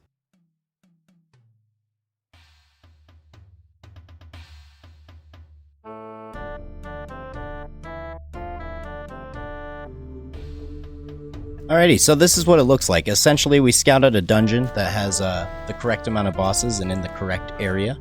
We have Krosoy here, obviously the legend himself, kind of carrying us, but that's the way it goes. That's how we're going to learn, right? But essentially, every single time that you finish one of these, you get 10,000 tokens. So I'll get my 300,000 for Chaotix in basically no time. To top it off, our crystal bow is about to be level 5, which I will then disassemble it. But I won't actually have an augmentor or the pieces I need to make an augmentor to get a second crystal bow. So we're going to switch over to magic, and that's going to allow me to get level 85 magic. Alrighty, and this will actually be the very last one, at least for me. They're going to take some other people from the clan now. We are 6k away from 85 magic, and that is 300,000 tokens. That is all we need for the chaotic crossbows. 200,000 tokens. Are you kidding me? Oh my god. Oh, we need 80 dungeoneering. I guess that makes complete sense. Ah, damn it. Okay, well, at least we have the tokens in place. I guess we have a good excuse to go drain some more dungeoneering now. Alright, well, after that complete fail, at least we can now disassemble our augmented crystal bow. It is up to level 5. That's the max level I'm able to get, like, experience from disassembling, I guess. So let's go ahead and see what this looks like. 91,000 experience. This is fantastic. You have a 50% chance to recover the gizmo. Okay, cool, cool. Let's go ahead and do it, man. Let's see what level this gets us. Holy hell, all the way to level 22. That is amazing, dude. Okay, so we ended up with the 75 attack as well as the 75 strength, but I'm actually kind of in the mood to do some dungeoneering. Obviously, we need that level 80 dungeoneering for the chaotic crossbows, so let's get to it. Wait a second, what the heck? I completely forgot we were so close to a magic level. That is level 85, and that's actually sunshine without boosting, which is going to be super nice. And there we go, that is level 78 dungeoneering. 2 more levels to go. Just got level 82 defense as well as 116 combat. You never really realize it, but you do get some good experience while you're down in Daemonheim as well. That is level 79 dungeoneering. 1 more level to go. Okay, well, a couple of hours of dungeoneering later, that is floor 40 completed, 54,000 XP, and most importantly, level 80 dungeoneering. Let's go grab those chaotics. These are going to be such a huge upgrade for us, and the fact that we can augment them is going to be insane. Basically, range is going to be our most powerful skill to use at the moment. 360,000 tokens, oh my goodness. Alright, chaotic crossbow, confirm purchase, yes. And the offhand chaotic crossbow. There we go, looking good, man. They actually look very simplistic, but these things are a beast. Oh my, the wiki is your friend, and Invention is confusing. I guess this one here has a chance to give us Equilibrium 1 or 2, and Precise 1 to 4. These are some decent perks to put on my crossbows with the Invention level that I have. Later on, we'll be getting different ones, but let's see if this works. Okay, we'll try again. So I'm pretty sure that construction contracts on RuneScape 3 are just like mahogany homes from old school. So this is the inventory setup I'm going to go with for now. We might adjust it if need be. And I may also bring a Beast of Burden. I'm not sure yet. But let's go ahead and get our first contract from this estate agent here. So yeah, we got to build 3 shelves, 2 drawers, and we get 10,000 XP when we finish. And because I'm going to be using mahogany planks, that's actually our kind of best in slot for this. So we will get the most XP out of this. So as you can see here, there's just spots, little locations you can go ahead and build at. We'll do mahogany. All right, I guess it takes a little bit of time. That does make sense. I could see this experience being quite good if it didn't. All right, so this one's finished. We can go ahead and hand it in. And then if you take a look at the shop here, you can get these plank boxes, plank box upgrade. You get 5 contract credits, I believe, as long as you're using mahogany. So 10 contracts, you get the plank box, and so on and so on. And then as soon as you finish up a contract like we're about to here, there you go, 15,000 XP. So it says I only get 10,000, but for some reason it gives me 15,000. So that's not bad experience at all. This shouldn't take us too long. And there we go, man. Honestly, just a couple of moments later, 79 construction. That was pretty cool. We're definitely going to have to come back and do this at some point because it's how you get the construction outfit and the plank box. But yeah, kind of cool. Anyway, now we can begin working on some quests. The first quest on that list is the Legacy of Seergaze. Apparently this can actually be quite the long quest, but I'll be the judge of that. Also, I just realized if you're holding Vanquish as a melee weapon, it turns the opposite way and turns into a spear. I've never really used it much for melees, so that's kind of funny. And there we go, Legacy of Seergaze completed. You get all kinds of XP here. You get some books to use on any skill you want as well. Now, I was going to go to bed and say we'll do the rest of the quest tomorrow, but apparently you literally just start Branches of Darkmire right here. And that is the next quest in this storyline here, so, well, let's give it a go. Wait, what? That whole time he could literally just teleport me? Bro, are you kidding me? Oh, and also, apparently this medallion can also teleport you, so thank God, dude.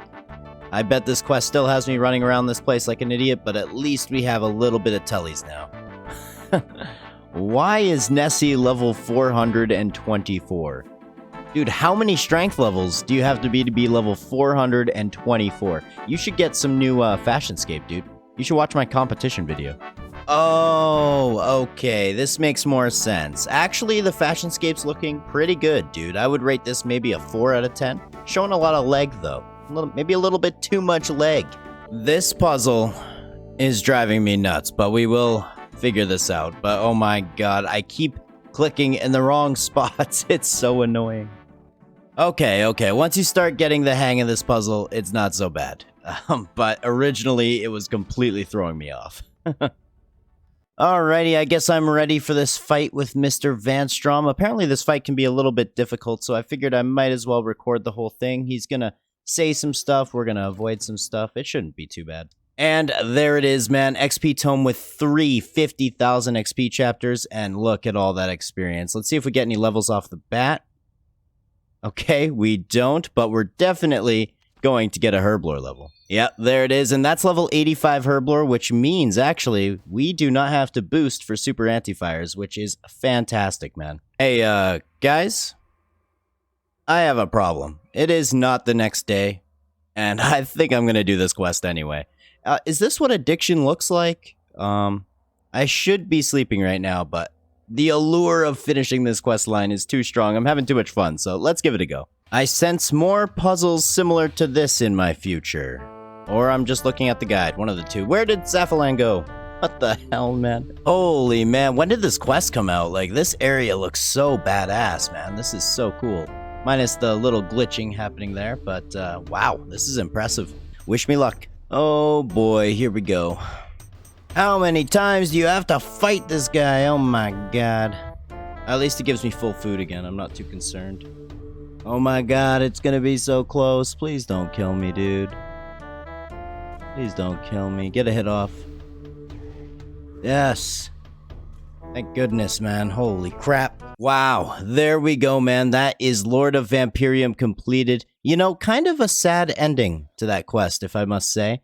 But 3 75,000 XP chapters. Construction Slayer Hunter as well. Let's see, any levels?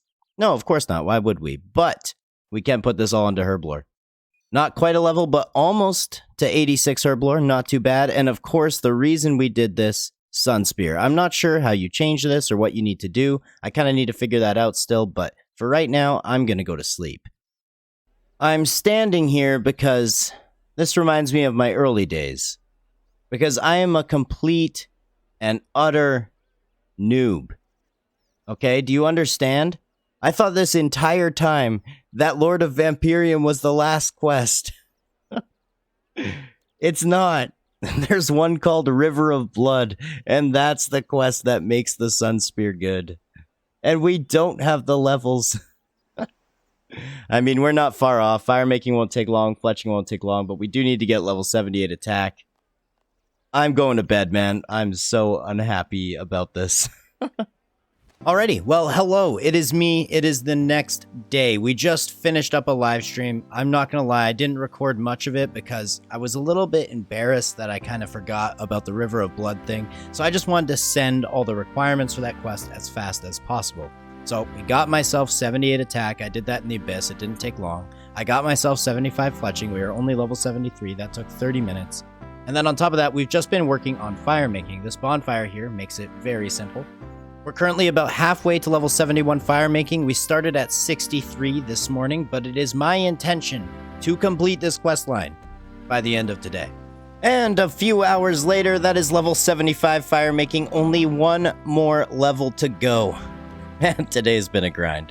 You know, sometimes we make mistakes and it might be best to hide those mistakes or not show them, but I figured I already made half the video leading up to the Lord of Vampirium, so I better just show you guys that I completely messed up and thought that was the last quest. Anyway, we are coming up on 76 Firemaking. Oh my goodness, it's been a long day. I'll throw up the Rune Clan stats that I've achieved today. I think almost 1 million Firemaking XP alone. But yeah, there it is, 76. We can now go work on River of Blood. I don't even know what to expect. I have no idea what's gonna happen in this quest. Holy heck, dude. That is so badass. What the hell? There's so many of them. Is this literally a war? Wow, dude. That is awesome. Bro, come on. Drezel is actually dead. That is, like, so sad. I've literally been giving this guy rune essence my entire life. Why we gotta do my man Drezel like this? Come on now. Wait. Is this the moment when I actually get the Sun Spear? Let's see here. Look at that dude. That's the real one. That's what I'm talking about, man. Switch to magic. Switch to ranged. This is what we've been waiting for, dude. I really can't get over the graphics and attention to detail that Jagex put into this new area. It is so dark and twisted. It is absolutely awesome. I love this kind of stuff. Yo, dude. Is this a rave right now? Man, I don't know if I'm just geeking out right now, but everything about this is too cool. Like, look at the scene with the tables flying and all the books just stopped in the air. It's too cool. It's too cool. Alright, people were telling me that the boss fight in this quest is, like, much harder than Lord of Vampirium. So we'll see about this. I don't really know what to expect or when this boss fight's over. Obviously, I fought the first guy and then he turned into this. So, we'll see. There could be another fight after this one, too. Ah, damn it. We're gonna have to come back and try again. I need to bring better gear and a bit more food. Darn, dude, darn. Alright, this is a round 3. I've died 2 times, but there's no way I'm dying this time. I think I've got the entire fight. Wait, did we do it? Is that the end? Ain't no one else crossing, man. This is an extreme Guthix balance. Once again, man, with the Super Saiyan stuff. This is nuts. Well. Kinda feels like we've been here before. I swear to God, if there's one more quest, I'll jump off the tower. The tower in Darkmire, man. I will straight up jump. Give me my reward. 75,000 herblore and 3 more 75,000 chapters. This is going to be amazing. And of course, actually this time, the Sun Spear. Is this going to get us 87 herblore? Yes, it is. There we go. Beautiful, man. And back to the day-to-day activities of being an Iron Man. There is level 83 Divination. Cannot forget about your caches. Alright, moment of truth. Throw the augmenter on the Sun Spear. We are going to need to get some perks on here as well, but apparently it looks a little bit different with the augmenter. Yeah, you can see this little spinning thing. I guess you can change its look. You can have it with the augmented or without it, but I kind of like how it looks with the spinning gizmo on it. Kind of cool. Holy heck, we almost missed it, but that is already 81 Slayer. I must have been pretty close to a Slayer level. Always nice to get an elf task. This is one of my favorite tasks. It's just tons of money, tons of things we can disassemble. It's perfect. Heyo, level 86 Constitution. And I am so hyped to be back on the Slayer grind. We are going to get so many levels just across the board with combat and also Invention.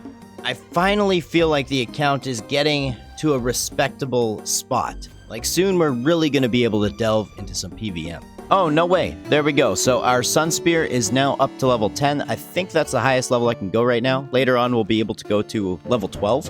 But let's go siphon this and see how much XP we're going to get. This will consume all item XP and give you 261,900 Invention XP, equivalent to disassembling this item at level 8. Okay. Using the siphon. This process cannot be undone. Do you wish to continue? 261,000, dude. What level is this going to get me? Oh my goodness. All the way to level 35 Invention. Not too shabby, man. That is amazing. Okay, so I've been messing around a bit. I want to learn the kiting method for Krill. It would be nice to be able to come here and start getting some kill count and just sitting in here for a little while, because the subjugation armor is such an upgrade for me, so let's give this a go. Alrighty, so that's going to probably be the last kill this trip. We got 6 kills. I feel like I can definitely get more than that in the future. So, yeah, I guess let's get grinding out some krill.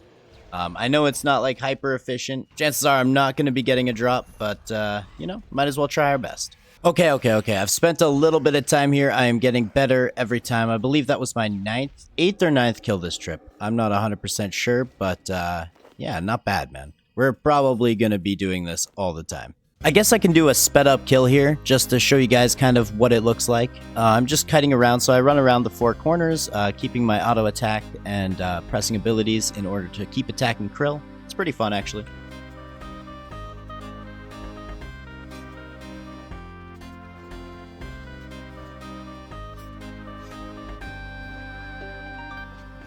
And there you go, easy peasy, man. Barely using any food these times, so it's quite nice. Oh, nice. That was my 25th krill already. We are making very good progress around here.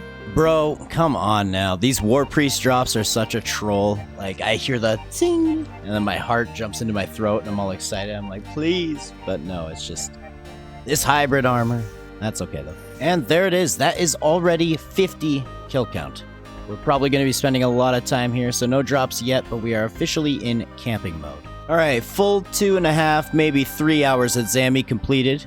Can you tell? I think we're currently sitting at like 67 kill count, but of course I need to go recharge my battery pack, if you will. Invention is a lot to keep up with, but the XP is so good and the benefits are so good, so I don't mind it too much. Heyo, that's a defense level at Zammy. The XP here isn't crazy, so it's kind of actually rare to get levels here, but 84 defense, we'll take it. Stream today was my biggest stream ever. Shout out once again to Mr. Anonymous. Holy crap. The fact that this guy donated all that anonymously, or gifted all those subs anonymously, doesn't even want to be known, doesn't want the recognition for it. Just goes to show what a generous community this is. Budef, literally the kill after. That's right at the end of probably my most successful stream ever, we also got ourselves the Gloves of Subjugation. First drop at Zammy, or krill, if you will. I believe that was kill count 94, so a little bit below drop rate. We will take it. One of my good friends, just a trim-comped hardcore Ironman, has been just very patiently waiting for me to get 80 attack. He really wants to show me Vindicta. He wants to kind of take me through the ropes of the fight, so I think that's what we're going to be doing today. I just need to get these components so I can augment my Sun Spear. It always amazes me how absolutely beautiful God Wars 2 looks in the game. Getting kill count here is a bit of a pain. I'm still a complete noob when it comes to this area.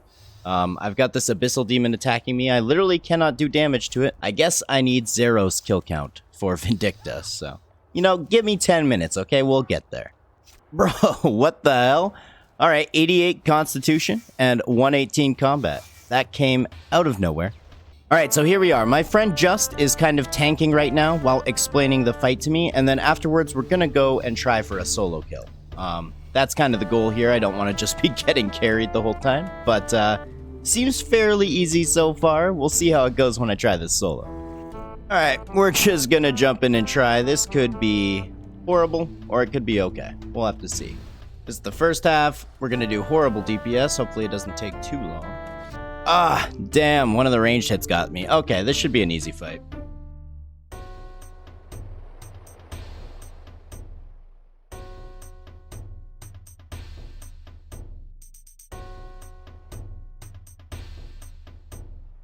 Oh my god, that was so close. So there we go, folks. That was our first solo Vindicta kill. When I go back to do some more solos there, I will show you guys the entire fight and how I worked through it. But we spent the rest of the hour doing just duos with our friend, and we didn't get any drops. He had all the loot share potential, I guess. I'm not really sure how that system works, but I didn't get anything, which is okay with me. I'd rather get things that I actually deserve when doing it solo. Alrighty, let's try for another full solo kill. This time, I will try and walk you guys through it. Essentially, this fight has 2 phases. The first phase is really easy, you just can't pray melee, but in the second phase, it's kind of reminiscent of like Jad. You have to switch between melee and range prayer, so it gets a little bit more difficult. Alright, wish me luck. Essentially, in phase 1, he does 2 attacks. He does this like whirlwind, like you see there. And then he does another where his dragon kind of comes along and he puts a layer of purple smoke on the ground. You just got to step out of it. It's really easy. As you can see, the animations are way cooler than the God Wars 1 stuff. I can 100% tell how if I had more DPS, these fights would be a lot easier, so getting that subjugation gear is even more important. Using defensives like Devotion and Debilitate are such a huge help here, just to help you take less damage so that you're using less food. Especially, dude, I'm sitting here in Lunars. I'm taking a ton of damage. Once he gets to 100,000 HP, he starts phase 2 here. As you can see, he gets on his dragon. He's going to do a melee attack. He's going to do a ranged attack right here. He's going to do another melee attack. And then he's going to teleport to a corner of the room. And there's going to be a bunch of that purple smoke again. And then he's going to come in and start the rotation all over again. And there you go. That's basically the fight. It's completely messy. I'm not good at this just yet. But we'll get better the more and more we try this. 229 Dragon Bones. I wish I had this about 2 weeks ago, but I'll take it right now too. Alright, so I think I'm going to spend an entire hour here. We'll see if we end up getting anything, but then I think I'm going to end up going back to Krill. The reason being, I can definitely tell that we'll be able to kill this boss a lot easier if we can just get a little bit more DPS going, so that subjugation would be such a huge help. Now, sorry, this entire episode's been basically bossing, but I don't know if you guys can tell, I feel like I've been waiting such a long time to be able to PVM and to have like a few different options, which I'm kind of feeling like I'm getting to that point, and it's pretty addicting. I'm having so much fun just killing different bosses. This is what RuneScape 3 is all about, man. Bro, these Dragon Bone drops are just insane. Literally 200 of them. Also, we got a personal record, 4 minutes and 37 seconds. We got 18 minutes left in the boss room, so let's keep at it. New record. We take those. Alrighty, that will be the last kill of the hour. I think I've got a pretty good hang of this boss. It is super fun. But actually, instead of going back to Krill, man, we gotta go fishing. Bossing takes so much food all the time. It's unfortunate, but yeah, we gotta spend some time fishing for sure. Anyway, we are back to God Wars 1 for a bit, going for that subjugation. Let's go ahead and take a look here. We've killed 110 krill, so only just the gloves we've gotten so far. Hopefully we can get ourselves another piece. Oh my goodness, God Sword Shard 1 from a minion. Alrighty, well, I guess that's the first time we've ever gotten really anything from one of the minions, so I will take it. Alright, well, I just wrapped up a few hours at Krill. Let's go ahead and take a look what we're up to. Up to 162, so we got another 52 kills, but all we had to show for it was that God Sword. I'm going to go AFK on mobile a bit. I need to get some more divine charges, and there's a lot of maintenance that goes into Ironman, so we're going to go do that for a while. Oh my goodness, man. A few hours of AFKing on mobile later, we are getting ourselves some divine charges. I swear, Invention just turns your character into the Energizer Bunny. That's all it is. But hey, we should be getting 85 Divination later today, and that will just make things faster. Basically, anytime you pass one of those thresholds that allows you to get a higher level energy, it's going to make this whole process a little bit easier. Did somebody order even more monotonous skilling on an Iron Man to maintain the exceedingly high cost of PVM when you have to get all of your own supplies? Okay, perfect, because there is level 79 cooking. And just a quick little magic level, level 88, while we're getting KC for Krill. You know, it's kind of funny, the only reason I ever came here is because I had a Spiritual Mage Slayer task, and I got 40 kill count, so I was like, well, I might as well try this out. Now here we are coming up on almost 200 kill count. Funny how things kind of work. Bro, what? Come on. I only have 2 drops from this boss, okay? I've got the Subjugation Gloves, and I have a God Sword Shard 1. You're gonna do me like this? Oh my goodness. Wait, what? A Steam Battle Staff? I mean, not particularly the drop I'm going for. I guess that's a unique. We just defeated 200 krill, and it's pretty late at night, so I came up with a little joke. I have 200 krill count. Oh my god, I need to go to sleep or at least get a drop to hype me up. You know what I mean?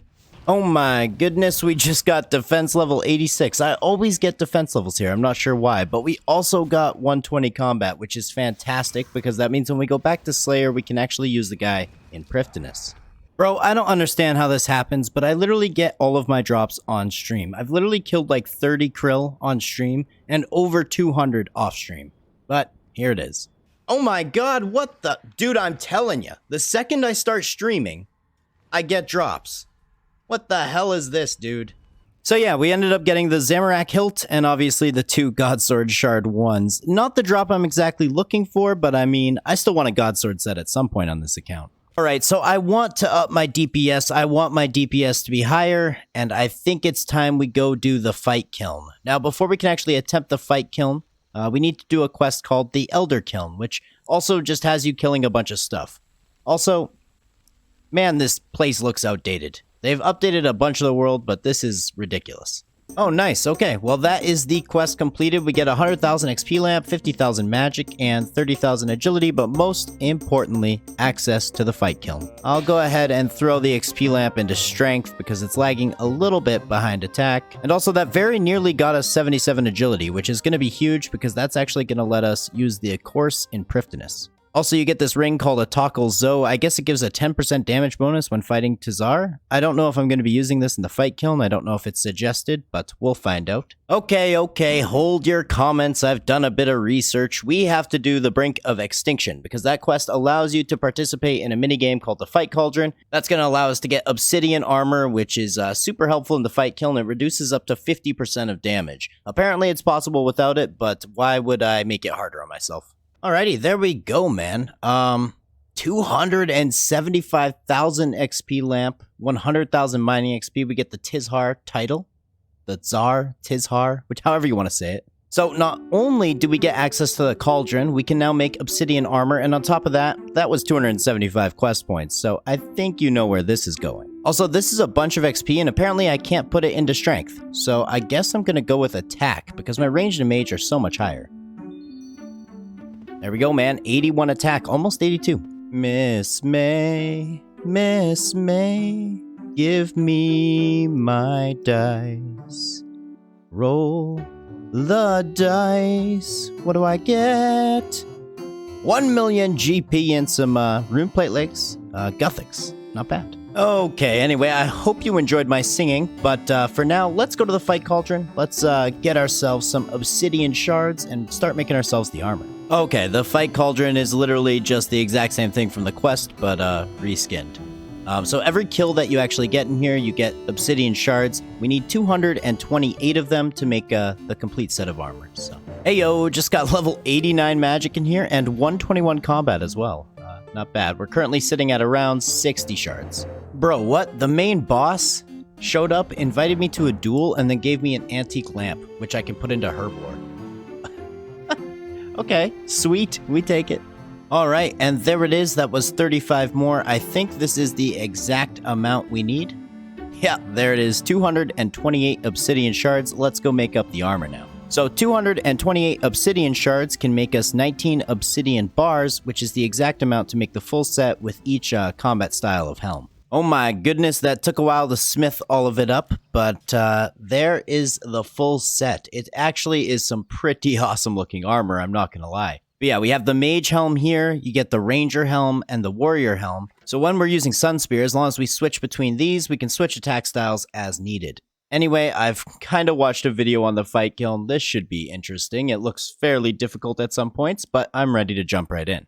Alright, this time we actually are going to get ourselves some tortoise shells. The more inventory space is going to be just invaluable with this fight kiln, so. Alrighty, well, I think we are ready to go. I'm not sure how long this is going to take. There's 37 waves, there's double jads, there's a big boss at the end. We're going for the mage cape for the first time, obviously. I think then we'll go for the range cape at some point. I'm not sure if I'm going to do that right away. And then the melee cape, that one's a little bit more difficult, so we'll have to see.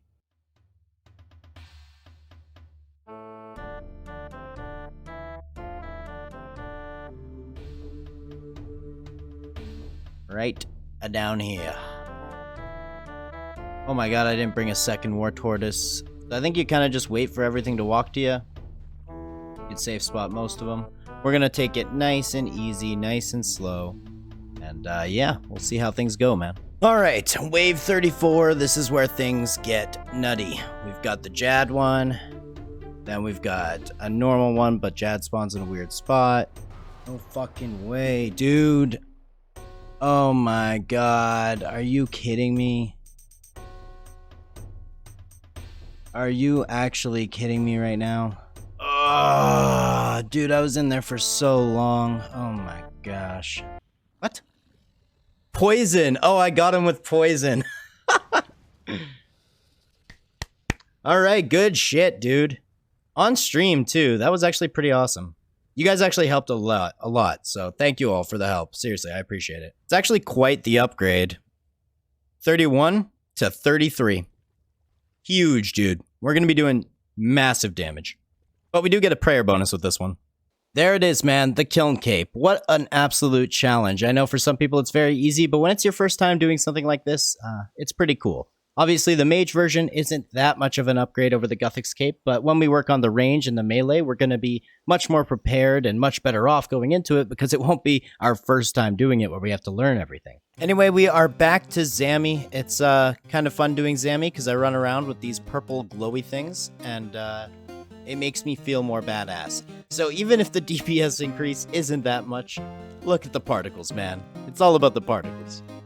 Bro, I mean, yes, we got a drop. It wasn't on stream, so that's something, but it's the ward. Why would it be the ward? Oh my god, dude. That's not really something we super need, but hey, I'll take it. You've got to be kidding me. I only have one Godsword shard, and it's the first one, and now I have 3 of them. Oh my goodness. The Krill luck. Oh, the Krill luck's bad. Bro, there is no freaking way. I got another ward?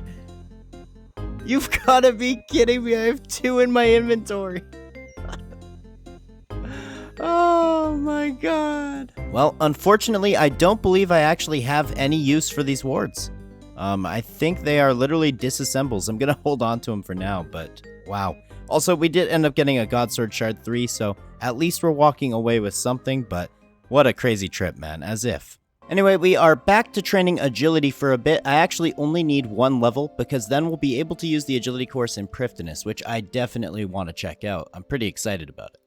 And this here should actually be level 77 agility. Beautiful, man. Let's go check out the Prifddinas course. Now, I have heard that there's a way you can set your screen so that you can basically AFK this and just keep clicking in the exact same spot over and over. But holy heck, dude, my guy got way better at agility. It just did a front flip? What is going on? Wait, I'm running around a mountain? Okay, this is a little bit absurd. Okay, now we're doing yoga. What the hell is this, man? Anyway, I'm pretty happy about unlocking that. I'm not actually going to train agility right now. I'm going to go train another skill that I don't like training very much, and that is archaeology. We got to get this leveled up. There's a quest called the City at Sentistan, which is pretty much essential, and that requires 74 archaeology. I don't know how many levels we're going to get today, but we're going to grind it out for a little while. I know I've said this in videos prior, but as long as I get a couple levels of video, this skill won't seem so bad, right? Right? Please, somebody tell me I'm right. Man, I don't know what it is, but every fiber of my being hates training this skill. I don't know if it's the progression of it, how slow it is, or because you have to go through and get all the collections, but it is so freaking slow. Anyway, I'm going to go hand these pieces in, and then I'm going to work on some mini quest. It's a mini quest that you need for Azanadra's quest. Now, you can wait for the pylon to be active, and that makes it a bit easier, I guess, but I'm just going to go ahead and collect 80 batteries, because there's no way I'm paying attention to when the pylon's active. Level 64 archaeology. Hooray. One good thing that does make this a bit easier is apparently I can re-hand in the Zerosian 1 here. Bada boom, bada bing, and that gave us 20 more batteries, so we're already halfway there with 41. Okay, and just a little while later, this should actually be the last of them. There we go. Now we have 89 pylon batteries, which means we can now do the Vault of Shadows mini quest, which, like I said, is required for Azanadra's quest. Oh my goodness, man, as if this mini quest couldn't get any more annoying. I thought you needed 500 divine energies, which you get like these here, that are stackable. No, you need actual memories. I don't know who named this quest a mini quest. I've spent more time on this than I did on the entirety of Plague's End. What the hell is going on? It is just way too late at night for me to be doing directional puzzles right now, but I'm sure we'll figure these out. Nice, dude. I didn't realize I was going to get so much XP for this. Powering these anchors gives 2,000 some each, and there is actually level 65 archaeology.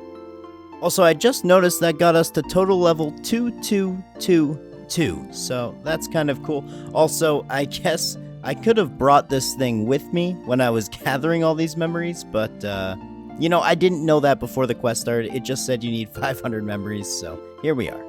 And there we go, man. That is the Vault of Shadows completed. Apparently, I can go inside and get some more rewards. Holy heck, look at all those materials. That is freaking awesome. I'm assuming that this guy's gonna give me even more. Oh, those would have been really handy about an hour ago, dude. Oh my god! Yes, dude! Hell yes! No way! That was perfect. Finally, bro. That's right, man. We got the Gown of Subjugation. Now, I'm looking a little bit goofy. This is my current best in slot mage gear. Man, Invention's starting to get pretty pricey, man. I gotta make 3 augmenters here. We can augment our Sun Spear again. We need to augment our gown. And on top of that, I also need to augment some melee legs for whenever we do some more melee training. Man, nothing feels quite as good as a very first try. Scavenging 2, we can put that on our leg piece. And then whenever we get the top, the robe of subjugation, we'll look into biting or crackling. Anyway, we are back to it now. Let's go work on this Azanadras quest. Holy heck, what the hell is going on in here? That is a big boy right there. There are so many people in here. A good hour to an hour and a half later, that's the quest completed. 15,000 Archaeology XP, 25,000 Divination, and also unlock the knowledge to restore the Pontifex Observation Ring. So I'm not gonna lie, people have told me about these Sign of the Porters before. I get a bunch of these when I'm pickpocketing in Prifddinas, and they are such a big help for Archaeology. Basically, it sends any materials right to your material storage, and it still gives you the soil, so you fill up your soil box, but with a spot like this, and I'm assuming some of the other spots in here, it's going to be such a huge help. Oh, wait. This is actually super cool. Let me show you guys what you can do with this Chaos Star. So you come over here to the Reward Trader in Daemonheim. Then you go ahead and buy this Chaotic Gatestone. It's 25,000 tokens, which isn't too bad. Then we can go ahead and combine the Gatestone with the Chaos Star. Then obviously we go ahead and offer this at the Monolith. And it unlocks this relic power called Nexus Mod, which makes sure that when you're entering the Abyss, you always arrive at the center. That is so cool. What a crazy idea. I love that. All right, hold up. Quick little Croesus break. Oh my god, 10 mil. Croesus is always so good for the money. I love going and doing Croesus. Even if I find the boss a little tedious at times, the loot is just amazing. But anyway, back to Archaeology. That there is level 72 Archaeology. Man, only 2 more levels to go. I couldn't be more excited. Alrighty, so we have found ourselves at a new dig site, the level 70 kind of area. I need to go ahead and repair this Ikovian garage. And then I'm going to be allowed to go down into it. Heyo, that's level 73 Archaeology, and also we go ahead and add this to the tool belt. Now, every single dig site has blown my mind so far, so let's see if this one does as well. Dude, what? This is insane. I absolutely love all of the areas they've added to the game with Archaeology. Look at, like, the wind happening. That is too cool. Wow, literally, like, not 30 seconds after being here, I got the Boots of Flight. Now, the guide on the wiki says you need to get these, and that's the whole point of coming down here as soon as you can, so... Alright, cool. These you can add directly to the tool belt. I'm not really sure what they're for just yet, but I'm sure I'll discover that in the future. Oh my goodness, what an absolute grind it has been. Level 74 Archaeology. We can finally do City of Santistan, and we can leave this skill for a little bit. I'm going to take a nice little break from Archaeology. The only thing stopping us from doing City of Santistan right now is the Battle of the Monolith mini-quest, which I'm not really sure what this is just yet, but we're going to go ahead and finish this up. Alright, so to start it off, I think we just talked to this guy. The reason I'm bringing all of my obsidian gear is apparently there's a bunch of fighting in this mini-quest, and apparently it's against the Caesar guys, so we'll see how this goes. Okay, so online it says I need to move Helweir, Commander Ziliana, and Therisk southwest of the barricade. I think that's a barricade? I don't know. Let's go ahead and hit start. Alright, so it looks like there's going to be waves of enemies, and these guys stop the enemies. I don't know if this is meant to be more challenging. It does say we're on wave only 1 of 3, so it might get harder, but I guess I'll just attack these guys as they come in. It's nice to have Helweir on my side for once, you know? I know I'm probably not understanding most of the story here, but it is kind of funny that I'm just controlling gods and telling them what to do. I'll take it. I gotta say, this is unlike anything I've ever done in RuneScape. It's actually super cool. It's not as active as you might think. I kind of just sit here and wait for the battle to end, but the moving around of the pieces, the strategy, the size of it, it's super cool. Really well done. Oh man, okay, that quest took quite some time. And there we go, that is the Battle of the Monolith completed. We get the Shard of Erebus. I'm not sure, but apparently I can just wield it. Okay, cool. Anyway, now we can do City of Sentistan. Alright, I believe I've got all the potential items I could end up needing. Let's go ahead and see what this quest is all about. I believe I started at the top of God Wars 2. Oh, shit. I'm feeling slightly unprepared, I'm not gonna lie. Oh, dear God. It's an escort quest. Alright, so I kinda gotta say, listen to these, like, creepy whispers. I know they're supposed to be intimidating and all, but I just find them so funny, man. I don't know why. Alright, apparently as soon as I do this, we're going to be entered into some sort of boss fight. Quest items basically took all of my food, so we'll see if this is actually difficult. I'm not looking forward to this, I'll say that. Oh nice, it's awesome how I didn't even have full prayer points. This is fantastic, dude.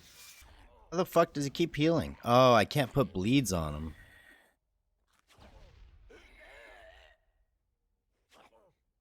I don't know what all skills bleed. That's my bad. Oh my goodness, that was awful. Alright, we got him. Alright, this guy over here, this is the last gargoyle I need to kill, and then the quest should be basically complete after this. Actually, a pretty awesome quest. Very involved. I've enjoyed myself so far. Man, all of the archaeology grinding has finally come to an end, and it was completely worth it. What a fantastic quest. City of Sentistan. The storyline, the way the quest was made, it was awesome. We got 50,000 Archaeology, Slayer, Magic, and Combat XP. On top of that, we get 4 new Ancient Magic spells, and this includes Animate Dead, which is that spell that I kind of talked about when we did Croesus. It works really well with tanky magic armor. Also, we can now restore the Pontifex Ring, which I think gives you better troves. I'm not sure what all the benefits are of that just yet, but I'm sure we'll find out. Anyway, it's been a while since we've actually trained some Slayer. It's one of my favorite skills in the game, but I keep finding excuses to do other things, and I really need to get working on getting my Slayer to level 90, so currently we're on a Gargoyle task. We're still many XPs away from level 85, but that will actually unlock Abyssal Demons for us, which is still kind of cool, even if they're not as useful in RuneScape 3. Are you kidding me? It's been so long since I've trained Slayer that I forgot my Charming Imp. Heyo, that's level 90 defense, which means that we will actually be able to wear our Crypt Bloom armor whenever we can craft the rest of it. And on top of that, I guess that means we're actually going to have to train smithing and mining again at some point soon. Man, this is the Slayer task that keeps on giving. By the way, that gives you a halfway achievement. I had no idea, but that is level 92 magic. We are officially halfway to 99. Oh, hey, and also we got 124 combat. Beautiful, man. Man, we ended up with 3 ferocious rings that task. That's always nice. But what are Griffalaroos? Are they like giraffes? Like griffins? I don't know, but let's go kill them. Ah, it appears I've found them. These guys. I'm not gonna lie, I'm not quite understanding how they got their names. Griffalaroo? Is that supposed to be like a buffalo skull on it? Anyway, what the hell is this? On my 3rd kill, I got this Griffolic Orb? Tier 60 magic weapon. Okay, well, filled in a collection log at least. And there is level 82 attack. It feels nice to get some melee XP. I feel like I never really get the chance to. I've got myself augmented Torag's leg, the Varrock plate body. So it's nice to have a ton of Invention XP coming through as well. And finally, that is level 85 Slayer. So like I said earlier, that's access to Abyssal Demons. But not only that, we actually can change Slayer Masters. We can use the guy in Prifddinas now. I believe his name is Morvran. I'm not sure if we're going to be using him the rest of the way. I don't know past like level 100 what the Slayer Masters look like, but it's definitely going to be an upgrade. Alright, so this will actually be my first time siphoning our Gown of Subjugation. I got it all the way up to level 12, so you get the full experience from siphoning it. I think that's the level we want to siphon at, but if I'm wrong, you guys will let me know, I'm sure. Alright, 459,000 Invention XP. All the way to level 64. Hello. That is beautiful. We will take it. Maximum charge reduction, that's what I like to see. Alright, so I've been doing some research, and to kind of explain the Shadow Pontifex ring that we got from the City of Sentistan quest, essentially in the City of Sentistan, that is the God Wars 3, if you will, there is 4 kind of bosses. You have Glacior, you have Croesus, you have Karapak, and you have Zuck. Now, each one of these bosses drops these things called anima. So Bick, I believe, is Croesus, and Wen is Glacior. Now, I haven't done Carapac, I haven't tried Zuck, but each of these animas can be used to upgrade the Pontifex ring. So I believe if I take these out, I can press charge. You need the Pontifex ring in your backpack. Okay, my bad. I guess I have to make the observation ring first. Okay, beautiful, beautiful. And now I can make the shadow ring, and then we'll be able to charge it. There we go. So now we go ahead and charge. We're going to go ahead and put 1,000 of each of these animas into it. Now, if you guys kind of remember those troves that I've been getting, that's one of the benefits from leveling up this ring or charging this ring. You get higher tiers of troves and they give you better loot. Now, I need to get the anima from at least one more because then I can get tier 3. I don't know which one's going to be easiest, what I should do. You guys will have to let me know in the comments. But then, essentially, at one point, you can do what's called overcharging, and you can add, I think it's like 5,000 of each of the animas to the ring, and that just gives it a bunch more benefits as well. We also managed to get ourselves 65 Invention from disassembling the Sun Spear, and I currently have an Adamant Dragon task. I just don't think they're worth it. You don't get many kills per trip, and yeah, I don't know. We're gonna block them for now. I'm down to 19 Slayer points, so give me something good. Black dragons are okay. Ayo, that is level 80 cooking. We can now cook sharks, actually. I think I'm gonna go try out some deep sea fishing. I've been hearing about it for a long time. I don't know if it's actually efficient to even do at my level, but I want to go check it out. Okay, so apparently this is the swarm location here. Like I said, I'm not sure how efficient this is gonna be. Essentially, the swarm lets you catch any fish that you can catch at your level. It's completely random. You can even catch monkfish here without doing swan song. But yeah, I'm gonna give this a go for like an hour, and we'll see what we end up with. This is kind of crazy. So far, I have sea turtles, some jellyfish, raw great white sharks, manta rays, normal sharks. Kinda cool, dude. There is level 77 fishing. We still have about 20 minutes or so on my hour of testing here. But I am noticing that a lot of these fish, we just won't have the cooking level to actually cook. But I guess it's good to stock up on them. Alrighty, so with this inventory full, that will be just about 1 hour exactly at the swarm. So we'll head to the bank and see what we ended up with. So in total, we ended up with 75 magnetic minnows, which I guess are used to make like different baits for other high-end fish. We got about 100 to 150 more raw sharks. And then these here are like the other kind of fish we caught along the way. I wouldn't say it was the most productive hour ever. A lot of these are higher healing foods. A lot of these need a higher cooking level. But I think for the time being, I would still be better off fishing in Menaphos. But hey, that's the point of testing stuff out and figuring it out, so pretty cool. Oh, what the heck? 85 mining from doing our dailies. That's a good feeling. Yeah, just in case you guys are wondering, I've been doing this every single day since I unlocked Prif. I'm pretty sure you need like 1,200 of each of the sandstones to like make something, and then on top of that they're used for like vials and flasks and all kinds of things I can't really do just yet, but I make sure to mine these every day. Oh my goodness, what the heck just happened? I got myself the Constitution pet Morty at 6.3 million XP. Holy heck, let's go take a look at this guy. God dang. Alright, go ahead and inspect. You have unlocked the pet Morty. I have no idea what this looks like. I don't think I've really seen this guy, so let's take a look here.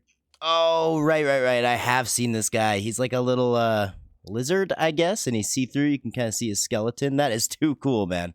That is our third skilling pet. They're really starting to fly in now. And there's Abyssal Whip number 2. I've probably killed about 300, 400 of these in total, so cool. Alright, maybe I'm a little bit biased, but I think Abbey Demons are my new favorite Slayer task. Anyway, that is level 83 attack.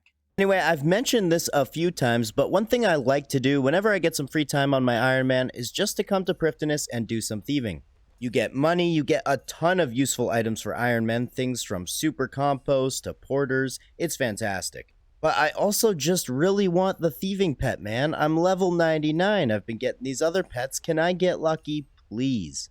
We're currently sitting at 14.1 million thieving XP, but eventually I do want to go for higher thieving XP amounts. I wouldn't mind getting some virtual levels in this skill. Such a big upgrade, you guys have no idea. Not only is 90 Divination a port skill, but it also means we can start getting better energy. Instead of using 425 energy per divine charge or augmenter or whatever, we now need only 350. And then, obviously, once we get 95 Divination, that's going to be even better.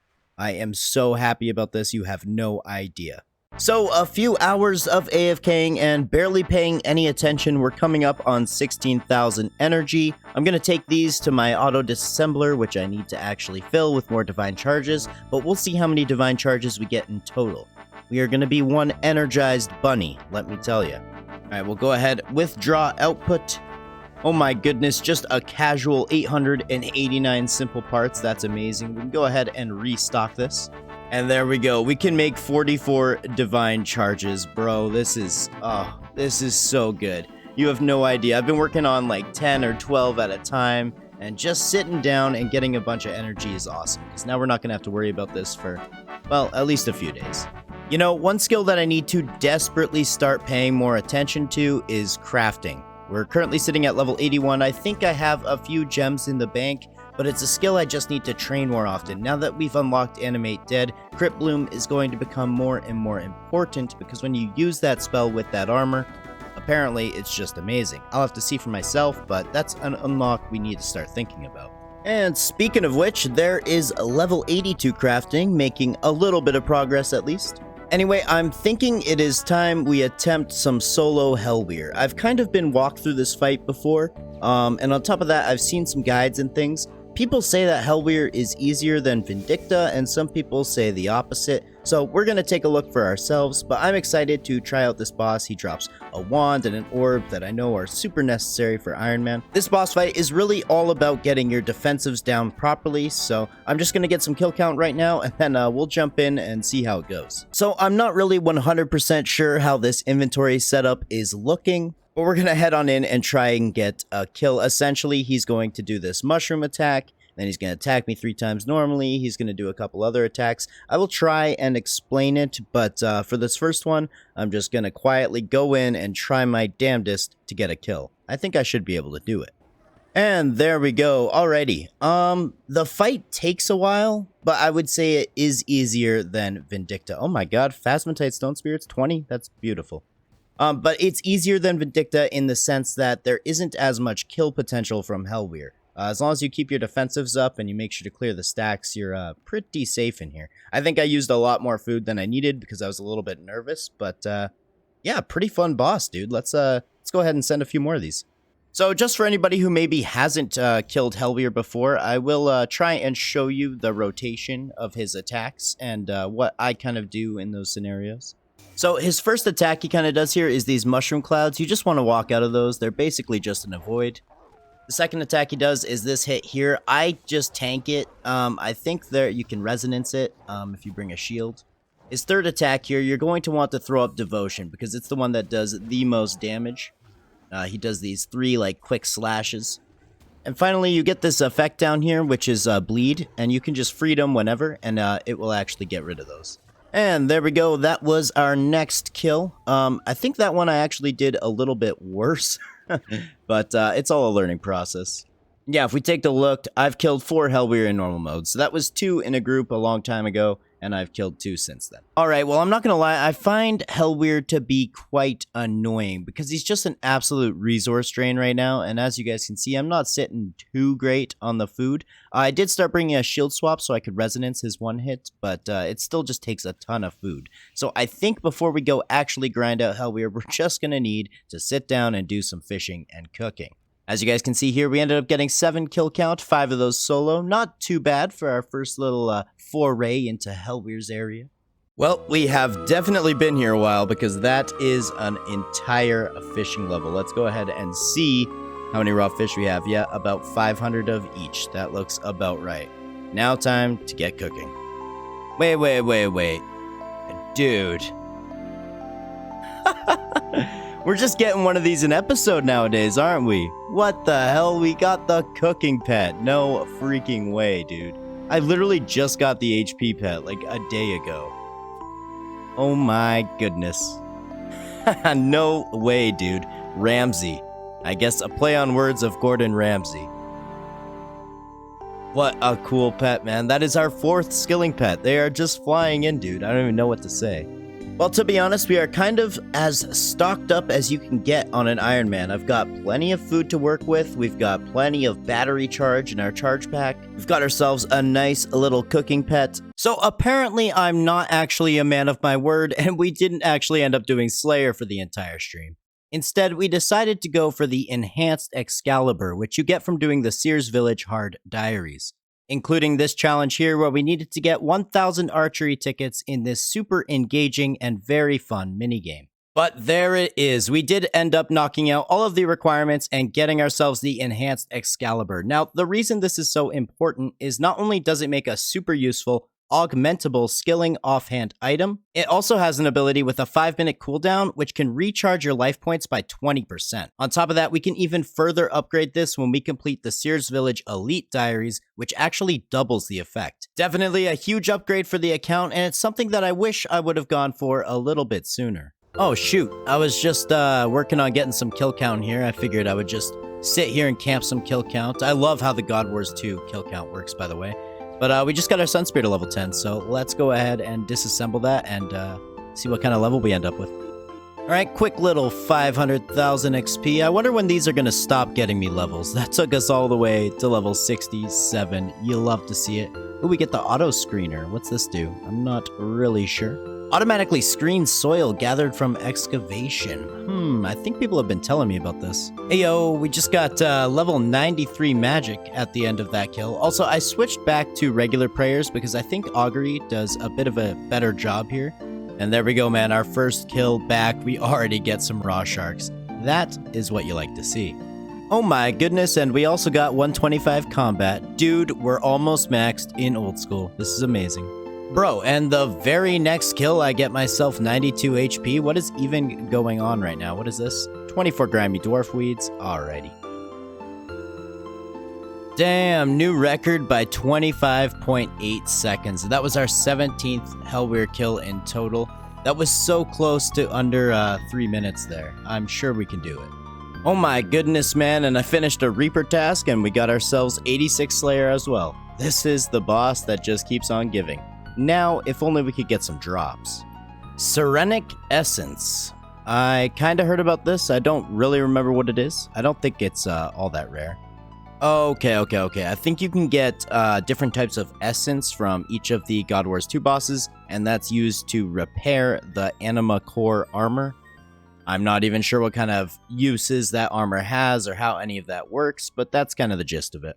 Alrighty, I think that's going to be my last Hellweir kill for the night. We didn't actually end up getting any drops, but it looks like we ended up killing 30 Hellweir, so I am quite happy with that. I know you can add some things in, and you can potentially have to get less kill count and things like that. I'm going to have to figure it all out. I'm still pretty new to God Wars 2, but yeah, tomorrow we have a stream. I'm going to do some Hellweir on stream. We'll see if we can get lucky. What is my pet doing?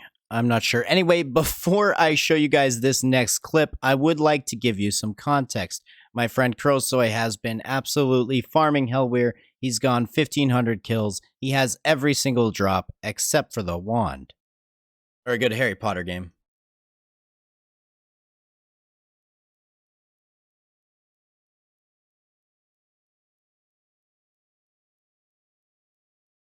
Krosoy, I am so sorry. That's right, we got ourselves the wand on exactly 50 kill count. Kind of crazy. I guess you could say Spoon Dots is back in town. Now, I did actually kill another one to try out the new wand, as well as to see if we could get the back-to-back. We didn't get any loot, but I gotta say, with the wand and my Aram's book, oh my gosh, the kills are already so much faster. I'm gonna go try and get these guys augmented, and then, yeah, this is our new magic setup, man. I am so excited. While I'm just getting some parts so that we can go augment these, I do have a few different options here for my offhand. My first thought was we could go ahead and get ourselves 90 smithing, because then we can actually claim a free attuned crystal weapon seed, and we could make ourselves a crystal orb, which is a tier 80 offhand. Our second option, of course, is we could continue on at Hellweir and keep going for the orb. I much prefer this option because the actual orb of the Cyweir from Hellweir is actually quite a bit better than the crystal orb. We'll see. If I end up going super dry for the orb, we might look into getting 90 smithing, but I think for now, we're just going to keep sending Hellweir because I feel like I was just getting started on the boss, and it's nice to already have the wand, but I would like to get some more kills there. A very first try, precise 3? Yeah, I'm going to go ahead and take that. Now I just need equilibrium, and we're good to go. Precise 3, equilibrium 2, beautiful. We are geared up and ready to go, at least for now. I think not too much longer down the road, and with some archaeology training, we can look at getting better perks for our weapons, but these are pretty good for now. I think I'm going to go try some krill.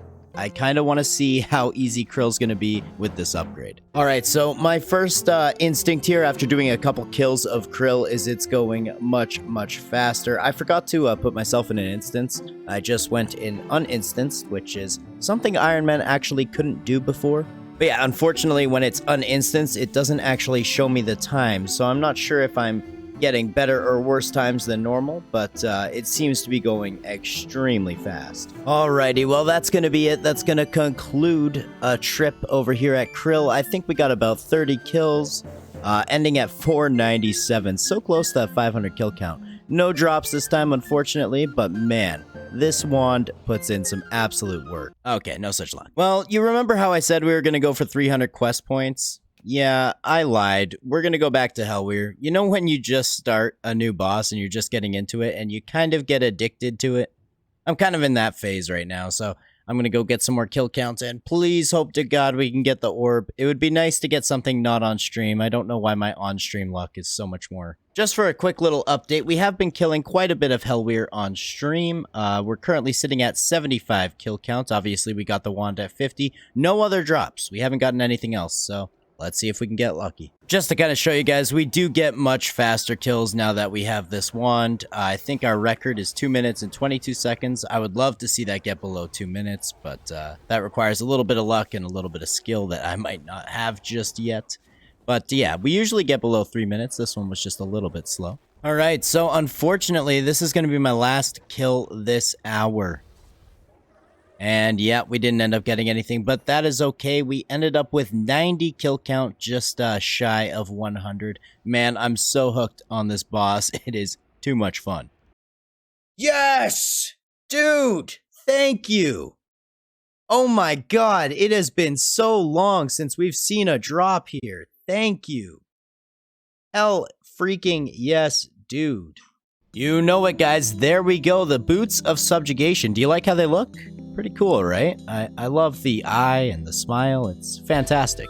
But I don't get it, man. We got that on kill count 546, I believe. Now, I've probably killed Krill about 200 times on stream. That means the other 346 times I killed him were off stream, but all of my drops have been on stream. I don't know. Is it luck?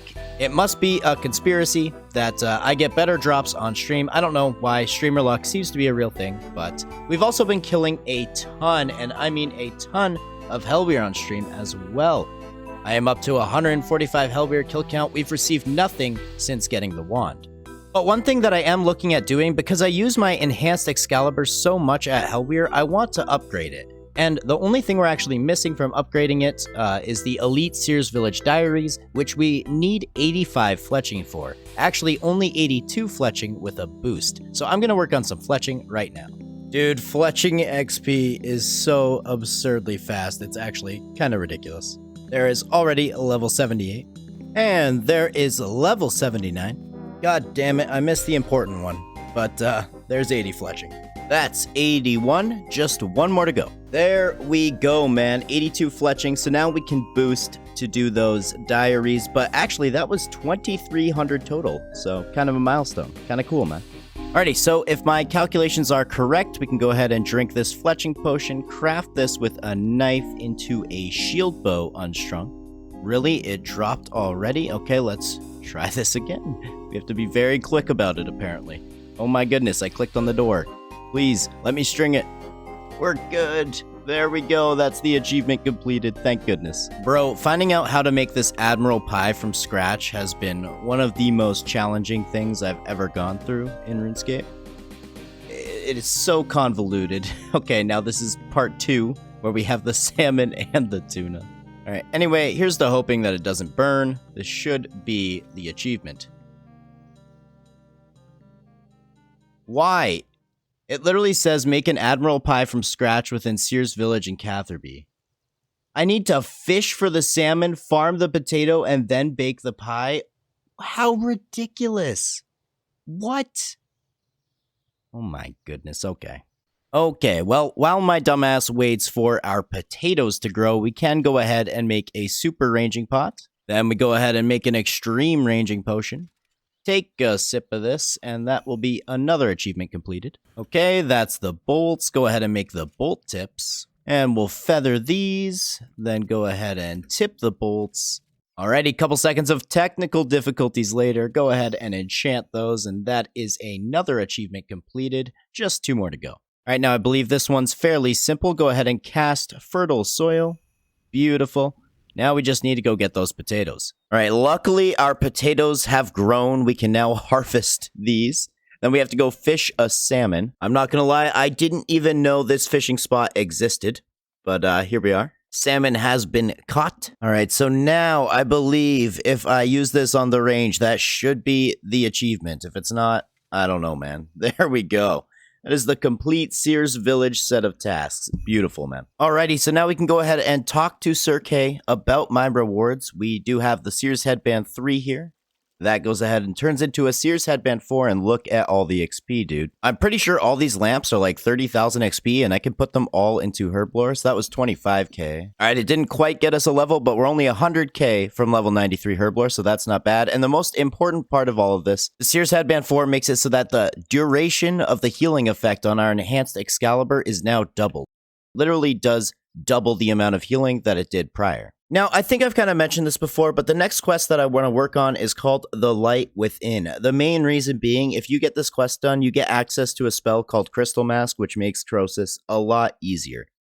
However, we're still missing 80 agility, 80 woodcutting, and also this quest here called Fate of the Gods, which is what I want to work on right now. Now, my initial thoughts, just from what I'm looking at here on the wiki, is that this quest is quite the long quest filled with combat and puzzles and things of that nature, but I think it's going to be a lot of fun, so let's jump into it.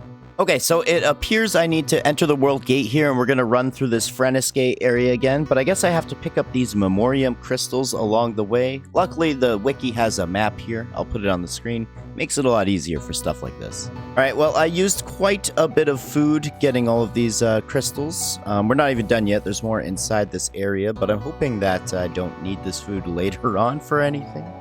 Or at least maybe there's a way to stop and get more supplies, but either way, we're making progress.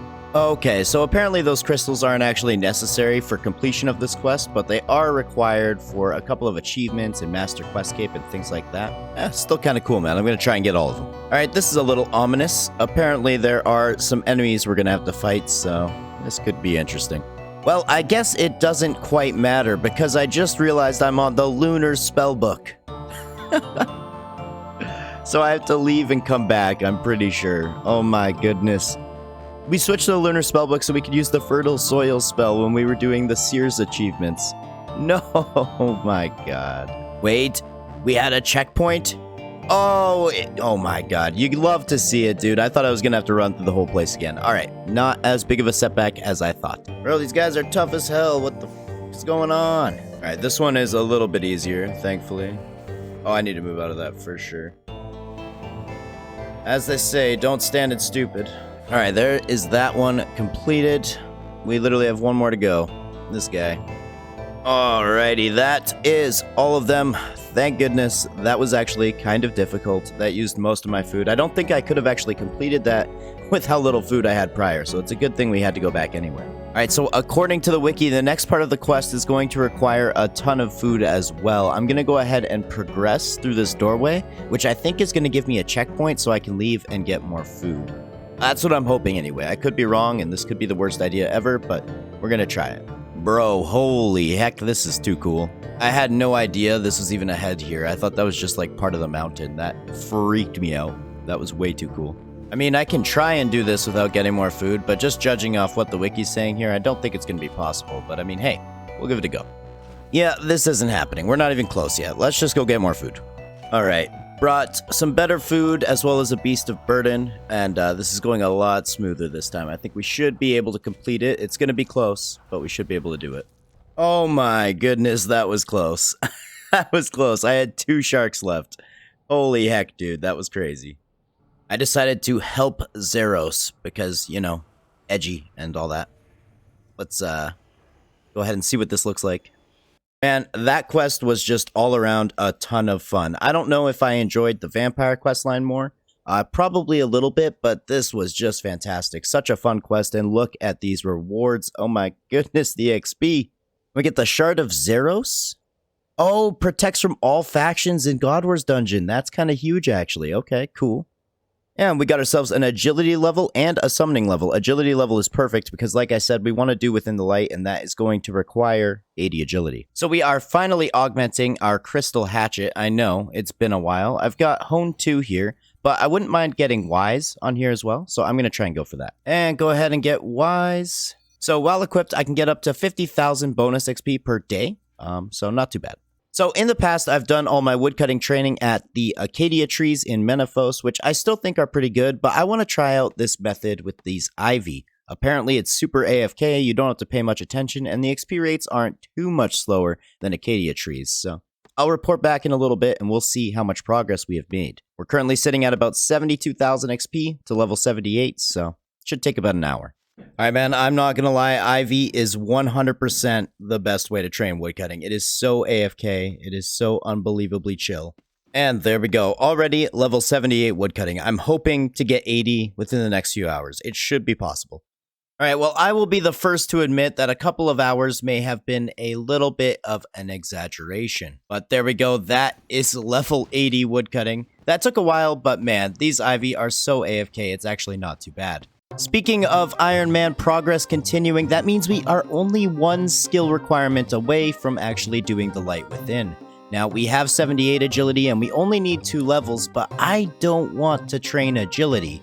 So, I didn't do my penguins yet this week. Let's see how much experience we can get. Folks, I've got myself 20 points. That's going to get us 2 huge XP lamps, and it's also going to get us a large XP lamp. Now, I don't know how much XP off in total I'm going to need for 80, but it's at least 97,000 to get 79, which I'm hoping we should be able to get here. All right, let's go and see what this XP drop looks like. Confirm. 88,000? Dude, it didn't even get us to 79. Okay, well, time to go train some agility. Alright boys, I'm not gonna lie, I still think this is one of the most absurd agility training methods I've ever done. However, it's very easy to set up so that you can AFK. Folks, we have done it. Level 80 agility and 80 woodcutting. I didn't think we would actually be able to get both of these in this video, but I'm very happy. So now the only thing standing in our way of the Light Within is one more quest here called Meeting History. Alrighty, well that is the quest complete after coming to terms with the passing of time and my own mortality. Jesus, that quest was deep. It's finally finished. I guess we can get some experience out of this, so I will always take that. But the best part, man, is that is finally all of the requirements for the Light Within. I'm assuming this quest is going to be pretty interesting. It could potentially be difficult. I'm not really sure, but yeah, let's go give it a go. Well. This is embarrassing. Take a look at this. A requirement only for Iron Man. I should have paid closer attention, but I didn't actually look and see if there was anything else required for this quest. But unfortunately, we do need a couple more crafting levels because we need to be able to boost to 89 in order to make a super extreme grand whatever defense potion. So, I guess we need some crafting levels. So actually not quite as big of a setback as I was originally thinking. We only need one more crafting level and then we get a +6 boost using stews to get us up to 89. And I actually had a ton of gems in the bank. I'm thinking I actually have enough to get us all the way to 83, so this will be perfect. And there we go. That is level 83 crafting. All right, here we are. It is the next day. I just finished up 2 wilderness events. I did end up putting a video about that on my second channel. But we actually got these Dragon Rider gloves, which I'm pretty sure those are a unique drop from KBD, so kind of interesting. The rewards seem pretty cool. I wasn't able to finish both mini quests. I actually have to do 2 more wilderness events before I can do that. But right now, I want to go get that boost. I want to see if we can do the Light Within. Or Within the Light. Whatever it's called. Alright, so I haven't got the boost yet, but I was just kind of looking into how you actually make this crystal glass, and I didn't realize this machine here was how. You can do this without being 89 crafting, you just need to be able to mine these, and then you can just make them right into the crystal glass, which is what you're going to actually use to blow into this vial that we... Alrighty, so we've only got a little bit of orange spices here. We are going to try our best to see if we can get that +6 boost, please. Oh my god, it happened. It happened. It happened. Literally first try. I had to... Oh my goodness, that was amazing. I'm not gonna lie, this quest has some weird item requirements. I need the full exoskeleton set, and on top of that, I had to get these 3 light cores. That was a whole thing. But anyway, I need to make this defense potion, which I guess I do by mixing super defense and this defense. What am I missing here? I need to buy the recipe first. Okay, well, let's go do that. Alrighty, well, I believe I have all of the things that I could potentially need for the quest, so let's go ahead and start this thing. Wow, this screen shaking is extremely trippy. Very weird. Thank you. That's enough of that. What's up, dude? We are back. I just jumped down the well in Letya, and this place looks pretty cool, but man, I swear, every well in RuneScape has like some hidden thing underneath it. It's ridiculous. Bro, what kind of flash game BS is this? You gotta click on these symbols, which helps keep you awake? What the hell? Alright, interesting. Alright, so I guess I need to find an active crystal tree, and if I look at it, it'll either point in the direction. Okay, yeah, so it leans slightly towards the east, so whatever crystal tree I need to find is going to be east of us currently. And then this one here, if you look at it, says this tree points to the heavens. What am I supposed to do with this? Use the elixir on any of the tree shards. Okay. Cool, cool. Did that work? Apparently not. You've already revealed the cave entrance. Oh, shit. Okay. Oh, literally right here. I see. I figured it out, boys. Huge. All right, we are taking a quick break in the middle of the quest to do another one of these wilderness events. The thing is, I need to do 4 of them in order to get the achievement to actually do the second mini quest. But this one here, you just pick up the bones on the ground, you grind them up, and you hand them into this tree. And I think there might be a second part to it as well. I'm not really sure just yet. Quick little memento to Lincoln Rarg, if you know, you know. Damn, dude, we got a farming level from that. Kind of take those. That's awesome. Oh, and now we gotta fight the tree. Or we gotta chop it, at least. Alright, dude, cool. Man, that was actually pretty close. We, like, barely even got this one to pass the 3.7k mark, but we did it. But look how many of us there are. Like, is this gonna be possible later on? I don't know if it scales. Hey, yo, there's a firemaking level as well, and we get another one of these sack of very wild rewards. Wish me luck. 3! That's huge. Okay. Volcanic protection, muddy keys, black salamanders, what the heck? Okay, cool, man. We take it. Anyway, let's get back to the quest. Man, I swear, every single quest brings you back to the Waterfall dungeon. Every single quest. But, we take it. These elves and their goddamn yoga, man. It doesn't matter what I'm doing. You know, agility, cleansing a Saren stone, always back with the yoga. Damn, okay, well, this is kind of cool. I guess we need to get 50 of these shards. I can get it from killing these guys or chopping some trees or something. Should be interesting. Jesus, dude. Getting these 50 shards actually took quite some time, but we got them now, so that's what matters. You know, I'm just saying. I mean, you can't see Saren in my hands right now, but still, thank God I didn't have to walk through this place again. But I am currently holding like a god. It's kind of crazy. Alright guys, I think this is going to be the end of the quest. Man, we have been working towards this since the very beginning of this video, and I am so happy to have come this far. There we go, 90k in agility, crafting, herblore, slayer, woodcutting, divination, and prayer. On top of that, we get access to the Saren spells and prayers. Oh my goodness, 93 herblore and 83 prayer, not too bad.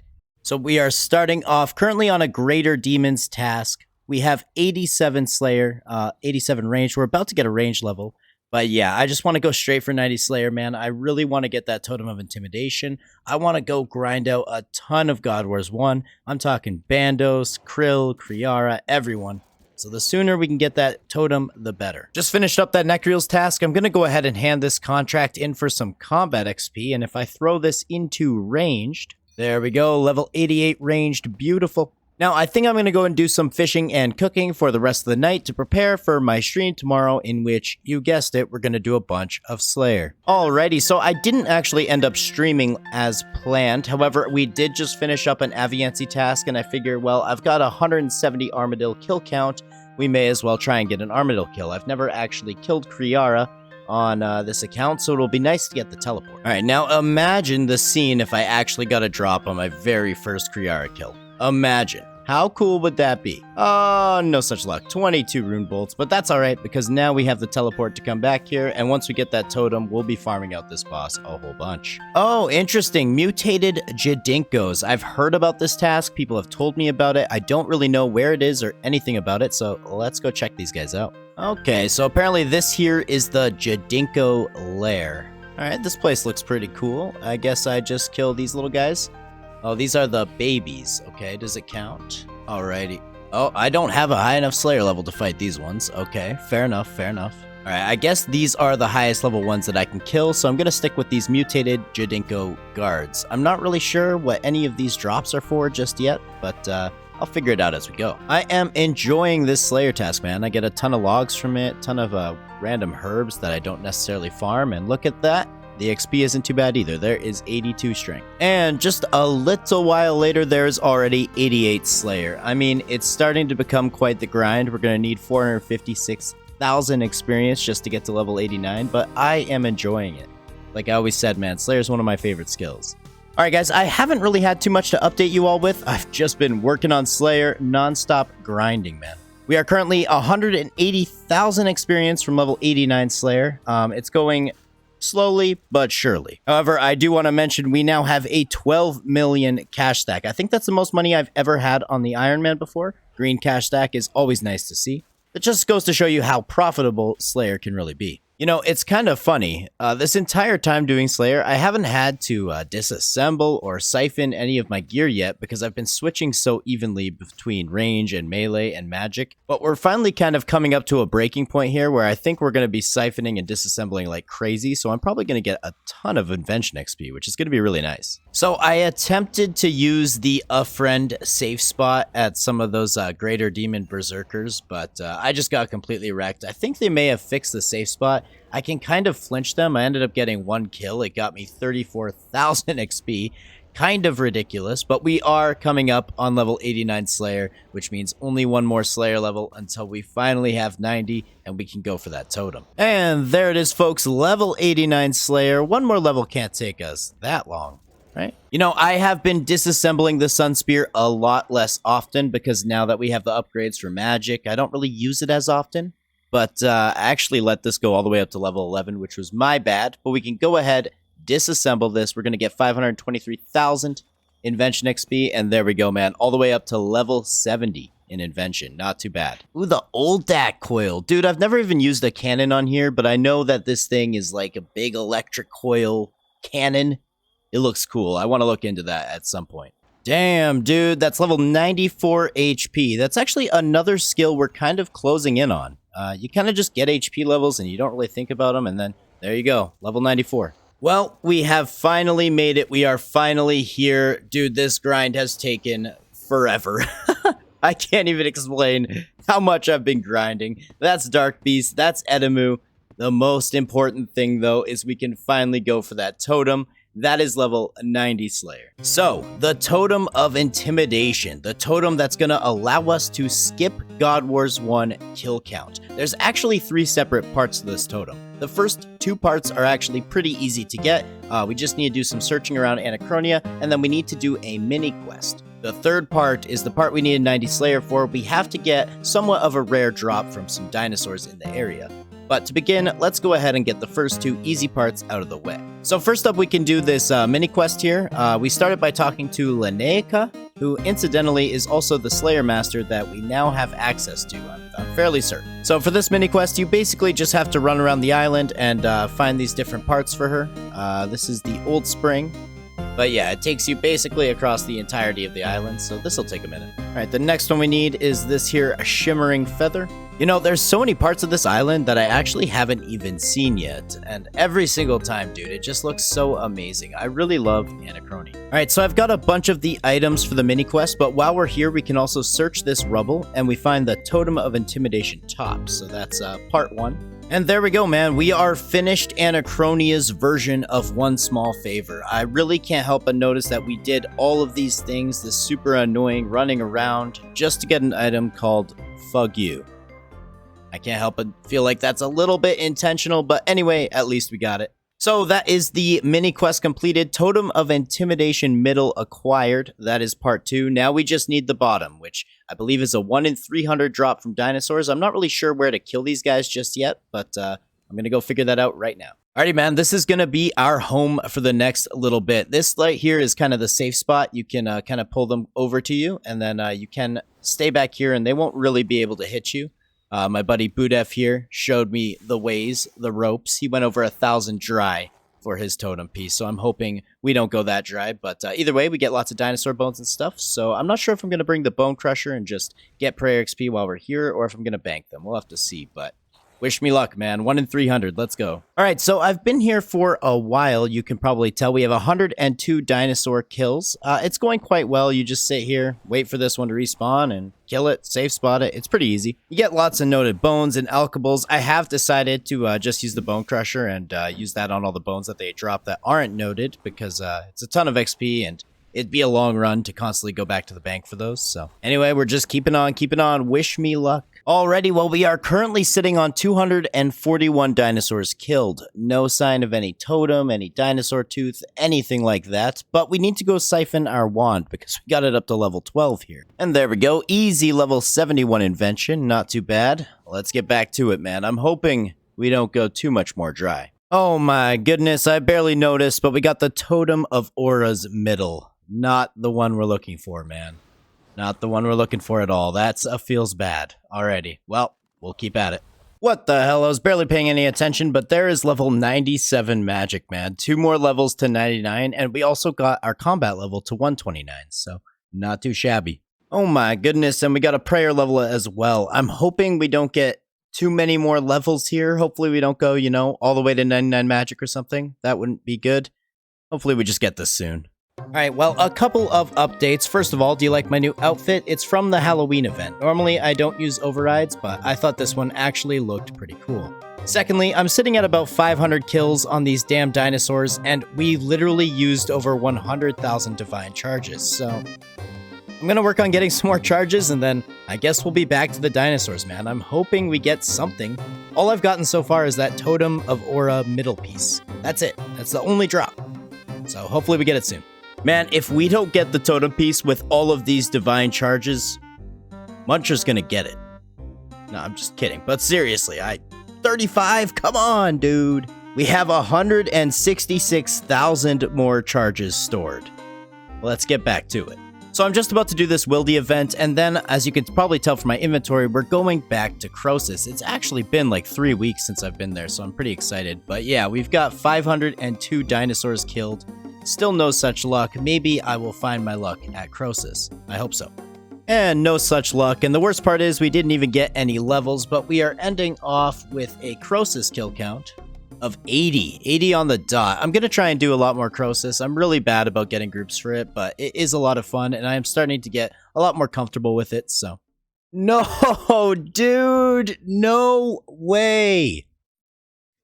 No freaking way, bro. Oh my god.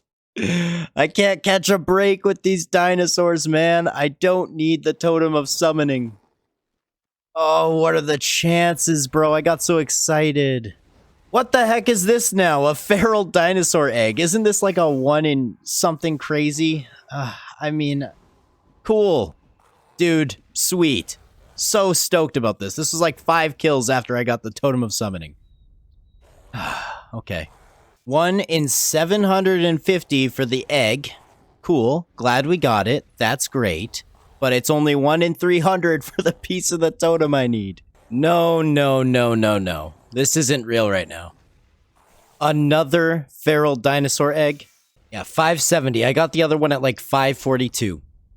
It's like 28 kills apart. Oh my god. I'm not gonna lie, when you are going over 650 drive for the thing you want at Dinos, these Wild events are kind of a nice distraction. And check out this follow circle we got going on. I mean, it's actually just me and one other person. It's Just and his main character, Spady. But it's still cool, dude. Still cool. I'm not gonna lie, I kind of think the Wildy events are a little bit too much cash. First of all, I've got 835 Infernal Ash, and if you guys remember, I was struggling for those before. And like the week prior to the Wilderness event, I was sitting at 6 mil. And every time I had to pay for my miscellany, it went down to 3 mil, and it was awful. But now I have almost 20 mil, and it's just ridiculous. Anyway, back to the dinosaurs. Wow. Well, believe it or not, folks, that is another magic level here. Level 98 magic. We are currently sitting at 699 dinosaur kills. Nice. I was mostly just joking when I said we might go to 99 magic here, but apparently we actually might. I think what I'm going to do to solve this situation is I have a live stream tomorrow.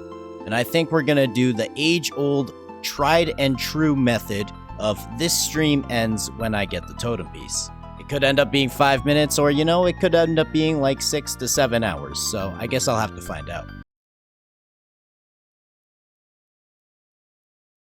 Someone ban him? I almost did. You want to know why? When we were doing Croesus, I told him he could come over. Boys!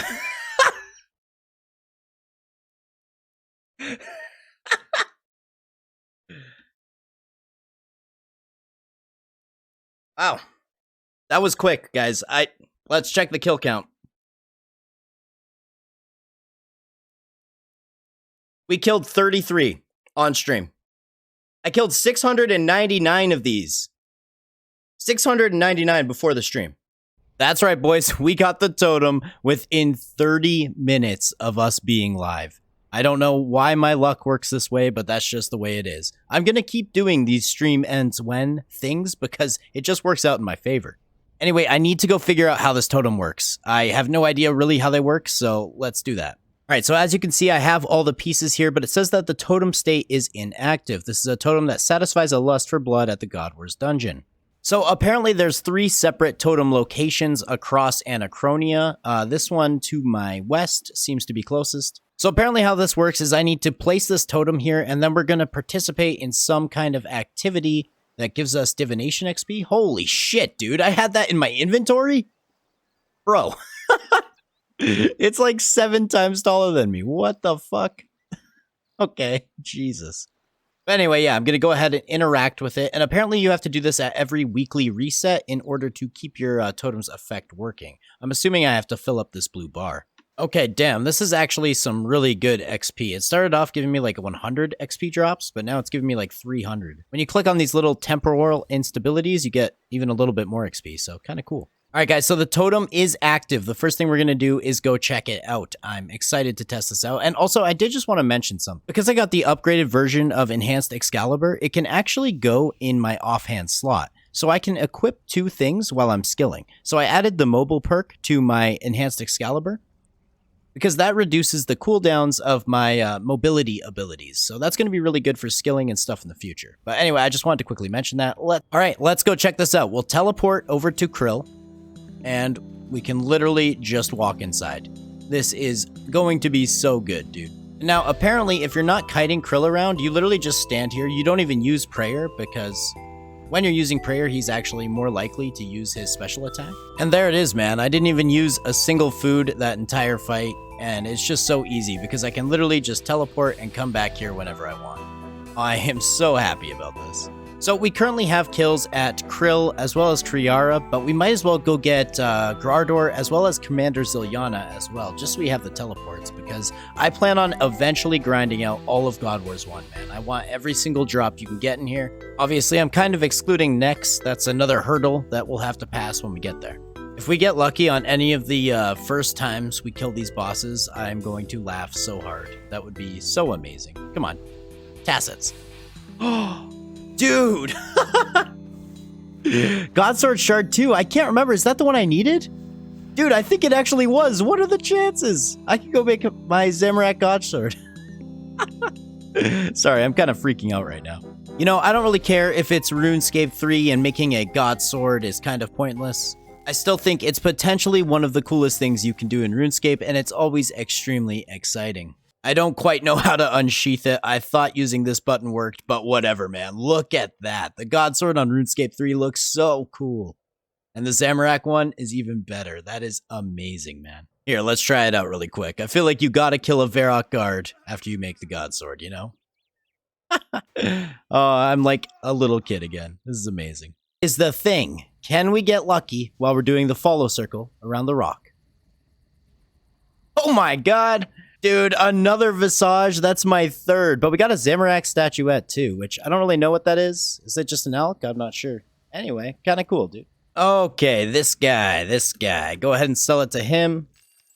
That's how you get 500k from it. If I elked it, it was only 300k, so good thing I didn't do that. Alright, so something that I haven't necessarily been putting off, but I also just keep forgetting about, is these prayer necklaces. The Demon Horn necklace is really the one that I actually want, however that requires 90 Dungeoneering and 90 prayer, so for now I'm going to go with the Split Dragon Tooth necklace. So what this actually does is anytime you bury bones or use ashes, including with the Bone Crusher, it actually returns prayer points to you, which is going to be a huge help in God Wars 1, which is what we're going to be doing a lot of. With our newfound necklace and totem, I was ready to stream and go to God Wars 1 all day. That is, until my stream coerced me into boosting for overload, so we did that, and oh my god, the difference it makes is phenomenal. So good in fact that we actually got lucky at Bandos, and bam, we got the helmet. Not super useful. Grardor might be one of the least useful bosses from God Wars 1 in terms of drops, but it's still super cool to see. And believe it or not, the luck actually didn't stop there. Afterwards, we went back to Vindicta and we got the Anima Core body. It was a very lucky day. So essentially how this Anima Core armor works is that from each of the God Wars bosses, you have a chance of actually getting the dormant armor, but each of the bosses also drops something known as a crest. Now, I want to turn this into some tier 80 magic armor, so we need the crest of Saren from Hellweird. So that's just another drop that we're going to have to go for, but it's a direct upgrade to subjugation, so not too bad, man. Very happy we got it. Also, I have kind of been putting off my Reaper tasks, but I'm starting to get back into it, and we actually have 332 Reaper points. Now, I'm nowhere able to actually use this Hydrix just yet, but it is the next upgrade that we're going to need, so I'm going to go ahead and buy the incomplete Hydrix for 300 Reaper points. This will eventually become a huge upgrade for us. So, since I just cleaned up my herb tab, I kind of noticed the massive excess of herbs that we actually have, and also, because I learned how to make overloads earlier, I would like to get my herb lore level up so we don't really have to boost for them. I don't know if I'm going to be able to get all the way to level 96, but at least at level 94, we'll only need a +2 boost. And that's a lot easier to get. There it is, folks, level 94 Herblore. We ended up making all kinds of extreme potions, which are going to be used to turn into more overloads. But let me show you where I'm kind of getting stuck. Extreme ranging potions require Grenwall spikes. We'll get to that later. Extreme defense potions require white berries, which are a little tough to come by, but they also have a lot of drop sources. And on top of that, extreme attack potions require Aventos, which I do have the seeds for, but we need to farm them. But anyway, let me go show you why 94 Herblore is actually pretty awesome. So for some reason, there's actually not too much information available online about this particular method. But apparently, if I talk to this guy here, I can go ahead and grab myself something called a Zamorak banner. You have to do a couple of different jobs for this guy, and then you're going to progress your banner. And then at some point, I think after 5 or 6 jobs maybe, we'll actually be able to use a +2 boost on almost any skill. So Herblore to 96 for overloads will be very easy. It looks like our first job here is 3 bronze 2H swords. Alright, dude. Man, some of these tasks are so weird. I'm not gonna lie, it feels a little dated. I have no idea when this content came out, but it's definitely interesting, to say the least. Okay, and now apparently I use these runes on this item in order. We'll take 10,000 woodcutting and crafting and prayer XP. How about that? There we go. 30,000 XP in total. That's not too bad. And we get the improved banner. Now we can go ahead and use this skill boost. It will last for 30 minutes and you can only use it once per day. I'm not actually going to use it right now just in case I do end up wanting to boost something. But yeah, so then we get 96 Herblore the next time we want to make overloads. So, our next order of business, like I said, we're running very low on Grenwall spikes, which is what we need to make extreme ranging potions. There's a couple of different ways you can get Grenwall spikes. I got all mine before from Big Game Hunter, but you can also get them from just hunting Grenwalls, which is a method that I want to look into later. But we still need a second Dragonmatic, so I think it's time we go back to some Big Game Hunter. It's been a while, and to be honest, I kind of forgot how to do it because I got the Dragonmatic so early I barely had to participate in the content. I'm thinking it should be a little bit easier this time around. We've got the mobile perk as well as bladed dive, so we're going to have a lot more movement, and we also have the augmented crystal hatchet, which is just going to be a little bit faster for the woodcutting at least. All right, first go back at it. It was very easy. I chopped things a lot faster, and having bladed dive is such a blessing here. It's actually crazy. Also, is this guy just always weak to red for me? I thought it changed when he respawned. Am I wrong about this? Every single time I've been here, it's been red. I don't know, man. Bro, what the hell? I didn't get any Grenwall spikes from Big Game Hunter. All right, well, I can't do that dinosaur for an hour, so I guess we're going to go hunt some normal Grenwalls, and we'll see how that goes. Oh, okay. Well, apparently if we complete the medium achievement diaries for Taranwin, we won't actually need to use bait in order to catch Grenwalls, so that would be a huge help. Now, take a look at these requirements for the medium achievements. Kind of crazy. You need Within the Light and other crazy stuff done, but there's actually only one requirement on this list that we don't have. Can you, guess what that is? Man, it has been such a long time since we've been in RuneSpan, I kind of forgot this content existed. Runecrafting is by far my lowest skill, and I haven't really had too many requirements or things that needed me to train it up. But anyway, there is level 65. One day we're going to come back here and get just thousands of points and buy some of the things, but that day is not today. 65 is as far as I'm going.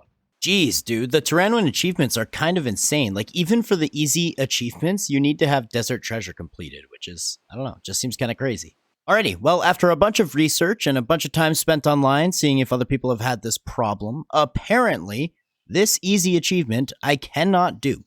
At least not until I finish the quest, The Prisoner of Glaufrey.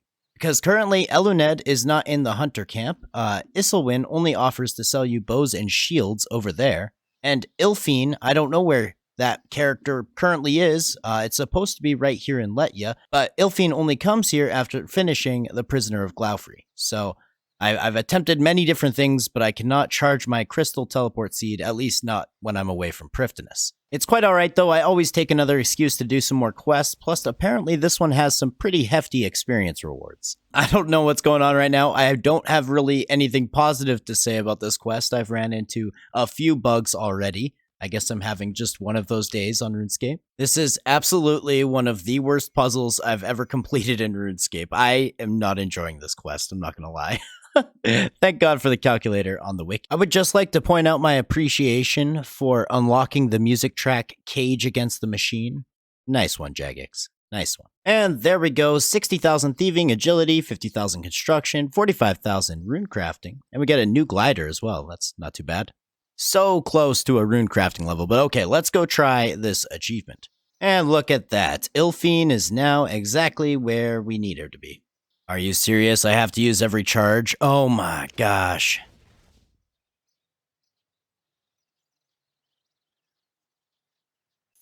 And there we go, dude. Finally. What a stupid achievement. I feel like Jagex should probably fix that. I don't know. Maybe I didn't have to do the quest. Maybe there was some other way of going about this that I couldn't figure out. But hey, at least we have it done now. And if we go ahead and equip this Tyrus helm, that should be all of the easy achievements completed. So most of these achievements I can do just fine, and right now, like this one here, craft some death runes. But unfortunately, there is this one right here which requires us to grow a papaya tree. So that is going to take some time, so we won't be able to finish this today, but I'll get all the other ones done. So we planted the papaya tree, we can go ahead and pay this guy 10 pineapples, and now we'll make sure that it grows. We'll come check up on this tomorrow, and then we'll be able to finish off the rest of the achievements. So while we waited on our papaya tree to grow, I booted up a stream and we went to Kriara. Oh my goodness, guys, I'm sorry about my luck here. Kill count 17. I got myself the Armadillo plate body. And we weren't done there. Kill count 24, just 7 kills later, I got myself the Armadillo helmet. Yes, folks, that's right. In about 8 kills, I got an Armadillo chestplate and an Armadillo helmet. On top of that, we even got another Armadillo chestplate. Our kill count for Kriara is 72, so we did end up killing quite a few of them in the end. But still, this is ridiculously lucky. Anyway, let's go check on that papaya tree and do the rest of our tasks. And there we have it. That is our fully healthy papaya tree. Let's go ahead and take the fruit because we are actually going to need the papayas. All right, the bait is set. Really, dude? Okay, the bait is set. We'll catch a paya and then use the paya meat to catch a grenwall. It will be beautiful. And there it is. That's step 1 of the achievements. Paya meat in the grenwall trap. Oh, you don't even have to catch a grenwall. Oh, perfect. We have completed the medium achievements, and the best part is now we never need bait for these grenwalls again. All right, so to finish this achievement, we go ahead and talk to Gwir. We get the Taranwin Criver 2, which gives us some free teleports around. Let's take a look. Oh, what the heck? We can go to Isilwin, Tyrus Camp, Letya. Wow, this can teleport 5 times a day to the Death Altar as well. Okay, that is super cool. Now, before we go getting a bunch more Grenwall spikes, which we can use to make our extreme ranging potions, there is one cool thing I want to do. Something I'm very, very excited about. We got ourselves this antique lamp from the task. It gives you 30,000 experience in any given skill. I'm going to go ahead and put this into magic because that is our very first combat level 99 on RuneScape 3. I'm so excited about this, man. Let's go grab the cape. Our second 99 on the account, and actually our first trimmed skill cape. There it is, man. We are looking so good, and this skill cape is actually pretty useful because anytime that you're actually standing at a bank, you can swap your spellbook. I'm fairly certain this is unlimited, so pretty awesome, man. So excited about this. Wait a sec, you get 20 per? Oh my goodness, I thought I was going to get like 3 or 4, 20. That's huge, man. And that's already level 80 Hunter, which actually I think allows us to lay one more trap. So this is actually perfect for what we're trying to do right now. Okay, wait, what's going on here? This was for sure a chest before.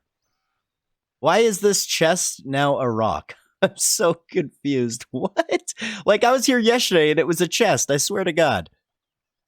Anyway, we got another 730 Grenwall spikes, which brings us up to 1,000. So I think we're going to go ahead and make some extreme ranging potions now. Dude, did something happen? Like, I don't think they did an update.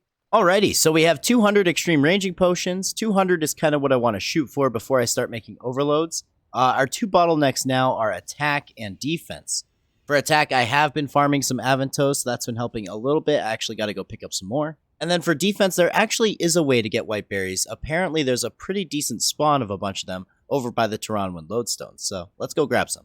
Okay, all of our supplies have been prepared. I've got my Banner of Zamorak. We're going to go ahead and boost it. That takes us up to 96 herblore. And now let's see how many overloads we can make. I purposely came to Taverley here because I feel like that's just where you got to do your herblore. Bro, the XP from these is absolutely ridiculous. It's 1,000 every single time you make one, and they go so fast. It's actually pretty awesome. And there it is. Many, many hours of work have gone into this, but we made 159 3-dose overloads. I'm going to decant all these into 4 doses. And I mean, hopefully we don't have to worry about them for a while. I mean, when you think that's about 5 minutes each dose. Okay, I'm not going to lie, I brought up a calculator, but it's about 2,385 minutes worth of overloads. So, yeah, that'll last us a while, right? That'll last us a really long time. I hope so. Anyway, with all of that out of the way, there is some questing that I want to get working towards. My next sort of goal is this extinction quest. Lots of people tell me about it. Apparently, it came out this year. I think it came out right before my series actually was released, so that's kind of cool. However, to get started on it, we need to do Desperate Measures, which requires Desperate Times, which requires these 2 quests, which I don't know if they require anything, but they could.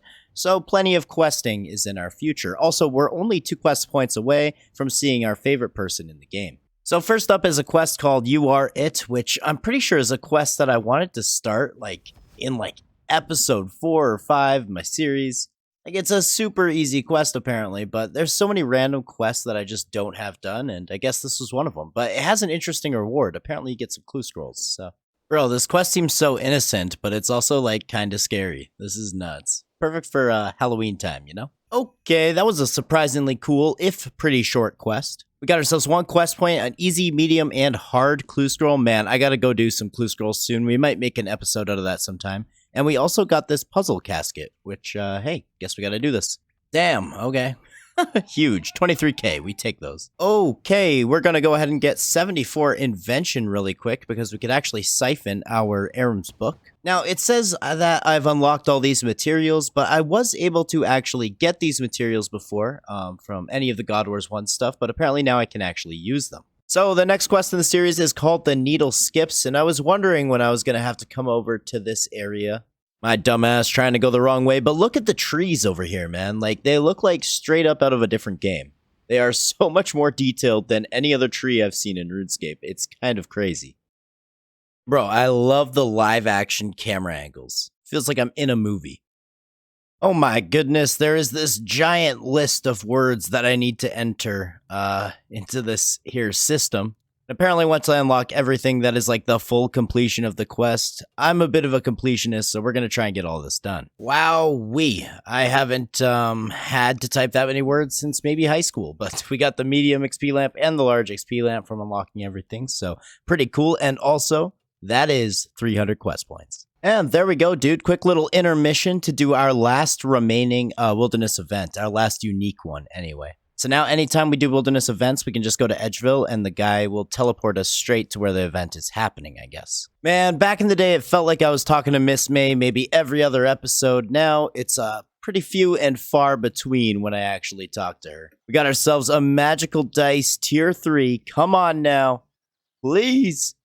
1 million and an Amulet of Fury trimmed. How interesting. I don't believe that's an upgrade, but I think it might be a unique, so that's kind of cool. And you guys know me, I love going for boss logs, so yeah, we're gonna chill here for an hour and I'll let you know if we get anything. Alrighty, no such luck. We ended up getting a God Sword Shard 1, and I think I probably got about 70 kills in that entire hour, so not too bad, but it's just something I like to do. It's a good way to take a break from the rest of the game and just go kill some stuff, you know?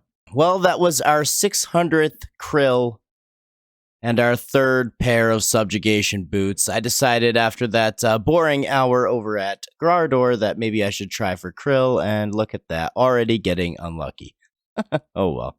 I told you guys we were getting to that point where invention levels are just going to be flying in, man. There is already level 75. Bro. The last 3 drops I've gotten here have been boots. The last 3. I have 4 pairs of these. Oh my god. Alright, well, we've tried Grardor, we've tried krill. Maybe I'll find my luck at Croesus. Maybe. Well, of course, we couldn't get lucky at Croesus either. Let's see what the chest looks like. Hey, 11.5 mil. We take those at least. Well, I've tried my luck in a few different places to no avail, so let's get back into questing. The next one on our list is Desperate Times. The scenes right now. Dude, I've always kind of loved the skybox. That is so cool. And the lighting and everything. Especially with these new clothes I'm wearing.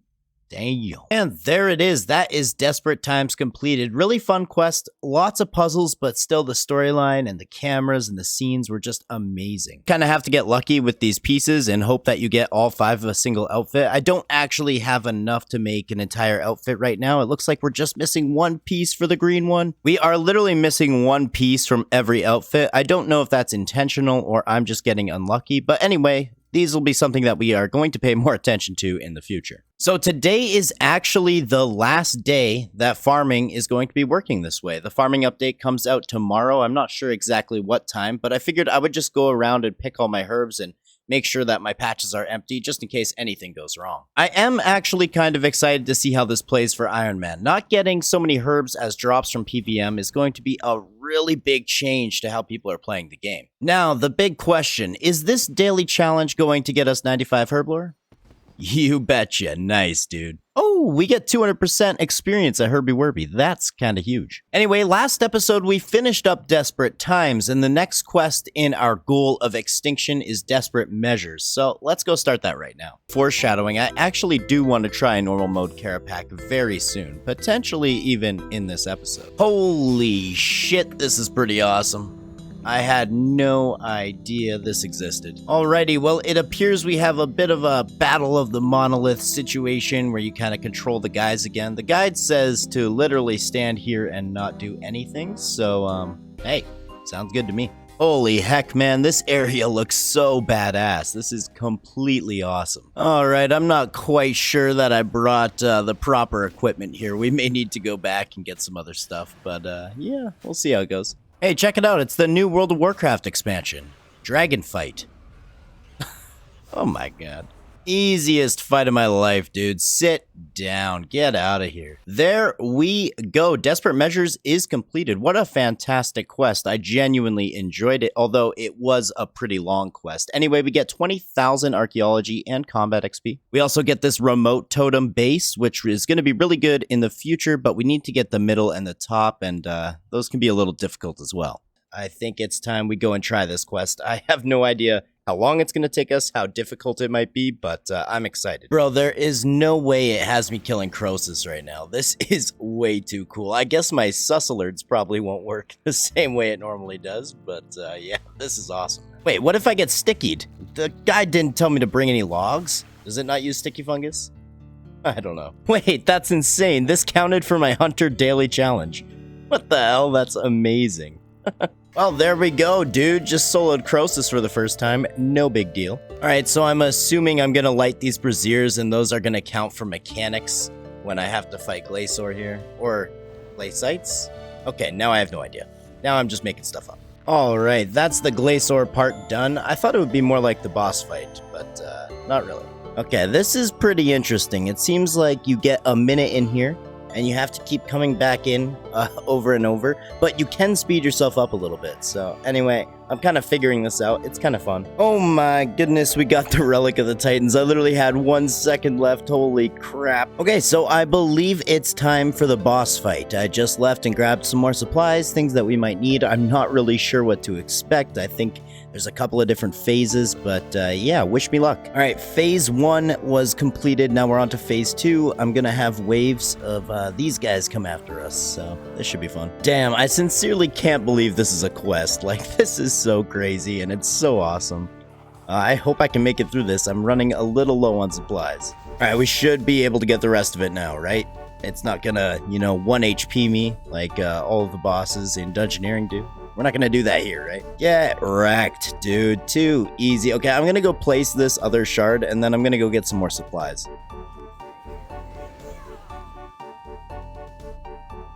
Oh my goodness, I believe we did it. I believe that was it. Jeez, dude, that was actually pretty tough at the end there. Wow, there we go, man. That is Extinction completed. Probably one of the best quests that I've ever participated in on RuneScape. I don't know if I would say it's better than the Vampire questline. I enjoyed those ones so much as well, but this was just fantastic. With puzzles and boss fights, it was amazing. As for rewards, we can further upgrade the Pontifex Shadow Ring. We get access to accidental fletching and firemaking. We get a little over 600,000 XP and obviously access to that place. As for skills to put the XP into, well, I'm going to start off with prayer, actually, believe it or not. You know what? I think I'm going to put all of it into prayer, actually. This could be a bad decision. You guys might hate me for this, but we need to get to that 92 prayer as fast as possible, and that takes us all the way to level 87. So I kind of want to check out this accidental firemaking and fletching. This update actually came out right when I started my series, and the reason I know that is because on the intro to my series, I showed the RuneScape homepage, and this was being advertised. Alright, so there's a few different activities you can do here, but right now I don't have the firemaking level, and we just have the fletching level. But essentially, it's free AFK fletching XP, and also you get these tempered fungal shafts. I don't actually have the fletching level to work with these yet, but that's 95. But this AFK fletching XP is so cool, dude. And the XP is kind of no joke either. It's 200 XP every single time, so. Wait, what the heck is this? I just got a Arcspore Zygomite.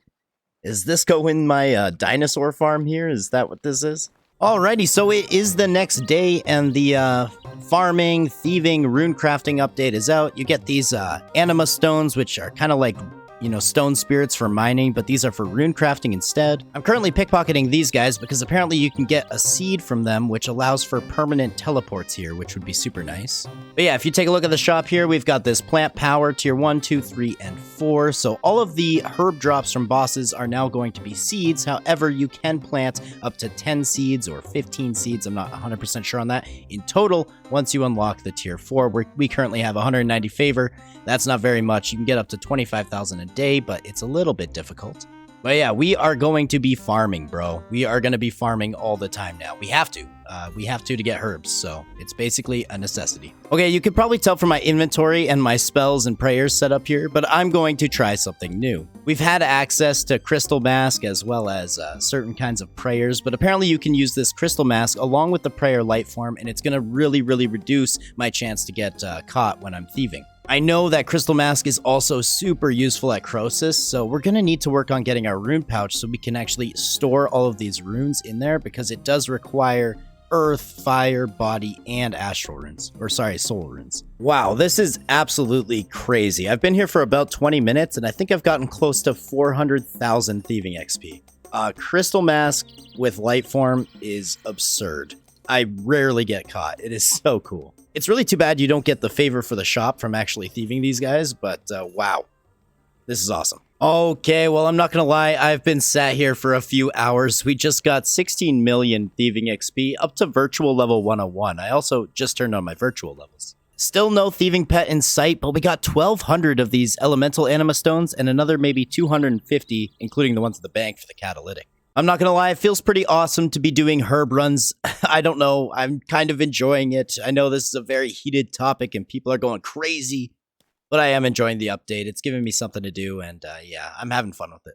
So earlier in this episode, I mentioned that I might try Carapac in the future, but I currently have a bit of an injured finger.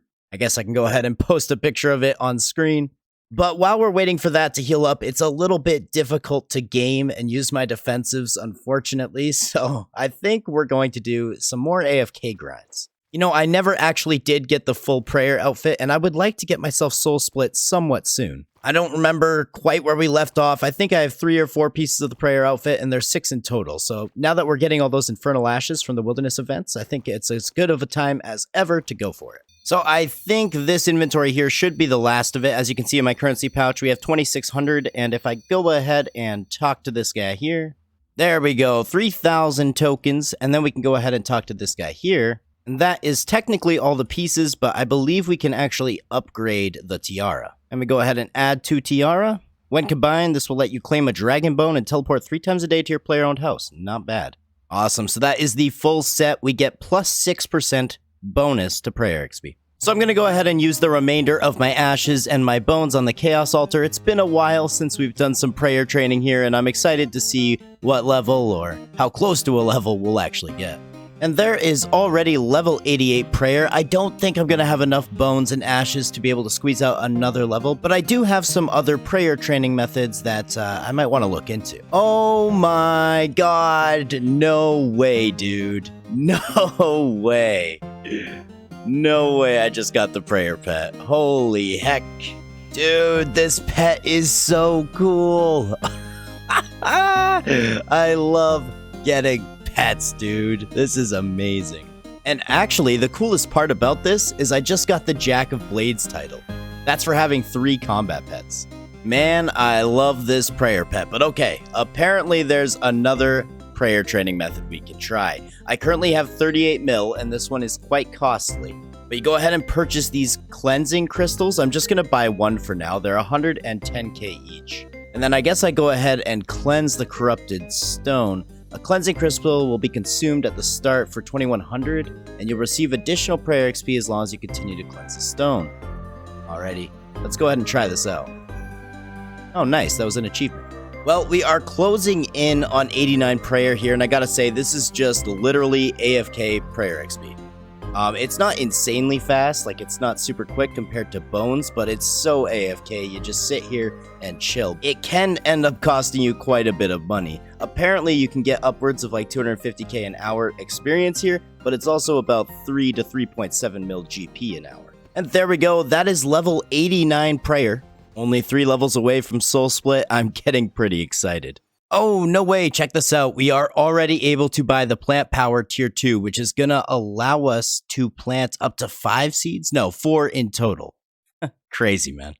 Oh my goodness. I just failed to record a clip of me saying, wow, I've been here for way too long. I've spent too much time here and I've spent too much money because we're down to 27 mil. But hey, we're at 91 prayer, man. Only 1 more level to go for Soul Split, and I am very excited. I really didn't mean to stay here so long.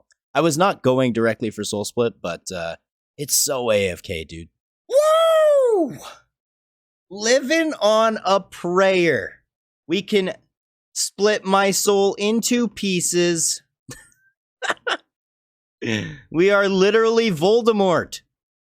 Oh my god, dude. We did it. Alright, let's go test this out somewhere. I'm excited. So, we ended up heading to Kriara. Honestly, Soul Split helps a bunch with food maintenance, and generally it just keeps your health up, but it wasn't the AFK the entire game and just sit back and chill that everyone was kind of implying. I think that comes later with some better gear and whatnot, but of course, we can't go to Kree and not get lucky. We ended up getting the plate legs at like 80 kill count. We almost have the full set here. Our luck has been insane. Alright, I'm gonna go ahead and throw Genocidal and Crackling on these legs, and now we actually have ourselves a pretty good range setup. This is gonna be great for when we're doing Slayer, bossing, whatever. Very happy about it, man. Do you guys remember way back in the day, like episode 3, when I got those golden salmon eggs, and I was like, what is this? What do I do with this? Well, this is my first time getting a golden egg since then. We got a golden rocktail egg. Kinda interesting. I still don't really know what to do with them. I think they go in my player-owned house. Ah, I see. Dude, I haven't been down here in so long. I kind of forgot this existed. But yeah, now I have some nice rocktails swimming around. Beautiful. You'll love to see it. So, I didn't realize this before, but for plant power tier 3, you actually need 90 farming, and for tier 4, you need 110. So we're very far away from those. However, I have been doing my herb runs like crazy. We are super close to 80 farming, so we'll just keep on keeping on. You know, it's been quite some time since I've been to the Beehives, but we were so close to that 80 farming, I just had to go for it. The XP here is kind of inconsequential nowadays, even at level 80 farming. I think there's some better flowers you could put in here or something, but yeah, there we go, level 80. Anyway, like I said before, we need to start training up rune crafting. We're currently at level 65, and I would like to get to 90 rune crafting so we can actually access the rune pouch. I think I'm going to start actually rune crafting through the Abyss, and one thing we can actually do is go ahead and combine this abyssal thread for this thing here called Threads of Fate. Go ahead and offer that to the relic here, or sorry, the monolith, and that gives us the relic power pouch protector, which makes sure that our rune crafting pouches never degrade. As well as apply the Nexus mod, which makes sure when we enter the Abyss we'll always arrive at the center. So these are the two best options for rune crafting. So now, I currently only have 26,000 pure essence in the bank, which in all actuality isn't that much. Currently we have access to the small, medium, and large pouch, however at level 75 rune crafting we can get the giant pouch again. Right now the best rune we can craft is death runes, so I'm going to make a preset and see how quick we can go about this. Also, I do have the demonic skull equipped, that's going to be a huge help as well. First inventory here, we already got ourselves 66 rune crafting, and check it out, we get this magical thread. I believe you need 100 of these to actually make the rune pouch. And this is pretty awesome, as you can see here, as soon as I teleport on this mage, bada boom bada bing, we are in the middle. Pretty great, man. It has been quite some time since I've done a Tears of Guthix, but this is going to be some rune crafting XP. We also have the Ornate Bowl now. 200, almost 200 tiers, got us 34,000 up to 67 rune crafting, not bad. So I don't necessarily know if this is much faster experience than just doing RuneSpan. I think in some cases RuneSpan actually is better, but I did want to test this out, and it's kind of cool. It gets very rhythmic. You kind of get into your zone, and you just go a bit faster each and every time. It's kind of fun, but I can see this turning into a huge grind. Well, here we are, folks. I believe that 70 rune crafting is as far as we are going to go today. This method was pretty good. You know, I got 5 levels in probably about an hour and a half to 2 hours. But yeah, this is actually base 70s on the account, and I believe we actually do get a broadcast for that, which is kind of awesome. But we're actually getting close to base 80s as well. You got to make sure anytime you're doing anything in the wilderness that's going to toggle PvP that you always come over here to Vala, and turn it off again. That way you don't forget for the next wilderness event.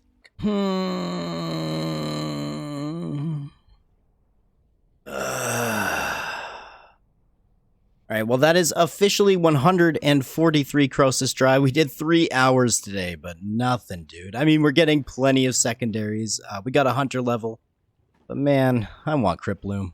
Anyway, at least all of that Croesus has left us with a ton of gems in the bank. Only 200 Dragonstones, but rubies, emeralds, diamonds were popping off. So let's see if we can get a few crafting levels. Oh my goodness, we already got 84 crafting as well. That's actually insane. That's actually really good because we can now boost for Crypt Bloom, but we're probably going to get more than just one level here. You know, it's kind of nice. When you don't really have to focus on acquiring the gems, crafting actually goes pretty quick. That's already level 85, and I'd say we're just a little bit past halfway through all our gems. So I keep getting a little bit tunnel visioned by Croesus, and we are another 30 kills dry since the last time I showed you. 206 Croesus, still no more drops. But we are doing a Clan Croesus event tonight.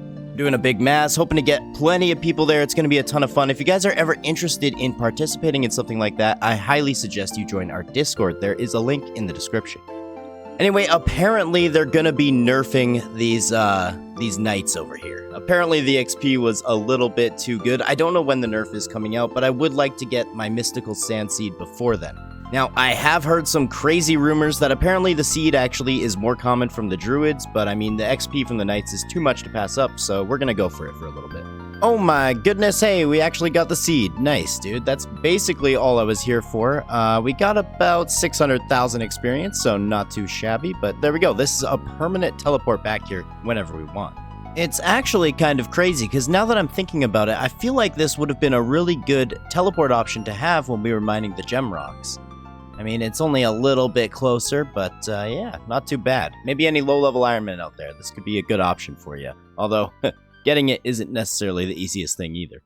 I feel like it's been a little while since we got an Invention level, so no time like the present. There we go, level 76 Invention. Anyway, tonight was the Clan Croesus Mass, and holy freaking moly, the turnout was insane. We had anywhere between 25 to 35 people, and it was some of the most fun I've ever had in RuneScape. Shout out to S Unfair for organizing the event, and also shout out to my man Connor, who ended up getting the pet. It was such a fun event, and we will definitely be doing this again in the future. Afterwards, however, I wasn't ready to call it quits with Croesus. So we decided to hop into a 4-man and see if we couldn't get a little bit of luck to finally swing our way. Well, the dry streak ended just a couple of kills past 175 dry. We got the Spore Sack, which you can eventually turn into the seed bag, but I'm not 100% certain on how to do that just yet. Either way, it's not the drop we're really looking for, but it's still nice to see something. And this is going to clear up a lot of bank space. Alrighty, so cool. We got the Spore Sack. That's pretty amazing, but in order to make it into a seed bag, we're going to need all of these resources, which you actually get outside of Croesus, outside of the boss arena.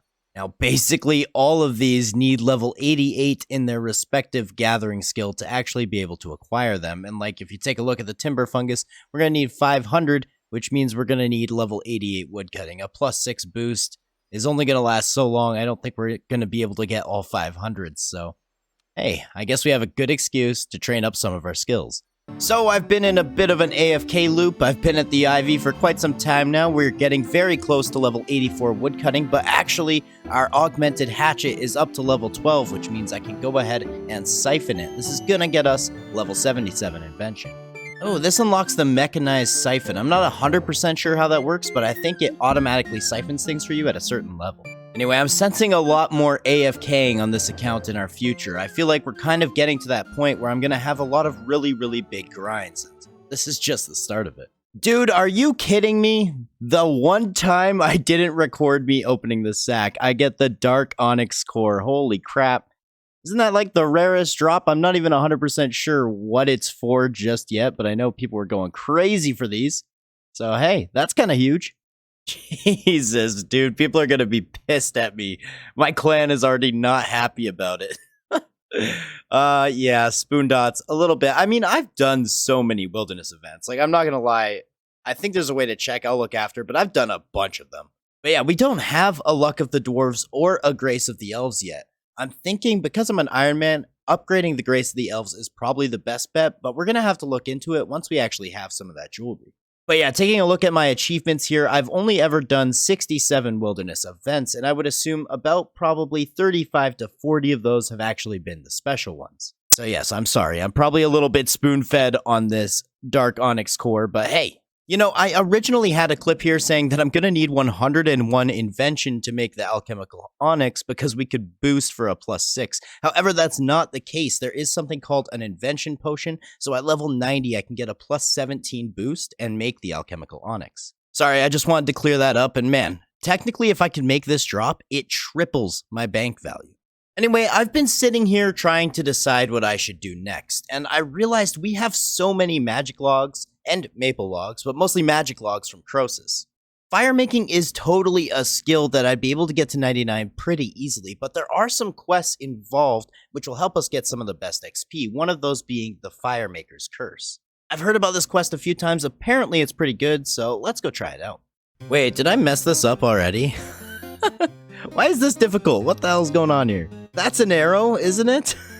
What am I doing? Wait. Oh. Hey, isn't that an arrow? It's perfect, dude.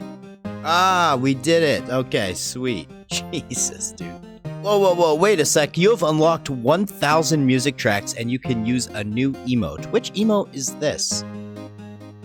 Oh, apparently it's this demonic rock-off. No way, dude.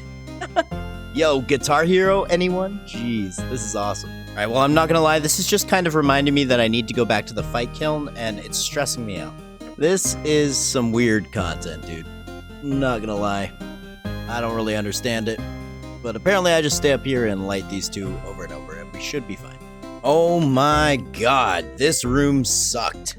That was not fun at all. Plus it took like 10 minutes. That was crazy. What the hell? Okay, apparently we're gonna have a bit of a boss fight here as we fight Char. I keybound my pitch can, which is gonna apparently make this fight a little bit easier. I'm gonna run around the outside lighting flames while doing damage. So let's see how this goes.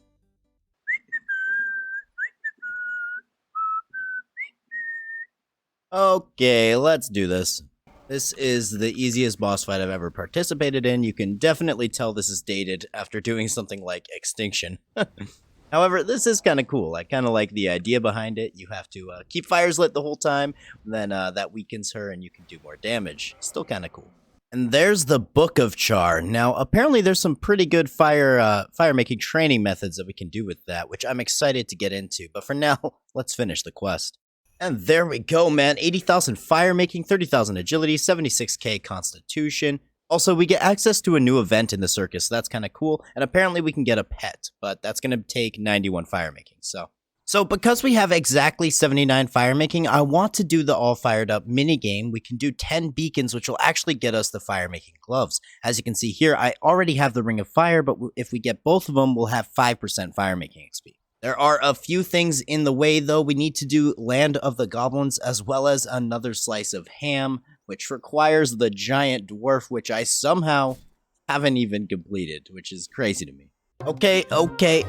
Step 1 of the master plan is completed. That's the giant dwarf. Look how outdated this quest reward is. 2,500 XP in a few different skills. That's crazy. Alright, we're on step 2 of the master plan. We're doing another slice of ham, and he gives you a trowel and a specimen brush, and I can't help but feel like they should update this quest to give you Archaeology XP. Alrighty, well that is part 2 of the master plan completed. 3,000 mining and prayer XP, and the ancient goblin mace. One thing that's kind of interesting about this Land of the Goblins quest is, as you can see, it says it was released in 2007. However, this quest did not come out in Old School until February of this year, 2022. Okay, this quest must be outdated because it has such a random assortment of items needed. This black mushroom ink, all these dyes, a slimy eel. Anyway, let's get started. This is undoubtedly a very difficult choice, but I think we gotta go with this one because he has a cool hat. Alrighty, well that is part 3 of the master plan completed. This quest basically has no useful rewards, really, except that we can now do all of the extra beacons in the all fired up minigame. Anyway, I'm going to be using magic logs, so I believe the beacons burn for like a longer time if you do that. And yeah, we're going to go ahead and see if we can light 10 of them. Should be pretty easy, and then we'll get the gloves. Yeah, level 80 firemaking from doing this. Not too bad. Okay, and this one here should be the very last one. Bada boom, bada bing, there are the flame gloves, baby. But anyways, yeah, this is going to be my new AFK skill. We're going to get our firemaking to 99. I don't know when, I don't know how long it's going to take, but that's our new goal. I got myself the Pyromatic, which I also added the Pyromaniac perk, which gives you a percentage chance of just burning the entire inventory of logs. Also, I couldn't help but notice, but I also got the perk Talking with it, and it just randomly talks to you and sends you messages, which is kind of hilarious.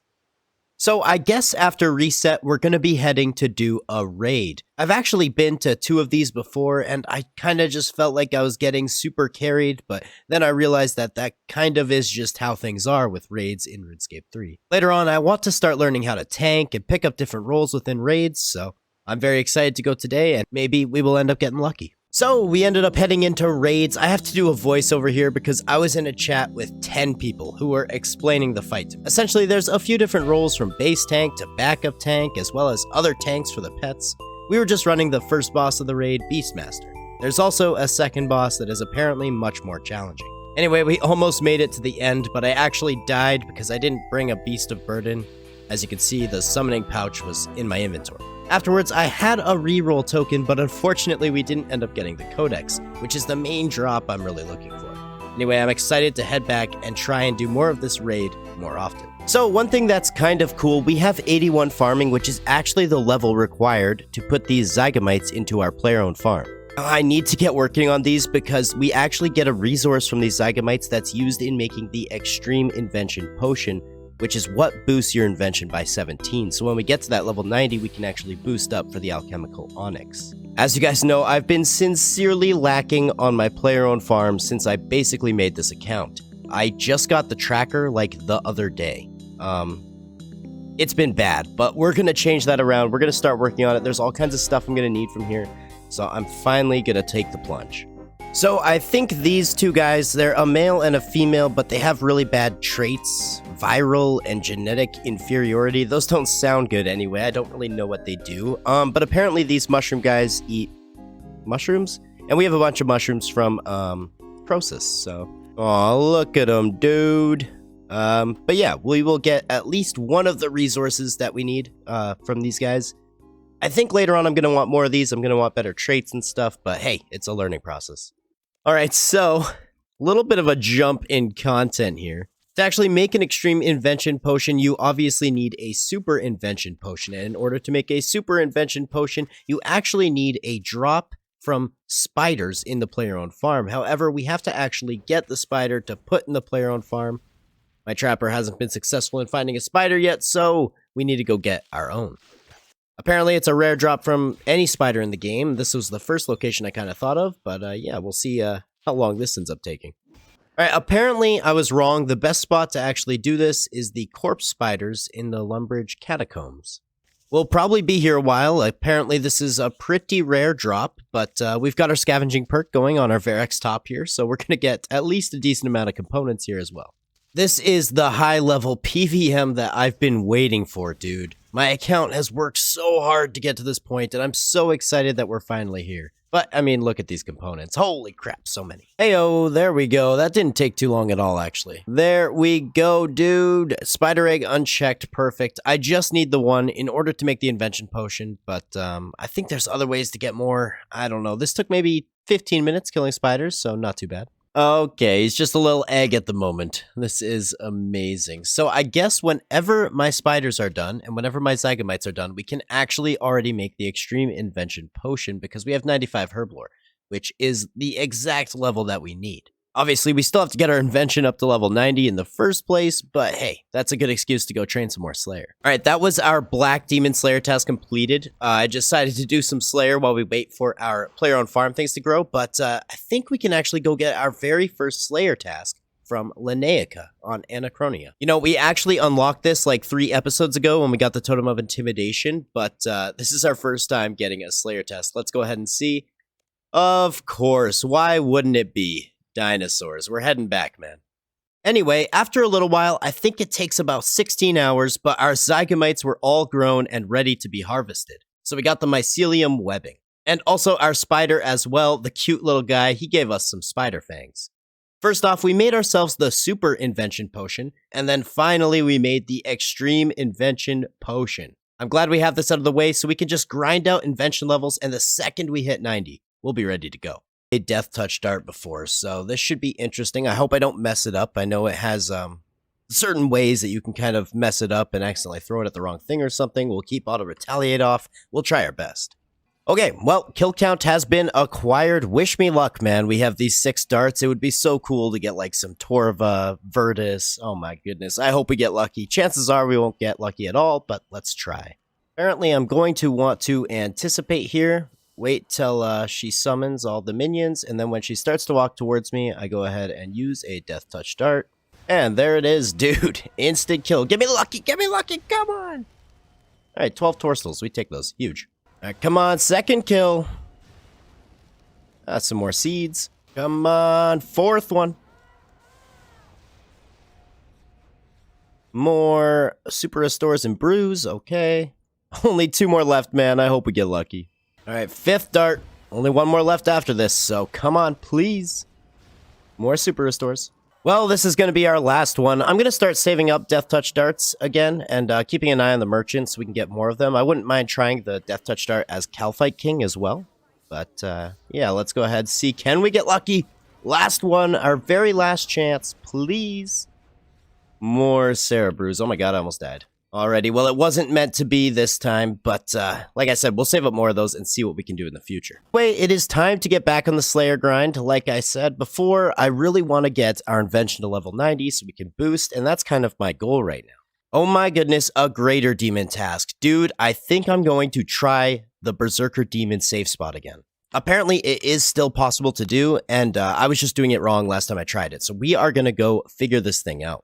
Alright, so the idea is there's a couple of berserkers over here that you can kind of lure to the snow area. I don't think this is the most conventional safe spot I have on this one right here, but hey, it's getting the job done. It takes a few minutes to kill these guys. It'd probably be okay if I got the Hellfire Bow, but I don't really want to risk being skulled in the wilderness. But yeah, these guys are crazy XP. I mean, just watch this XP drop when I kill them. Jeez, dude, 34,000 XP, all for 255 coins. Totally worth it. But anyway, yeah, I'm going to try this out for a little bit, see what kind of XP it's looking like, and see if it's viable to stay here. So I've killed about 4 so far. I'm not going to stay here for the entire task because that would take an extremely long time, but the XP is so very good. Like, literally every time you kill 10 of these, you get 340,000 XP. It's absolutely ridiculous. To kind of take inventory, we're starting at 143.8 mil, so I'm going to stay here for a few hours probably, and we'll see how much total XP we have at the end of it. Oh my god. I just got the ranged pet. Dude, no freaking way. We don't have it in our inventory or anything, because I'm way out here. My inventory was full, so it's in my bank, but let's go check it out, dude. Let's go. Was that last episode I got a pet, or was it the one before? I can't quite remember, but there we go. That is Sparky. Let's see what he looks like. No way, dude. He's got a Robin Hood hat.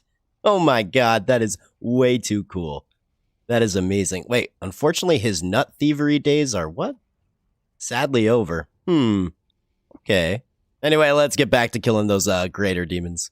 Alright, well, this is actually going to be my last Greater Demon Berserker that we kill. As you can see, I've killed about 22 of them. And that there is level 91 Slayer. If you take a look here, our total XP is up to 144.5, almost 6. So that was almost 700,000 total XP from killing 22 of these guys. Now, I would stay here for the whole task. If I did, it would be close to 6 million XP. However, it does take a long time. Like, we're talking probably 10 hours if I want to do the whole task here. I only have 1 drop here, dude. I literally only have 1 drop here, and it's this one. Well, okay. Bro! Fuck yeah! That's literally the drop I wanted! Let's go, dude! Oh my god, it's been a lucky day for Hell. We're our first kill back. Holy shit, what the heck is going on? So I really couldn't be happier. It was a very successful day. We have our Anima Core Body of Saren. It gives us a +8 magic bonus over the Lunars that we were still using. We officially are rid of our entire Lunar set. A mix of tier 70 and tier 80, it's not looking too bad, but our first order of business is we need to get this bad boy augmented. Not too bad, man. There we go, man. We are augmented and ready to go. Our magic outfit is starting to look pretty good. I wouldn't mind getting the orb, but on top of that, I think it's time we go learn some new bosses. I want to take a look at the Twin Furies and Grigorovich, both within God Wars 2. I don't know how I've put these off for so long, but I think it's time we pay those other 2 bosses a visit. Alright, so I'm not gonna lie here. All I've done is read a very quick once-over on the wiki about the Twin Furies. And I think right now we're just gonna get kill count and jump in there and see how we do. Okay, kill count is acquired. Apparently with the Twin Furies, it's actually best to use melee, but my melee gear is just so lacking that I can't help but feel like magic is probably still our best bet. Now, similar to other God Wars 2 bosses, there's going to be 3 auto attacks and then they're going to do some kind of special attack. Essentially, there's going to be a surge mechanic that we have to get out of the way. There's going to be an AoE mechanic that comes from the ceiling, which we have to stand in a certain location. And then on top of that, they have a DPS check. I'm just going to jump in and see how this goes. I'm probably going to die. Okay, so I think I need to do something else to get out of the way of that one. Can I just move? Can I literally just move out of the way? It still hits me. Interesting. Okay, I'm going to need to practice this mechanic for sure. So the next mechanic I think is going to be the ranged one where I'm going to want to pray range and stand under Nomura right here. Oh, and then I attack this one here. Okay, that makes sense. And we can switch back to pray melee and they're going to do this attack together in the middle and this is going to be the DPS check. Apparently it's going to be kind of where I want to use sunshine. Oh, I want to avoid the fire for sure. Okay. So we did not pass the DPS check, from what I understand there.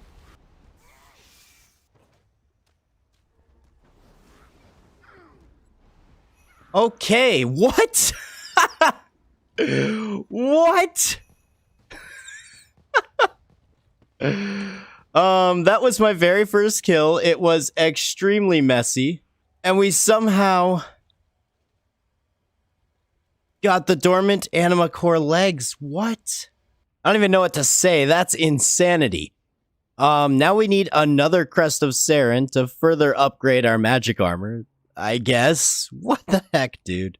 Well, anyway, yeah, the kill was pretty messy. I only had 1 food left in the end. However, I learned a lot from that first kill, and I don't really know if melee would be better. Maybe it would. The thing is, if you can do a lot of AoE damage, you can attack both of them at the same time, which gets their total health bar down. Anyway, I'm kind of at a loss for words right now. That was kind of insane. Let's go try another kill. I really don't understand how much DPS I need to do there to avoid the DPS check. I'm gonna need to figure that out, because taking 4,000 damage is not that fun. Oh, there we go. Another kill. That was an improvement of 33 seconds. That one went much smoother, I'm not gonna lie. Just another one of those bosses we're gonna have to figure out. Alright, so apparently I was just being an idiot. This here is not actually a DPS check. As soon as the fire disappears, we essentially have to press escape, and boom, we don't take any damage. That was my bad, but we got that figured out now. Anyway, the Furies are pretty fun. I'm going to be grinding out that lots as well. However, today, I did promise 2 more bosses. Now, Gregorovich scares me. I've heard a lot of difficult things about this boss. Apparently, he's pretty annoying. He's actually my Reaper task right now, so let's get kill count, and this one I'm going to watch a guide. This one I'm going to try and figure this out. Alright, well, kill count has been acquired, and just by some happy accident, when I was augmenting my new Anima Core body earlier, I actually added Venom Blood, and that's a huge perk for this. Thanks, Pigeon Lord. I appreciate it. I'm going to need the good luck. Now, apparently I'm going to want to kind of stand in this northwest corner here. Because I'm using the Venom Blood perk, he's always going to summon a spirit that, along with my Venom Blood perk, is basically negated. The rest of the fight's pretty straightforward. There is a spot where I can shield swap and resonance, although I don't know how good I'm going to be at that to start. But I think the main issue is that he does a ton of damage just with his basic attacks, so this is going to be a little tough, I think. We're probably going to die this time. Alright, let's go ahead, jump in, start the instance, and see how things go. I'm a little nervous for some reason. Oh my god, he makes crazy noises. What the fuck? Holy shit, he does a ton of damage, dude. Bro, this guy's got to be the most annoying sounding boss I've ever heard in my entire life. It's actually kind of hilarious. Alright, I don't know what people were talking about. This fight is very mechanically easy. It's basically just like a DPS test with your inventory of food to make sure that you can actually kill the boss before you run out of food, but I basically just stood here and attacked him the entire time. I found that to be very, very easy.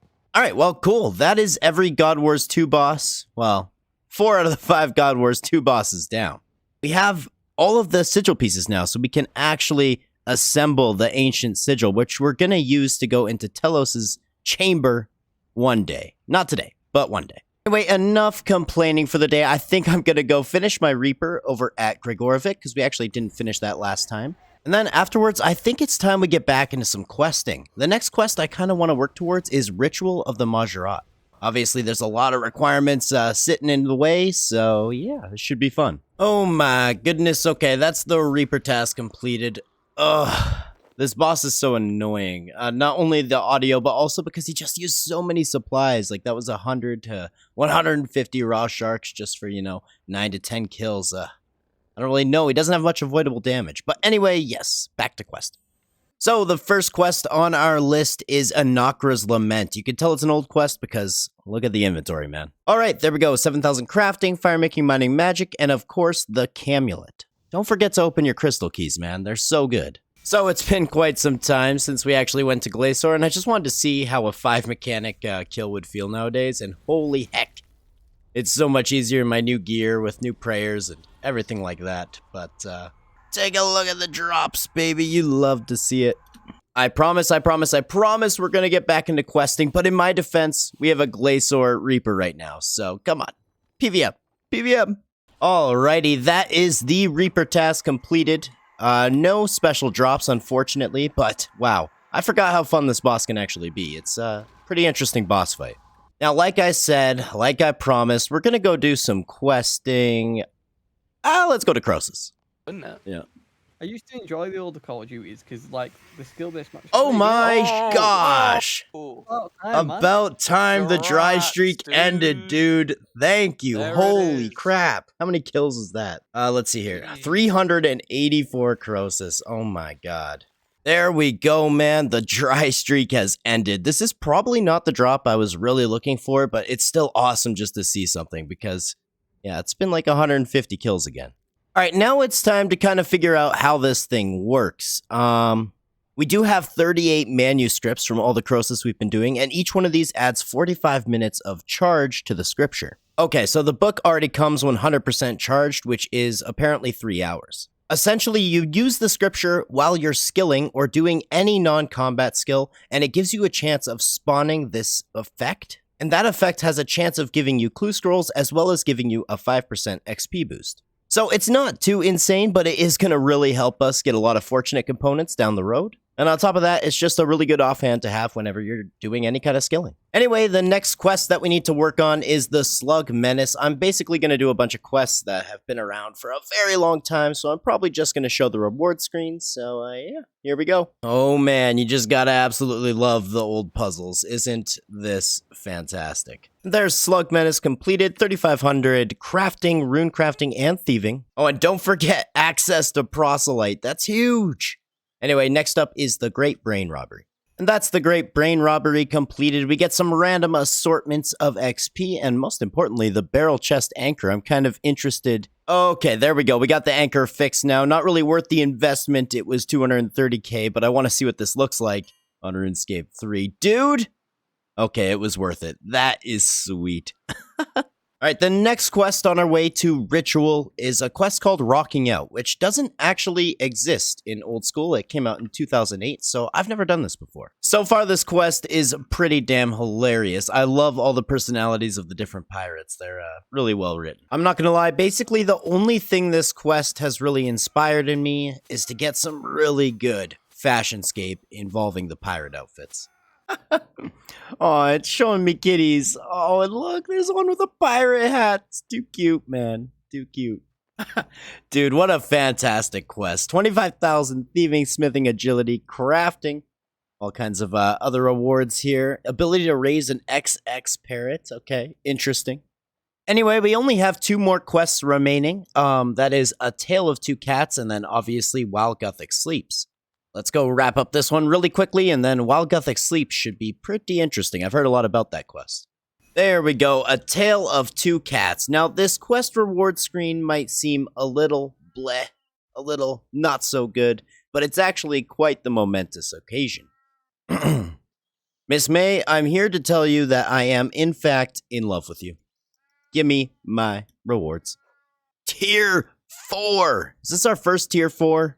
I'm not sure. Let's go ahead, see what we get. Something good. Come on. Damn, a penguin staff. What is this? Have I had this before? I didn't get a log for it. It looks pretty awesome, man. 2.5 mil as well. Can't go wrong with that. Okay, this is pretty interesting. I'm just taking a look at my treasure trail collection log, and it says we don't have the penguin staff, even though it's equipped. I guess the rewards from Miss May don't actually count towards the log. Hey, check it out. Came to Grardor here for a quick Reaper task to break up the questing, and we got ourselves a Bandos War Shield. Kinda cool, it's unique anyway. Alright, enough messing around. I believe I have all the items I could potentially need for while Gothic sleeps. Apparently, this was the first ever Grandmaster quest to ever be released on RuneScape, so I'm pretty excited to see what this is all about. Oh my god, I am such an idiot. I need to do the hand in the sand, and I guess there's a mini quest as well. Oh my god, okay. Alright, that is step 1 of requirements that I forgot that existed. Complete. On to the next one. Okay, well, this should be part 2 of requirements that I forgot existed. Now we can go do while Gothic sleeps. So apparently this quest can take quite some time. So yeah, I'll let you know if anything cool happens, if anything crazy happens, but otherwise I'm just going to be kind of grinding this out. I have no idea how far into this quest I actually am. We've been at it for maybe half an hour at this point, and so far it's been mostly just talking. There was a little bit of a puzzle, but mostly just talking to people. Okay, that was the coolest part of the quest so far. We basically did a swapperoo. I've got these Dagenhai robes. They think I'm Surok. This is amazing. You guys want to know the most annoying part of this quest, however? Inventory management. Like, just give me enough inventory to do the quest, please. Like, it takes away all of the immersion you might have.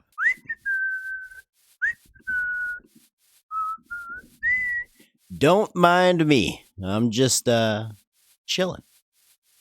Oh boy, this is gonna take me a bit, isn't it? There's like 8 different statues, and they have to have 8 different potions made at each of them, I believe. Alright, let's try it. Alright, that wasn't quite as bad as I thought it was gonna be. It was a little bit less random than I originally expected, but, whoa. That's pretty cool. Apparently I've got some fighting that's about to happen here at the Stone of Jas. I'm not really sure if I should go resupply. I think I'm going to try it without resupplying and just see how we do. Alright, well that part of the fight was very easy. Apparently there's going to be 2 tormented demons, however, which could be interesting considering I'm using my Excalibur in my offhand. Alright, good luck me, I guess. Our stats are highly boosted at least, so that should help. Okay, never mind. That was about 1,000,000 times easier than I expected. Yeah, let's go finish this up. Wow. That is the longest quest I've ever done in RuneScape so far. That took me quite some time, but it was very good. Very interesting. Lots of cool puzzles, lots of interesting story. I definitely enjoyed it. We're going to get a bunch of experience here. Now, call me crazy, but I'm actually going to be putting almost all of this experience into agility. Now, the reason being, I want to get to 85 agility so that I can do the entire Anachronia course. Once we can do the entire Anachronia course, it's going to make getting Double Surge so much easier. So that's what we're doing. Let's see if it takes us all the way to 85. I don't think it will. No, not quite. Just to level 84, but only 134k away. Anyway, like I said, that was a fantastic quest. And the best part is, we actually have all of the requirements now for Ritual of the Majorat. I'm not going to do that today. I'm a little bit quested out today, but yeah, we can do that as soon as we want to. So, it turns out there is actually a reward from the quest Extinction that's a little less obvious. I didn't necessarily know about it. It involves this item right here, the Ring of Vigor. Basically, after an ultimate is used, instead of going down to 0% adrenaline, you go down to 10%. So we're going to go ahead and buy this. Now, we need to do the Sins of the Father mini-quest. Looks pretty simple here, so... yeah, very simple mini-quest. You do need level 85 in one of these 4 skills down here. Luckily, we have 86 crafting, so we're able to do this. There we go, that's the mini-quest completed and access to the Effigy Incubator.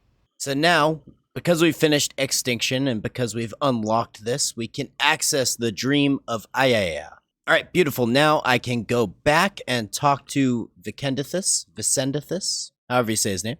Now, first of all, we get this Past Keeper amulet, which I have no clue what that does just yet. I'm going to have to look into that. However, we also get this Warped Gem. Now, what this is going to do when combined with the Ring of Vigor is it actually just makes the Ring of Vigor's effect into a passive. So anytime we use an ultimate ability, we will now have 10% adrenaline remaining permanently. It's super badass. Oh, and apparently handing in this Past Keeper amulet here is just a little achievement, so not too bad. Alrighty, that is our Troll Invasion monthly completed, and actually this is pretty big because I can use this reward book. Believe it or not, we're going to put it into agility. There we go, that takes us to exactly 85 agility, which means we can now do the full Anachronia agility course. I've never done this before, so let's go check it out. All right, so we currently have 222 codex pages. Now, the reason I waited for 85 so that we can do the full Anachronia course is because whenever you finish one full lap, you are guaranteed to get 10 codex pages. Now, a lap of this entire course can take a pretty long time. I think there's an achievement for doing it in 7 minutes, but that's not very easy. But yeah, we're going for double surge, so we need 500 of these pages. I don't know if I'm going to do that for a bunch today, but, slowly but surely we will get there.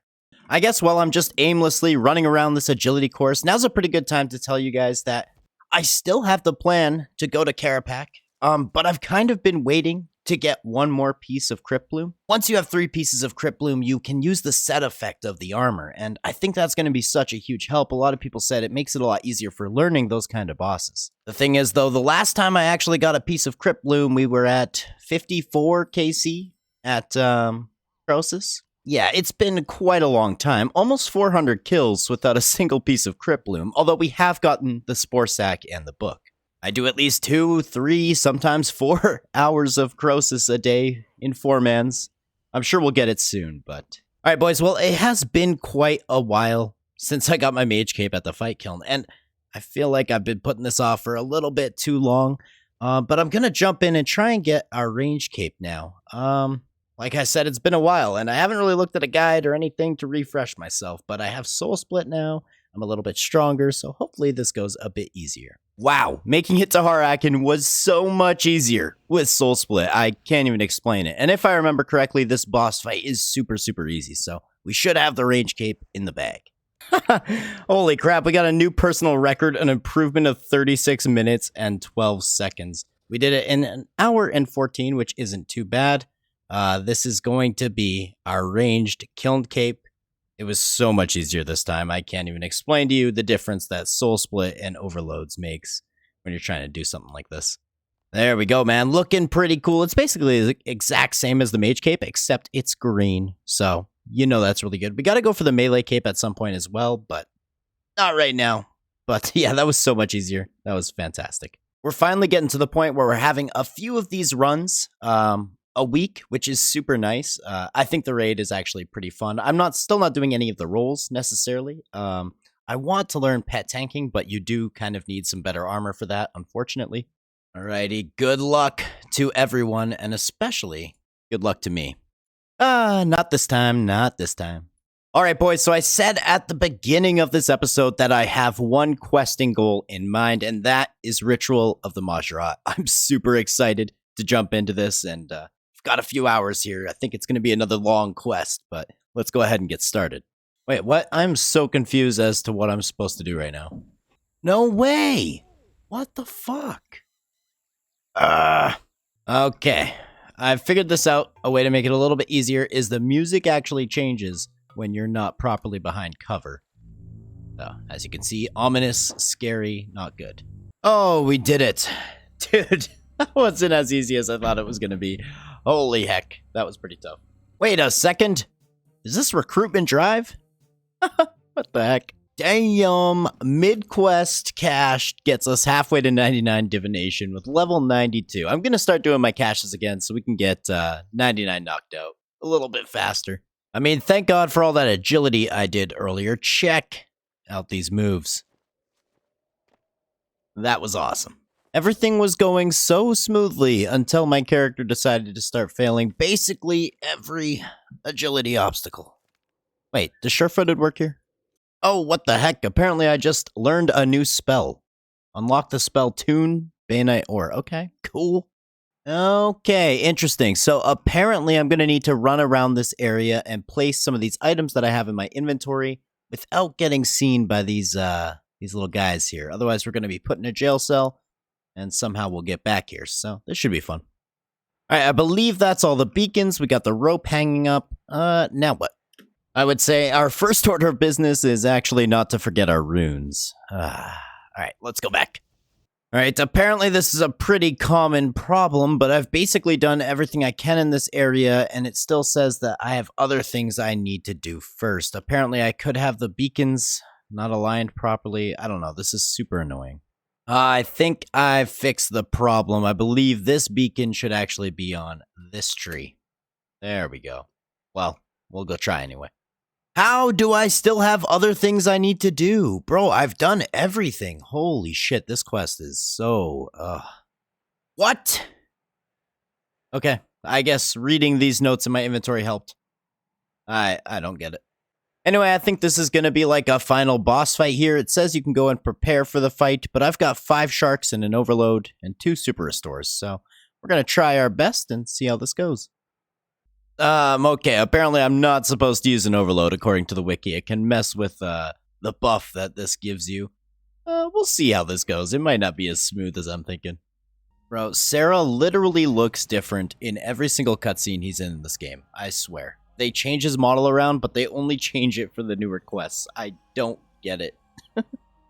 Holy shit, I just realized all my skills are up at like 180. That's so cool.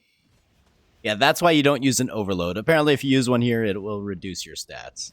I only have like 2 sharks left, so I may actually have to leave and come back and do this all over again, which I don't want to. Hopefully we can survive. La-di-da. Just waiting on my slow-ass teammates, who, by the way, are the Barrows brothers. Woohoo! Oh my goodness, dude. Draenor got messed up. What are we gonna do? Alright, well, I should probably hand in this quest. This is getting a little awkward, Sir Tiffy. There we go. Honestly, the storyline of the quest was pretty awesome. I really enjoyed it, but the actual quest was pretty buggy, very outdated, but what can you expect? It came out in 2011. Anyway, we get 110,000 agility, 40,000 crafting and mining, and 380,000 experience lamps to go in a skill above level 72. We also get the last Barrows brother, so now we can go for the entire Barrows log whenever we want to. I'm actually going to be throwing these lamps into smithing because that's the next skill I want to be training up to level 90. I would like to start working towards masterwork at some point. There we go, took us up to level 83, not too far from 84. Come on, achievement! Yes! There we go, we did it in 6 minutes and 54 seconds. That achievement is called In a Flash. It's, you have to complete the entire Anachronia course in under 7 minutes. But yeah, there's 50 more pages. I think we have like 150 more to go until we get double search. But if we go ahead, pull out these pages here, we finally did it. That is 500 codex pages, which is exactly what we need to unlock double search. I believe I go to this lectern. There it is. Double Surge Codex, untradeable, that's perfectly fine, because I am going to use it. I don't even know how this works. I have no clue. Do I literally just press Surge twice? Let's see. Okay. That's amazing. I'm so happy about this. Alright, well, it is the next day. I kind of completely forgot that this was an update day, but today is the day that we actually unlocked the new ability Dive, which I believe if I take off my melee weapons, yep, right here. Now, we have to complete the Succession quest, which is the new quest they've added. It's to finish off the Zamorak storyline, I believe. We're also going to get some upgrades to the Infernal puzzle box, so this should be fun. Let's go check out the quest. Alright, so this is kind of interesting. I haven't actually done the quest, and the ability Dive is grayed out for me, and it says here it's unlocked by completing Succession. However, it works perfectly fine. Although, I think that's because I have Bladed Dive unlocked, so it's like an upgrade, but still, it's grayed out and everything. Oh my god! I haven't even done the 3rd mini-quest yet. I am a complete idiot. Okay, let's go do that. Alright, there we go. That's the 3rd mini-quest completed. I kind of forgot this one came out. I was so caught up in the farming update and everything that happened that day that, yeah. There we go, though. Let's go ahead and actually start this quest. Alrighty, that's the quest completed. I didn't really want to show any of it, just because even after this video comes out, it could still be a pretty new quest that a lot of people haven't done. It was pretty fun, but a little handholdy. Like, none of the combat was very interesting or difficult, but the storyline and the cutscenes were fantastic. Anyway, we got ourselves some combat XP lamps. We also got the Infernal Puzzle Box up to tier 6, which means that it can now be added to the tool belt, which is beautiful because now our adrenaline drain, that's just a passive effect and we won't have to actually use up an inventory slot. So I never actually played Fresh Start Worlds, but I had a very good friend of mine actually donate me this inverted thieving cape, which with my current outfit kind of looks amazing. I'm pretty stoked about it. Hey, there we go. That's level 88 crafting. Actually, not too bad, because now it's going to be much, much easier for us to boost when we decide to make Crypt Bloom. You know what? Actually, I've kind of got a bit of inspiration. We may as well make the gloves and the boots while we can, while we have them. It's not like we're lacking in Croesus flakes, so. Man, just look at the set bonuses. I cannot wait to get some more Crypt Bloom. Who knows? Maybe me crafting this will give us some good luck. Oh my god, Waydot, what are you doing here? Well, unfortunately, no matter how much you dislike training a skill, it doesn't change how important it is. We have to get back to the archaeology grind. I need to keep getting this up. We got to shoot for ancient invention and the million other benefits that this skill can actually give you. You know, I've heard from a lot of people that it actually gets quite a lot better to train after 75, so hey, we're at 75, so we shall see. All right, hold up. Episode 39 just came out. And people have been commenting something very interesting, something that I need to go try right now. So if you guys remember, in episode 39, we actually made ourselves the Extreme Invention Potion. It gives you a plus 17 boost to Invention. It's what's going to help us make some alchemical onyxes once we get to level 90. However, apparently I can sip this right now, and we can begin using the Discover side here of all the things all the way up to whatever is 17 levels ahead of me, so level 97. Let's go ahead and try this right now. Oh my gosh, this is insane. Okay, wait. I should start with like the highest level one, right? Luckily, I do actually have all of the supplies to make more of these if we need to, so I'm not too concerned about wasting these. Apparently, the Invention XP is absolutely insane. Yeah, easy 140k right there. Oh my goodness, this is going to be awesome. Let's see if we get a couple levels out of this. Oh my goodness. Well, I used my entire Extreme Invention Potion, but I literally got 3 Invention levels. And if you take a look, there's still a few more we can work on. So I need to make myself another Extreme Invention Potion. I believe I have all the requirements, so let's do that really quick. What's kind of cool too is this is a Charge Drain Reduction 7, which I did not have anywhere near the Invention level for, but I guess we're going to have access to this now? I don't know if I actually need the Invention level for it to be active, but I have it discovered anyway. We'll see. Oh my goodness. We just got 5 Invention levels from doing that. Literally from level 80 to 85. That was almost 5.5 million total XP, I'm pretty sure. That was insane. If you guys have access to an Extreme Invention Potion, go, use it, discover all the things. Wow, what good advice.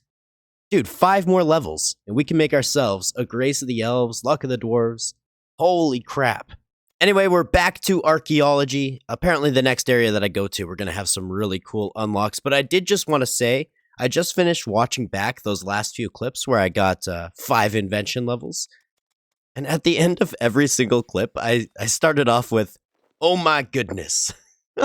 I don't know why that's been my choice of words lately, but I'm going to cut it down on the oh my goodnesses, okay? I'm sorry. All right, so for this area, I believe I need to get and upgrade this wingsuit. So I already got the wingsuit V1, but apparently there's a V2 and V3. So I'm going to work on that. I think it's going to look pretty cool when it's done, so. I need both hands free. Dude, no way. What? What is happening right now? Bro, they added flying to real life. I mean, wait, RuneScape. Wow. Okay, perfect. And with this piece here, this should be the wingsuit fully upgraded to version 3. Wait, what? Check this out. You can surge in the air. Can I dive? Oh my god. That's cool that they let you use your movement abilities. Normally, you can't. That is so cool, dude. So I actually just got another Tetra Compass piece, and I believe I've got quite a few of these in the bank. I think people were telling me at level 76 Archaeology you can kind of start really doing these, so I'm going to go check it out. All right, so it looks like each of these need to be restored. We're missing Malachite Green and Tyrian Purple right now. It looks like I have enough pieces to actually make 2 Tetra Compasses. Okay, this should be interesting.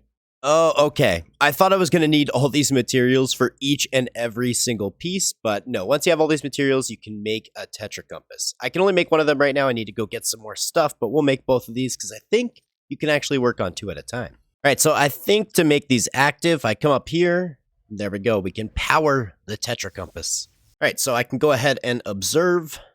Alrighty, it's kind of like a clue scroll. And there's a whole list of locations it could be, so let's go check this out. So it appears that this one is in the wilderness. Now, I'm not too sure if these things have like multiple steps like clue scrolls or if you find it and you're done. I guess we'll find out. Okay, interesting. Here we go. Excavate. Oh, it takes a bit. Oh, shit. Okay. Okay. Here we go. First ever ancient casket. So yeah, apparently these only have 1 step, so they're not too difficult. Let's see what we get. Okay, so tons of archaeology supplies. We get some relics. Interesting. We get some of these complete tomes, some cash, and even a master clue. Huh. Interesting. Okay, pretty cool. Let's go ahead and do our second one now. All right, here we are. Tetra Compass number 2. I don't really know what I'm looking for from these ancient caskets. Apparently, get a Dragonmatic. I still need another one of those, so. Man, do you get a master clue every single time? Huh. Alrighty. Well, this was awesome. I think these are super fun. It's a really cool way to, spice things up when it comes to archaeology. Definitely a lot of fun. Ayo, and all those books actually got us up to 77 archaeology. Not too bad. All right, so I just finished up some work at Stormguard, but now we need to go to a new dig site, the Warforge. I'm actually just genuinely excited to see what this place is going to look like because so far every single new dig site I've gone to has actually just blown my mind. This is amazing. What the heck? The aesthetic of this place kind of reminds me of like Maldraxxus from Shadowlands, if you know. Now, what's pretty awesome about this dig site in this area is we can start getting pieces of Incando metal, which is what we can actually use to make the Incando-matic, which is going to be our next upgrade. We are, however, going to need another Dragonmatic, so we'll probably be back to Big Game Hunter if that's the case. Okay, I've reached the point where I cannot store all of my materials in my actual material storage, so we need to get up to the associate rank so I can get the storage upgrade. Just take a look here, the only thing we actually have left is we need to restore 15 more artifacts, so that actually shouldn't take us too long at all. I'll go do this right away. Beautiful, man. Not only is this going to be exactly 78 archaeology, but we now actually have all of the requirements for the associate, the next upgrade. Looks like you've been working hard and are ready to move up the ranks. You know it. You know me. Hardest worker in the game. Please cheer for me. Beautiful, man. You love to see it. And now we can go buy ourselves some more upgrades. I could get the archaeology outfit as well, but I think what I definitely need to get first is the storage upgrade. And then I know I really want to get this auto screener too, but I think the Matic Precision might be a little more important. And the soil box, I think I got to get those 2 first. I don't know. That's what I'm going to do. All right, so I'm just finished up a little bit of Big Game Hunter here. I think now that our hour is up with this creature, I'm going to go actually try one of the bigger dinosaurs now. The Iceatops. I believe I can use this meat here as bait. So, all right, here we are. This is the big boy. I'm going to try this out. I don't know if it's going to be any different, really. But yeah, let's see how it goes. It's definitely slightly more difficult just because of his walking pattern, and he takes up a lot more room, but I wouldn't call it very difficult by any stretch of the word. All right, our very first big boy is down. It took a little bit longer. It's a little bit more annoying. I don't know if it's more efficient if I'm actually just going for a Dragonmatic to do the small ones or this one, but yeah, there we go. Anyway, for the next series of quests that I actually want to do, I want to get working towards Birthright of the Dwarves. Now, I don't even have all of the skills required to do this quest. I'm fairly certain. Yeah, I'm still missing 85 strength. I haven't worked on my attack and strength in quite some time. However, the very first quest that we need to work on for this series is Forgettable Tale, so let's go do that right now. Wow. Okay, so I'm just waiting for some barley seeds to grow so we can actually do that quest, but I figured while I'm waiting, I'd do some big game hunter, and I actually got a hunter level from that. Up to 96, just 3 more to go. All right, there we go. Barley is grown. Now we can actually go ahead and do the quest. Bro, I forgot how absurdly long and annoying this quest is. Oh my goodness. All right, well, that took much longer than expected. So I think we'll finish up a couple more of the dwarf quests tomorrow. I'm actually pretty excited about these. I really like the dwarf characters, and I'm ready to see where this storyline goes. All right, next up is Forgiveness of a Chaos Dwarf. We are already into the realm of quests that I haven't been able to complete before because these aren't actually on old school RuneScape. All right, now what are the chances that this guy drops me a dragon pickaxe? You think that could technically happen from the quest? That would be really cool. All right, I'll take the slip. That's fine. Oh my god, look at this chat sequence I'm about to enter into. I'll put a screenshot on the screen from the wiki. Okay, here we go. Nice. All right, there we go. That was a much easier and, in my opinion, much more enjoyable quest than the one before it. And look at this, 30,000 Firemaking, Hunter, and Strength XP. On to the next one. All right, so we only have one other actual quest requirement for Birthright of the Dwarves. That's King of the Dwarves, but in order to do that, we need to do My Arms Big Adventure, which requires Tybo One-Eye Cleanup. So, let's go to Karamja. Supscapers, my name is Fraxu, and welcome to my real-time Tybo One-Eye guide. Alright, well, thanks for the guide, Fraxu, but this still took altogether way too long. Anyway, that's 60% favor, which is what we need for My Arms Big Adventure. One day, I'll come back and get the 100% because that's an achievement, but yeah, let's go. Alright, beautiful. This should be the quest completed, and actually kind of nice because we do get access to another herb patch, which, with the recent farming updates, is actually kind of decent. There we go, 10,000 herb lore, 5,000 farming. Another requirement knocked out of the way. Also, up to 340 quest points. So the next quest is called King of the Dwarves, and this will actually be the last one we can do before Birthright of the Dwarves, because that one's going to require 85 strength. Holy heck, I had my brightness a little bit too high on my monitor for this area. It is absolutely lit up in here. Holy crap. Alright, this is kind of a cool looking cavern. I think I'm gonna be fighting this guy.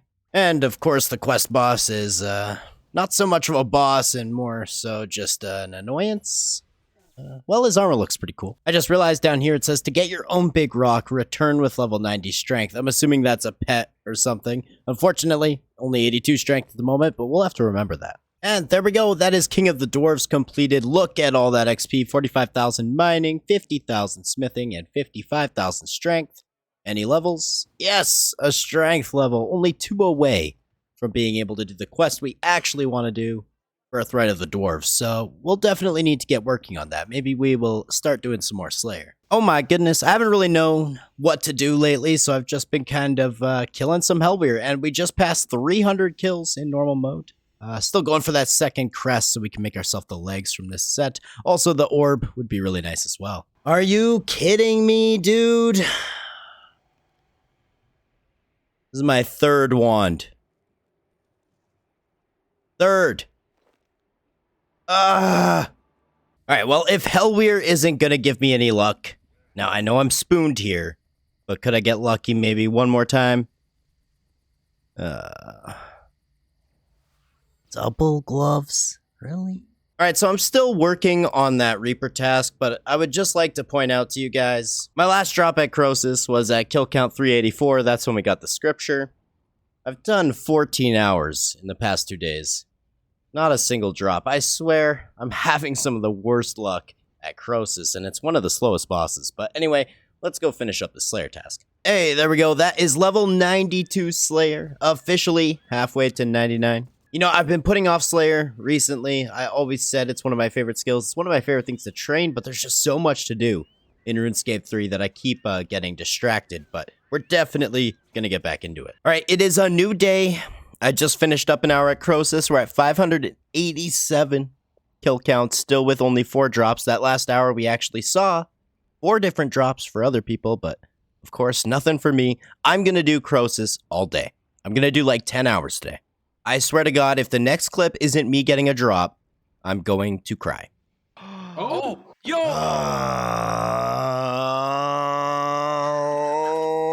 No. Oh my god.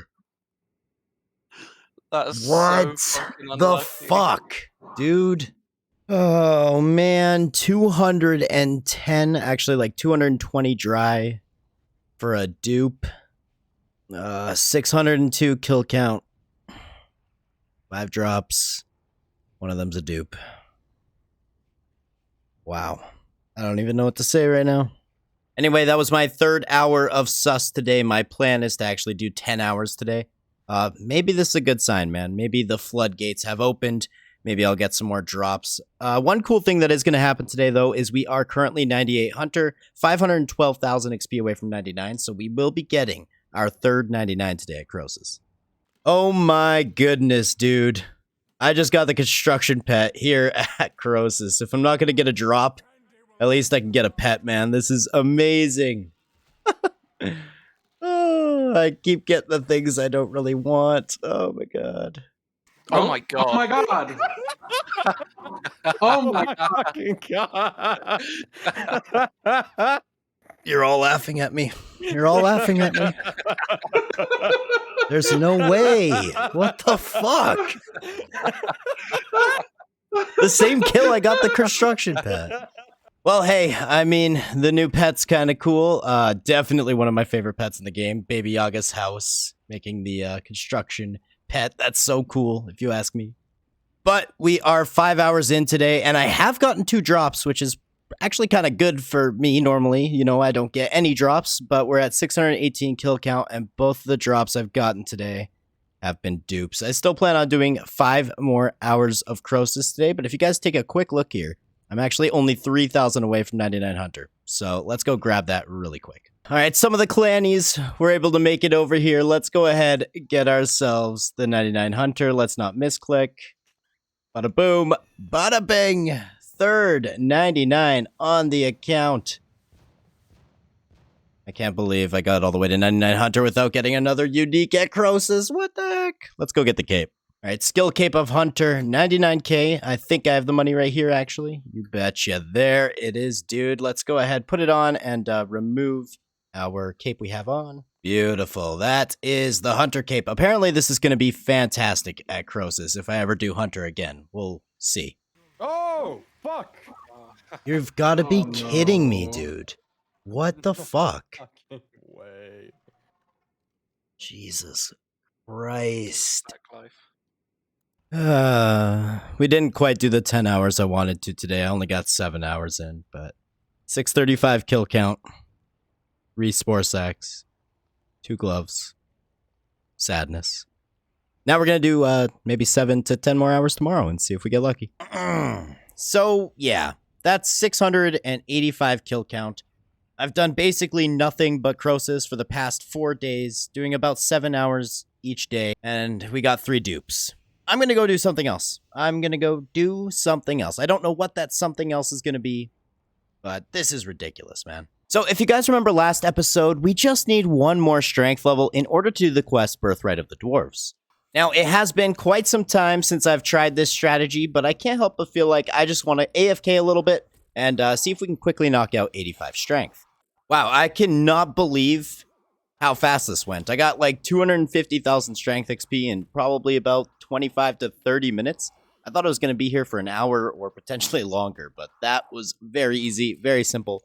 Let's go do the quest, man. So apparently this quest can take quite some time. It's one of the very long quests. I only have 3 of those left now, but look at the rewards, man. 100,000 mining and smithing, 200,000 strength. Apparently afterwards you can get access to a lot more mining XP as well, so we'll have to check that out, but let's go start it. All right, so the first guy, I sent him into exile, but this one I'm going to execute. Let's see what it shows. Does it show anything? Oh, come on, dude. Come on. All right, now once again, how cool would it be if we actually got a dragon pickaxe from a Chaos Dwarf just while trying to do the quest, man?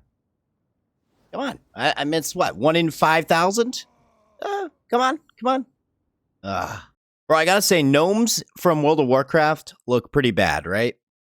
But they really did gnomes dirty in RuneScape. Like, what are we doing here? Poor guys.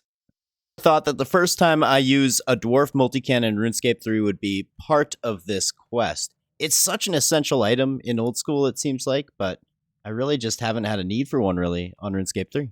Yo, what? This is one of the coolest cutscenes I've seen in RuneScape 3. Dude, the lava there looks so good. What the heck? Damn, they've had some good cutscenes, but that was amazing. What the heck? Jesus Christ, this is stressful. They do so much damage. What the fuck? I did not expect to die. I didn't bring that much food, but jeez. Oh my goodness. All right, so I'm not gonna lie, I've died twice now. Apparently protect from range helps here, so let's try it out. See what happens. I know how to get this one down, right? But once I get to the middle platform, I kind of get messed up. So, it's one. Oh, it helps so much. Protect from range is an absolute necessity here, 100%. Oh, that was close. That was close. Oh my god, dude. That was not easy. Like, straight up, that's actually kind of tough. I'm not gonna lie, though, this part where you have to, like, catch these memory fragments is awful. It'd be fine if you only had to do it once, but you have to do it, like, over and over again in this quest, and it's just really annoying. Oh my god, this is the worst thing they've ever put into a quest. I hate this. This is so annoying. If you've ever done this, I'm sure you understand. Why would I let this guy live after the hell he just put me through? Turning all my fragments into dangerous ones. I cannot let you live after what you've done. Get out of here, dude. All right, well, I think once again we're going to be getting into one of these fights. Now, considering the challenge that this quest has put up beforehand, I'm not so sure if this one's going to be as easy, but we're going to try it with our current inventory, which includes 5 sharks, an overload, and a prayer potion. All right, that was basically phase 1. We're going to get a tough version of him now, I guess, and he's going to charge us. Then that should be pretty easy. Dude, these cutscenes are too good. Yo, he looks badass. Oh, he's a dark iron dwarf. Alright, so I've isolated Grimson here outside the door by the stairs. Apparently, once his adrenaline bar is full is when we're going to really run into some trouble here. And I'll need to head downstairs if or when that happens. It's not really looking like he's actually going to get there. We'll see. Oh, dude, it's too easy. All right, we prevented him from using his special ability. That's good. I'm down to 4,000 health, though. Maybe I'll quickly throw on Vampirism just because we are cutting it close here. Come on, please. Let me live. Damn, bro. That's the closest I've ever been in a quest boss fight, especially when I only bring, 5 food. That was so close. It's crazy. Well, goodness me. What an awesome quest. Look, we get 30 rune, addy, and myth bars. That's crazy. And look at all that experience. That is fantastic. We also get access to so many different things. I saved the kind of final cutscene and everything because there was a lot of spoilers there. But that is Birthright of the Dwarves completed. Besides the little memory fragments, it was a really good quest. Going after the orb? Yeah, the orb I would like. The orb would be cool. Saren Crest would be cool. The 4th wand would suck,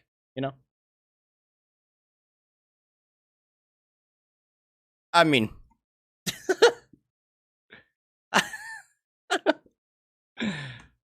I'll take it. You know what I mean? I'll take it. The orb would be cool. Like I said, the Saren Crest would be cool. The 4th wand would suck, but the defense pet was not something I knew I was going for. Wow. So he is kind of cute. I'm not going to lie, but out of the combat pets I've received so far, I think he's my least favorite. I mean, look at him.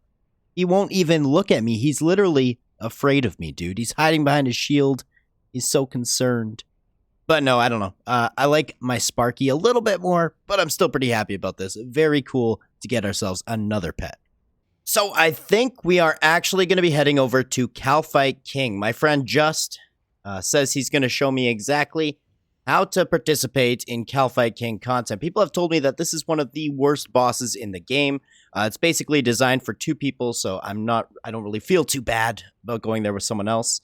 But yeah, we're going to spend an hour there, see if we can get some kills, see if I can kind of pick it up. Apparently, it's got some extremely annoying mechanics. All right, we are outside the exiled Kalphite entrance. Just is explaining to me the mechanic called Beetlejuice, in which Kalphite King will essentially turn Just green, and I'm going to need to use the ability Provoke. So essentially, Just is holding me hostage from other information. That's not fair. He asked me if I wanted any more information. I said, no, let's just jump in for the first one and see how long I actually last. And then once I see the boss, he can explain a bit more info to me. All right, so basically, I'm extremely excited, however, very nervous, so this should be interesting. Okay, we are in. He's praying range. I'm going to go ahead, freedom. I'm already hit.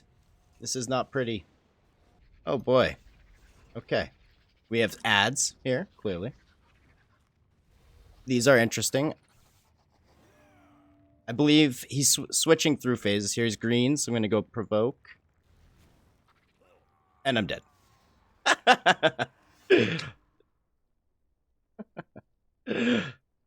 Oh, God. All right, he does a charge there. I believe I saw a charge. Makes sense. Is he green? No? Okay. The second he turns green, I really only have one job here. Stay alive and provoke him and don't die when he turns green. That's the idea. Fucking C.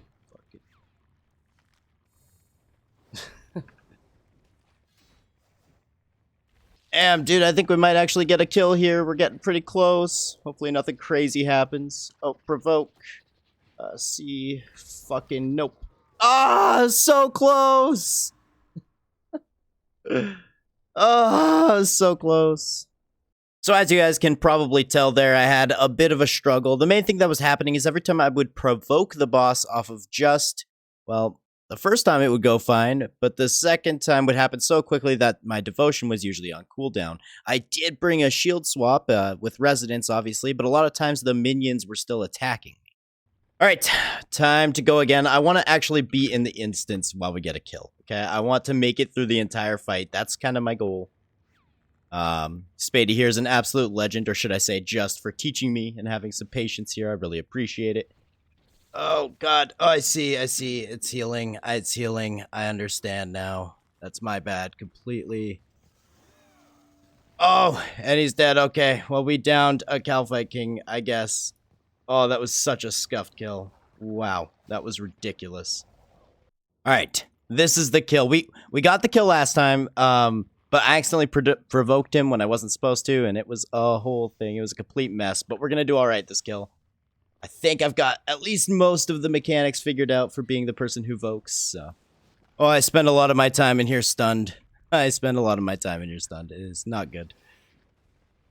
We both do, I guess. Oh, God, provoke.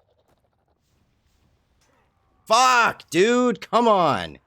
All right, so we're going to try a new method where essentially I'm going to start as the person who uses Voke.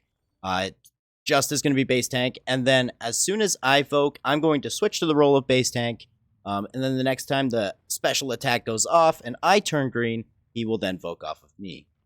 Alright, so now he's going to Voke off of me. I think I'm going to freedom. I think.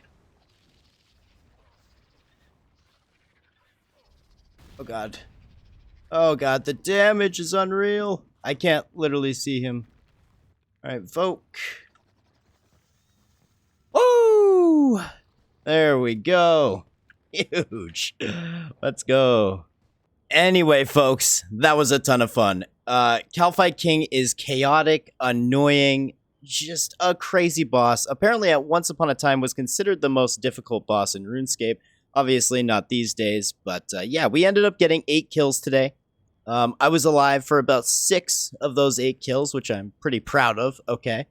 That was just so much fun. Another massive shout out to Just for taking me and showing me. Like I said, I don't necessarily want to do much bossing in group situations. However, I feel like Kalphite King is an okay exception because the boss is very, very difficult to do solo. Ow.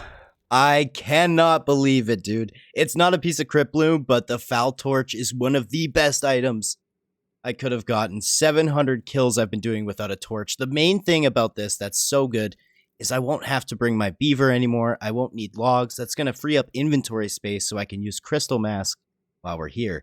I am so excited. I'm on Cloud 9 right now. It's been way too long with Crosis. Now, in order to actually make the fire torch, we're going to need 4 magic logs, 5 timber fungus, and 5 fungal spores, and obviously a bunch of crosis flakes, so let's go get everything together right now. Alrighty, everything has been acquired. Bada boom, bada bing. What kind of experience do you get from this? 10,000! Holy shit, that almost got me a fletching level. But there it is. That is the fire torch. You guys have no idea how jealous I've been of everybody that has this thing. Thank goodness we finally got it. There we go. That is level 90 crafting. Yet another skill into the last 9 levels. This is actually pretty good because now we can actually craft our Crypt Bloom without ever boosting for it, which is awesome.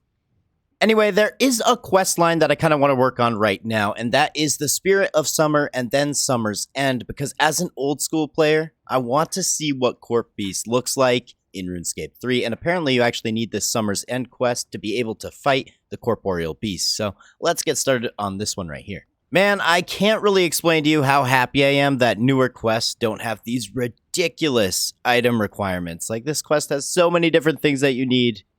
It's so annoying, but yeah, we should be good to go. Hey, there we go. That is the Spirit of Summer completed. I guess it teleported me back to Edgeville.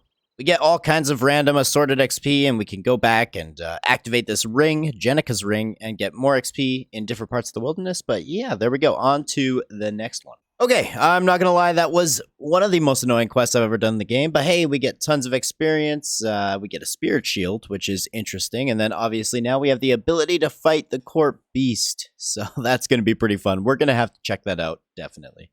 Anyway, I figured there's no time like the present. I don't really know what the Corp Beast is gonna look like in RuneScape 3, and I'm not necessarily gonna go farm it out, but I would like to get 1 kill and just try and experience this. The beast is incredibly powerful and will easily kill all but the most skilled warriors. Yeah, okay. Chill out, dude. Wait. Okay. Well, I don't know why, but I definitely expected that to be a little bit more difficult than it actually was. 40 anti-poisons. Would you look at that? It used quite a bit of food. It's basically unavoidable damage, but yeah, there we go. That's a corporal beast completed. Also, check out the blue eyes. Looking pretty savage, dude.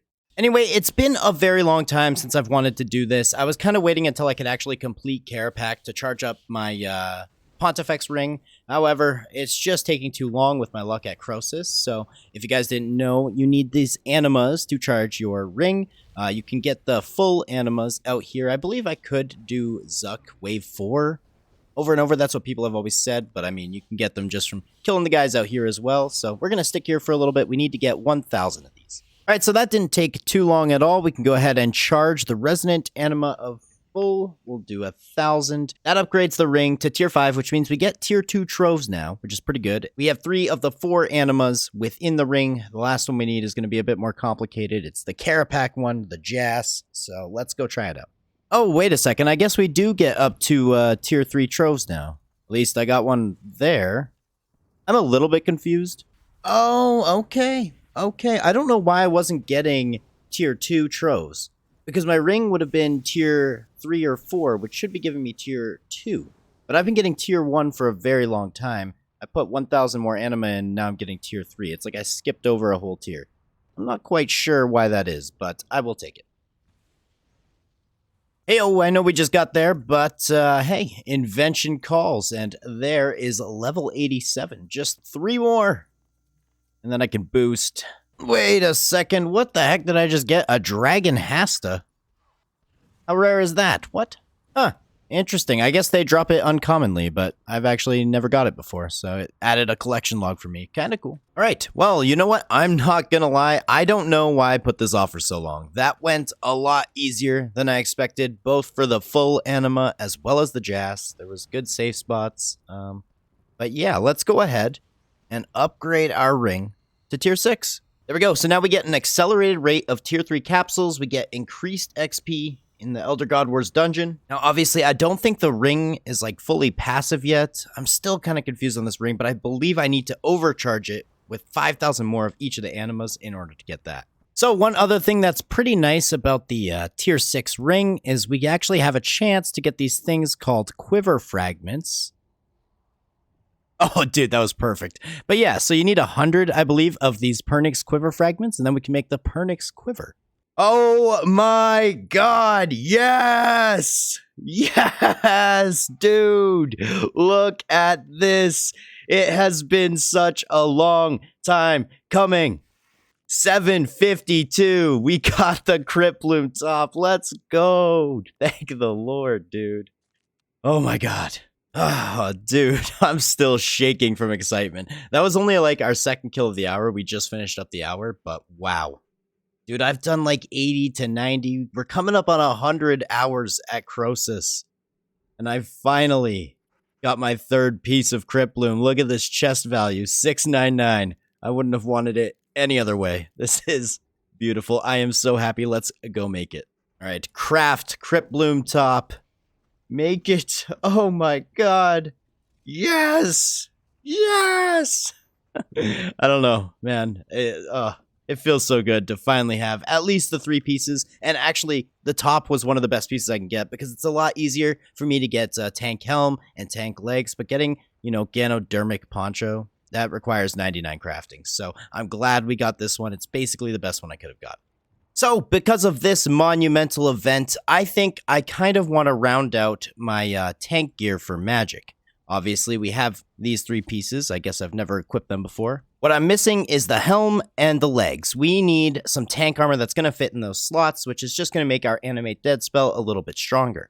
Obviously, the very first idea that kind of comes to mind is Ganodermic armor. Now, unfortunately, in order to actually attack and kill the Ganodermic beasts, we need 95 Slayer. What I'm thinking is, as long as I can get 93 Slayer, I can use my banner to get a +2 boost to 95, and we'll be able to attack them then. So I think it's time we hop back into the Slayer grind. We're about 500,000 XP away from 93. Oh, corrupted creatures. I don't think I've actually had these before. I think these are the guys in the Sophonim Slayer dungeon, if I'm right. Let's go check it out. Okay, so I guess this is the spot. Apparently, there's a chest down here that just like auto-collects your loot, so this should be pretty cool. Oh, okay, interesting. Apparently, I need to buy these feathers. I guess I'll buy how many I need for the task. That would make sense. Also, Penguin, let's go. What are we getting? 1.4 mil. All right, so the highest level ones that I can actually kill right now are the Scarabs. They're like level 91 or 92 Slayer. The next one would be the Lizards at level 94 Slayer. But yeah, this is pretty cool. You don't have to pick up anything. It just all goes into the chest at the front over there. So not too bad. All right, so just about like 4 to 5 kills in, I got this key to the crossing. Apparently, it's a 1 in 400. It's a key that's used to access the Magister fight. I don't even know what that is, but yeah, kind of cool. Bro, I don't know what is going on right now. Maybe this is normal. Maybe it's not too crazy, but I have about 10 kills left. I've gotten 3 of these keys, and now something called a Corrupted Gem. Oh, that's used to upgrade the Slayer helmet. Okay. Cool, I guess. I don't know how rare that is at all. Anyway, that is the task completed, so we can go ahead and search the chest. We got 2 of these Vital Sparks, which I know you need a bunch of in the future. And yeah, this is what we got. Pretty cool. I love how the chest just collects it for you. 1.4 mil. Cool. All right, couple of tasks later, we got ourselves Chaos Giants. This is another thing I've never killed before. We actually unlocked this after Birthright of the Dwarves, so let's go do these. I guess we'll get a chance at a Dragon Pickaxe from these guys as well. Bro, what the hell is going on? These guys are massive. I've never seen this before. This is too cool. 3k XP when you kill one of these too. Look at the model. Wow, this is awesome. There it is, level 93 Slayer. So now we can boost to kill the Ganodermic beasts. Hopefully half an hour is enough time. I think I need like 2,000 Ganodermic flakes, so we'll go try that out right away here. Said it before, I'll say it again. I love this dungeon. I guess these guys are all the way down at the bottom. I've never actually been to the bottom floor, so let's go check it out.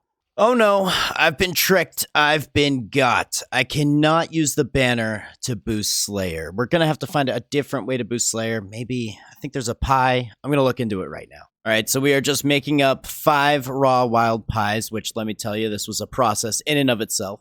And now I can go ahead and use my super cooking potion, add the crushed dragonstone to these raw wild pies to make them wilder pies. And now we really just gotta hope that we don't burn these. We really, really gotta hope.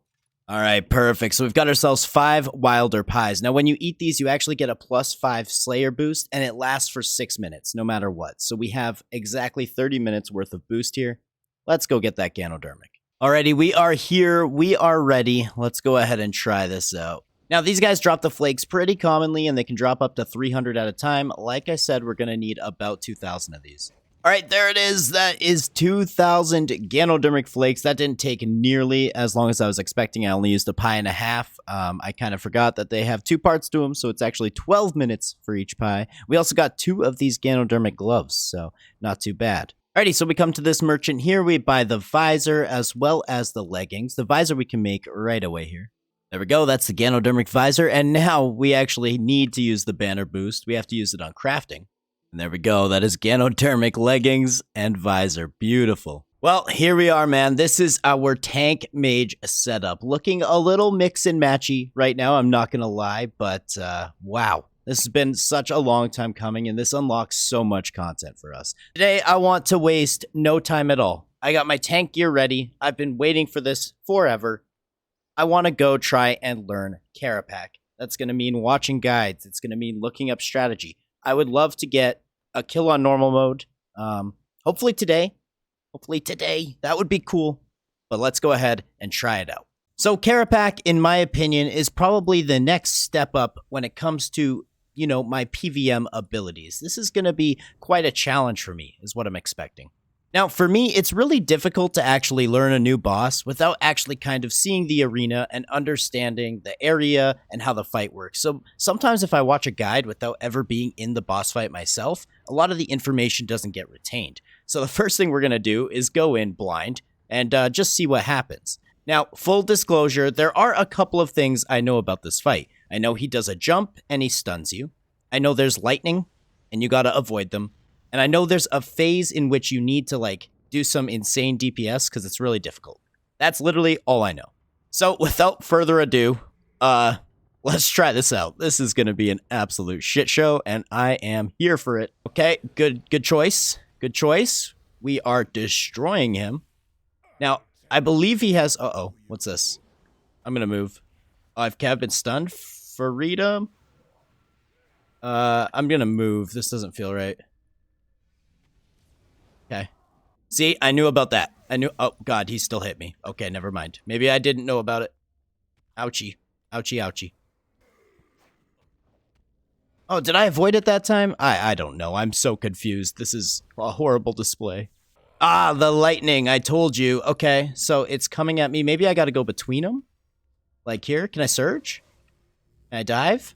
Okay, diving didn't work. That still hit me. It only hit 1,500, though, so it's not like the end of the world. We're doing okay. Wait, he healed. I swear he wasn't at this much health before. What is this? I haven't seen this yet. This is new. Use warp time to create a snapshot in time? Why does he have full health? What? Oh, am I in the next phase? Ah! Fuck, dude. I think I got... Oh, I'm in phase 2. He didn't heal. I'm just an idiot. Bro, I've already been in here for 4.5 minutes. This is crazy. Okay, so... Escape now? Escape? What is happening? How did I not escape? Oh, it was on cooldown. Okay, I escaped that. Sick. And that one hit me. Alright, it's going to be really difficult to get the timing of that right, but I think we're doing okay, to be honest. He really doesn't do that much damage. That might just be my animate dead talking, but he doesn't do that much. So last time, he actually phased when I got him to 50k health, and I thought he just healed. But I think that's when you get into a new phase. Oh my god, I'm so good. Alright, I think we're about to have him in the final phase on my very first attempt. I don't know if that's good. I feel like that's got to be pretty good. Right? Okay, this is like panic mode. Damn, he hits hard here. I don't think I have enough food here. Oh my god, he does so much damage. Wait, should I move out of the fire? I should probably move out of the fire. Just that's where my sunshine was. Oh, it's over. It's over. 1310! Dude! Damn, we got wrecked. What's my death cost look like with this stuff? 800k, Jesus. Okay. I guess I don't need to bring literally all of my runes, but yeah. Dude, we did amazing for our first try. I almost killed him. Okay, I thought that was going to go so much worse. Let me try and explain that for anybody who maybe hasn't tried Carapac before. Now, I don't know 100% about these mechanics, but essentially he seems to have like 3 or 4 different mechanics. He has the one where he jumps in the air, which I still don't quite have the timing on just right, but you want to move out of the way, and if you do move out of the way, it seems like your movement abilities, actually, their cooldown gets reset. So you can do it again and again, because in Phase 1, he only jumps up once, but it seemed like in Phase 3, he was jumping up 3 or 4 times. And then, of course, there's that lightning, which I think I was doing it right. I was just, like, surging and diving through them. They didn't seem to hit me all that much. Finally, he has like another mechanic where he puts like an orb across the battle from you, and you just got to move out of the way. It didn't seem to hit me too much. And then in Phase 4, he just like goes badass mode and does a ton of damage to you. So I think the entire fight is kind of about surviving through the first 3 phases with enough food to kill the Phase 4, which does way more damage. All right, I've got him into Phase 4 again. This time we have a lot more food, and we're a lot better prepared. You know what you should do is Devotion, or use the snapshot, then Devotion, so then your Devotion is off cooldown. Ooh, that's kind of smart. Oh my god, dude, just keep eating. He's so close. He's so close. Oh my god, I did it! Bro, he starts hitting so hard at the end there. What? Oh, my stats are drained. My overload go off? I'm not sure. Holy shit, dude. I got my first kill at Carapac, a manuscript of Jas, Elder Trove. Oh my god. And now we can get the portal. I am so happy. I am so happy. All right, well, I'm pretty proud of myself. I feel like second try is pretty good. Now, the one thing I've noticed is he's an absolute resource drain. Hopefully, the more I do it, the less resources he uses. But Cerebrews, sharks, whatever food I have available, we're just going to be flying through that. Now, you might be wondering, what can you actually get from Carapac, or what do we need? So, in normal mode, he essentially has 3 drops that you're looking for. There is the Carapac's wrist wraps, which can be upgraded to tier 90 with the Artifact of Lang. If you guys remember, we got that from Arcglacior quite a while ago. He also drops the Greater Concentrated Blast Ability Codex, which I kind of think is like the main upgrade. That's what you really want to get. Now, he also drops the Scripture of Jas, which is like a pocket slot book. It has some effect that's similar to the button in the actual fight. It essentially snapshots. I'm not really sure the exact details of it, but yeah, those are the drops we would be looking for from here. Boom! Kill number 2, baby. I'm kind of getting it now. I'm doing a lot better. We definitely used a lot less supplies that time. So, yeah, feeling good. All right, so we're up to 12 kills over at the Carapac. They are going quite well. I'm getting quite a bit better, but man, it's a resource drain. So right now, what we're working on is getting some more overloads. I need to train up my fishing and cooking, man, because if you guys take a look, like I said, we've got a ton of raw rock tills, almost 15,000 of them. However, they do require, I believe, 93 cooking, 94 maybe, so we definitely want to train those up soon. However, I'm a little bit sick of the PVM and the PVM prep, so I figured let's go do some questing, and the next quest that I actually want to work on is called Children of Ma. Now, I'm not going to lie, the main reason is because we're going to get 300,000 XP, which we can put in a skill of our choice, which, hey, that's basically how much we need for 85 farming. But of course, to do this quest first, we need to start off with Dishonor Among Thieves, which is a quest that actually kind of deals with some of the storyline that we've had with Zamorak recently, so this should be pretty interesting. Beautiful, there we go, that is the quest completed. Actually, a really fun quest. I know what I said about the stealth mission and stuff, but a lot of the combat at the end was actually pretty cool, pretty fun. I think there's some chests we can get somewhere. We can get some nice rewards. Wow, very interesting. People have told me about this throne room. I've actually never been in here. I know there's like some AFK agility and some cool stuff you can do, but yeah, this is pretty awesome. I love the verticality they have in here. What the fuck? This is so stupid, dude. Oh, did you see that? Dodged, bro. That was sick. Bro, we are literally surfing on lava right now. I can't believe this is RuneScape. Oh my god.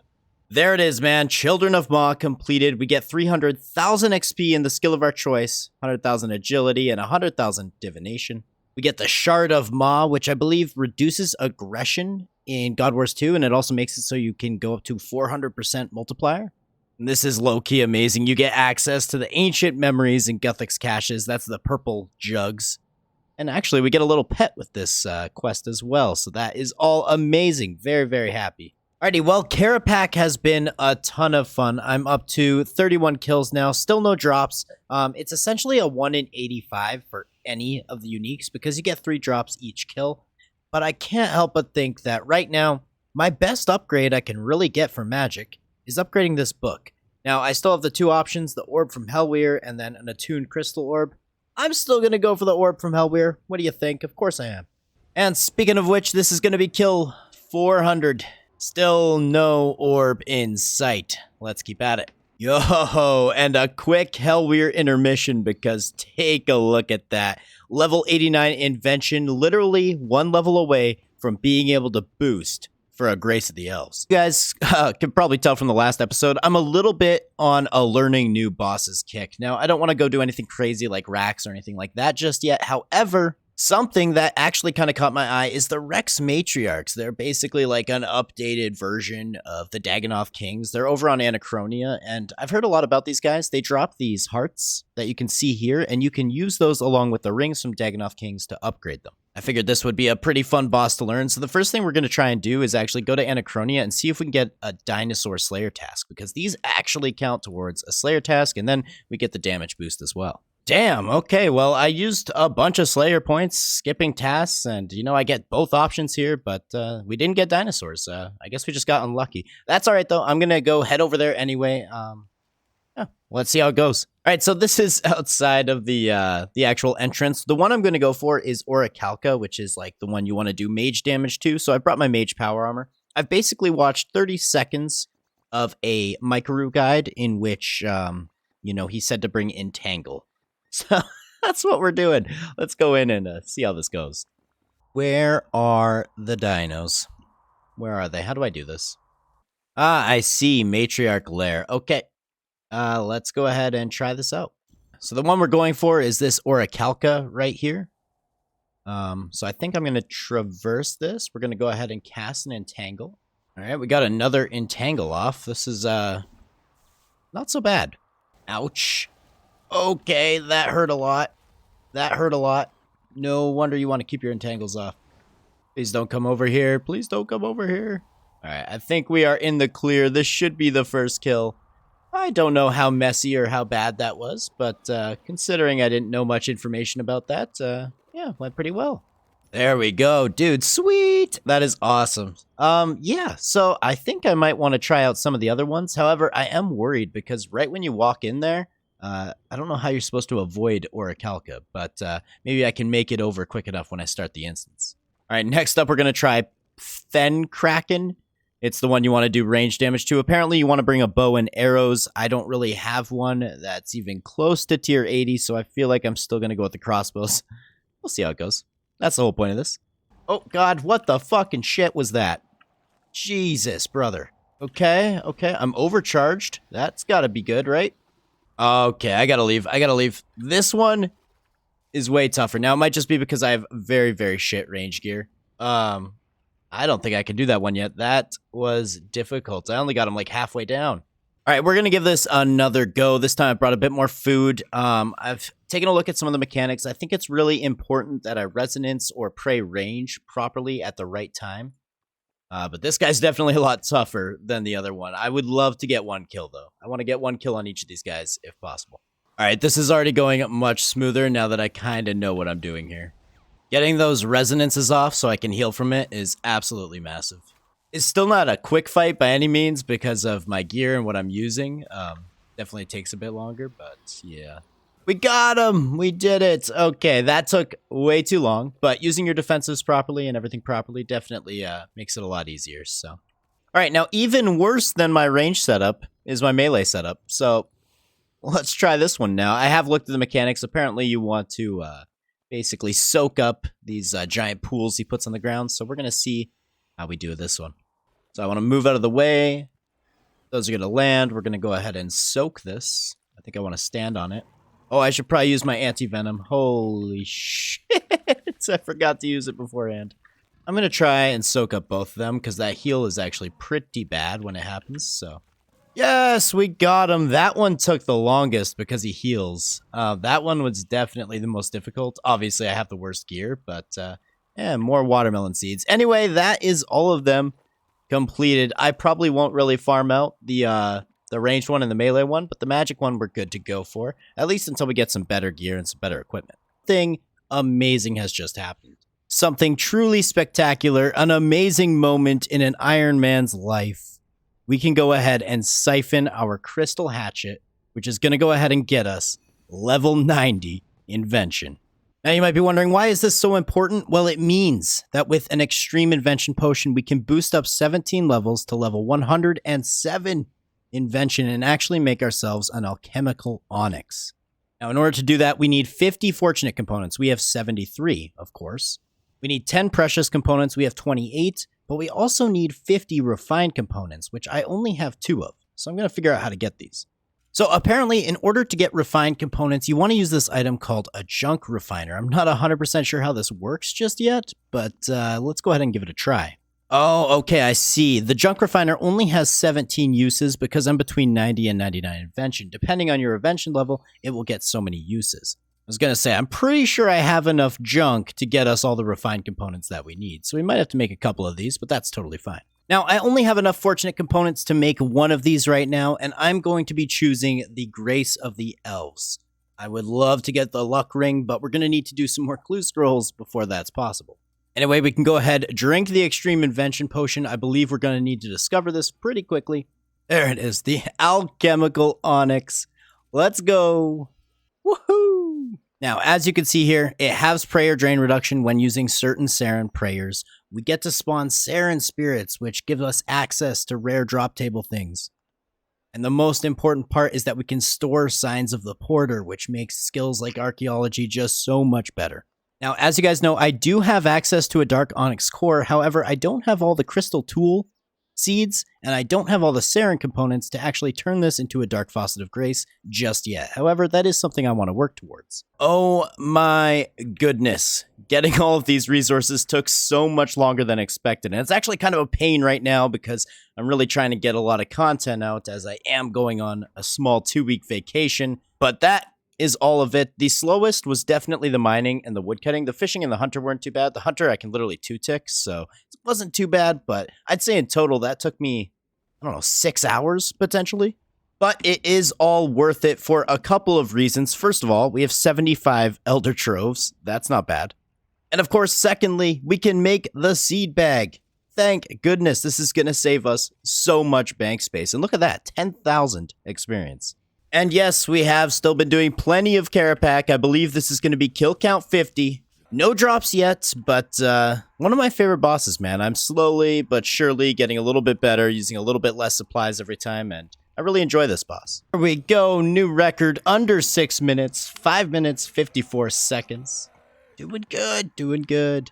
Absolutely silly of me to ever promise anything. However, the first promise, I did say that we would get 95 prayer. That's going to unlock the damage boosting curses for us, and actually, it's just going to be huge. I can't wait to try it out at basically every single boss. Yes, there it is. Our first promise has been upheld. What is this, a minute into the video probably? Come on, that's pretty good. I'm actually on the wrong prayer book right now, but let's go check these out.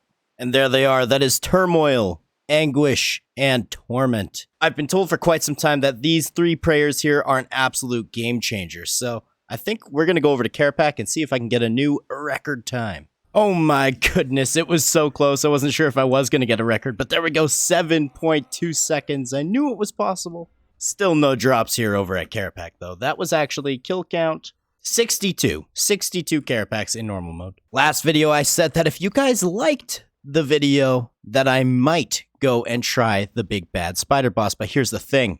I was going to do it anyway. Now, to be honest, I don't know much about Araxor at all. Like, I would say all the other bosses, I've kind of heard about them and understood their mechanics a little bit before going in. I don't know anything about this boss. The only thing I know is that it has, like, these phases, which change depending on which week you're going against the boss. I'm not really sure how all of that works. However, per usual on this series, I am going to go in without a guide, completely blind, and just see what happens. I'm bringing magic with my Crypt Bloom, and, yeah, let's send it. Alright, so this should be phase 1 completed. He just healed for 5k. Okay, honestly, I have no idea what's going on. I keep getting him down, and then he heals. Oh, shit! Okay. Okay, yeah, I see here. It says burn 8% or whatever. Okay, that's the one that hits really hard. All right, so I guess we have to wait for that. I guess maybe when you start the fight, you should come in and burn the webs. Should I burn both of them? I can't burn this one. Okay. To be honest, I don't really know what to do except sit here and wait. This is something, let me tell you. I feel like I'm... What the fuck, dude? I definitely feel... Okay, maybe these guys.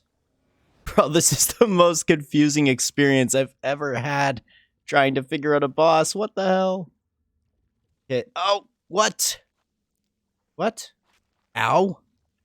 Excuse me? Excuse me? What the fuck was that? I should probably press one of those arrows, I feel like. Just destroy the wall, dude. Raxor doesn't damage the wall after hitting you so much. I'm teleporting out. This is stupid. I need a guide. I have no idea what's going on. Oh my goodness, dude. Okay. I just finished up watching a guide. Like a 30-minute long Nuz video. Shout out Nuz. This boss has so many mechanics, it's insane. None of the mechanics are actually super complicated. Most of them are fairly simple to deal with. I think the real struggle is just going to be trying to remember all of them and what I need to do in very niche scenarios. Like, for example, the mirror back spider. I'm going to forget that by the time I get to phase 3 or whatever. However, it does appear that I picked a pretty good time to actually learn this boss, as what is widely considered the most difficult path, the minion path, is actually closed at the moment. So we have the middle path, which I believe is acid, and then there was the darkness path, which is the one I tried last round. And yes, I need to be aware of which direction Araxor places his claws, or his legs, and that's where you press your arrows. That seems kind of difficult, I'm not going to lie. You don't get much time in there. But this definitely seems a little bit different than a PVM I've done so far. I think even with a guide, I'm going to struggle here a little bit just because of how many mechanics there actually are. But I am feeling a little bit more confident than last time, so let's go ahead and try again. Oh, you can't do that yet. Okay, there we go. So now I can just burn that right away. We don't really need to worry about that too much, I don't think. And then Araxor's going to come down, and we need to be aware of which direction we're supposed to press the arrows. Okay, so let's take a look here. He's going to the... I think I go right. Did I dodge him? I did! Okay, so we got to dodge him one more time, and we'll get through this phase. All right, sweet. All right, hopefully we don't mess this up. That's up. Yes, dude! There we go. Okay, so now I think we're on to phase 3. I think so. We are. Beautiful. Damn, am I really about to get to phase 4? I thought I was going to be dead in phase 3. I thought this was going to be a lot more difficult than I expected. Ow. I need to shut the hell up before I speak. It has this mechanic that's essentially like the Dark Core from Corporeal Beast, but it seems to be way faster. Also, you need to like pray flick all the time here. So this is going to be super sketchy. I actually think I'm doing okay. This is insane. Get it now. Okay, now he's mad. Now he's going to send out that thing at us, and it's going to get all kinds of messed up. Oh my god, we might actually get the kill here. What the heck? I did not expect it. Dude, shout out Nuz. I literally watched one guide, and we were able to, it seems like, potentially maybe get a kill here. Oh my god, can you just die? Die. We did it! Oh man, I am so happy. That is amazing. Wow. What a fun boss when you actually understand a little bit about what's going on. Let's see what we get. Alrighty, some Araxite arrows. Dude, super restore flask. That's huge. Okay, sweet.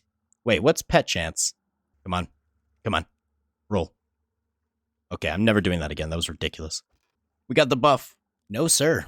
Nothing good. That was actually my worst drop there yet. Oh my god. I am such an idiot. Dude, I've had these great white sharks in the bank for so long. I thought you needed like 94 or 95 cooking for them. You only need 84. We have like 800 of these. It's going to be good XP and good food. What have I been doing? So I've been having a ton of fun with PVM lately, as you can probably tell. But one of the problems I'm having is that my blood rune stack is very, very low. Now, you actually need 77 rune crafting in order to craft blood runes, which is one of the best ways to get them. So I think I'm going to throw a couple weeklies into rune crafting and see if we can get close to 77. We have a couple of weeks worth of penguin points here, so let's see how much XP we can get. 5 huge lamps. This is going to be kind of fun. I know, this is probably a waste, but I want 77 rune crafting as fast as possible, so let's see what this gets us. Alrighty, pretty damn close to 76. Not bad. There we go. Not too much longer later, we got ourselves 77 rune crafting, which means when we do run out of blood runes, we can come back here and start crafting our own. Also, a little added benefit of that, we're up to 21 magical threads now, which I can't remember if you need like 90 or 100, but that's what you use to make the rune pouch, I think at 90 rune crafting. Not this time. All right, here we go. Corruption Blast. This is the first ability that we're going to buy from here. It's a magic ability. 15,000 techie. Let's go. Beautiful. So we can go ahead and read this. Unlock the Corruption Blast ability. Yes, sir. So this is what Corruption Blast essentially does. It's basically on every action bar when it comes to magic. But essentially, it's an AoE bleed. It does 33 to 100% ability damage every 1.5 seconds over the duration of 6 seconds. All right, that was 80% in rage. That wasn't too bad. I think I can probably do 100%. Let's give it a try. Oh my goodness. Okay, that actually wasn't too bad, but at the end there, it was definitely getting a little bit tricky. Can we get something? 429k. I'll take it. Whoa! I got a pheromone and an Araxes Fang on the same kill. Is that kind of insane, or does that always happen? Dude, what is this? Kill count 15? Haha, no way. That is amazing. I am so stoked. Oh my goodness. Oh, I guess I can't take all. Okay, let's go check this out. Uh-oh, people are not gonna be happy about this one. 15 kill count. Haven't even had a single leg piece. We got ourselves a Fang. It looks like one of the first ones we make might actually be the Nauseous Scythe. I am still flabbergasted. I'm amazed. I am so happy. I'm sorry to anybody who's going dry at Raxor. I'm sorry. Next up, I think we're going to do this quest here. It's called One of a Kind. This is another requirement for Sliske's Endgame, and like I said, I kind of want to get knocking these out, so apparently it's long to very long. Let's go check it out. Now, this quest is from 2014, and it deals with the Dragonkin, so we're seeing a lot of repeat characters that we've seen, especially in, like, Extinction and things like that. Yo, it's been a while since we've killed QBD, by the way. Is this gonna make me, do the boss fight right now? There's no way. I love how one of the options is, sorry about killing you. That's amazing. And there we go. That is One of a Kind completed. We get 90,000 magic, 80,000 summoning, 4,500 dungeoneering. We get the Dragon Rider amulet, access to celestial dragons, some bonus XP, lots of cool stuff. It was a very, very cool quest. I like how it was a Grandmaster, but it didn't take me like 2 hours. It was a little bit quicker, so pretty good. No way, dude. Is this my third pair of these? I really just want like a crest or an orb or, you know, something else. Damn it. Yep, 3 dormant legs. Well, I guess you need 4 in total, right? So the paths actually changed at Rax, and this was my first time doing it with the minions.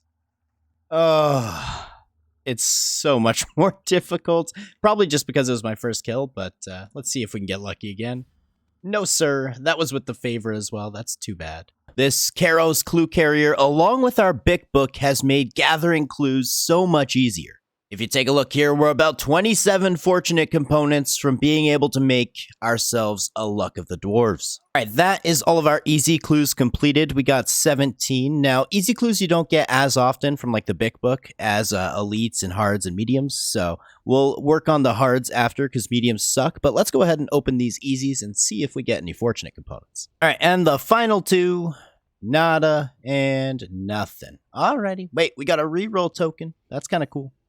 All right, so in total from those easy clues, we got 1, 2, 3, 4, 5, 6, 7 fortunate components. Not too bad. Let's go ahead and disassemble all of these. That brings us up to exactly 30, so we need 20 more. Let's get working on our hard clues now. All right, we're currently at 10 hard clues completed. We're going to do all 55 of these, I'm fairly certain. But it's actually the roar time, so wish me luck. Let's see if I can get myself another Dragonmatic. That would be beautiful. My goodness. Okay. I did 41. Just took me forever, man. Well, I did a few quests. I had to knock a few things out. But, wow, that took some time. But let's go ahead, open up these 41 hearts. Hopefully, we get 20 fortunates. I know that's a bit ambitious. But that would be really cool. Let's see what we get. All right, that's a pretty good start. I mean, is that 3 fortunates right there? I'm not even sure, but that is a really good start. Okay, magic compo. Every single one so far. This is a reroll, easy peasy. Ooh, a master. Nice. Oh my goodness, we got a Robin Hood hat, rune plate legs, H2, H4, and a magic composite bow. What an insane clue. Dude, a Robin Hood hat. That's amazing. Beautiful. We are getting so many fortunate components. This is amazing. I think we definitely have at least 20 here, which is beautiful. Oh, that's too bad. All right, that is all of them. Let's go ahead, take a look in the bank, see how many fortunates we're working with. Also, we got 3 master clues, so not too bad. Apparently, the Robin Hood hat, you might actually be able to turn into tier 80 ranged power armor later on, so I'm just going to hold on to that right now. I mean, why not? And there it is. That is another 50 fortunate components. We can now make our Luck of the Dwarves. I am so excited. And we go ahead and enchant this bad boy, making ourselves the Luck of the Dwarves. I'm very glad we got this pretty quickly because it kind of sucks having a Grace of the Elves without a Luck of the Dwarves, because every time you get a chance at that rare drop table, you don't have a chance at the super legendary items like the Hazelmere Signet. And also, just tier 4 luck is better. We also get unlimited teleports, the Grand Exchange, Miscellanea, and Keldagrim, which is amazing. Anyway, I've been using my Raptor buff over at Araxor, but I think today we're going to go try it at Carapax, see if we can't get ourselves a little bit lucky. I really want Greater Concentrated Blast. It would be amazing, but yeah, let's give it a try. Come on, man, this Raptor's favor buff sucks. I never get anything. I'm the most unlucky RuneScape player of all time. It just has to be the case. It's the only explanation. Yes, dude, no way. We actually got our second Dragonmatic. That is beautiful. Let's go ahead and take a look at what our kill count was for 2 Dragonmatics. Only 52. Spooned a little bit. I am so completely stoked about this. Now, we don't have any of the Imcando pieces from the Warforged yet, but I was just about to go train some archaeology, so this was perfect timing. And there is level 80 archaeology, just one more level, and we can actually go and do the next collection. Thankfully, this is taking quite some time. Oh my goodness, finally! That is level 81 archaeology, which means we can continue working on our collections and things. This was kind of a grind, because I basically just sat here and got the same artifacts over and over and over again. However, I think for the time being, we're going to go work on some rune crafting. If you guys take a look here, we are down to 3,400 blood runes, which is not good. I fly through these when I'm using ancient magic, so we only have like 21,000 pure essence, but I'm going to try and make as many blood runes as I can. What? What? No way. Alrighty, well, I guess it was worth it to go do some rune crafting. We got ourselves Rue, the rune crafting pet. This one is actually so cool. Let me show you. Oh, dude. It's Spyro. Oh, I am so happy. I love getting pets, dude. I think I have 9 pets now. I feel like I'm getting pretty lucky with the pets. That is too cool. I've literally only been runecrafting for like 15 minutes since the last clip. And there is level 78 runecrafting. This is actually my last skill that's still in the 70s, and I can kind of see why. It is so ridiculously slow to train. All right, we got ourselves up to 10,000 blood runes. Pretty close to level 79 runecrafting as well. That should last us like hopefully a week or 2, hopefully. Oh my goodness, we finally got it. That last piece took forever. I've probably been here for maybe 2.5, 3 hours just looking for this last piece. But there we go. Let's go make ourselves our Matic. So first off, we have to actually learn how to make the Matic. So we need to bring some items to Thurgo, of course, a red berry pie, and apparently a million GP as well. And next up, we need to get into Thalmund's Forge, which is within the Warforged dig site. I'm not sure if that's like a mystery I have to solve. Let's go check this out. Oh, after a bit of research, this is actually a little bit more involved than I expected. I have one of these keys here that you can see. We actually need 12 of them to get into the forge. Some of them seem pretty easy to get my hands on. However, there is one here, the Drogo Kishun key, which requires 83 archaeology to actually excavate the barricade, which gives us that key. So I guess we'll be waiting till at least 83 archaeology to make our Matic. Unfortunately, man, I was pretty excited, but... Oh, this is so good, dude. My friend Budef in Discord literally just said to me, wow, I used a bunch of paper and only got 3 purple presents. I said, dude, my luck's gonna be way worse.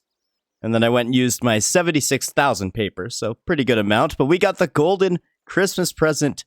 That is the Aurora die. Oh, that's too cool, man. We're going to use this on something in the future, but I don't know what. What the heck is this? Oh my goodness. All right, well, that's how you start off an episode. Welcome to episode 49. Oh my god, I'm so happy. I did not expect my very first drop at Carapac to be the pet. Let's go ahead and inspect it. Let's take a look at what this pet looks like. Oh my goodness, dude. Wow, that is so freaking amazing. I'm so happy about this. This is actually my very first boss pet. I've gotten very lucky with skilling pets and things like that, but never from a boss before. If I had to pick one, I'd say Carapac is definitely up there. This is way too cool. Oh, interesting. This pet actually has a couple of different versions. It has its normal appearance, which I have, and then the second appearance here, which requires killing Carapac 1,000 times in hard mode. So we're very far away from that, but it's pretty cool that they have an option. You know, I really am just continuing the trend of getting lucky with things that are cosmetic. I'm not complaining, I'm just saying, when it comes to things that actually provide utility and usefulness, no shot. But cosmetics, I'm all over it. Anyway, we gotta go for the back-to-back. Let's see. We can get a little lucky again. That'd be cool. Wow, bro, seriously? No back-to-back? Yo, this game is just, like, I don't know. We need bad luck mitigation. We need, like, this is ridiculous, man. All right, well, that was an extremely exciting intro to the episode. However, we need to do something a little bit less exciting, but still exciting. We need to figure out how to get these keys and get this Imcando-matic. So it looks like the first thing we're going to need to do is clear this barricade so we can get more of the keys. We're going to need level 83 Archaeology, which, well, that's going to take quite some time, but let's get to it. Ooh, nice. I just got this Uglog Wellspring, which actually gives you the Endurance Relic power, which when it's activated, it makes it so that your run energy never drains. So there's probably some really good uses for that. That's pretty awesome. Oh, man. I don't know, a quick 4 hours of work later. There's 83 Archaeology. Let's get to work on this Imcando-matic. So now we can finally excavate this barricade, and then we can go about getting the rest of the keys. You need, like I said, 12 keys in total. I think most of them are pretty easy to get, and then we can solve the mystery and make ourselves the matic within the forge. Bro, I've said it before, I'll say it again.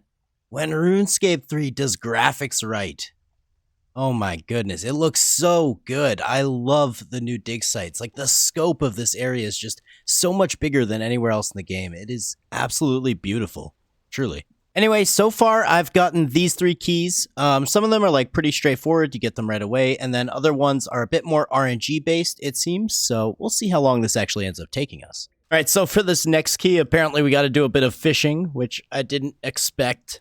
This is actually pretty cool, man. This is pretty fun. All right, so after we go through this tunnel here, that should be all of the keys that we need to unlock the forge in the center of this area. Okay, yep, just one at a time. We're getting all those keys in. Okay. All right, cool. So apparently I come in here, pull the lever. Oh, there's another Hand of Glory. Cool. And now I can bring my Imcando metal pieces here with our second Dragon Matic and figure out how to make one of these Matics. Okay, so I'm not quite sure what to do here. There's a normal furnace, and it seems to be an anvil. Pickaxe of Earth and Song. Yeah, that's not the one I'm looking for, though. Oh, my bad. We have a special anvil in the corner here. I see. All right, I'm unsure what the seed I just got does, but there we go. That is the Imcando-matic, the next tier. I believe later on down the road, we can actually combine this with our Crystal-matic to make the next tier after that. So pretty cool. Let's go augment this and get it set up. Yo, Waydot, do you know that you're supposed to ask people to like, comment, and subscribe for your video? That's how you make it successful on YouTube. You should probably tell them to go and check out your Twitch channel too. Like, do all that stuff, dude. Okay. Yep. Thanks, guys. What the heck? I was just doing some racks and I guess killing its first form got me a defense level, which got me a combat level. Up to 135. That's kind of hilarious.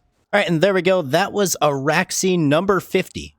Still none of the pieces of the leg to actually go with my fang, but maybe we can get lucky right now. That would be kind of cool.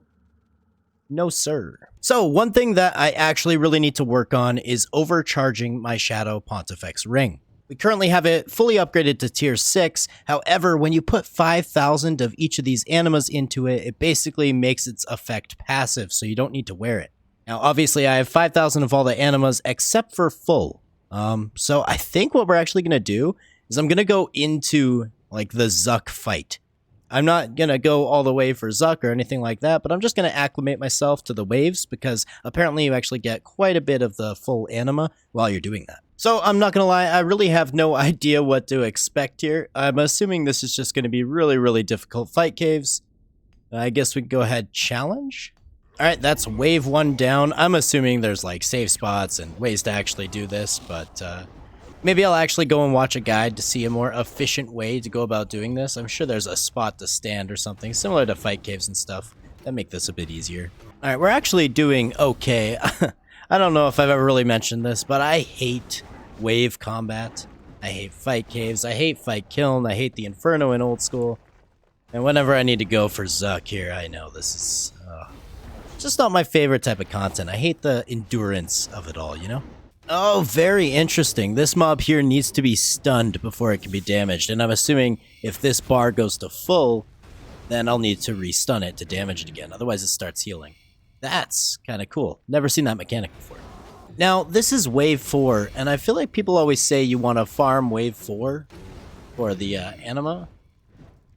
Your body fills with igneous energy, activating igneous vengeance. Okay.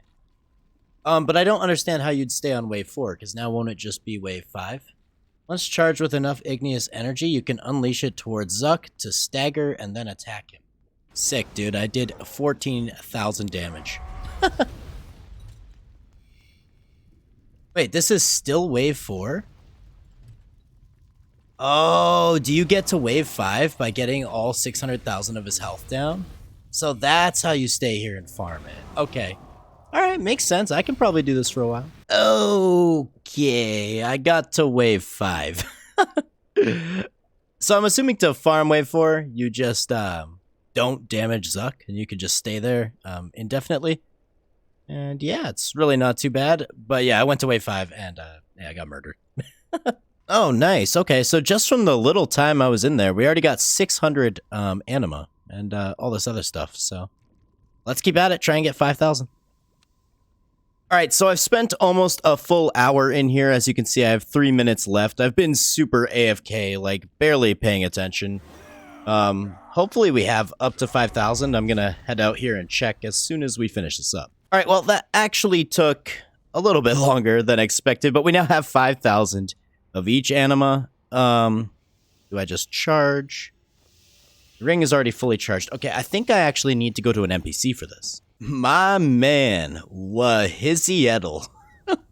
This is the guy I gotta talk to, apparently. Awesome, man. We take that. Hey, there it is. That is level 80 rune crafting from a Tears of Guthix, which is actually level 80 in all of our skills. Base 80s. I mean, besides a few skills, we're actually pretty close to base 90s as well. Anyway, it is time I finally go and use all my gold stone spirits. I thought I had way more than just 1,200. This kind of sucks. But down here in the Living Rock Cavern, as long as you're wearing the full Golem outfit, the creatures won't attack you, and you can get a bunch of gold ore. Now, we need gold bars because we need it for necklaces, for porters. We need it for Slayer rings so we can get enhancing components. So all kinds of stuff, really. I'm just going to go ahead and get as much gold ore as I can. Okay, we've gone and done it. Only took maybe an hour and a half, and that's 2,600 gold ore. Now, I'm not going to smelt all of these right now, but these are just going to be really good to have in the ore bank whenever I need enhancing components or whatever I may need some jewelry for.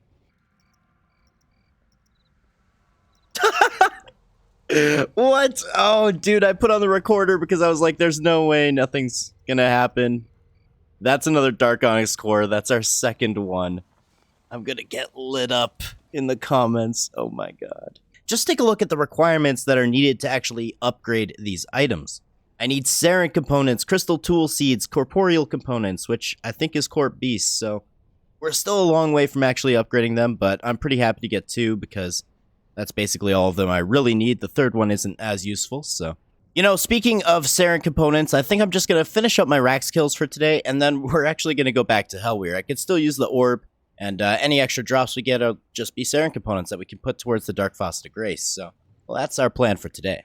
Alright, well, I guess that's going to be all my racks for today. I've killed 60, and I have a fang, so I'm not really complaining, but I still haven't gotten a single leg piece. It'd be really nice to get one of those, but yeah, that's 60 racks completed. Alright, well, Hellweir still sucks. That was our Reaper assignment completed. We're up to 535 Hellweir kills. I'd feel a lot better about this boss if the normal drops weren't just so bad. But anyway, there is something we need to work on right away here. I need to do the Mauritania medium diaries. The reason being, I made a bunch of blood runes the other day, and people let me know that if you do the Mauritania medium diaries, you actually have a higher percent chance of each pure essence turning into 2 blood runes. It's like 10% or something, so that's not bad at all. Let's go see what we need to do. So the worst part about this, which I completely forgot because this is also a step in old school, is obviously we need to harvest these mushrooms here from the mushroom patch. This can take up to 4 hours, apparently. But I'm thinking that we'll just go ahead and do the rest of these while we wait. And then when 4 hours are up, we can come harvest these and we'll be good to go. I don't know if you guys remember, but back in the day when I did temple trekking to get my lumberjack outfit, it took me forever to get these undead lumberjacks to show up. And now this is my second one in this medium trek. It is so annoying. You never get them when you need them, man. All right, per usual, achievements, a complete pain. However, we go ahead, cast Telekinetic Grab on this pickled brain, and there we go. That is all of the achievements except for the mushrooms, which we'll come get whenever those are done growing. So in the meantime, apparently there's some more rewards from Yeti Town, which it's been a while since we've been there on this account. Apparently, once you're base 80s with all of your stats, you can get these frozen snow implings. You can go ahead and thaw it. And there we go. We can pick 50,000 experience in whatever skill we want. Easy 50,000 Herblore XP. I know there's a way to check like all the remaining quest rewards that you get after the quest is actually completed. I think it's in the achievements tab somewhere. One day we'll have to go through there and actually go and pick them all up. All right, we were so ridiculously close to a Herblore level that it felt just criminal not to get it, but that is level 98 Herblore, which means we can actually make Supreme Overloads, I believe they're called, and they're just a better version of Overloads, but essentially you have to make Overloads, and then with those Overloads, use Super Potions. It's a whole thing. You just use so many different potions, but yeah, we can make those now.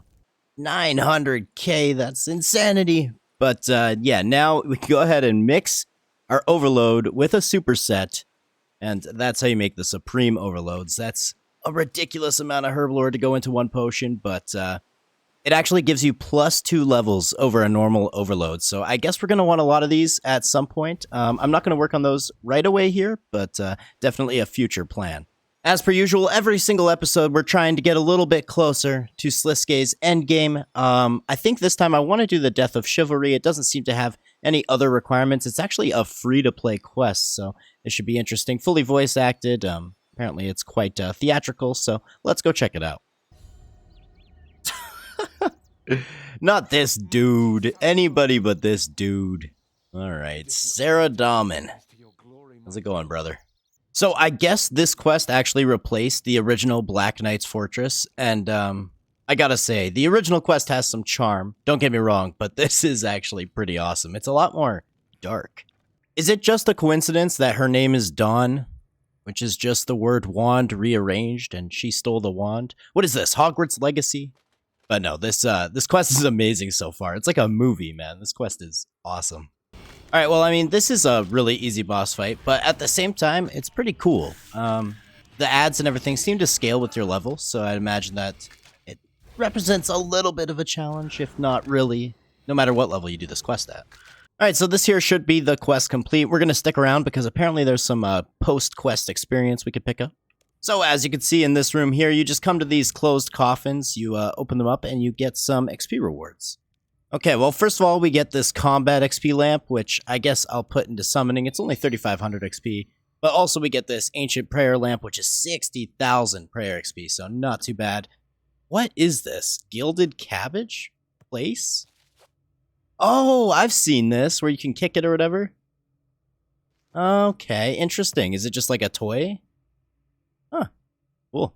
Well, we got a new personal record at Hellweir for 1 minute and 45. We're up to 579 Hellweir. The last clip you guys saw from me was about 12 hours ago. I have done so much PVM today, and I have absolutely nothing to show for it. I did 2 or 3 hours of Carapac, I did 2 hours of Rax, I did 3 hours of Hellweir. been a long day, and yeah, we didn't get anything, but that's how it goes sometimes. So, the Fort Furin 3 update comes out in like 24 hours. Now, I haven't been paying too much attention to the live streams or anything really about the update. I don't really know too much about it just yet, but I guess everyone is buying up limestone. Apparently, you're going to need lots of limestone, so... As I'm sure most of you know, there is a shop here that sells limestone bricks as well as normal limestone. I wonder if I should just buy all of these. I might do that. We'll see. Alright, well, we should have plenty of limestone for now. In the meantime, there's a couple more quests still remaining for Sliske's endgame, and one of those is actually called Hero's Welcome. So while we're waiting for this Fort Furin 3 update, I might as well go get some questing done. Let's go check this one out. I actually had no idea that there was more questing to do in the Firemaking area. This is pretty awesome, actually.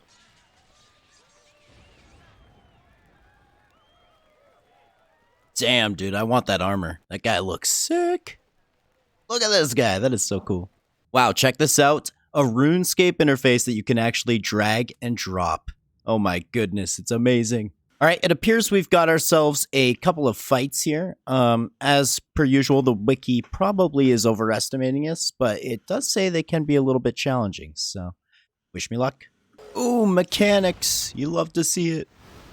All right, well, this should be the first one down. That definitely wasn't too difficult, although considering it's a quest boss, the fact that I even used food is kind of amazing, so. All right, for this final boss fight, we had to come down here to the Brimhaven dungeon. Apparently, this boss is going to actually have phases. So, you know, we're basically doing Telos at this point.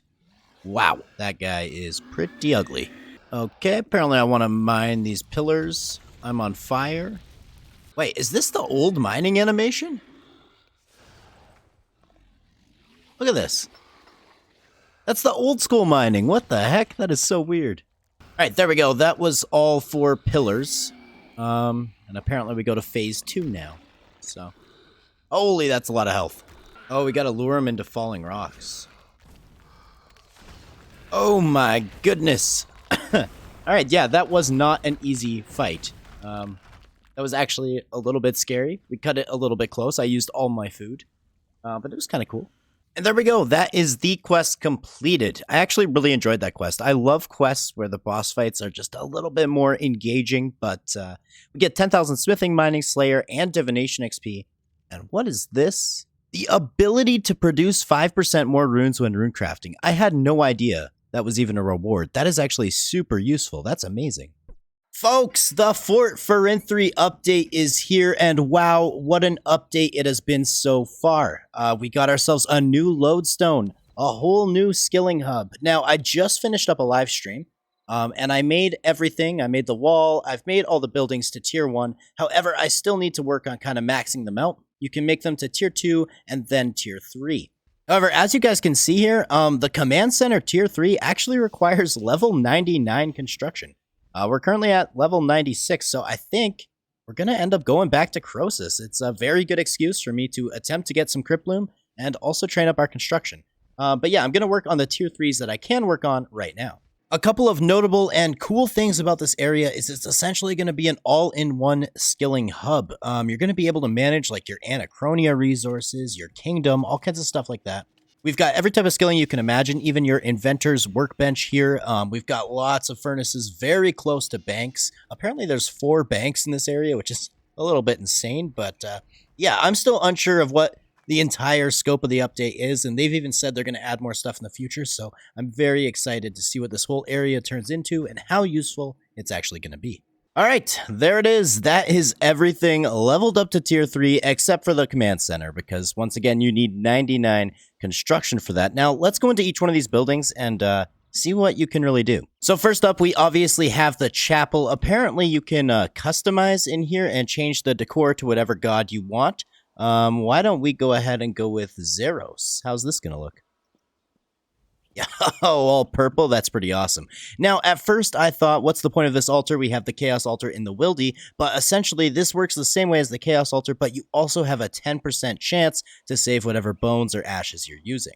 And this one is the Town Hall. This is kind of crazy. So anytime you're skilling or you're logged out, you're going to want to do it in here because you're going to get rested XP, and you can pick which skill you want to put this into. So, for example, Herblore, There we go. We just got 8,300 bonus XP in Herblore. So I think you have to go offline in here to get the rest of XP. I'm not 100% sure on that just yet, but apparently. And then obviously we have the workshop. Not too much here. It essentially increases the power of your invention machines, and then you have all these different areas you can work at.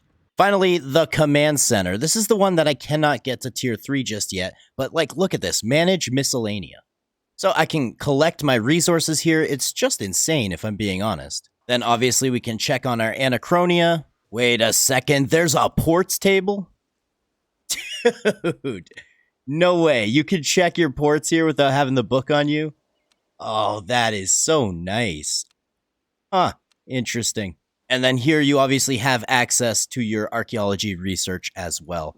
This is so cool. I love this update. I think it's awesome. It's a great hub for players to come and literally do whatever they might need to do. Now, if you guys remember, last episode, we started doing our medium achievement diaries in Mauritania. The reason being, you actually get a boost to blood rune crafting.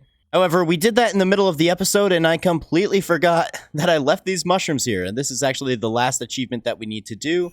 Bada boom, bada bing. That is all the mediums. Let's go hand these in. And there we go. That is the Mauritania Lakes 2. Also, while we were harvesting those mushrooms, I got a zygomite. So that's actually kind of amazing. All right, I'm already seeing the benefits of this new area because I can literally just come here, make Slayer rings, disassemble them, make a siphon right here, and siphon my gear. Oh, this is awesome, dude. And speaking of which, hello, level 94 Invention. Beautiful. Man, I've never tried racks with Maniacal on before, and that improved our time by almost 49 seconds. That was just a 5-minute, 20-second kill. Not too bad. Yo, and there we go. Even a further improvement under 5 minutes. That is so awesome. Maniacal is a little bit overpowered, I think. You have done it. Enjoy this victory while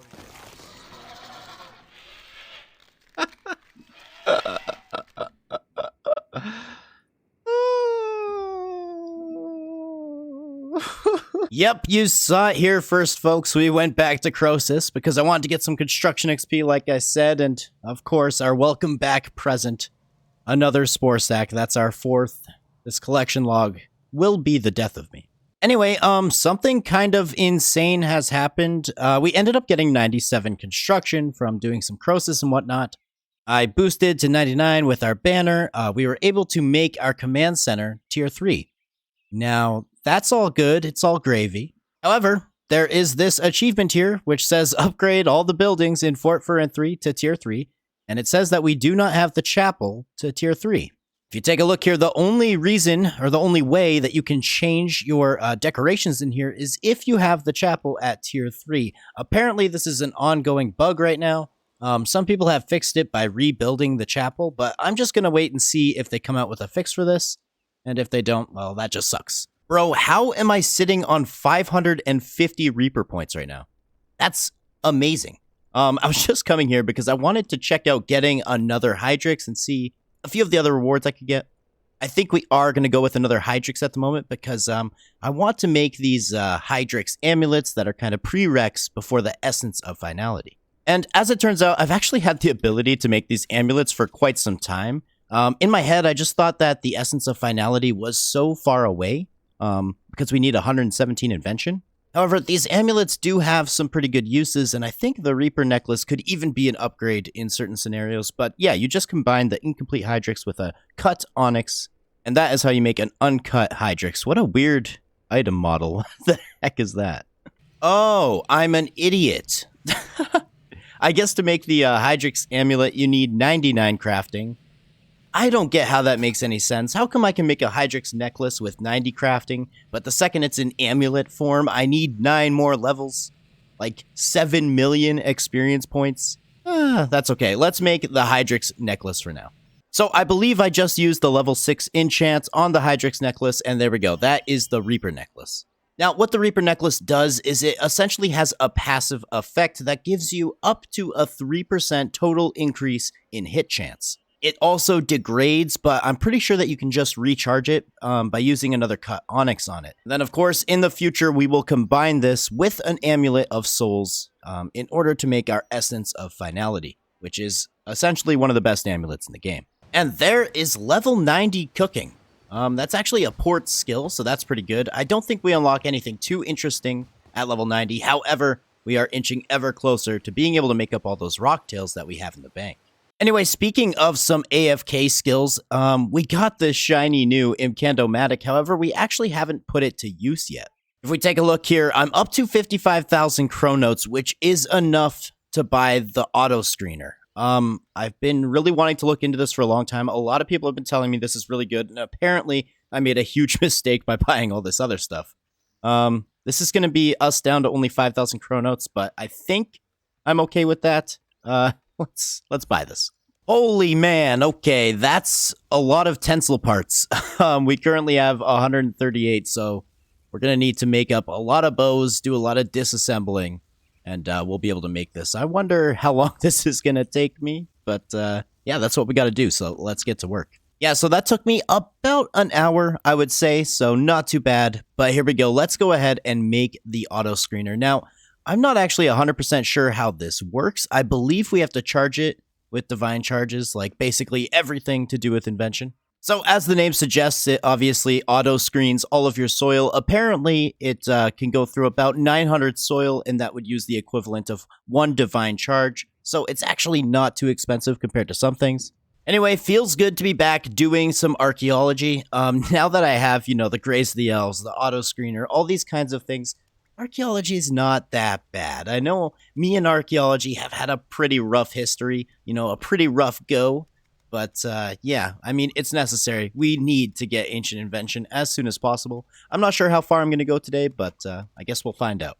All right, well, there is level 84 archaeology. Enough for me right now. I've been at this for quite a few hours now. There's not very many collections I can work on. I'm kind of just repeating the same collection over and over right now. But man, I gotta say, with the auto screener and all of the upgrades, archaeology is feeling good. Feeling much better. So, I'm kind of just sitting here, and I'm literally level 98 Herblore. Should I just go for 99 right now? I know Herblore obviously goes up to 120 in RuneScape 3, but you can still get the 99 Herblore cape. And I mean, it's 830k away. I definitely have enough in the bank in my Herblore tab to get us there. I think I'm going to work on 99 Herblore right now. Let's do it. All right. Well, I'm not going to lie. This took a little bit longer than I expected. You think you have all these herbs in the bank, and you do, but they require making unfinished or cleaning them or all this. But let's go ahead and get ourselves the hard Ironman skill to level 99. There it is. Now, of course, it still goes to 120, but this is quite the achievement. Pretty happy about this. And yeah, let's go get the cape. Nice. That looks fantastic. What a cool cape. And actually, this cape has a really, really good perk. So let's go check it out. So you take an entire inventory of grimy herbs and you press activate. And they are all clean. You don't get any experience, but it cleans herbs instantly. It's amazing. That's going to be a huge help in the future. Oh, man. All right, that's another 2 hours of Carapac completed, up to 158 kills now. Still no uniques. Apparently, the normal uniques are like a 1 in 85 when you're doing solos, so we're going a little unlucky on those, but yeah, I'm sure we'll back your lots. Anyway, I think it's time we actually go start the Nomad questline, which is the last remaining questline that we have in order to do Sliske's endgame. The very first thing we need to do, apparently, to do Nomad's Requiem, we have to complete the Soul Wars tutorial, so let's head over there. I'm not gonna lie, graphically, this place has some bugs, like, what are we doing here? Where's this water coming from? Okay, interesting. I think I gotta kill this big boy right here. Alright, apparently I need to destroy these roots, otherwise it, heals him, I think. Oh, he healed to full. What the hell, dude? Okay. Alright. We got him. That wasn't too difficult. Oh, interesting. Overloads do be kind of overpowered for this part because you need to keep your magic above 75, but every, few seconds it goes back up, so this is not too bad. All right, now apparently, according to the wiki, this boss fight that we are about to enter is actually difficult. I haven't really looked at anything about it, but let's give it a try. All right, good luck, bro. Good luck, good luck. May the best man win. You're tougher than I thought. Time to even things up. Okay, let's do it. No shot that was it. No shot, that was it. Oh my goodness, I think that was it. Come on, even the wiki says this one's gonna be tough. What's going on? All right, well, there we go. That is the quest completed. Looks like we get a bunch of rewards for Soul Wars. We get a cape, access to the Bloodwood tree here, and then obviously, yeah, Nomad in the Dominion Tower. Yeah, let's continue on with this quest line. Wait, just a minute. No shot, dude. I completely forgot this was even coming up. 375 quest points. Let's go see Miss May. Listen here, Miss May. This will be my 15th time coming to you. Please. Let's get a die. Let's get something cool. Ah, interesting. Blessed Dragonhide Vambraces Zeros. I don't think I've ever had those before. Huh. And 2.5 mil. All right, so the next quest in the Nomad storyline is obviously Nomad's Elegy. This actually has a requirement that we don't have called Heart of Stone. So, let's go do this. Oh, dear God. We really can't get away from the puzzles today, can we? Apparently there's like 4 of these I gotta do. Oh. Yeah, I mean, this is just the fight caves from Wish, right? It actually takes such a long time for this bar to fill up. I'm assuming that maybe once upon a time this was actually somewhat challenging, but now it just takes a while. All right, this entire quest has just been puzzles, but apparently we have yet another boss fight. Let's go see. Oh my God. This never happens to me, but I completely failed to record not only the quest complete screen, but also the boss fight, which was actually kind of interesting, a little bit more interesting than the Nomad fight, to say the least, but we get some XP lamps, up to 378 quest points, and I believe we can actually get Kipple, the character from the quest, as a pet, which is pretty cool. Whoa! Yes! Oh man, it's not really the drop we're looking for, but it is nice to see a unique here. I just wanted to take a quick break from questing, and look at that! Carapax wrist wraps. That is beautiful. I actually don't know much about this item, so we're going to go figure out what this does.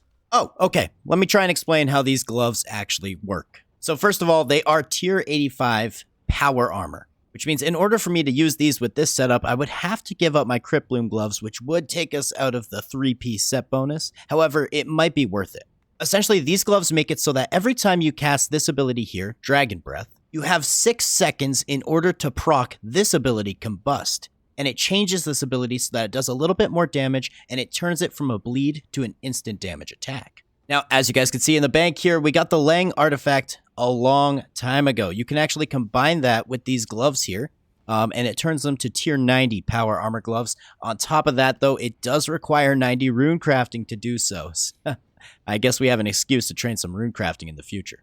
All right, I mean, we absolutely have to go for the back-to-back. You never know, right? Wow, dude, what a sad scam game. Jeez, I can't believe this. So I was thinking to myself, you know, this is episode 50, so I would like to make it a little bit special. And I was thinking to myself, what have I not done before? I feel like in my other 49 episodes, I've kind of done everything. However, I don't believe we've ever achieved 299s in one episode. Just a heads up.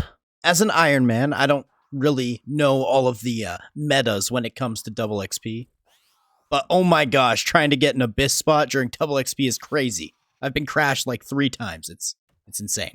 So normally I would go find a better spot, you know, to get 99 in. But I worked hard for this spot today. There are so many people going around the Abyss trying to crash and trying to maintain their spots they already have. But we did end up finding a world, thankfully. And there it is, folks, 99 defense. This one actually has a couple of things that we can do, a couple of benefits that we get from this. Let's go buy the cape. Back to Lumbridge to buy this cape. And to be honest, I mean, getting 299s in one episode is probably not going to be such a rare thing moving forward. We have so many skills that are getting pretty close. And there it is, the second skill cape of the episode. We are tanky. Oh, that looks awesome in RuneScape 3. Now, this skill cape's perk acts as a sign of life, so you get resurrected once per hour if you actually die when doing PVM or anything like that. And there's actually something pretty cool you can do with this cape, which we're going to go check out right now. So, if you remember a couple of episodes, we actually upgraded our player lodge to tier 3, and inside of here, you get a skill cape rack. So we can go ahead and use our defense cape on the rack, and now, essentially, you get the bonus or the perk from the skill cape without actually wearing it. It just becomes a passive perk So now we always have a sign of life because of the defense cape. That is so useful. It's amazing. This episode, we finished all of the requirements for Nomad's Elegy, which if you remember is actually the last requirement we have for Sliske's endgame. So I think I know what we're getting up to today. So my understanding of these two quests is that neither one of them are going to be quick or easy. I've heard Nomad's Elegy has a very difficult boss fight at the end of it. And then I've heard that Sliske's endgame has one of the most difficult, puzzles in the game, which, oh god. Oh god. Wait, hold up. We are in the underworld? Yo, this is so cool. I had no idea Death even had a door behind him. That shows how observant I normally am. Oh, my bad. I didn't realize I had to keep these guys alive. I thought this was counting how many goblins I had killed so far. I'm an idiot. All right, I wonder if you guys remember, back in the Dwarf quest line, we had a long string of text interaction for that quest to be completed. But take a look at this one. This has to be the longest one in the entire game. We can't mess this up. Look at all this free construction XP. It's beautiful. But yeah, I think we're building this battering ram, and then we are going to continue taking it across the bridge. And then afterwards, I guess we actually are going to do the fight. This quest wasn't as long as I thought it was, but like I said, apparently this fight can be actually pretty difficult. It used to be one of the most difficult quest bosses in the game. So yeah, we'll see. This is easily one of the most badass things I've ever done in RuneScape. Apparently it's pretty easy to fail this, though. Don't seem to be having any issues just yet, but we'll see if that continues. Okay, I think this here is the tricky part. I'm just following what it says online. You put Death and Zanuck over here, and let those guys kind of deal with the back end. We'll see how this goes. I destroyed it! Why am I here? Why did it kick me out? My thing still had half health. What? Please tell me I don't have to do that again. Why? What the hell, dude? Okay, no, we're in. We're in. Oh my goodness. That scared the crap out of me, dude. Look at this thing. Holy heck. All right, I think I am in for the boss fight now. I haven't read anything about it yet. There's 4 phases, it looks like. We're going to try it blind, and if we die, that's okay. Then we'll figure it out after, but yeah, let's see how this goes. Looks like his damage is typeless, so prayer would be of no help here. Oh, ouch. Jesus, bro. All right, I think that is the first phase completed. That took a little bit of food. Gladdy and Scutarius. Okay. Oh, I'm playing as Xenia right now. Okay, sweet. I don't know how to hurt the Capsarius. I think them I just attack, right? Okay, now I think we're on to the next phase or whatever. Can you handle my wrath? Yeah, probably. What's he gonna do here? Uh-oh. Oh! Ow! You cannot win, Waydot. You stand above a god, but you're beneath it. Oh, now we're playing as Death. Okay, we have Provoke. Cool. We got a Scythe. And Release a Freed Soul. Okay. I don't get what to do here. This makes no sense. So I provoke him, and he attacks me. Oh, and then I probably have to hit his arm when it's down. Alright, nice. This is where I lose. This is game over. I don't have the food. That kind of sucks. Maybe if I use defensives properly, we can get through here. But probably not. This sucks, bro. I'm getting him down pretty quick, though, so maybe this is possible. Oh, there's still one more. Oh, jeez. Alright, soul release. Release all nearby souls in a wide area. And then reflect a powerful soul beam back at the construct. The effectiveness depends on how many souls you have released. Alright, this part I think I'm going to need to look at a guide because I don't really have a clue how this is working. What? Now I gotta gather them again? Oh my god, I am so annoyed by this. This is the worst boss fight in the game. I literally don't even have an overload. I don't think this is possible, but this is his last phase, and he is down to 50k health. I don't know what's going on with his animation right now. Something is messing up completely. Dude, I did it! First try! Oh my god, that Ixthlaren part was so annoying. I've never been so mad at something in my life, but wow. We actually beat him. That last phase was not very difficult. As long as you pray for melee, you're good to go. Dude, what a cutscene. There it is, folks. The quest completed. Calling it Nomad's Elegy is a little bit disingenuous because I was very mad. It should be very mad Elegy. But we completed it. That's 50,000 construction, mining, woodcutting, and combat XP, and we get soul in a box and urn enhancer blueprints, which I don't know what those are. But yeah, Beautiful. Now we're on to something that's probably going to make me even more angry. That is all of the requirements for Sliskay's endgame. Let's go try this out. Man, this has been a very long time coming. The requirements for this quest are absolutely insane. Probably like 20 to 50 hours of just straight questing. It's hard to say, but wow, I can't quite explain to you how sick I am of fighting this guy. It's always this guy, huh? Oh, I think that graphical glitch I was having earlier was him spinning his weapon. It wasn't working in the actual Nomad fight. That's kind of funny. Okay, right into it, huh? I'm pretty sure this labyrinth here is the hard part. It's that kind of puzzle thing I was talking about. Oh, boy. Okay, so it's a maze that you have to go through, and there's random puzzles. The puzzles are in the same location, however, the puzzles do change for each person. And don't get it twisted, this is the first maze. There's another one right after. All right. Wow, that took quite some time. That was a lot of running. It's not even the puzzles or anything that takes so long. It's literally just distance traveled that it took to get here. But that should be the first of 2 mazes completed. Wait, is this just straight up the Gregorovic fight? Bro, Linza's attacking me as well. What the Wait, Nomad's here too? I didn't even notice him. Oh, shit. Alright, this is just literally fight everybody. Okay. I mean, whatever. We'll get Gorovic down first because he does the most damage, I think. No. Oh, God. I'm scared. Dude, I love the purple dragon breath. It looks so cool. And the purple sunshine, I wish we could get this effect somewhere else. Wait, 100k health? Brother. Did we do it? Wow, okay. The ending to that quest, I won't spoil anything, but it was one of the coolest endings to a quest I've ever seen in RuneScape. That was extremely enjoyable. Let's go turn this quest in. I think we go back to Remoria in Draenor. Man, you can still hear his laugh. It's creepy. There it is, dude. 3 quest points. 5 times 250,000 XP. I've decided what I'm going to do. I'm going to put 2 of these lamps into Divination, because that's going to get us to level 95 Divination, which gets us the next tier of energies, which is huge. So that's that. I'm going to put the other 3 into rune crafting, because I do want to get closer to 90 rune crafting, so we can upgrade those Carapax wrist wraps that I got last episode. Never mind. I can't put it into rune crafting. Why? Yeah, call me crazy. I'm going smithing. That's going to save us a lot of time, because I might be able to get pretty close to level 90 with this. That's level 88. I mean, really the best part of this is 95 Divination, though, because incandescent wisps, it's just so much better. Okay, so as you could probably guess from my current location, I've a little bit talked myself into going for the Dragon Pickaxe right away here. Alright, see, it's not Spoon Dot all the time. We were there for about 3 hours. We ended up getting an attack level as well as a strength level. I also bought myself a cannon to use while we were there because we had so many cannonballs from Carapax.